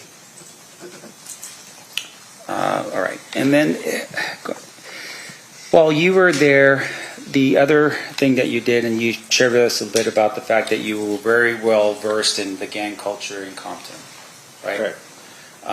And in terms of the well-versed, meaning that you can identify and see patterns of behavior that would indicate to you maybe gang activity, for instance, right? Yeah. And that would also include how a person dresses. We talked a little bit about that. I apologize. Like, for instance, even like the way a person dresses and lives, right? That would help you determine maybe potentially that person's associated with a type of gang. Yes. Like in this case, no. No, all right. But with regards to the way it's set up, though, is that, did you at any point ever determine that Tupac Shakur was a member of a gang? No. Why not? Because he wasn't. And when you say that, I mean, obviously he's associated with the mob or with the death row label. Correct. And he was also at that particular point hanging around with Suge Knight. Correct. And Suge Knight was an identified Mob Piru or an associate of the Mob Piru. Correct. as well as other people who were Mob Piru, like Mob James, for instance, that was in that association? Yes, his entourage were all Mob Piru gang members. Okay. But you're telling us right now that Tupac was not a gang member? No. Just because he was hanging around these people did not make him a gang member? Correct. Now, fair to say, of course, that even in the Death Row record label, there were actually Crips that were assigned, that were part of that label as well, right? Yes. That would have been Snoop Dogg? Correct. That would have been Dr. Dre? Not sure about Dr. Dre. No. How about, who's the other one that I'm thinking of? Is it Eazy? He wasn't associated with that record label, I think. I don't think he was. You tell me, because I'm just, I'm trying to figure it out. But fair to say, though, that within business, it wasn't about a color as much as it was about money, right? You're making money, and so you're not isolating one segment of the population from the other in terms of your product. Correct. Okay. Now, with regards to Mob James at that particular point, you had told us that you believed he was an OG at the time. Did Mob James have any indication for violence? I never investigated him for any violence because he was in jail when I was, most of the time that I was in patrol and in the gang unit. And I don't know exactly when he got out, but when he got out, he was already older. He didn't really hang out with the younger gangsters. I see. And with regard to this retaliation thing we talked about, you said there was some concern that once the shots were fired and Tupac was hit, that there was concern that there was going to be some type of gang war back in Compton, right? Yes. Now, you shared with us a little bit of how this worked. You were asleep in bed, and you get a call early morning from Reggie Wright Sr. I don't recall if I was asleep in bed, but I was at home. Okay. And can you tell us what time that you received the call from Reggie Wright Sr.? I don't recall. It was a long time ago. Okay. But would it have been still that evening or that night? Yes. Not the next morning or anything like that? And the reason why he would have called you is because he was your direct boss? Yes. Okay. Now, in addition to that, you had also mentioned that there was this retaliation. The shootings that occur after, you have, is it Mr. Brim's was the first shot fired between the Mob Piru and the Southside Crips? Was he the first one shot? Darnell? Yeah. Yes. And then after Darnell, who was the next person shot? I believe it was the next day at 713 North Bradfield. I believe 2 people were shot, and that's in Piru territory. You know if they were Piru? They were. They were. And do you know who shot them? No. Right. Now, with regards to the Darnell Brim, do you know who shot him? No. Now, in terms of the 2 Piru that were shot the morning after Mr. Brim, do you know how the order was given out for these people to be shot? No. So, no phone records, for instance, from Mr. Davis indicating that he wanted these people shot or anything like that? Correct. Now, after the 2 Piru were shot, what happened next? I believe later on, another person was shot at Pine and Bradfield in Mob Piru territory. And was that person a Crip or a Blood? The person that was shot was Piru affiliated, yes. Okay, so 2 Pirus are shot that day, and then later on that day, another Piru affiliate was shot. Yes. All right, and do you know if that was an order that was given out by anybody to shoot that Piru? No. Okay, and then the next Piru the next person shot after that was who? I don't recall the name, but I believe it was the 80 something South Ward Street. And Was that's that in Crip territory? And so that person was a Crip? Yes. All right, and that shot occurred when did that shooting occur?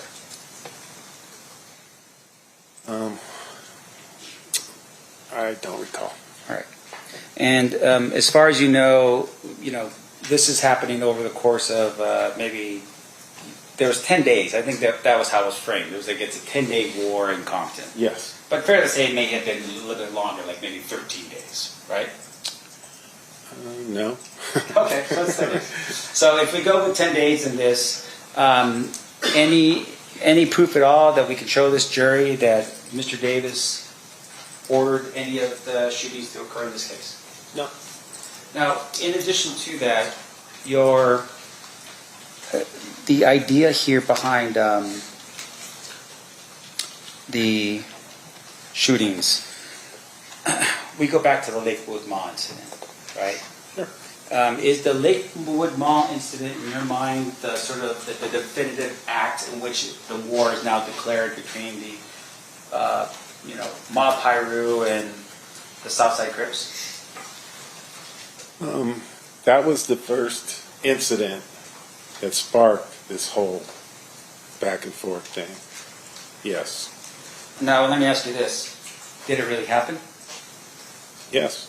Okay. Now, in your book, you identify it as happening at the Lakewood Mall. Yes. And it happened in a Foot Locker. Yes. Now, do you have any indication at all of a police report or a call for 911 to the area on a fight that occurs at the Lakewood Mall that day? No. No. Do you have indication at all from the security people at the mall where they would have written up a report that said, hey, we had an altercation here at the Lakewood Mall? I don't think a report was generated by the security officers, no. Okay. Now, fair to say, of course, there's been some description of that brawl being the kind of brawl that actually required Foot Locker to redo their entire inside because it just destroyed the inside. You recall anything like that? I never heard anything like that. I just know there was a fight at the Foot Locker. Right. You heard there was a fight, but you never made any effort, for instance, and it's not your job because it's Lakewood, right? Correct. But in essence, no verification that even Foot Locker was contacted to say, hey, did a fight break out over here on this particular day? Nothing like that. Don't recall. Okay. So in essence, what we have right now is what you had heard from people on the street as to what happened at this Lakewood Mall incident, right? Yes. Now, some people, I would assume, thought that the shooting of Tupac was in retaliation, or maybe the fight of Tupac and Orlando was in retaliation to what happened at Lakewood Mall. But as you're sitting here right now, you don't have any actual proof of the Lakewood Mall incident actually occurred. No. Okay. Just Yeah. Now, in addition to that, we had heard from you a little bit about. I'm sorry, I just have to make sure I got all my notes here. We talked a little bit about your identifying of a shot caller, right? Now, a shot caller is somebody who basically tells people what to do. yes. And you had said that the shot caller is somebody that if an order is given to one of the other lower people on the totem pole, they have to follow that order. Correct. All right. And in this particular regard, you don't know, for instance, what happened in Las Vegas, who did anything in terms of a shot call or anything like that, right? I don't understand the question. Meaning you don't have any proof for us today that says that, first of all, even if Keith was in Las Vegas, right? You don't have any proof of that. His own admission. I mean, Besides the admission, you don't have any actual physical evidence that supports that, right? correct. And then in terms of his admission, did you ever verify what he was telling people to see what he was saying was true? As far as what? Being in Las Vegas. Did I? Yeah. No. Okay. So in terms of the information that was given, you're just saying that because Mr. Davis was a drug dealer and maybe had provided money for the Southside Crips or something like that, that because of that, he is a leader in the Southside Crips. Well, there's more to it than that. Sure. But I just want to make sure I'm clear about something here. In terms of your investigation in this case, did Keefe ever order a hit on anybody before or after the shooting of Tupac Shakur? Not that I know of. I have no further questions. Thank you. All right. redirect by Mr. Paul. Yes, I'm going to start where Mr. Samp left off. So, Mr. Samp asked you if you had any proof that Mr. Davis was in Las Vegas at the time of the Tupac Shakur murder. And your response was, his admission. Is that fair to say? Right. Now, you have investigated hundreds of homicides. Is that right? Correct. Have you ever relied on a defendant's or suspect's admission to form a case? Yes, sir. In fact, in gang cases in particular, where witnesses are scared to come out, is a defendant's admission of committing a murder powerful evidence used to prosecute. Yeah, that's how basically that's how most of our gang crimes get solved, is by self-admission or incrimination. Okay, and then Mr. Samft asked you about you don't know that whether or not Mr. Davis ordered the hit. And to be fair, you weren't in the Cadillac, were you? No. Okay. But let's go through Mr. Samft's logic. You had said that Mr. Davis was a shot caller within the Southside Crips. Is that fair? Yes. And then let me pose this to you. If using Mr. Davis's admissions, if Mr. Brown, Terrence Brown, DeAndre Smith, and Orlando Anderson, and Mr. Davis are in a car, who is the leader in that car? Mr. Davis. Who is the shot caller in that car? Mr. Davis. And so if a shot is coming, if those four people are in a car, and shots are coming out of that, who has to give the authorization? Mr. Davis. Okay. So if Mr. Davis is in the Cadillac, he's the one calling that shot.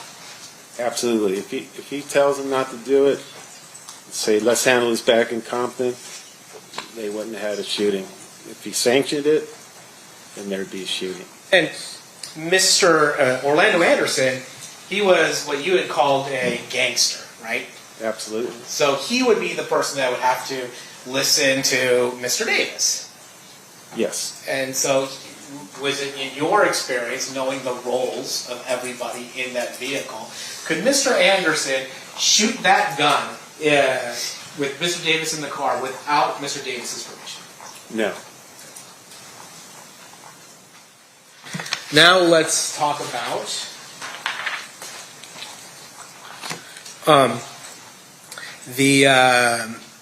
your book. When was your book published? 2017. Okay, so that would be well after Mr. Davis's proffer statement, correct? Correct. Be well after his 2009 statement to the Las Vegas Metropolitan Police Department? Correct. And it might be contemporaneous, we don't know, to the time of his statement to the Death Row Chronicles. Correct. Regarding the, I want to talk a little bit about the LA Sheriff's Office absorbing the Compton Police Department. Is it fair to say that a function of that transfer was that some of the evidence that was retained from those search warrants just were, for lack of a better term, lost?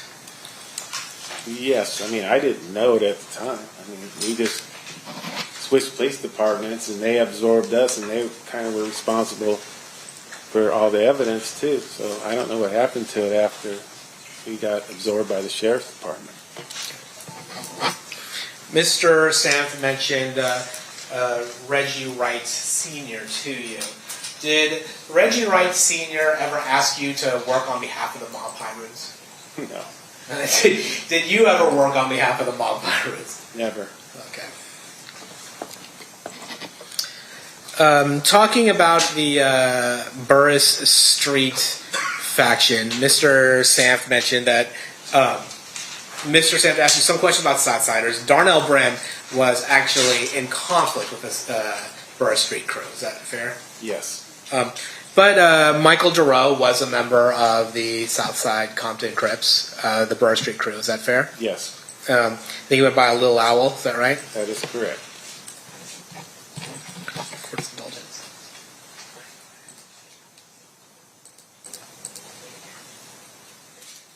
Were you aware that the court actually has taken judicial notice of the fact that Little Owl was actually in custody during the September 7th, 1996 murder of Tupac Shakur?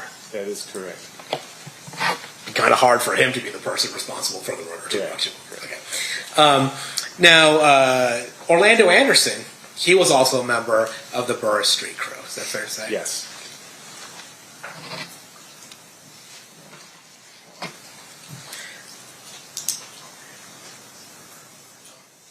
And we had talked about before, Corey Edwards was a member of the Southside Compton Crips Burris Street crew. Is that yes. fair? Seal passes.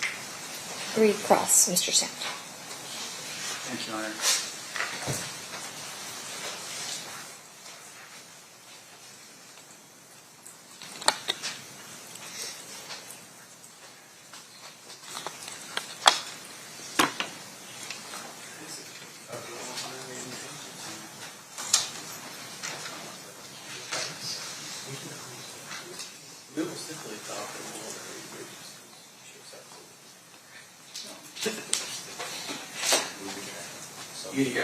We'll get a clean copy for you. A little bit. I don't have that. No. Just a couple things, sir. In terms of the publication of your book, can you tell us, you said that was accurate, right? Yes. Tried to be. I'm sorry? I tried to be. No, and it's fine. I'm not, we're not really going to knock it. I just want to know that at some point in here you do identify Mr. Davis as Keefe D, correct? Yes. Do you recall the spelling of his name in the book? No. Do you recall how you spelt his name? No. Would review of your book help you in terms of how you spelt his name in the book? Sure. Okay.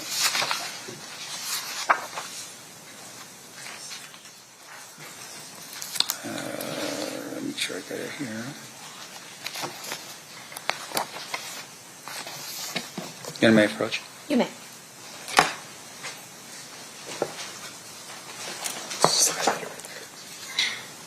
Okay.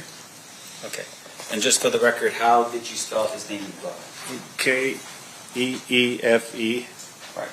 And do you have any reason to doubt the accuracy of your spelling of his name? I could be misspelled. I don't know. Yeah. I don't. Go ahead. No, go ahead. No, but in terms of, for instance, I would imagine during the time period that that's not a usual name, Keefe. No. And you would have learned that that name Keefe was more of a nickname. Correct. It wasn't his birth name, for instance. Correct. And in terms of that name itself, you would have had, like, say, for instance, field interview cards. If you ever ran across individuals, you would put their names down and maybe their monikers or their street names or their nicknames, for instance. Correct. Did you ever fill out a field interview card for Mr. Davis? I don't think I ever did, no. Yeah. And once again, these field interview cards that you would have used are cards that would help law enforcement identify people that potentially are gang affiliated. Yes, it does help, yes. Yeah. And what usually would happen, I would assume, is that when you happen upon someone that you're speaking to and you identify him to be maybe a member of a gang, you would write out information about him, including his nickname and so forth, on a card that would help other law enforcement know whether or not they're affiliated with a gang or not. Correct. So in this particular regard, though, you being the detective for the gang unit in Compton, which according to your book was actually very small. At some point it starts out with you and Tim as being the main gang detectives in Compton. Yes. And so you had a lot of people to go through, but even then you don't recall ever filling out a field interview card identifying him as a gang member. No, but he self-admitted it to me. I mean, we go out there, that's all, I see the same people every day because Compton's such a small city. So every time I saw someone, if I stopped and filled out a field card, that's all I'd be doing. So I talked to these guys and they self-admitted to me. They tell me their nicknames. Yeah. So And that's what happened with Mr. Davis and I. And fair to say, again, once again, this is a form of keeping records, right? is that if you ever have a police officer who's not with your same knowledge and experience on those streets, they could look at those filled interview cards to help them determine who Mr. Davis is, right? That's correct. No further questions, John? Any redirect? Yes, sir. Redirect, actually. With regards to Mr. Davis, did he ever hide the fact that he was a member of the Southside Compton Crips? No. Was he actually quite open and proud of the fact that he was a member of the Southside Compton Crips? Objection to that speculation and description. Okay, I'll actually rephrase. Okay, Did so Mr. Davis evince behavior that made you believe that Mr. Davis was proud of being a member of the Southside Compton Crips? Yes. And to your knowledge, did he ever hide being a member of the Southside Compton Crips? No, whenever I would see Mr. Davis, he'd always be in the company of other Southside Crips, too. And did he ever self-identify as a member of the Southside Compton Crips? Yes.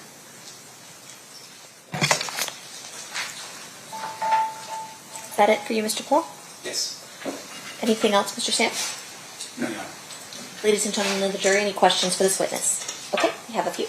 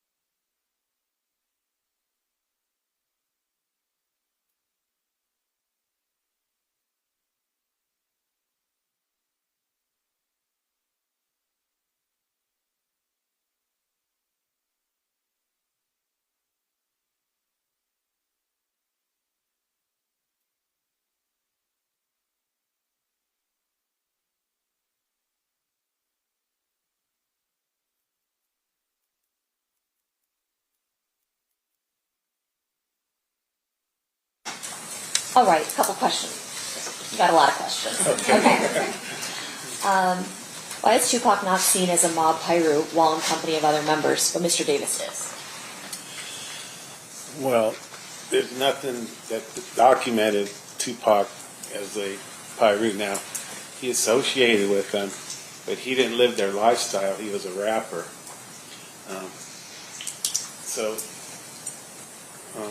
He did show some allegiance to the mob Pyru.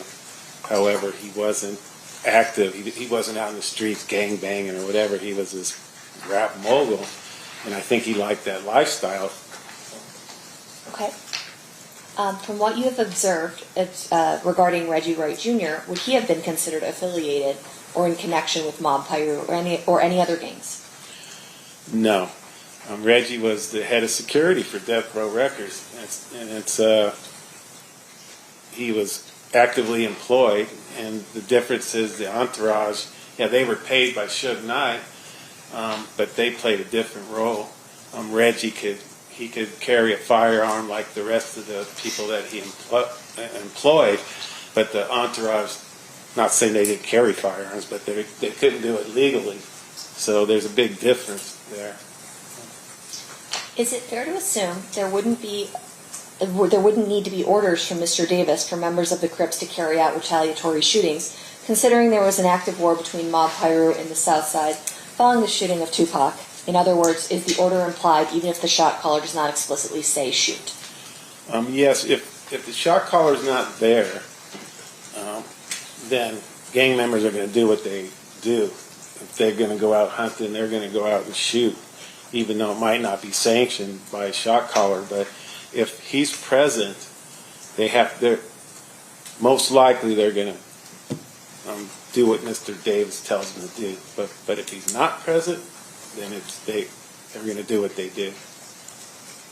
Did Orlando get permission to have that shootout at the car wash, seeing that he was a gangster and not an OG? No, it's like I said, Mr. Davis wasn't there. These guys are gangsters, and when they confront somebody, it's on. It's going to be on. He doesn't need to be sanctioned by Mr. Davis. Now, if he does something wrong when he gets back, if he brings heat on the neighborhood or whatever for doing something stupid, then he'll be disciplined for it. But when they're out in the street gangbanging, it's a whole different story because Mr. Davis is not present. Did the Las Vegas Metropolitan Police Department ask Compton PD to help them with the murder investigations at the time that Compton searched homes on both sides, or was that something you took your own initiative? We took the initiative to ask them to come down, and once they were down here, they never asked us for help. Okay. Any follow-up based on that, Mr. Palal? Yes, Your Honor. With regards to the distinction of whether Mr. Shakur or Mr. Wright were gang members, is it fair to say that you don't become a gang member by hanging around other gang members? That's correct. And you had mentioned earlier that you had to put in some work in order to become a gang member. Yeah, you have to live that life in order to be considered Mob Piru. And with regards to putting in work, what are some activities that one does? Not specific to mob or Southside, but just in the gang culture. What type of work do you have to put in order to be considered actually a gang member as opposed to a guy who hangs around gang members? You're going to be out there being active, doing drive-by shootings, getting in fight with other gang members, carjacking, anything that's going to get you some respect within the gang. They're going to be out there doing it. So you had mentioned acts of violence, primarily shooting. Is that Yes. fair? In fact, that's how you had mentioned how Orlando Anderson got put on is by being part of a group that shot at you. Is that fair? That's correct. And then you would also, with being part of the narcotics trade, and I guess that's too of a lawyerly word to say, selling drugs, is that one of the ways that you get considered putting in work to become a member of a gang? Yes. And as long as that money is going towards the gang? Yes, because money made from the sale of narcotics is the lifeline of every gang in Compton. So the money that they get from selling narcotics, of course they buy more drugs, they buy more weapons, but most of these guys don't work. So the money made from the sales of narcotics, they buy cars, they pay their rent, everything that they do is generated from the sales of narcotics, the money made from that. And so while Mr. Shakur or Mr. Wright Jr. may have been around the Mob Piru, is there anything to suggest that they were putting in work to become members of the Mob Piru? Definitely not. And let's contrast that with Mr. Davis. was in your observation, training, and experience with Mr. Davis engaged in the narcotic sale for the purpose of benefiting the Southside Condominiums. Absolutely. So pass the witness. Okay. Any questions based on the juror questions, Mr. Samt?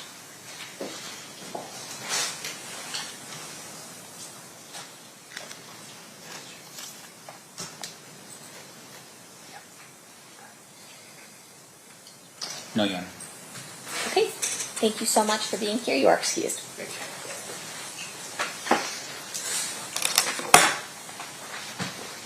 Last witness for the day? Yes. Ladies and gentlemen, this is our last witness for today. We are going to recess for the evening. During this recess, you are admonished not to talk or converse amongst yourselves or with anyone else on any subject connected to the trial, or read, watch, or listen to any report or commentary on the trial of any person connected with this case by any medium of information, including without limitation, newspaper, television, internet, and radio, or form or express any opinion on any subject connected with the trial until the case is submitted to you. We'll see you guys back here at 1 p.m. For further presentation of evidence. Please rise for the jury.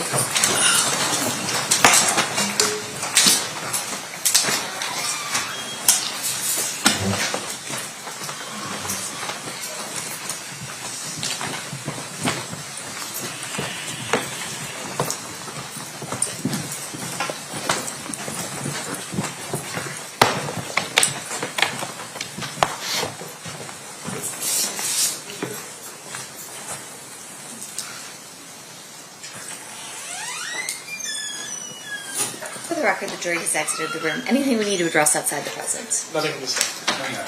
Well, one thing. Mr. Samp asked if we could admit the entire 180-page return from the search warrant. We had no objection to that, and so we will bring a clean copy from Mr. Samp to put in tomorrow.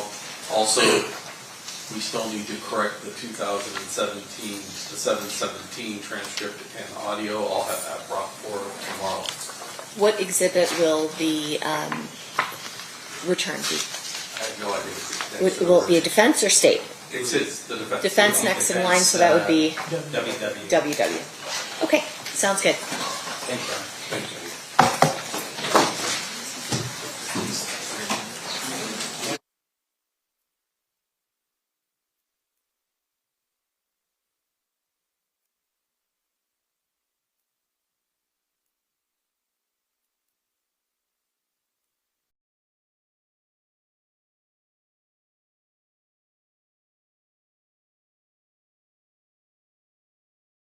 If you want to drag it this way.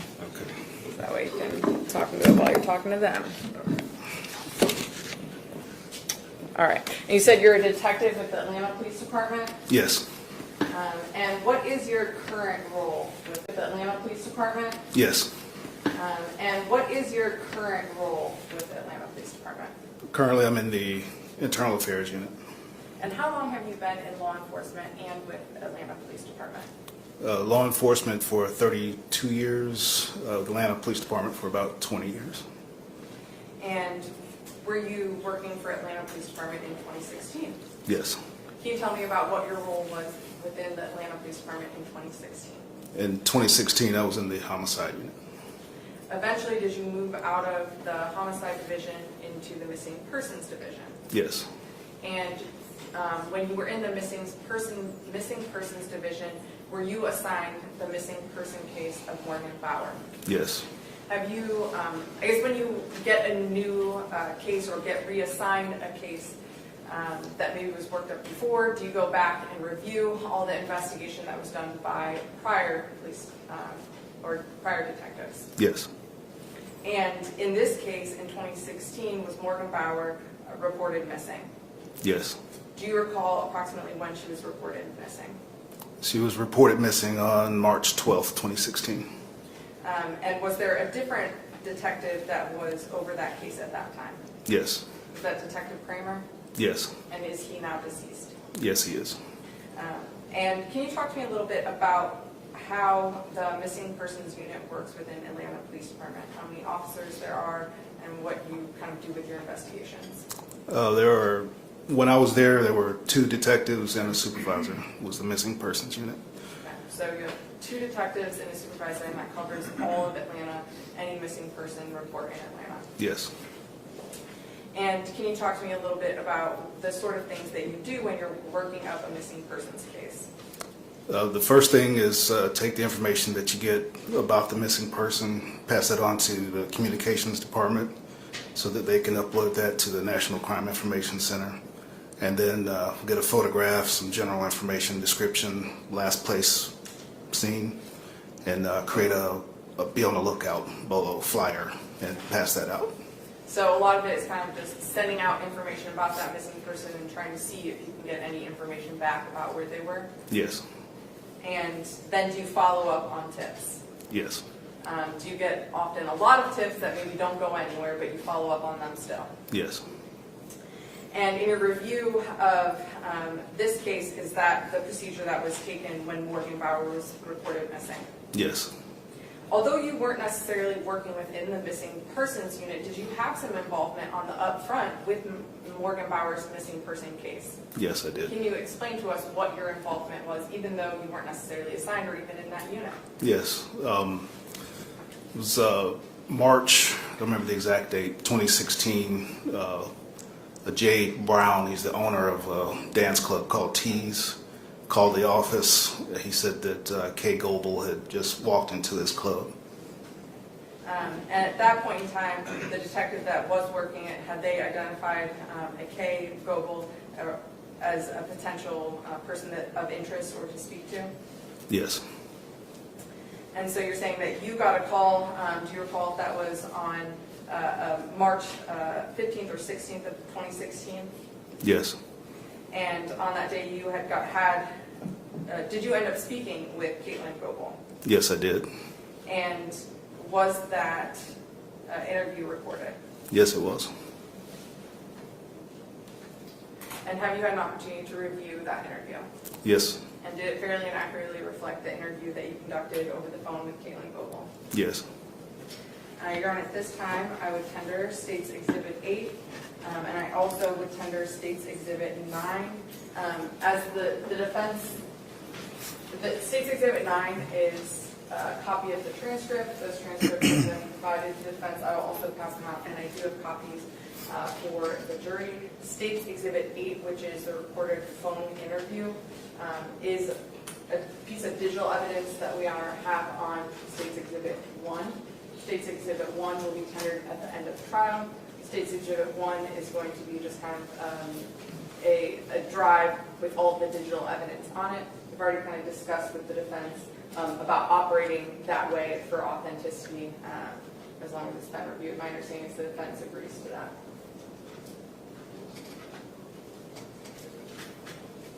Councilman, please approach. May we approach? Sure.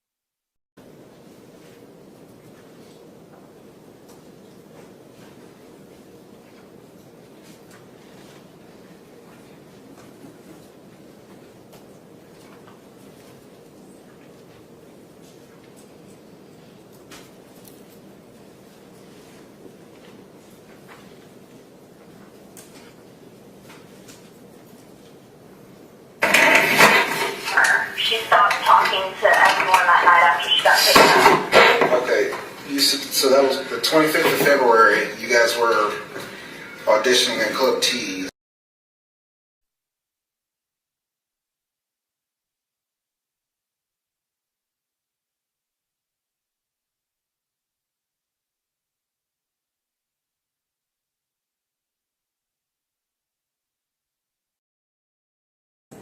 Anything to advise the jury about aids in using transcripts as aids? Objections to 3, 8 and 9. No objection, Your Honor. Judge, there is no 3 being tendered right now, it's just 8 and 9. Exhibit 3 is not being tendered right now. Okay. 8 and 9 are admitted. And I'll queue up 8. This time.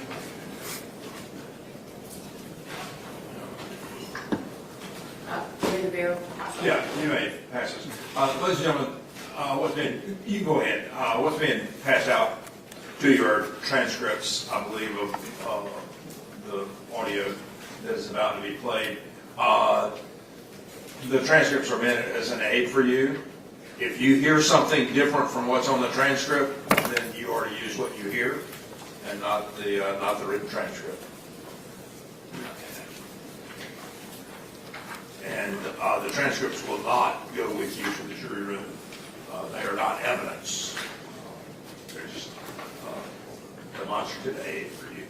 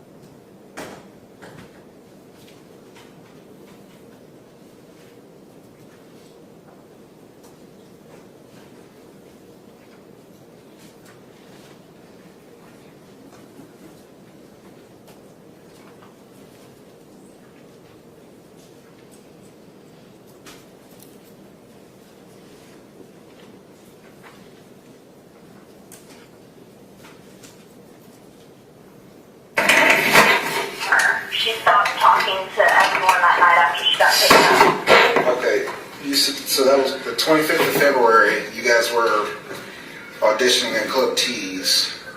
Yeah. Did she leave with you? Yeah, she left with me. Okay, where'd you guys go? We went to my house. It's over in Covington. What's the address over there? I haven't lived there that long. You don't know your address? No, not for that house. Okay. The guy that called said your name is Kay. Is that K-A-Y or K-Y-E or what? K-A-Y. Okay. What's your last name, Kay? Goble, G-O-B-L-E. G-O-B-L-E? Yes, sir. And so this is his phone. What's your phone number? My phone number is 309 Okay. 740 Okay. 5663. Okay. 309. What area code is that? That's an Illinois area code. Oh, okay. I've only been here for about 3 months. Okay. How old are you, Kay? I'm 19. You sound very young. What's your birthday? July 8th, 96. 96. Okay. And you said Morgan went with you back to Covington? Yes. Okay. But you don't remember the address? Is it a house or an apartment? It's an apartment. Like I said, I haven't been there that long. Okay. Does anybody else live there? My boyfriend does. Okay. What's your boyfriend's name? His name is Alex Warren, A-L-E-X-W-A-R-R-E-N. Okay. Do you know his birthday? I don't, unfortunately. That's all right. That's all right. How old is he? He is 26. 26. Okay. And do you have his phone number handy? I don't. Okay. It's not in your phone or anything? No. You don't keep your boyfriend's phone number in your phone? We see each other every day, so we don't really text that much. Okay. All right. And then, so how long does it take to get from Club T's to Covington? It takes about an hour, well, about 45 minutes. Okay. Who was driving that night? I was. You were? Okay. Yes. What kind of car do you have? It is a blue Dodge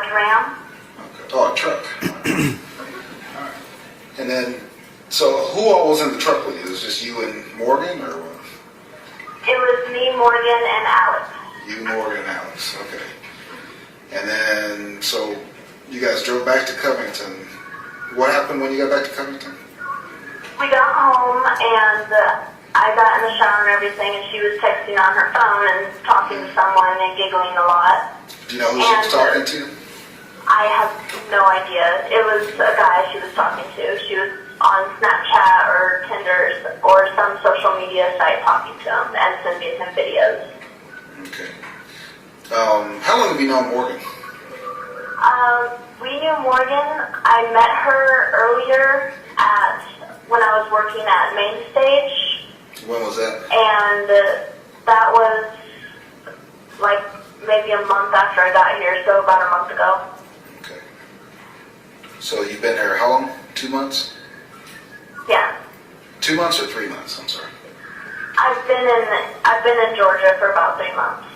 Okay, so you got here right around the first of the year, somewhere in there? Yeah, around the first of the year. Okay, so she's texting and Snapchatting and all that, but you don't know with who? I don't know with who. And then she said she was going to go on a date and probably stay the night. Where was Alex while all this was happening? He was around the house, probably watching TV in the living room. What time did she leave, do you know? We got home around midnight, so she left maybe at 1 or 2 in the morning, and she took her bag of clothes and her bathroom stuff with her. So that was Friday morning? Yeah, I think so. It was early on the 26th by that point. Okay, you said she took a bag of clothes with her? She took her clothes with her and her bathroom supplies. Did she leave anything at your house? No, she didn't. So she took everything she owned to a date? I guess, yeah. Okay. I was tired by that point. I wasn't really thinking much of it, and she said she was staying the night, so I just assumed she wanted options on what she was going to wear or something. Okay. How many clothes are we talking about? How many bags did she have? She had a small suitcase and a small bag of, I guess they were her dirty clothes. So she took even her dirty clothes on a date with her? She said she was staying the night, and I didn't know if she knew the guy or not already. And our washer is broken, so I don't know. Okay. And what's her phone number? Her phone number is 605-228-3512. What area code is 608? I don't know. Where did she tell you she was from? Where is it? South or North Dakota? One of the Dakotas. Yeah. How did she get to Georgia? I don't know. She said she took a plane. Okay. How did you get to Georgia? I took a bus. Did Alex come with you? No. You met Alex after you got here? Yeah, I did. What does Alex do for a living? He doesn't have a job right now. How did you meet Alex? We met online and met through Facebook. You met Alex on Facebook and then you moved in with him? Yeah. Okay. And then Morgan went on a date and took all her clothes? Yeah. Okay. She didn't say who she was spending the night with or who she was texting or anything? The couple times that me and her really hung out, she was always on her phone texting guys, and it was always some guys. She always wanted to go and have a party or something. She wanted to go have a party. What does that mean? She wanted to go party. She wanted to go basically go to a hookup. Is that what she did that night? That's what I assumed she was doing that night, is going to a hookup. I mean, what did she say to you? She said she met a cute guy who was going to come pick her up, and she would probably stay the night and call me in the morning because we had to go get her license that morning. She met a cute guy. Yeah. Where did she meet him? She was talking to him over her phone, so it was probably over Snapchat or Tinder. And yeah, he told. So wait a minute. She met him online and told him to come pick her up at your house. Yeah. And you don't know your address? No. I've lived there for about a week now. Kay, you just told me you've been there. You just told me you've been there a month. That one, yeah. Yeah. So what's the address? Okay. I don't know the address to the house. Hang on a second. Let me call Alex. Maybe Alex has it. Don't go anywhere.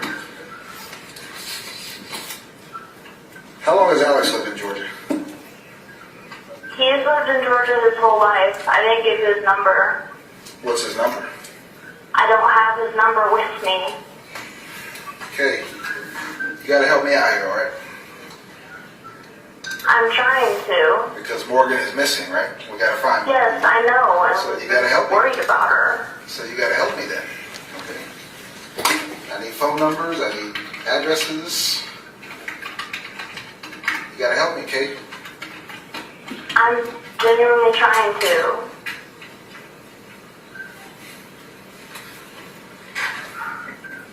Hold on.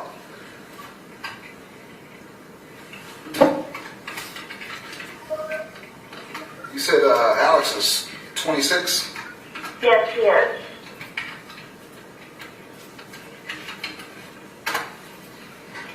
He lives in Covington?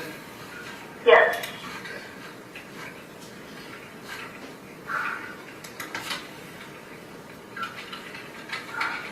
And you said he doesn't work anywhere, right? No, he doesn't. Who's paying the bills then? We're staying at an apartment that his parents are paying the bills for. That's convenient. Huh? I said that's convenient. Is it Alexander Warren or Warren Alexander? Alexander Warren.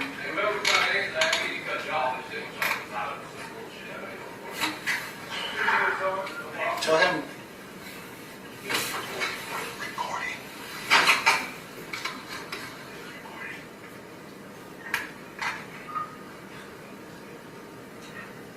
You say he's 26? Yes, he is.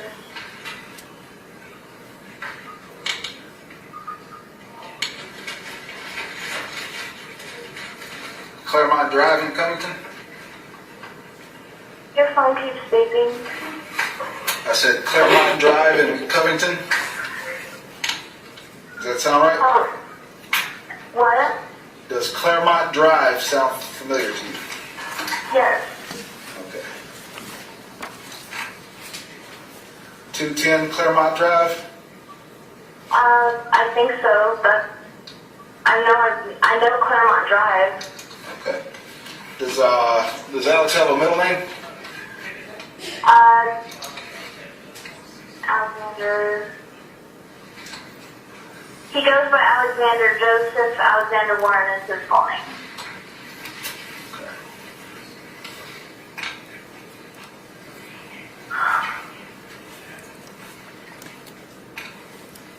Not exactly how I expect my night to be going. Hang on a second, okay? Yes, sir.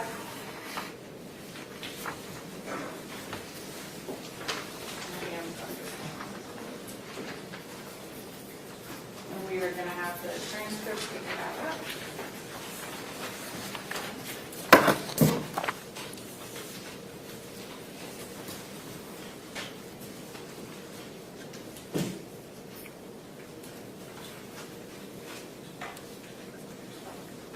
What we heard was that the extent of your conversation with the defendant. Yes. I know it kind of jumped in the front end. Was there anything substantive that you talked about with the defendant on the front end?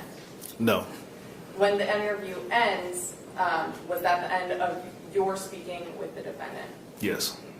Did she end up leaving the club where she was speaking to you from at that point in time. Yes. And throughout that conversation, at any point in time, did the defendant express that she needed help or was it an unsafe situation? No. Did she ever say that she needed help specifically from her boyfriend, Alex, that was talked about several times in that interview? No.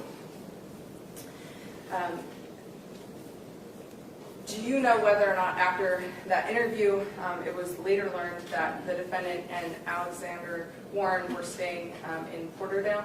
Yes. Are you familiar with whether or not the agent or the detective at that time, Kramer, had followed up with Porterdale Police Department to try and make follow-up contact with the defendant? Yes, he did. When you became involved in the case in 2017, well, I guess you weren't necessarily a detective, but was there anything else that you were involved in as far as investigative acts in 2017? Yes. Can you explain that to us? It was a canine search with the Alpha Canine, search of a property in Porterville. Can you tell us what Alpha Canine is and what the purpose of that search was? Yes, they are a volunteer group that has dogs that help search for missing persons. And you said that you searched in Porterdale. Was it at specifically the residence that the defendants were staying at or just an area in Porterdale? I believe it was just an area, a wooded area in Porterdale. So not an actual residence? No. Was there anything of note located during that search? No.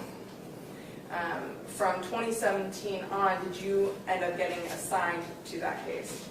Yes. Along with yourself and then the other detectives that worked Morgan Bauer's case, did you follow up on tips or alleged sightings? Yes. Was there anything of evidentiary value that came up? No. Did Morgan Bauer's case remain an open missing persons case up through 2023? I was transferred out in 2019, but as far as I know, yes. Okay, so while you were assigned the case, it was still an open missing persons case to try and locate Morgan? Yes. And did that end your involvement with her case? Yes, it did. All right, I have no further questions.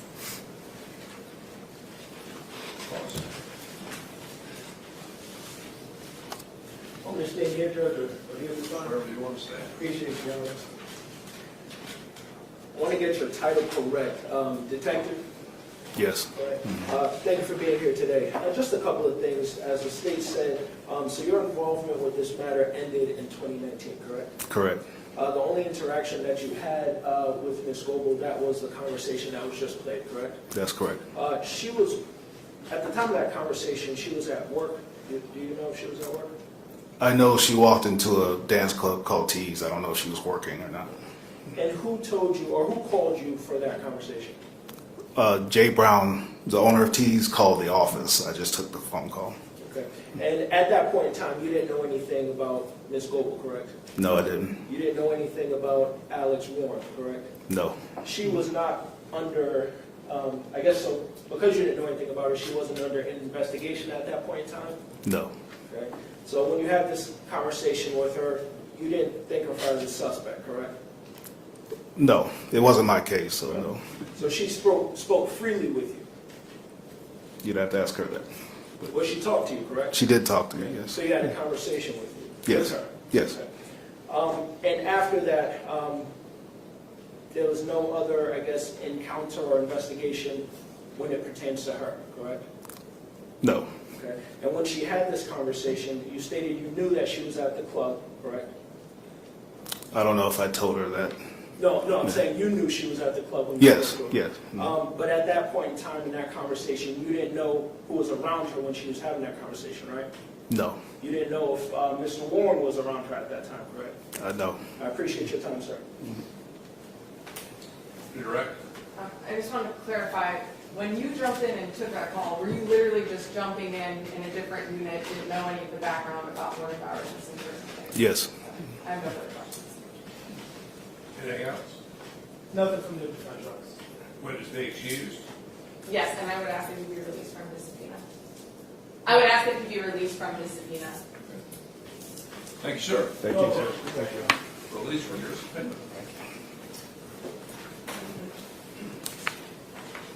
Your Honor, could we take a quick comfort break before our next witness? We'll take a break.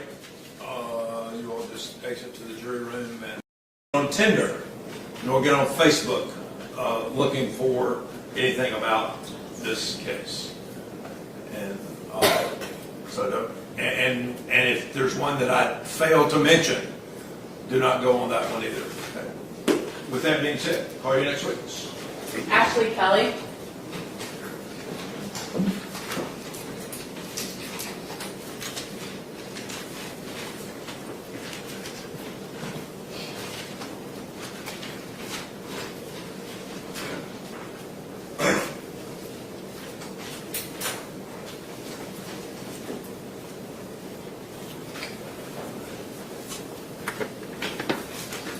Raise your right hand.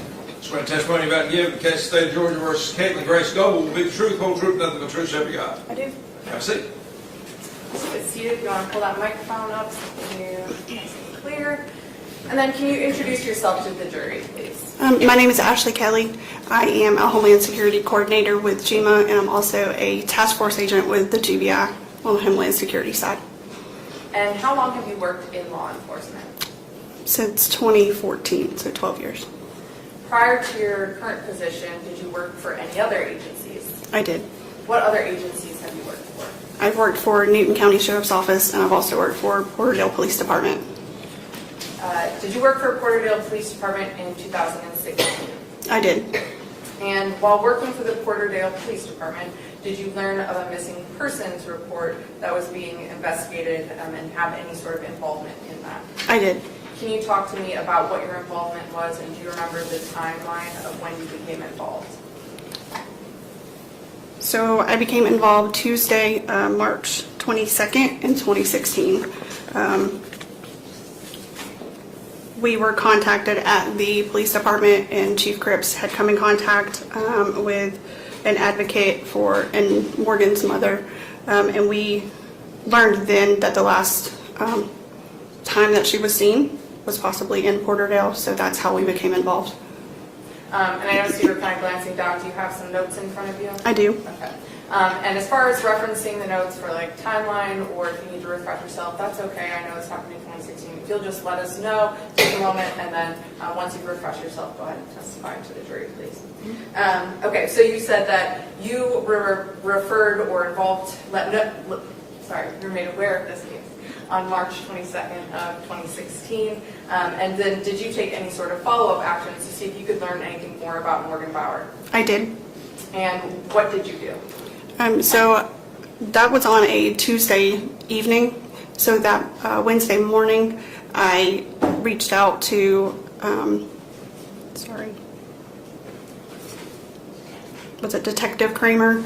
Investigator Kramer? I'm not sure. I think it was Detective Kramer at the time. Let me make sure I have his title correct. Investigator Kramer with APD, who was working the case at the time, just to get some information. And then also on that Wednesday, Sergeant Boyces and I, who also worked with the Porterdale Police Department, went and spoke with Alex and Caitlin. And when you say Alex and Caitlin, that was Alexander Warren and Caitlin Goble? Yes. And you spoke to them on that Wednesday, which would be March 23rd of 2016? Yes. And when you spoke to them, where did you speak to them at? Do you recall? I want to say that we went to the house and they were not there, so then we saw them walking on the street, and that's when we stopped and talked with them. And when you talked to them, were they both present when you initially started talking to them? They were both present, but we separated them.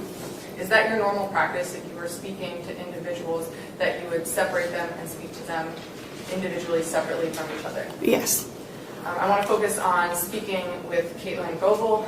Do you recall what she told you about the missing person, Morgan Bauer? So I'm going to refer to my notes to make sure I get everything correct on what she told me. Maybe approach.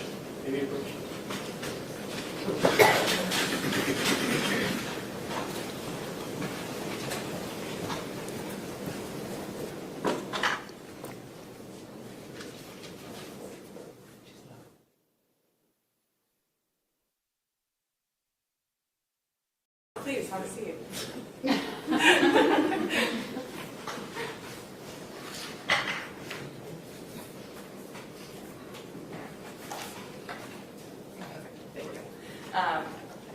It's okay to just take a minute, review it, and then if you want to flip back, take it, review it, let us know. No problem. Okay. So, do you remember what the defendant had told you about Morgan Bauer or how she knew Morgan Bauer?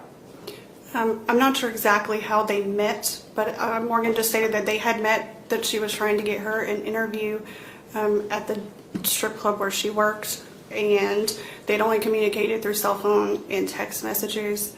She stated that they had all ridden together in Alex's truck, that she had asked for a ride back to Covington. So they stopped by Alex's house. Morgan waited in the car, played on her phone, and then once Alex and Callan had taken showers, they then took her to meet someone in a green vehicle. Callan could not recall the make or model of that vehicle. She just said that it was a green car, and they dropped her off at a Citgo in Covington. She stated that Morgan went and hugged the driver, but she couldn't give a description of the driver. That she went and hugged the driver, got in the car, and that's the last time they saw her, and she hadn't talked to her since. Okay, great. So I want to break that down just a little bit, because I think you used she, so I just want to make sure that we're clear.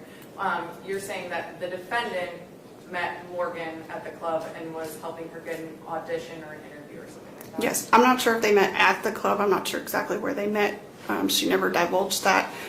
Just that she had taken her to the club and was trying to get her an interview there. And as far as communication, obviously she described in-person communication. Did she describe whether or not she had communicated, I'm sorry, when I say she, the defendant, whether the defendant had communicated with Morgan via cell phone or text? Yes, she stated that she had communicated by text and cell phone, and that she had also left her a voicemail after they had dropped her off. And when the defendant was describing coming back to the house, did she describe whether or not Morgan had ever gone into the home? She said that Morgan stayed in the car. And then after she stayed in the car, I think is when you described that the defendant said that Morgan, Alex, and the defendant all went to a gas station? Yes. And then while at the gas station, it was at that point in time where the defendant claimed that Morgan got into a vehicle with another person and left. That's correct. She also stated that she had with her a rolling suitcase. I think it was a red bag as well, so she had taken her items with her. Okay. So those were details that the defendant gave to you about Morgan's leaving? Yes. And then she said after Morgan had left that she had attempted to try and make contact with her? Yes. After that conversation with the defendants, did you perform any sort of follow-up investigative tasks? I did. And can you explain to us what your tasks were? So I reached out again to Investigator Kramer, I think on that Friday, and then I had also attempted to, or I did disseminate the flyers, the missing person flyers, into GBI agents that were in the Gainesville area, because her mother had said that that could have possibly been a place that she had been. So I forwarded those flyers there as well. At that point in time, was this a missing person case with Atlanta Police Department or Porterdale Police Department? It was a missing person case out of APD, out of Atlanta. Okay, so your role was to assist them? Yes. And after that, did you have any further involvement in the case? I did not. I have no further questions.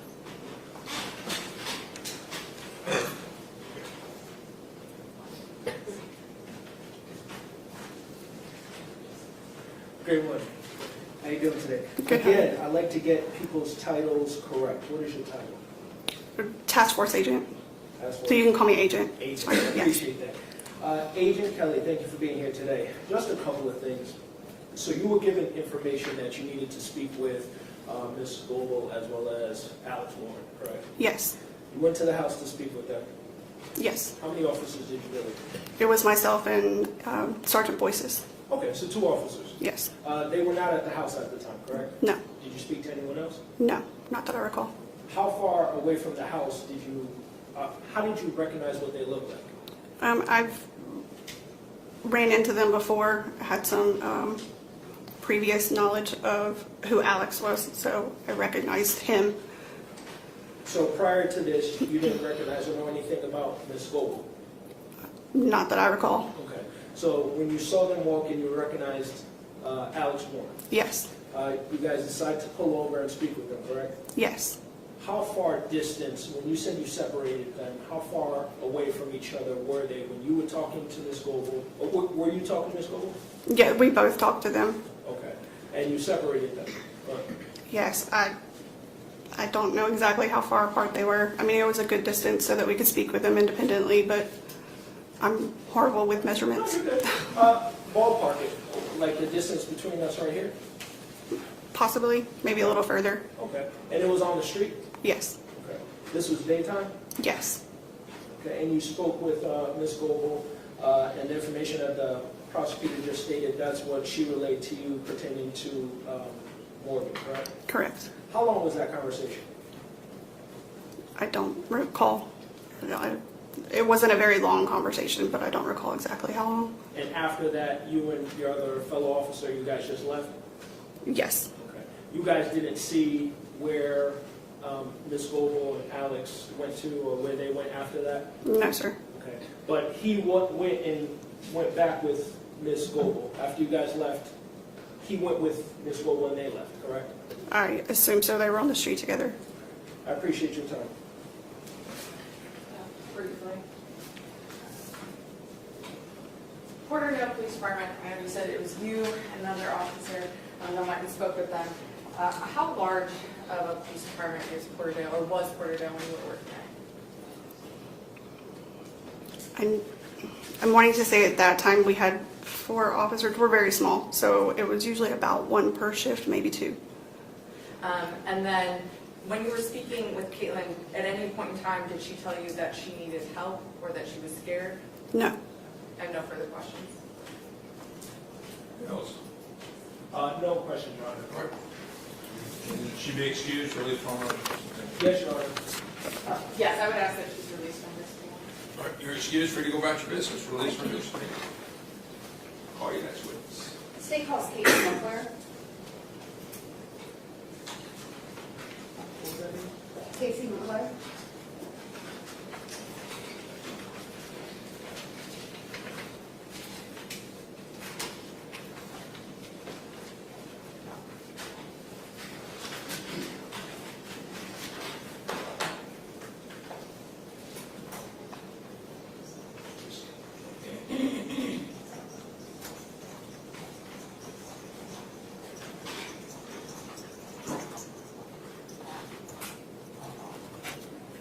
Raise your right hand. Swear testimony you're about to give in the case of the state of Georgia versus Caitlin Grace Goble will be the truth, whole truth, and nothing but truth shall be found. Have a seat. Speak loudly in the microphone. Go ahead and state and spell your name, please. My name is Casey McClure. It's K-A-S-E-Y, McClure, M-C-C-L-U-R-E. Ms. McClure, are you familiar with Morgan Bowers, I guess initially, the disappearance case for Morgan Bowers? Yes. How did you become aware of that? So in March of 2016, I received an email to the organization that I operate and asking me to help a mother who was coming to town, and she needed someone to show her around because her daughter was missing, and that is how I came in contact with Sherry Keenan, Morgan's mother. Sherry Keenan is Morgan Bowers' mother. Correct. And what is the organization that you work with? I'm the founder of For Sarah, and that's the number 4 in SARAH. And we are actually a nonprofit organization. We're faith-based, survivor-led. We work with girls that are in the sex industry, girls that are dancers. I actually came from that lifestyle, so I started it in 2004 after the birth of my daughter, Sarah. And so with your work in that nonprofit, do you go into strip clubs and sort of counsel girls or try to help them with different issues in life? Yes, so in 2005 we started doing strip club outreach and going into the strip clubs, and some of them were the clubs that I actually worked in, and we started just going in as outreach and just working with women and just trying to be like a bridge in the community to offer them resources when they were ready to get out of that lifestyle. And so for that reason, you're familiar with the different dancing clubs in Atlanta and maybe even the greater Atlanta area? Absolutely. And so when, tell me about when Sherry Keenan first came down here. Like, how did you meet her? How did you guys meet up? So we were actually doing an unholy bus event with some lawmakers and showing them hot spots of trafficking around Atlanta. And we told her she had reached out and got connected with me that day, and I had explained to her that I wouldn't be available till after that was over with. And so when it was completed, we met up, and she and two other volunteers that worked for Sarah, we got in the car, and when she got into the vehicle, she had flyers, and we were going to go to the strip clubs because I was familiar with the strip clubs, and so we were going to go there and pass out flyers about Morgan because she was looking for her daughter. Okay. And did you guys make it there to pass out those flyers? No. We were heading to one particular strip club on Roswell Road, but as soon as her mother got in the vehicle with me, she had explained to me that earlier, prior to meeting with us, that she had went to one of the clubs, Club T's, that was off of Chester Bridge in Fulton County, and that she had spoke with the owner there, and that the owner... Objection, Your Honor. Hearsay. Hearsay. You don't need to tell me what the owner was saying to her. Just, is it that Ms. Keenan got a phone call when she got into your vehicle? Yes, so as soon as she got in the vehicle, she received a call from Jay, the owner or the manager at Club T's. And so once she receives that phone call, what do you guys go do? She is on the phone with Caitlin, communicating with her as we are driving without them knowing, because I knew where Club T's was because we've done outreach there, and we drove there to that club to meet her and the other gentleman. So Jay Brown actually puts the defendant Caitlin Goble on the phone with Sherry Keenan. Correct. And then when you guys arrive at Club T's, what happens? So Caitlin and Alex were actually in the office because Jay had kept them for us there. And while we walked into the office, they were sitting down. Alex was to the right, and Caitlin was they were sitting at the desk, and we sat near them.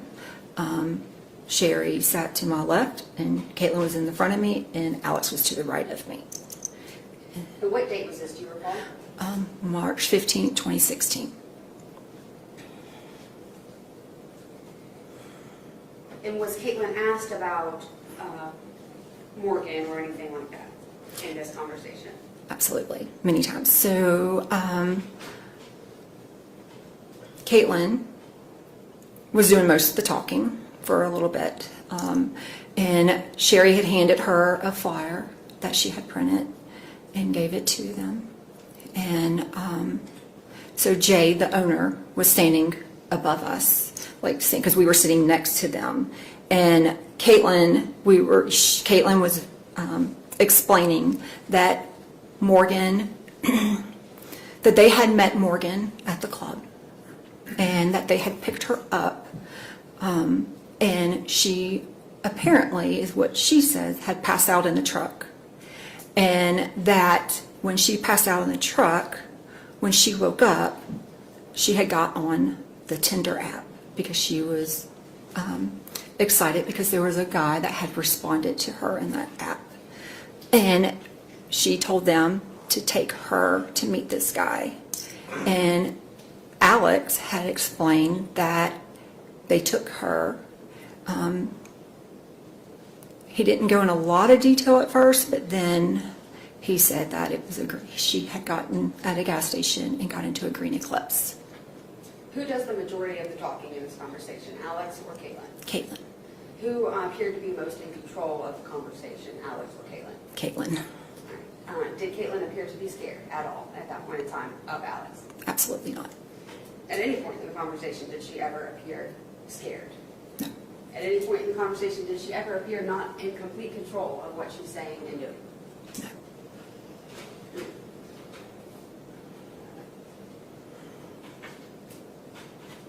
Did she say anything else about during this conversation, other individuals that were around Morgan at that time or that she had known?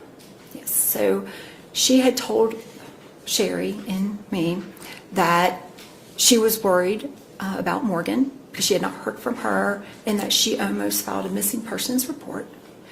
But she had said that she had reached out to this gentleman named Plug. And that Plug, she had called Plug and asked if he had heard from her. And Plug had said, no, that I thought she was with you.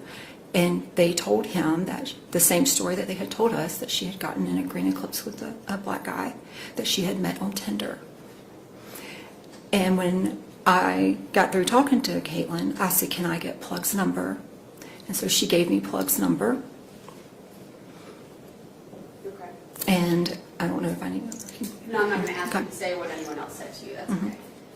When y'all were there at the club, did you actually end up taking a picture of the truck and Alex Warren, and then while they were outside? So while we were in Club T's, after we sat there and communicated with Caitlin and Alex, and we were leaving and got the information and got exchanged phone numbers, as we were leaving and going, we were going to go to, because Caitlin didn't disclose this, but Plug had disclosed that Morgan had worked at another club in Gainesville. And so on our way out, Alex and Caitlin were walking outside the club to their vehicle because Alex had stated that he had to be home at a certain time because he was on probation. And so on their way out, Sherry Keenan, the mother, Morgan's mother, went up to them and said, can I take a picture of you? And he allowed her to take a picture of him, and she took a picture of him, Alex, and the truck tag. And Caitlin was with him at this time? Yes. I'm going to show you State's Exhibit 10. Do you recognize this? Yes. What is that? That is Alex and the Dodge Ram truck that he was driving. Is this a fair and accurate depiction of how he appeared that night when y'all spoke with Yes. him? All right, so y'all tender State's Exhibit 10. No objection, Your Honor. Submitted. Did you also work with anyone in your capacity for Sarah and the work that y'all were doing in the FBI? Yes. And did you disclose this information to them that y'all were learning about Yes. about this disappearance? So as it was happening, when we got a picture of the tag, and when we received Caitlin's, I had Caitlin's cell phone number, and then I also had Plug's cell phone number, which I had reached out to Plug and had a conversation with him as soon as we walked out the club. And I shared that because of the work that I do. We work with victims of trafficking and exploitation and girls that are in the industry. And so I had communicated with her that I needed her help immediately. And she was able to identify the address where that tag was registered, and also Caitlin's Facebook, social media, and Plug's information as well. And did you, based on her finding that Facebook, go and look at Caitlin Goble's Facebook? Yes. Do you recall what the name was that she used on? She didn't use Caitlin Goble as her Facebook name, right? What was the name? Lilith Chaos with a K. And did you look through the Facebook posts that Yes. she had around that time? Yes. And what would you estimate this was that you're finding her Facebook, Lilith Chaos, and looking at it? It was happening that night. So March 15th, like right after you guys... It was left? probably around 10:30-ish, 11. What kind of posts were you seeing at that point? Well, there were several posts, but the one that stood out to us most was the one on February 25th, where there was a meme that had a little ghost, and it had said that this is Bob. Bob likes to kill people for fun, and Bob is one creepy MFer. And so that was alarming because we had known that Morgan was not communicating with anybody after a certain date, and it was now in March, and no one had talked to Morgan. So that date stood out to us. And actually, we contacted Top of Gainesville when Plug had told me that's where Morgan was working. And when we called, we were heading there. And that is when we talked to the house mom, one of the house moms that answered the phone. And she had told me that Morgan did work there. You don't need to worry about saying what anybody else is saying to these conversations, okay? I'm going to go back to the Facebook, okay? So you see the Bob Kills People post. Did you see any other posts? There were several other posts. There were posts with Alex. She had tagged Alex where this death is where the party begins. There was another one on, I believe, February 27th that stated you can't be hitting up someone else's boyfriend and for emotional support and not expect me to get, I believe, upset. I can't remember the exact words, but it was along that line that I've been nice so far, but don't think that I wouldn't be. And I'm going to show you State's Exhibit 6.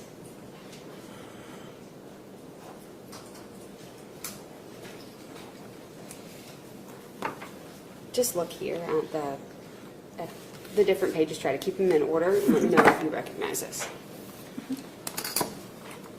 Well, those are from her page. She had some creepy... Well, just let me know if you recognize them, okay? Yes. All right. And are they fair and accurate depictions of what you observed her Facebook timeline to actually be sort of as you were seeing it? Absolutely. And do me a favor, just so I don't get confused. Let's try to keep them in order so that I can reference it. Okay. And this is how you would see Facebook, the timeline itself, as if it were screenshots of it, not necessarily records. Is that fair to say? Correct. Okay. Judge, I would seek to tender, I think it's State's Exhibit 6. Objection to State's Exhibit 6.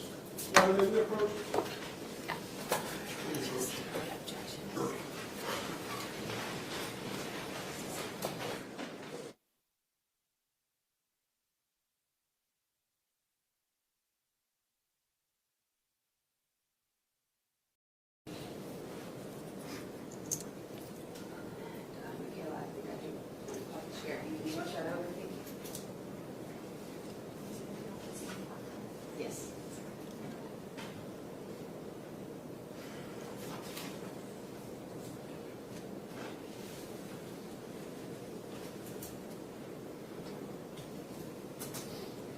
Just so everyone knows, this mouse is a challenging one, so it looks like we just can't seem to get there very fast. It's not fully user error.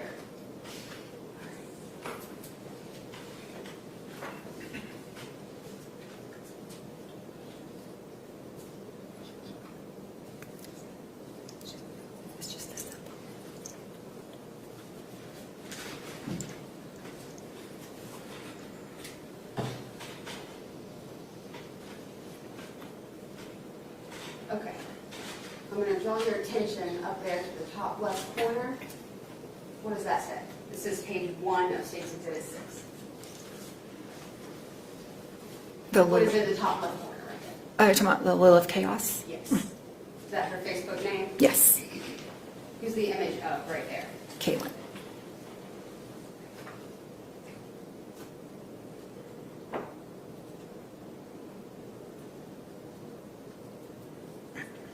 I'm going to skip to page 3 of State's, actually, I'm sorry, yes, page 3 of State's Exhibit 6. What's depicted here? That is actually the meme that she had shared on February 25th that said Bob is one creepy MFer. I'm switching to the next page, which is State's Exhibit, or page 4 of State's Exhibit 6. What's here? So that is the exact, the whole screen of this is Bob. Bob kills people for fun, and she's tagged Alex Warren. And explain, just in case for people who don't know on Facebook, do you know what tagging means? Yeah. What is that? Just letting you know that you're with someone and that they were basically agreeing to. Well, I'm just saying it's something you can choose to do on Facebook. Yes, you can choose. Yes. Okay, and is that what the name being right above there means? Yes. All right, and what date is it that this was posted? That is February 25th, 2016.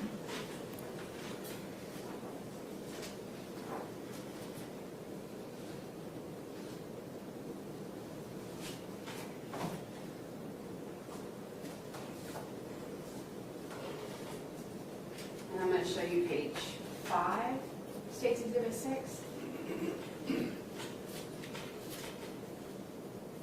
What do you see here? That it was another comment that she had posted that concerned us, where it said, I hate how some people don't understand that they can't be hitting up someone else's boyfriend for emotional support.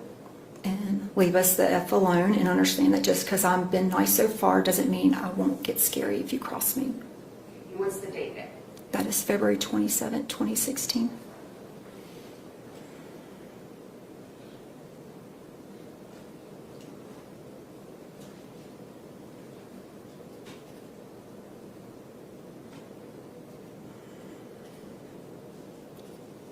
Okay, that's all I'm gonna have for right now for those. One.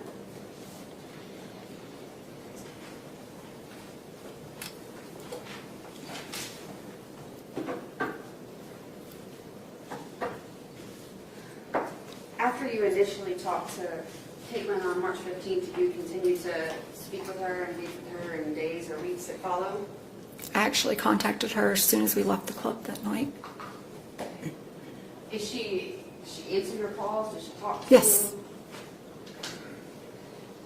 you? Is there any point in time in which she stops communicating with you? I would say probably after like August or September, like August, September. I think the last conversation was in August where I tried to reach out to her. Of 2016? Yes. Okay. So, like 6 months after the murder? She communicates with you for about 6 months.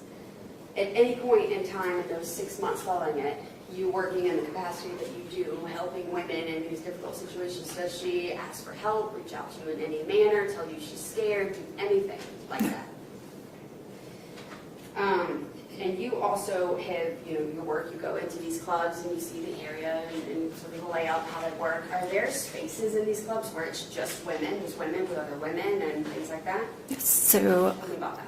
so most clubs in Atlanta have house moms. They have like the locker room where the women are allowed to go in there and change and get dressed for the night, or just kind of their safe place to hang out when they don't want to be on the main floor. And so there's house moms, and there's where they can be the house mom basically manages the women and oversees them, make sure that they're okay, that they're not going to leave intoxicated. And there's also men on the floor, usually like a general manager, like a floor guy that oversees the women just in case there's any situation on the main floor. So even if there was a guy that came to the strip club with a girl, they're not back there in those rooms in those areas, correct? Correct. Most of the time, like men that are not customers are not allowed, like if boyfriends or in relationships, most clubs do not allow that in the clubs. They don't go in there. Right, because it could become a problem. Right. But there's bouncers there, physically strong Yes. men, other women. Security, valet, there's a lot of security around the club. And I also want to ask you, you're a former stripper yourself, dancer. Can you let the jury know, is that a physically demanding job? Absolutely. And how so?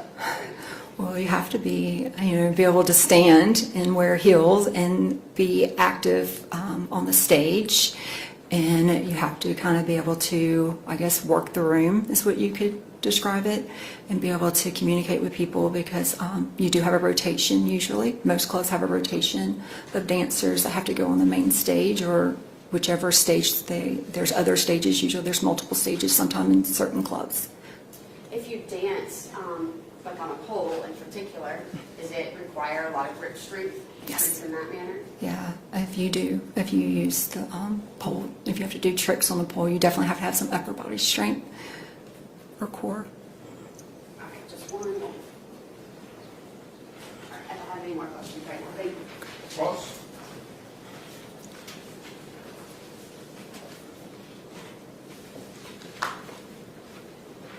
Good morning, Ms. McClure. Good morning. Ms. McClure? McClure, yes. All right, I appreciate that. I want to make sure I say your name right. Ms. McClure, so you've done a lot of work in this investigation, correct?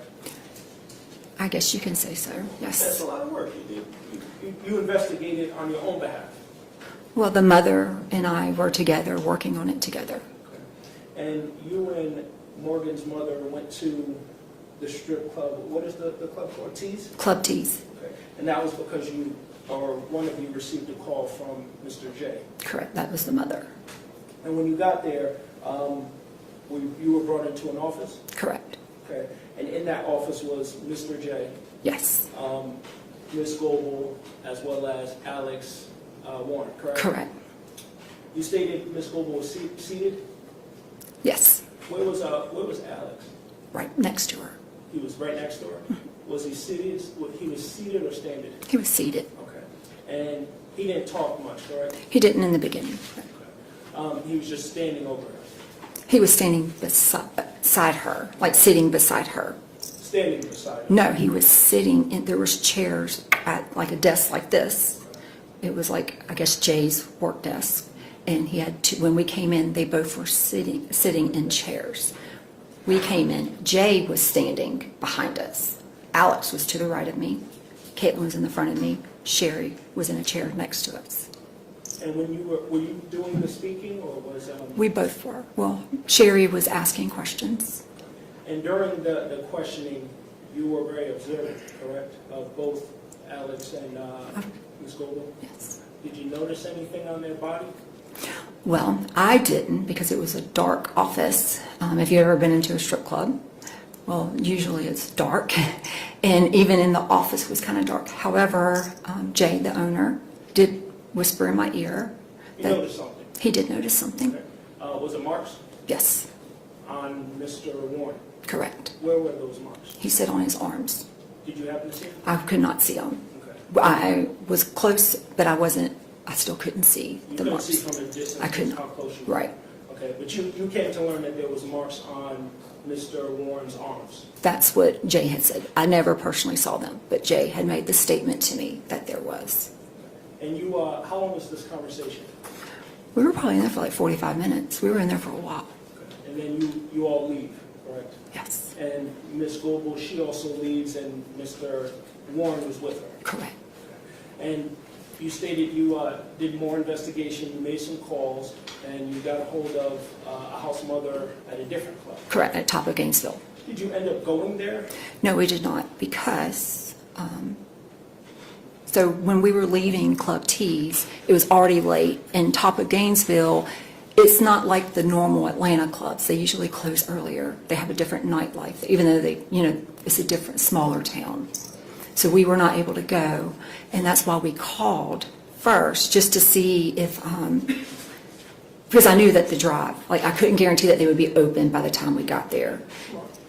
And you did speak with this house mother, correct? Yes. And you learned information to see if they knew Ms. Goble as well as Mr. Warren. Well, what they had stated was that we called to see if Morgan had worked there, because Club T's has said that Morgan did not have a permit to work there. Okay. But did they speak? You speak of Ms. Yes. Goble? Okay. Well, they spoke of They spoke her. of her. They identified her. Okay. And did they speak of Mr. Warren? No. They just said that Morgan had left with a girl with really short hair and a black eye. So they never mentioned Alex Warren at all? Never. Okay. And you spoke with Ms. Goble after that, correct? Yes. You called immediately? I called immediately. And she answered for you? Yes, she did. And you guys spoke? Yes. Did you hear Mr. Warren in the background? So when I called, I asked Caitlin, because Top of Gainesville had identified Caitlin as being the girl that left with Morgan on February 25th in a black eye. When I called her, I asked her when the last time she was at Top of Gainesville, and she said, Top of Gainesville, I've never been to Top of Gainesville. And I asked her, were you not at Top of Gainesville on February 25th or the 26th? And she immediately said no, but Alex got upset in the background. So you heard him in the background? He was upset, yes. How do you know he was upset? Because she told me he was upset, and she was in the vehicle with him. But you heard him? Oh, I heard him, yes. So so how you, I heard him. What did he say? He said, hang up the effing phone. So he told her, hang up the effing phone. And yeah. Did he sound joyful? No, he was not happy. Okay. And then when you stated about, so this environment in the strip club you just described, the prosecutor stated there's rooms where the workers, let's call them the workers, would go to their quote-unquote stables where they didn't have to be amongst the other men, correct? Correct. So there are these stables for them to go, to calm down? Yeah, just to kind of take a break, to refresh, to maybe, freshen their makeup, brush their hair, just smoke a cigarette, just take a breather because sometimes you need a break. Right. But you didn't speak with her in those stables, correct? No, I did not. That you were in the office with Mr. Warren there? But I spoke to her several times after. But at this point, when she was talking, and when you spoke to her, you don't know if Mr. Warren was there or not? Well, there was one instance that she was in class, but she texted me and said she was in class, so she... But you don't know if he was there or not? They were no longer together in August of 2016. They had separated. But when you talked to her, the moments, like at this point in the strip club, you didn't talk to her in one of these statements? No. Okay. And when you talked about social media, the Facebook post, nowhere on that Facebook post did you see, Morgan had her Facebook, right? She did. You didn't see her tagged in anything? No. You didn't see her mentioned in anything? No. You didn't see her name anywhere on any of these posts, No. correct? That's all I have. Appreciate it. You're right. Yes, Judge. In this conversation, this version of the story she tells in Jay's office in 2016, where did she pick Morgan up from? Alex had stated that they picked her up. He couldn't remember where, but it was near a train track that had graffiti on it. At a hotel, yeah. In this version, no one's saying they leave from top of Gainesville. No, they never mentioned top of Gainesville. Railroad track. They acted as if they couldn't remember exactly where they picked her up from. And then in this phone conversation where you hear Alex in the background and Caitlin hangs up, does she call you back later? She sure did. Okay, so how does it go when she voluntarily calls you back? And talks to you? So the first conversation, when he was upset, she's like, I've got to go. We're lost. She claimed that they were lost. And then she said that, I'll call me back tomorrow, and hung up the phone. Within like a matter of minutes, she called me right back, and she was very calm, and he was quiet. And she said, oh, I'm sorry. You said the top of Gainesville? Yeah, I was at the top of Gainesville, but it wasn't on February 25th. It was like the 19th or the 20th. And I told her, well, I appreciate you calling me back. And I'm just trying to find Morgan. All right, thank you. One last question, Your Honor. I'm not going to keep you long, I promise. You're fine. The states mentioned how when you were in this area, the office speaking to Ms. Goebel, how she was in control of the conversation, correct? Absolutely. That's what she said. That was the first time you met her? Yes, it's outside the scope of regret. And you can go talk about her being controlling it and then contract. I'm sorry? It's outside the scope of redirect. You can talk about the in control content of the conversation on the redirect. Your Honor, she talked about it on the stand and she just answered the question. I'll overrule the objection. Sorry, you stated that you thought she was in control of the conversation, correct? I felt like she was, yes. That was the first time you met her? Yes. You never met her prior to that? No, I did not. So you never saw her interactions under anything, correct? No, sir. Thank you. What made you think that she was in control of the conversation? Well, I just felt like she was very confident. And I felt like she was speaking on behalf of both of them. I just felt like she was not, I didn't feel like she was afraid at all. So it was the way she spoke, how she carried herself, everything like Yeah, that? I mean, she felt extremely confident. She was very quiet and meek, like she presented herself very professional. And so she, when we were communicating, like I felt like, she was trying to help us find Morgan. Thank you. No, Your Honor. All right. Ms. Witness, be excused, released from her stand. Yes, Your Honor. Okay. Thank you. You are excused. Free to go about your business.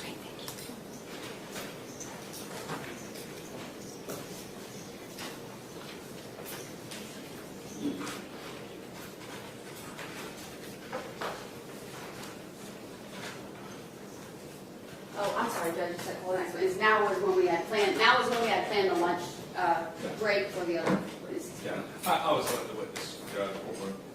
Oh, okay, Yeah. sorry. We're at noontime. We're going to take a break.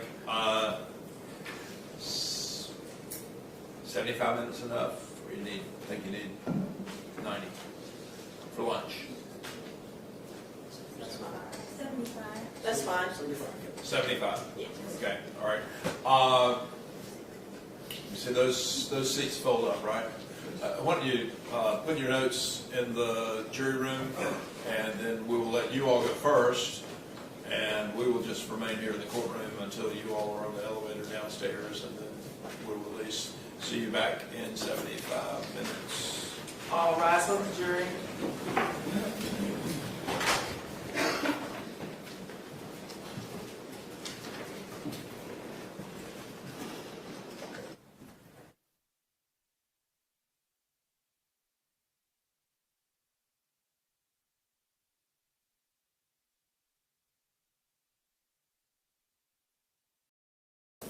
And if you'll raise your right hand for me, or Judge, sorry, if you want.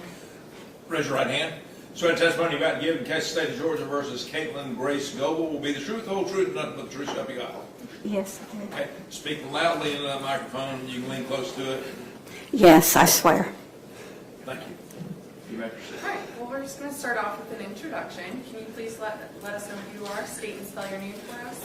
I'm Judith Warren, Judithwarren. And Miss Warren, where do you live? In Porterdale in the Porter House. And is that at 2 Broad Street? That's correct. And how long have you lived there?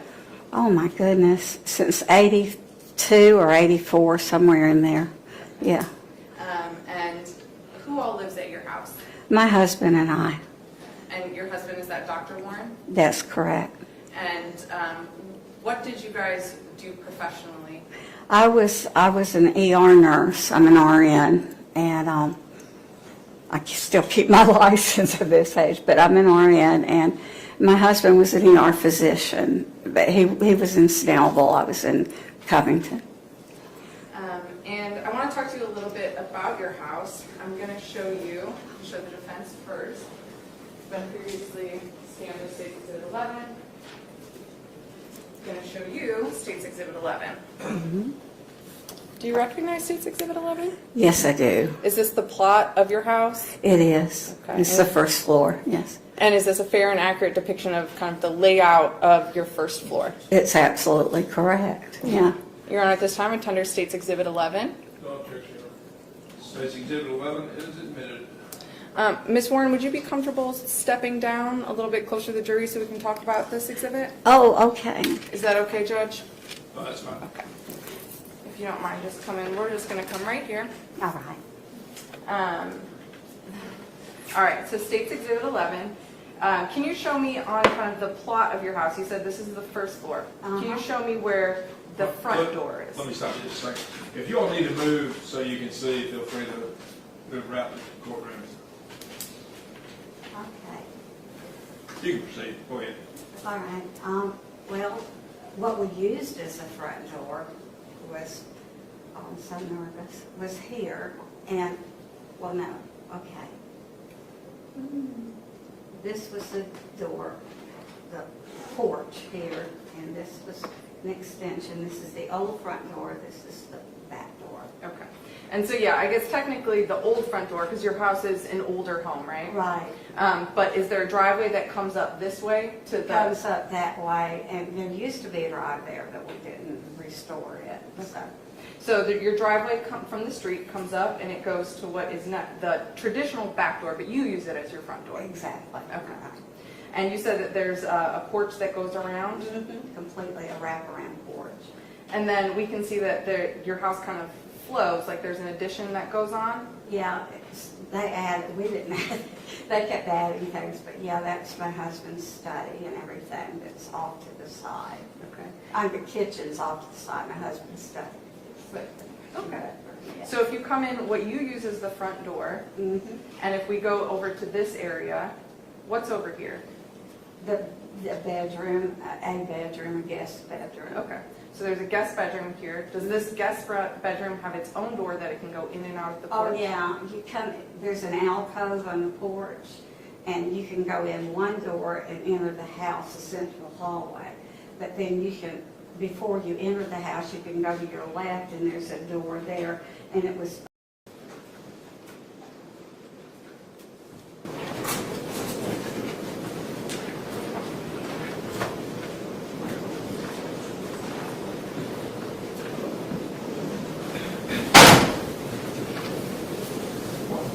Thank you all for being back, and we are ready to go. Call your next witness. Judith Warren.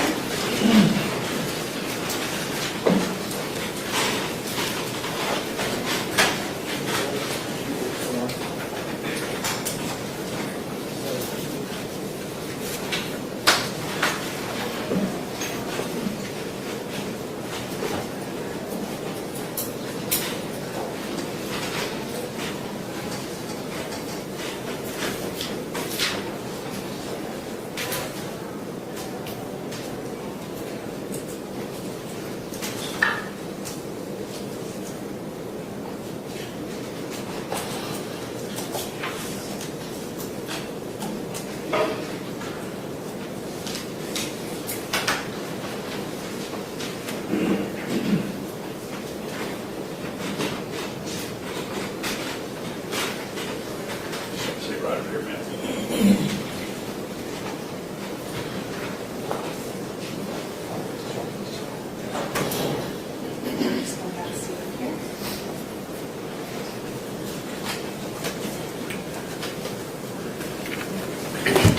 All right, go ahead and get comfortable for me. Then we're going to move this microphone. We're going to have you try and speak through this microphone the best that you can, okay? Okay. All right. And if you'll raise your right hand for me, or Judge, sorry, if you want.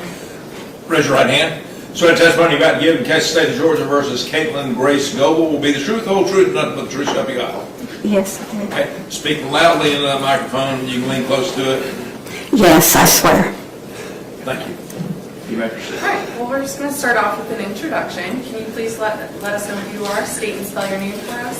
I'm Judith Warren, Judithwarren.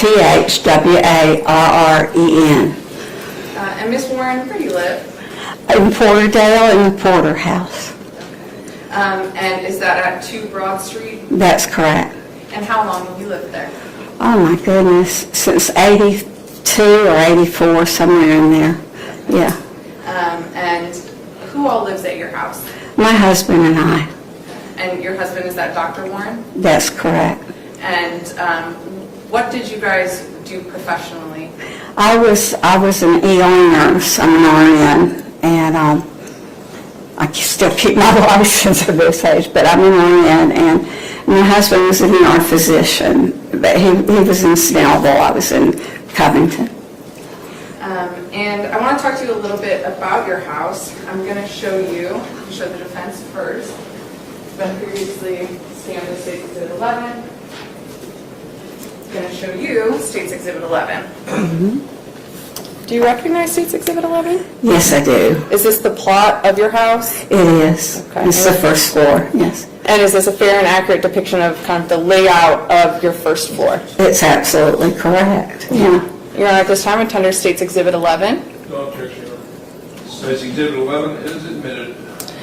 Ms. Warren, would you be comfortable stepping down a little bit closer to the jury so we can talk about this exhibit? Oh, okay. Is that okay, Judge? Oh, that's fine. Okay. If you don't mind, just come in. We're just going to come right here. All right. All right, so State's Exhibit 11. Can you show me on kind of the plot of your house? You said this is the first floor. Can you show me where the front door is? Let me stop you just a second. If you all need to move so you can see, feel free to move around the courtroom. Okay. You can proceed. Go ahead. All right. Well, what we used as a front door was, oh, I'm so nervous, was here. And, well, no, okay. This was the door, the porch here, and this was an extension. This is the old front door. This is the back door. Okay. And so, yeah, I guess technically the old front door, because your house is an older home, right? Right. But is there a driveway that comes up this way to the... Comes up that way, and there used to be a drive there, but we didn't restore it. So your driveway from the street comes up and it goes to what is not the traditional back door, but you use it as your front door. Exactly. Okay. And you said that there's a porch that goes around? Mm-hmm. Completely a wraparound porch. And then we can see that your house kind of flows, like there's an addition that goes on. Yeah, we didn't add, they kept adding things, but yeah, that's my husband's study and everything that's off to the side. Okay. The kitchen's off to the side, my husband's study. Okay. So if you come in, what you use is the front door, and if we go over to this area, what's over here? The bedroom, a bedroom, a guest bedroom. Okay. So there's a guest bedroom here. Does this guest bedroom have its own door that it can go in and out of the porch? Oh, yeah. There's an alcove on the porch, and you can go in one door and enter the house, a central hallway. But then you can, before you enter the house, you can go to your left, and there's a door there. And it was, I guess, in the old days for the convenience of anybody that they had staying with them, you know, and so it's a separate entrance and exit. Okay. And then off of that bedroom, there's like a study, parlor, your formal living room? Formal living room, a parlor, like old houses, you know, we restored that, yeah. And then that hallway, when you come in, if you go the other direction, is that how you get to the rest of your house? Yeah, that's exactly. You have to go through the library to get to everything else. We call it, it's got a bunch of books. Like your library den area. Yeah, that's our idea. And then, so if you go through the library, through the den, there's even like an old kitchen, then you get to the kind of the addition that was already there when you moved in. Yeah. But that's where your kitchen is now. Right. Was that where your kitchen was in 2016? Yes. Okay. And then this is just the first floor. If you go up the stairs from that hallway, the stairs are kind of by that back door that you use as a front door. Right. That's where you stay, up on the second floor, the bedrooms? Right, up there. Okay. If you want to have a seat, I'll ask you a few more questions, but you can have a seat. Okay. Well, there's a separate entrance and exit for the kitchen, too. Okay. And you kind of pointed to where that addition was on State's Exhibit 11? Right. Okay.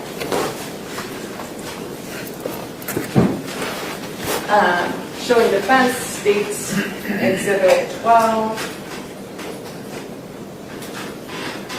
Showing the witness, State's Exhibit 12. Do you recognize this? Oh, yeah, wow. Is that your house? Uh-huh. And does that fairly and accurately reflect kind of your house from an aerial view? Yeah, it looks so big, yeah. Okay. You're at this time with Tender State's Exhibit, I think I said 12. Okay. No objections. It's admitted. Okay. Permission to publish to the jury, Your Honor? You may. Okay. I'm just going to hold this here so we can kind of see it. You can talk from your seat if that works for you. Oh, yeah, better. Okay. Unless you want me to help hold it, I can do that. Okay, thank you. There may be one juror in the corner. Let me just, thank you. Okay. I've got it. I'll ask you about it. So this is your street that your house is off of, right? Right. And so when we were looking at the plot, this is the driveway that you were talking about? It's a long driveway. Yeah. And when you come up the driveway, that's that front door that you guys use? Right, exactly. The bedroom, that spare bedroom was off to the side? Exactly, right there, yeah. And then the kitchen is up in this area? Right. Okay. All right.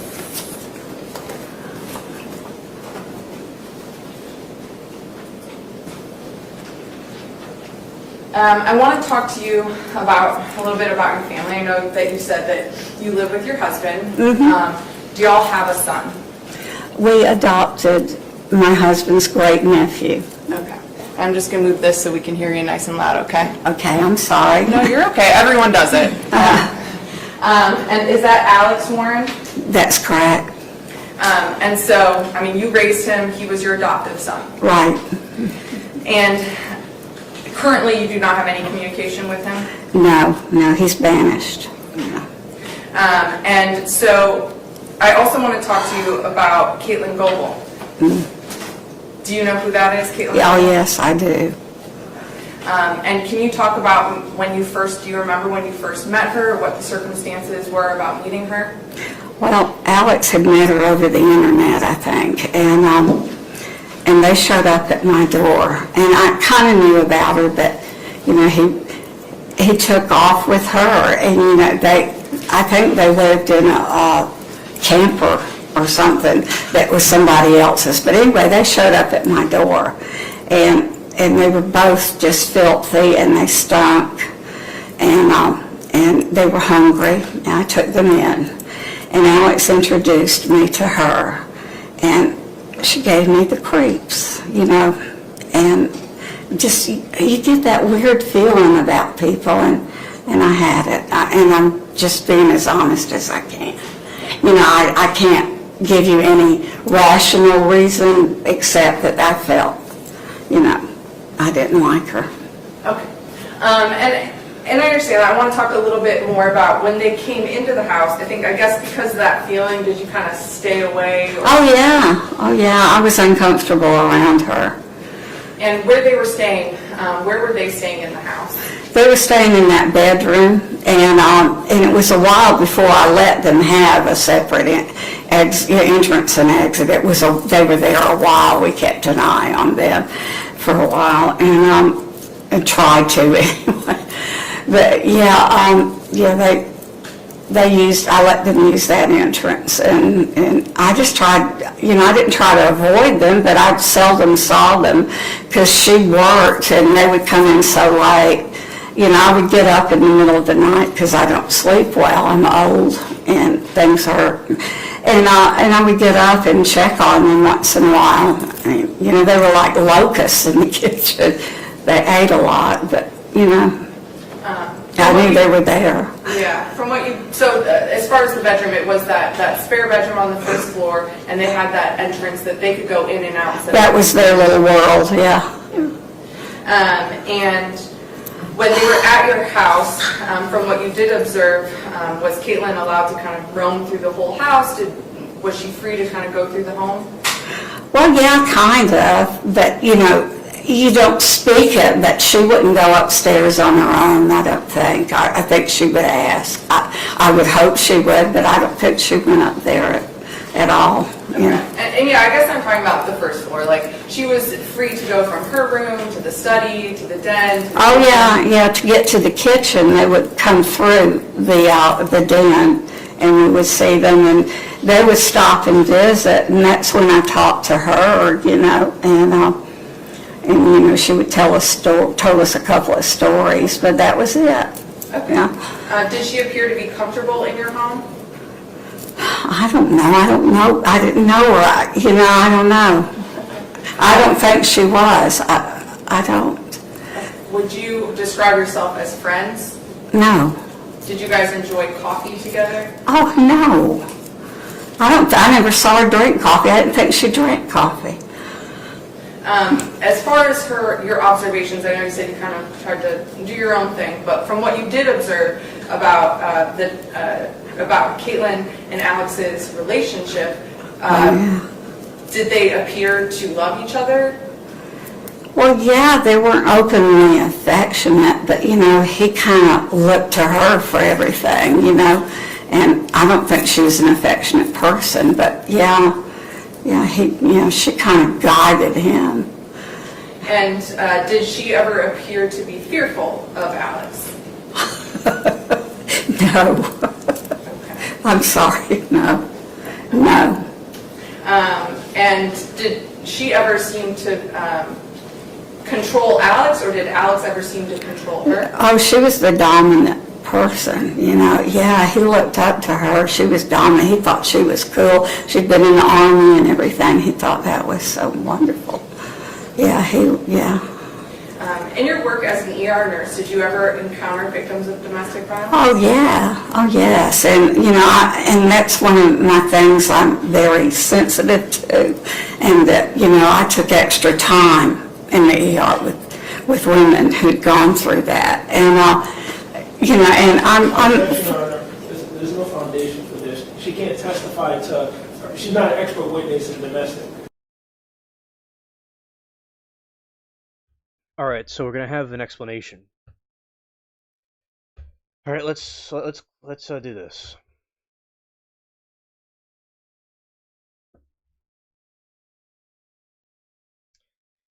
On February 16, 19-year-old Morgan Bauer disappeared, and the murder individuals lived in a tight, immediate living arrangement at the Broad Street of Porterdale, Georgia, rental house at the crime scene. Who lived there? Caitlin Globe and Jonathan Alex Warren lived together in this home as romantic partners. Victim: After moving from South Dakota to Georgia, Morgan Bauer briefly stayed with the couple at this exact house right before she was deleted there on February 26, 2016.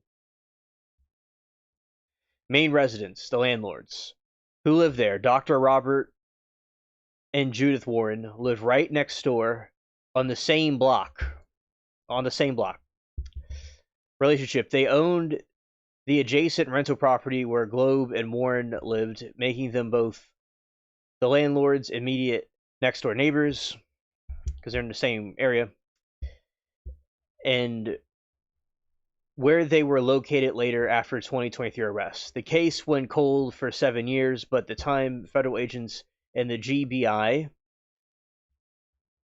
uncovered evidence at the Porterdale property and arrested the suspects in August 2023. The couple had split up, moved across the country. Caitlin Goebel was living in Peoria, Illinois. Jonathan Alex Warren was living in Los Angeles, California. So, any other questions, chat, let me know, and we'll clear everything up. Because it's very confusing.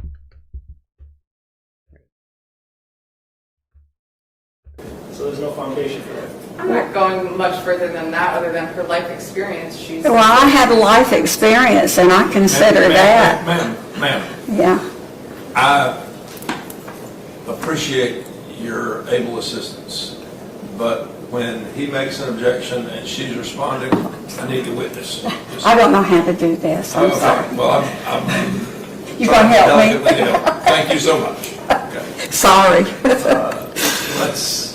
I'll sustain to the extent that I'm she's sorry, an y'all. expert to testify. Let's move on to the next one. Yes.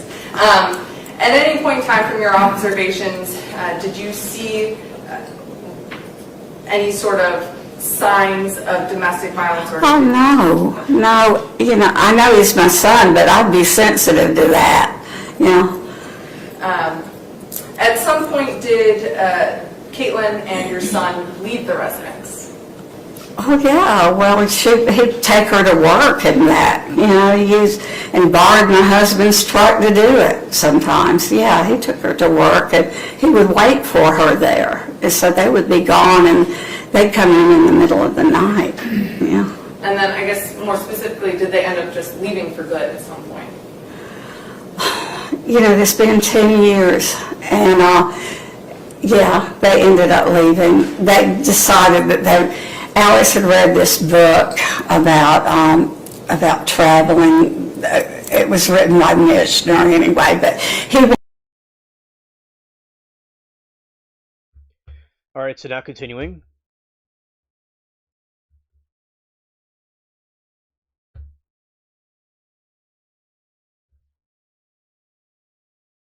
All right, Jonathan, his name is Jonathan Alex Warren. That's the full name. All right.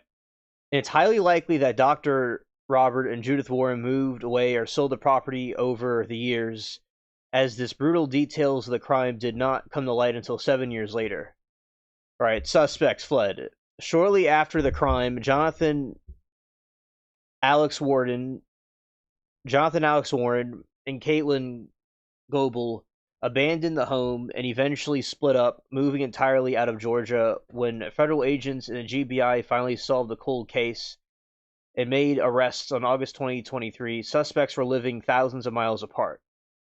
Jonathan Alex Warren had moved to Los Angeles, California. Caitlin Globe had moved to Peoria, Illinois.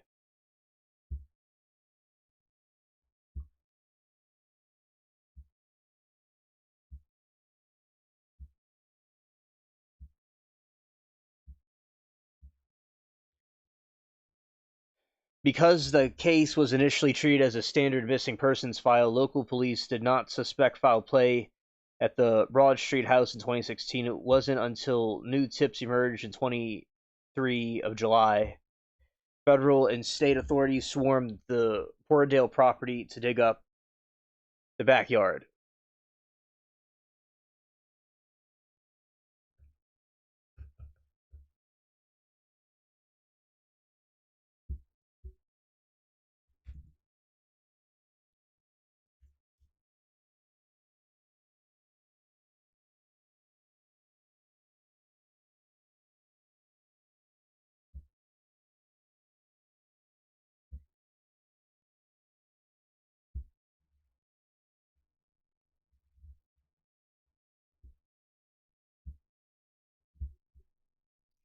All right. In 2023, breakthrough that shattered the 7-year-old case came directly from the divorce dispute, which subsequently unveiled chilling physical evidence hidden inside the rental home. All right, the source. The crucial tip was sparked by Caitlin Goble herself. Motive: while underground, a divorce from the subsequent husband Globe. My pleasure, chat. And saw. While undergoing divorce from subsequent husband, Goble realized that her ex-husband knew she had been involved in the 2016 murder. Anticipating that he would eventually tell the police, she proactively contacted law enforcement first to try to frame herself as an innocent, coerced bystander. Fallout: her interviews completely backfired. Atlanta police passed her statement to federal and state investigators, prompted by FBI and GBI, to execute a massive search warrant at the Porterdale property in July 23. Evidence found in the air vents. When investigators swept the interior of the Southboard Street home, they found on the bedroom where Caitlin Goble and Jonathan Alex Warren used to sleep, inside the room's heating and air conditioning vents, forensics recovered Morgan Bauer's jewelry. Oh yeah, definitely paranoid. Yeah.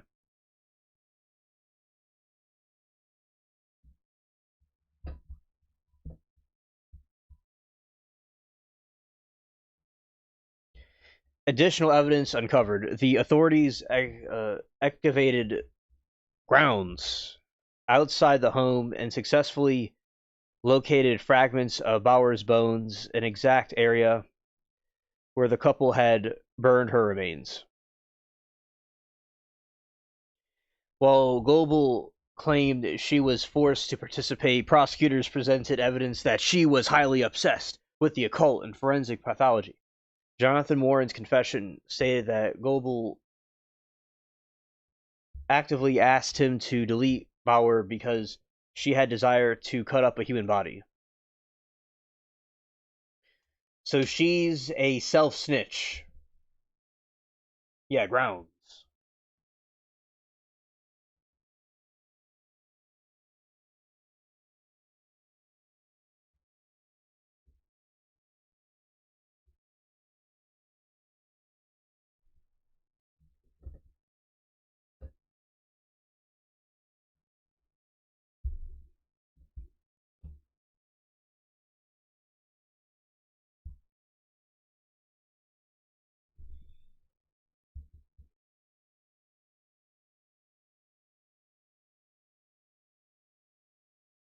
They think no one will look. It's the first place I'd look. Yeah.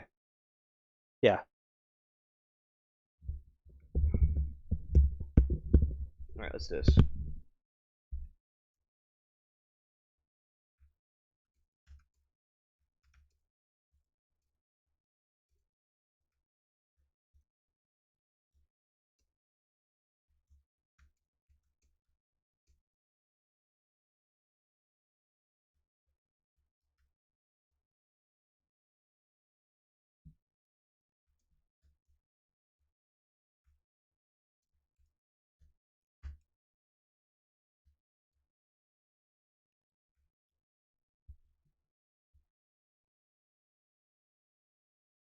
Yeah, self-snitch like Davis, definitely.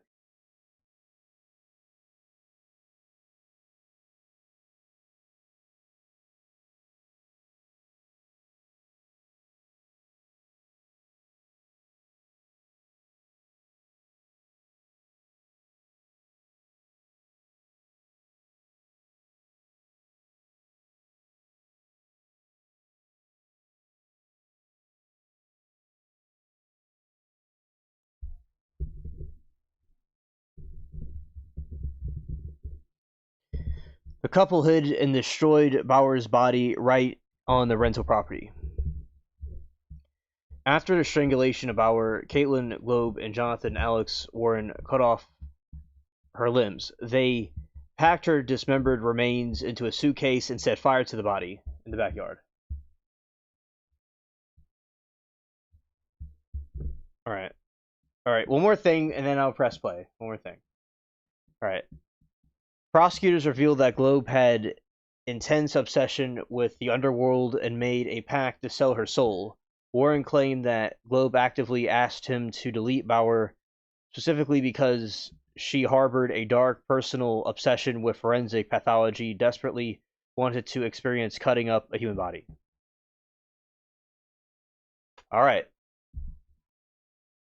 Extreme nature of the crime reflected dark obsession, Bauer, Warren, and the doing creepy things to a dead body, and cannibalism. All right. So now we're going to go back. Yeah, so she's obsessed with cannibalism, with doing creepy activities with a dead body, and Satanism and the occult, and being edgy. Scared. This is like when people take role-playing way too far. Alright. So, another suitcase trial. Now, finally, I'll press play. Without further ado, 1, 2, 3, 4. Here we go.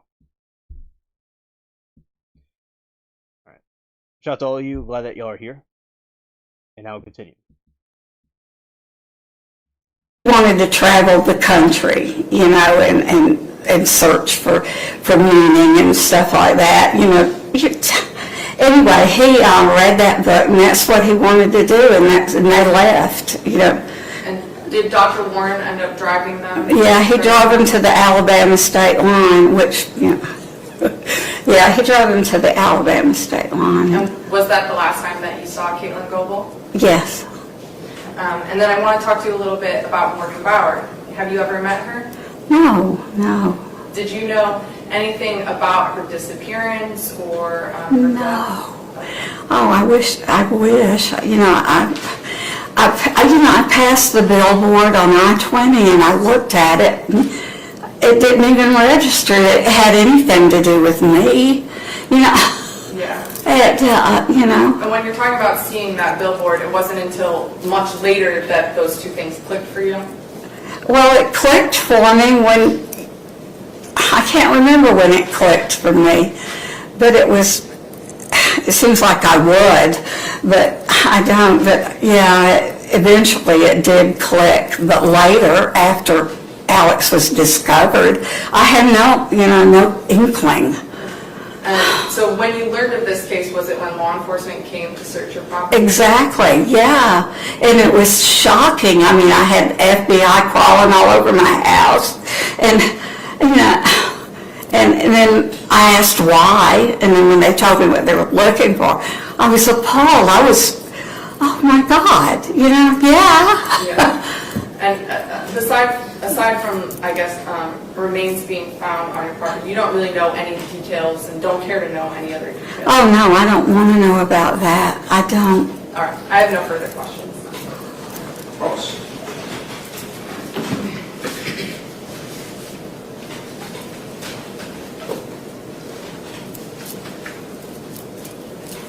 Good Hi. afternoon. How you doing? I'm fine. Miss Warren, thank you for being here today. I can't imagine what you've gone through with this whole ordeal. As we saw, this is the layout of your home, the photo that the state showed you, correct? Mm-hmm. When Miss Goebel came to your house, at that point in time, how long was, I know you stated you adopted Alex Warren, correct? Mm-hmm. At what age did you adopt? 10 months. Yeah. So throughout this whole period before she came, he was living with you? Yes. Correct? And when Miss Goebel came to your house, she wasn't staying with you long, correct? No, I don't recall how long they were there, but it wasn't a long time. Yeah. And Alex didn't have a job at the time, correct? No. So you stated they would be out late hours of the night? Yeah. You knew what she did for work? She stripped. Yeah. And Alex would take her to work? Yeah. And he wouldn't come back home until they came back together? Yeah, it was away in Atlanta somewhere. Yeah. So he stayed with her at work? Yeah. He's waited for her. Okay, you said he waited for her? Yeah. And when they came to, you stated she didn't have, or she had free roam of your house, or is it just the first floor? Probably just the first floor. I don't think she ever went upstairs. I don't know. But I don't think so, no. And we could hear people walking up there. We know when people are upstairs. And she never disrespected your home in that aspect, correct? Not that I know of, no. In your interactions with her, it wasn't much, correct? Not a whole lot, no. Can you count on your hand how many conversations you actually had with her? That was 10 years ago. I have no idea. But not a lot. No, not a lot. So there wasn't anything, she didn't act or any bad way. I know you stated she gave you, what is the term? The creeps. Creeps, there you go. I was going to say heebie-jeebies, but creeps.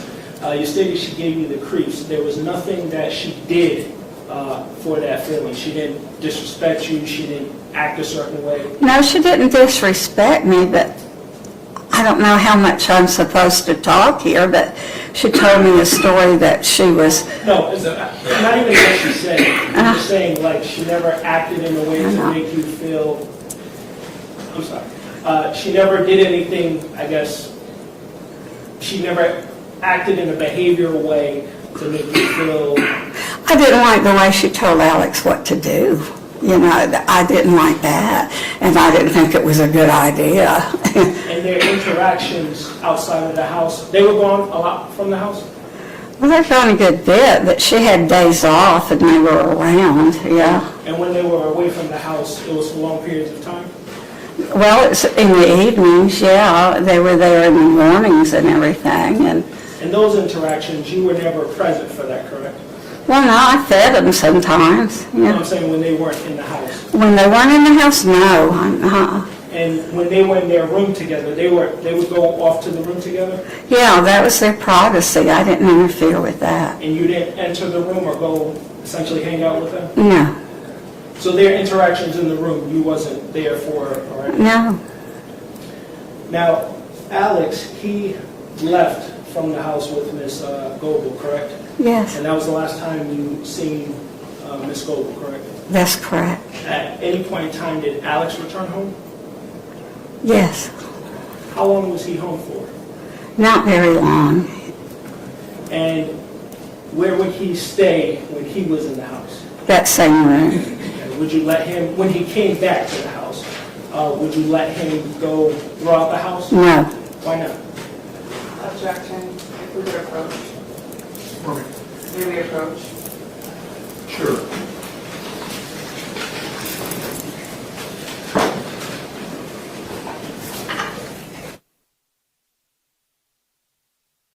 Yes. And that was the last time you seen, and she never disrespected your home. Yeah. And Alex didn't have a job at the time, correct? No. So you stated they would be out late hours of the night? Yeah. You knew what she did for work? She stripped, yeah. And Alex would take her to work?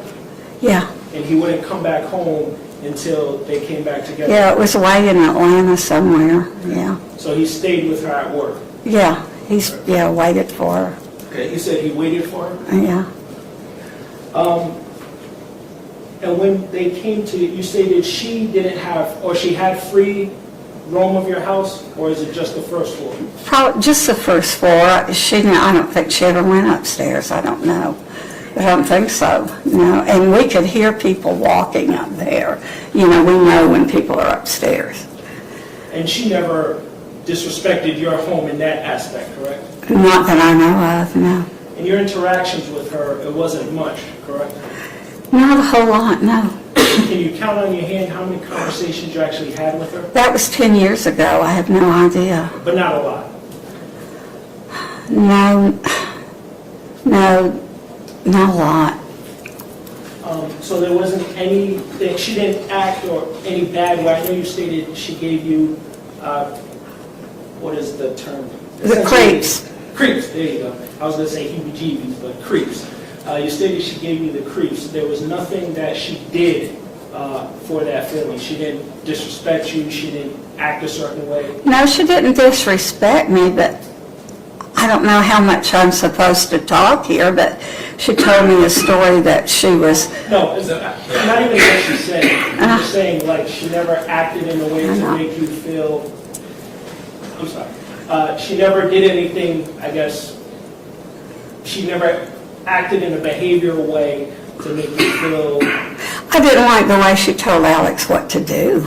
You know, I didn't like that, and I didn't think it was a good idea.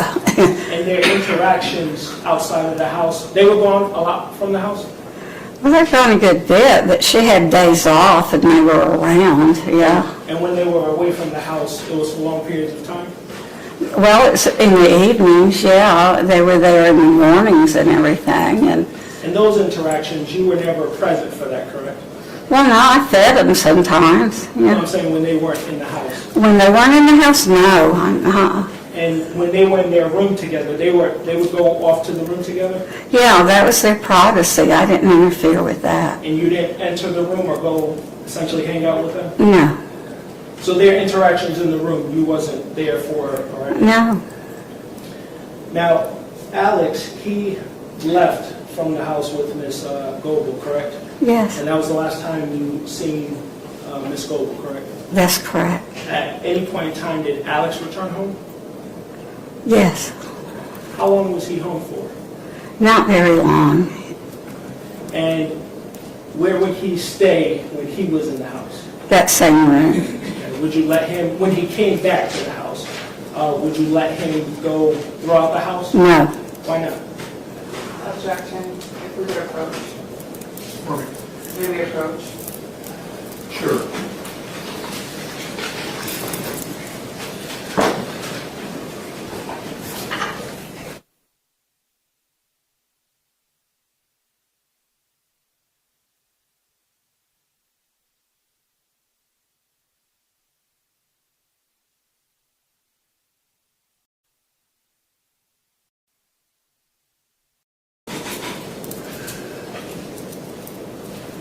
You right? Yeah. Okay. You can come down, ma'am. Can she be excused, released from her subpoena? Yes, I would ask if she would be excused. You are free to go about your business. Thank you.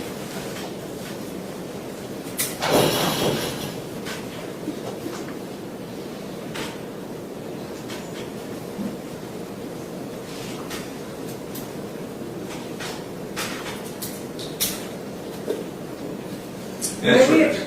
Maybe address something outside the presence of the jury. Okay. Mr. Jury, if you all would, send it to them. All rise for the jury.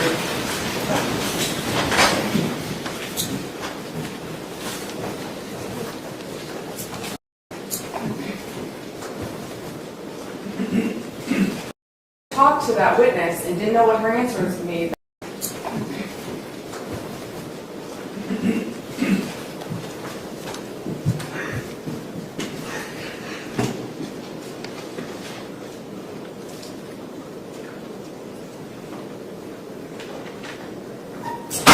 And Judge, just so you know, in light of the motion in limine that dealt with the diagnoses and all that, that's why we wanted to send the jury back before that bell got rung. And I think that Ms. Wilkinson just wants to address the rest of it, because the next witness is going to be the dad, who's going to be at the same awareness of the mental health diagnoses that weren't supposed to be known by the jury. Is that right? Yeah, and I just think discussing the parents' concerns with Alex post any of this, because we're talking about years after, doesn't have to do anything with what was going on between the defendant and Alex at the time. I don't really know the best way to kind of cure or move forward with that. I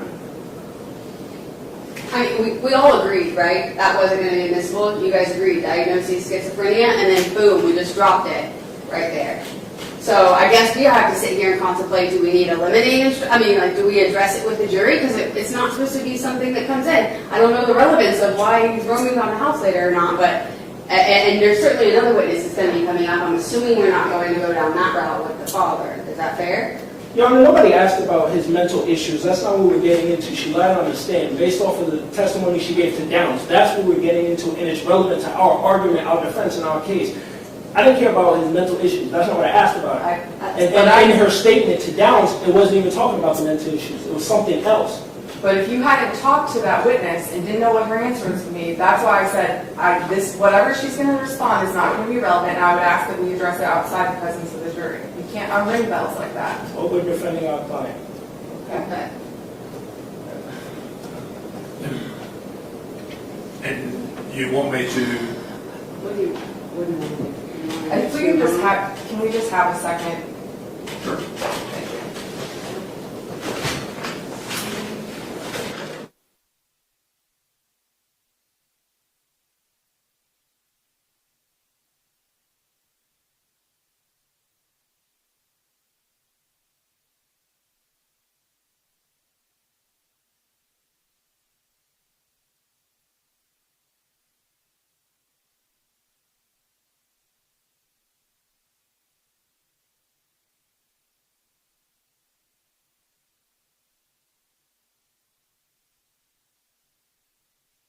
I'm going to draw more attention to it. At this point, I just want to make sure that we're kind of moving into Dr. Warren. I think he will roam less with his testimony, but just making sure that the defense understands what these limines are. And I have spoken with the witnesses, so I knew that maybe I didn't know what her answer was going to be for that, and it might not be the right answer. So if there is maybe something like that, again, we can kind of approach and flush it out outside the presence of the jury. And I also think that it would be inappropriate for the defense at any point to argue that he's schizophrenic and he's because we agreed that in motion in limine, they agreed to that this wasn't going to come in. No, spoke about Hang on this. Let me say this. I know there are two attorneys at every table, but I think the rule is only one attorney gets to make the argument. That's fair. As much as you might vigorously and energetically want to impart the balance of the argument that you want. I'll just, I don't think there's a ruling that the state wants at this point, except I think that we aren't to discuss the mental health of Jonathan Alexander Warren.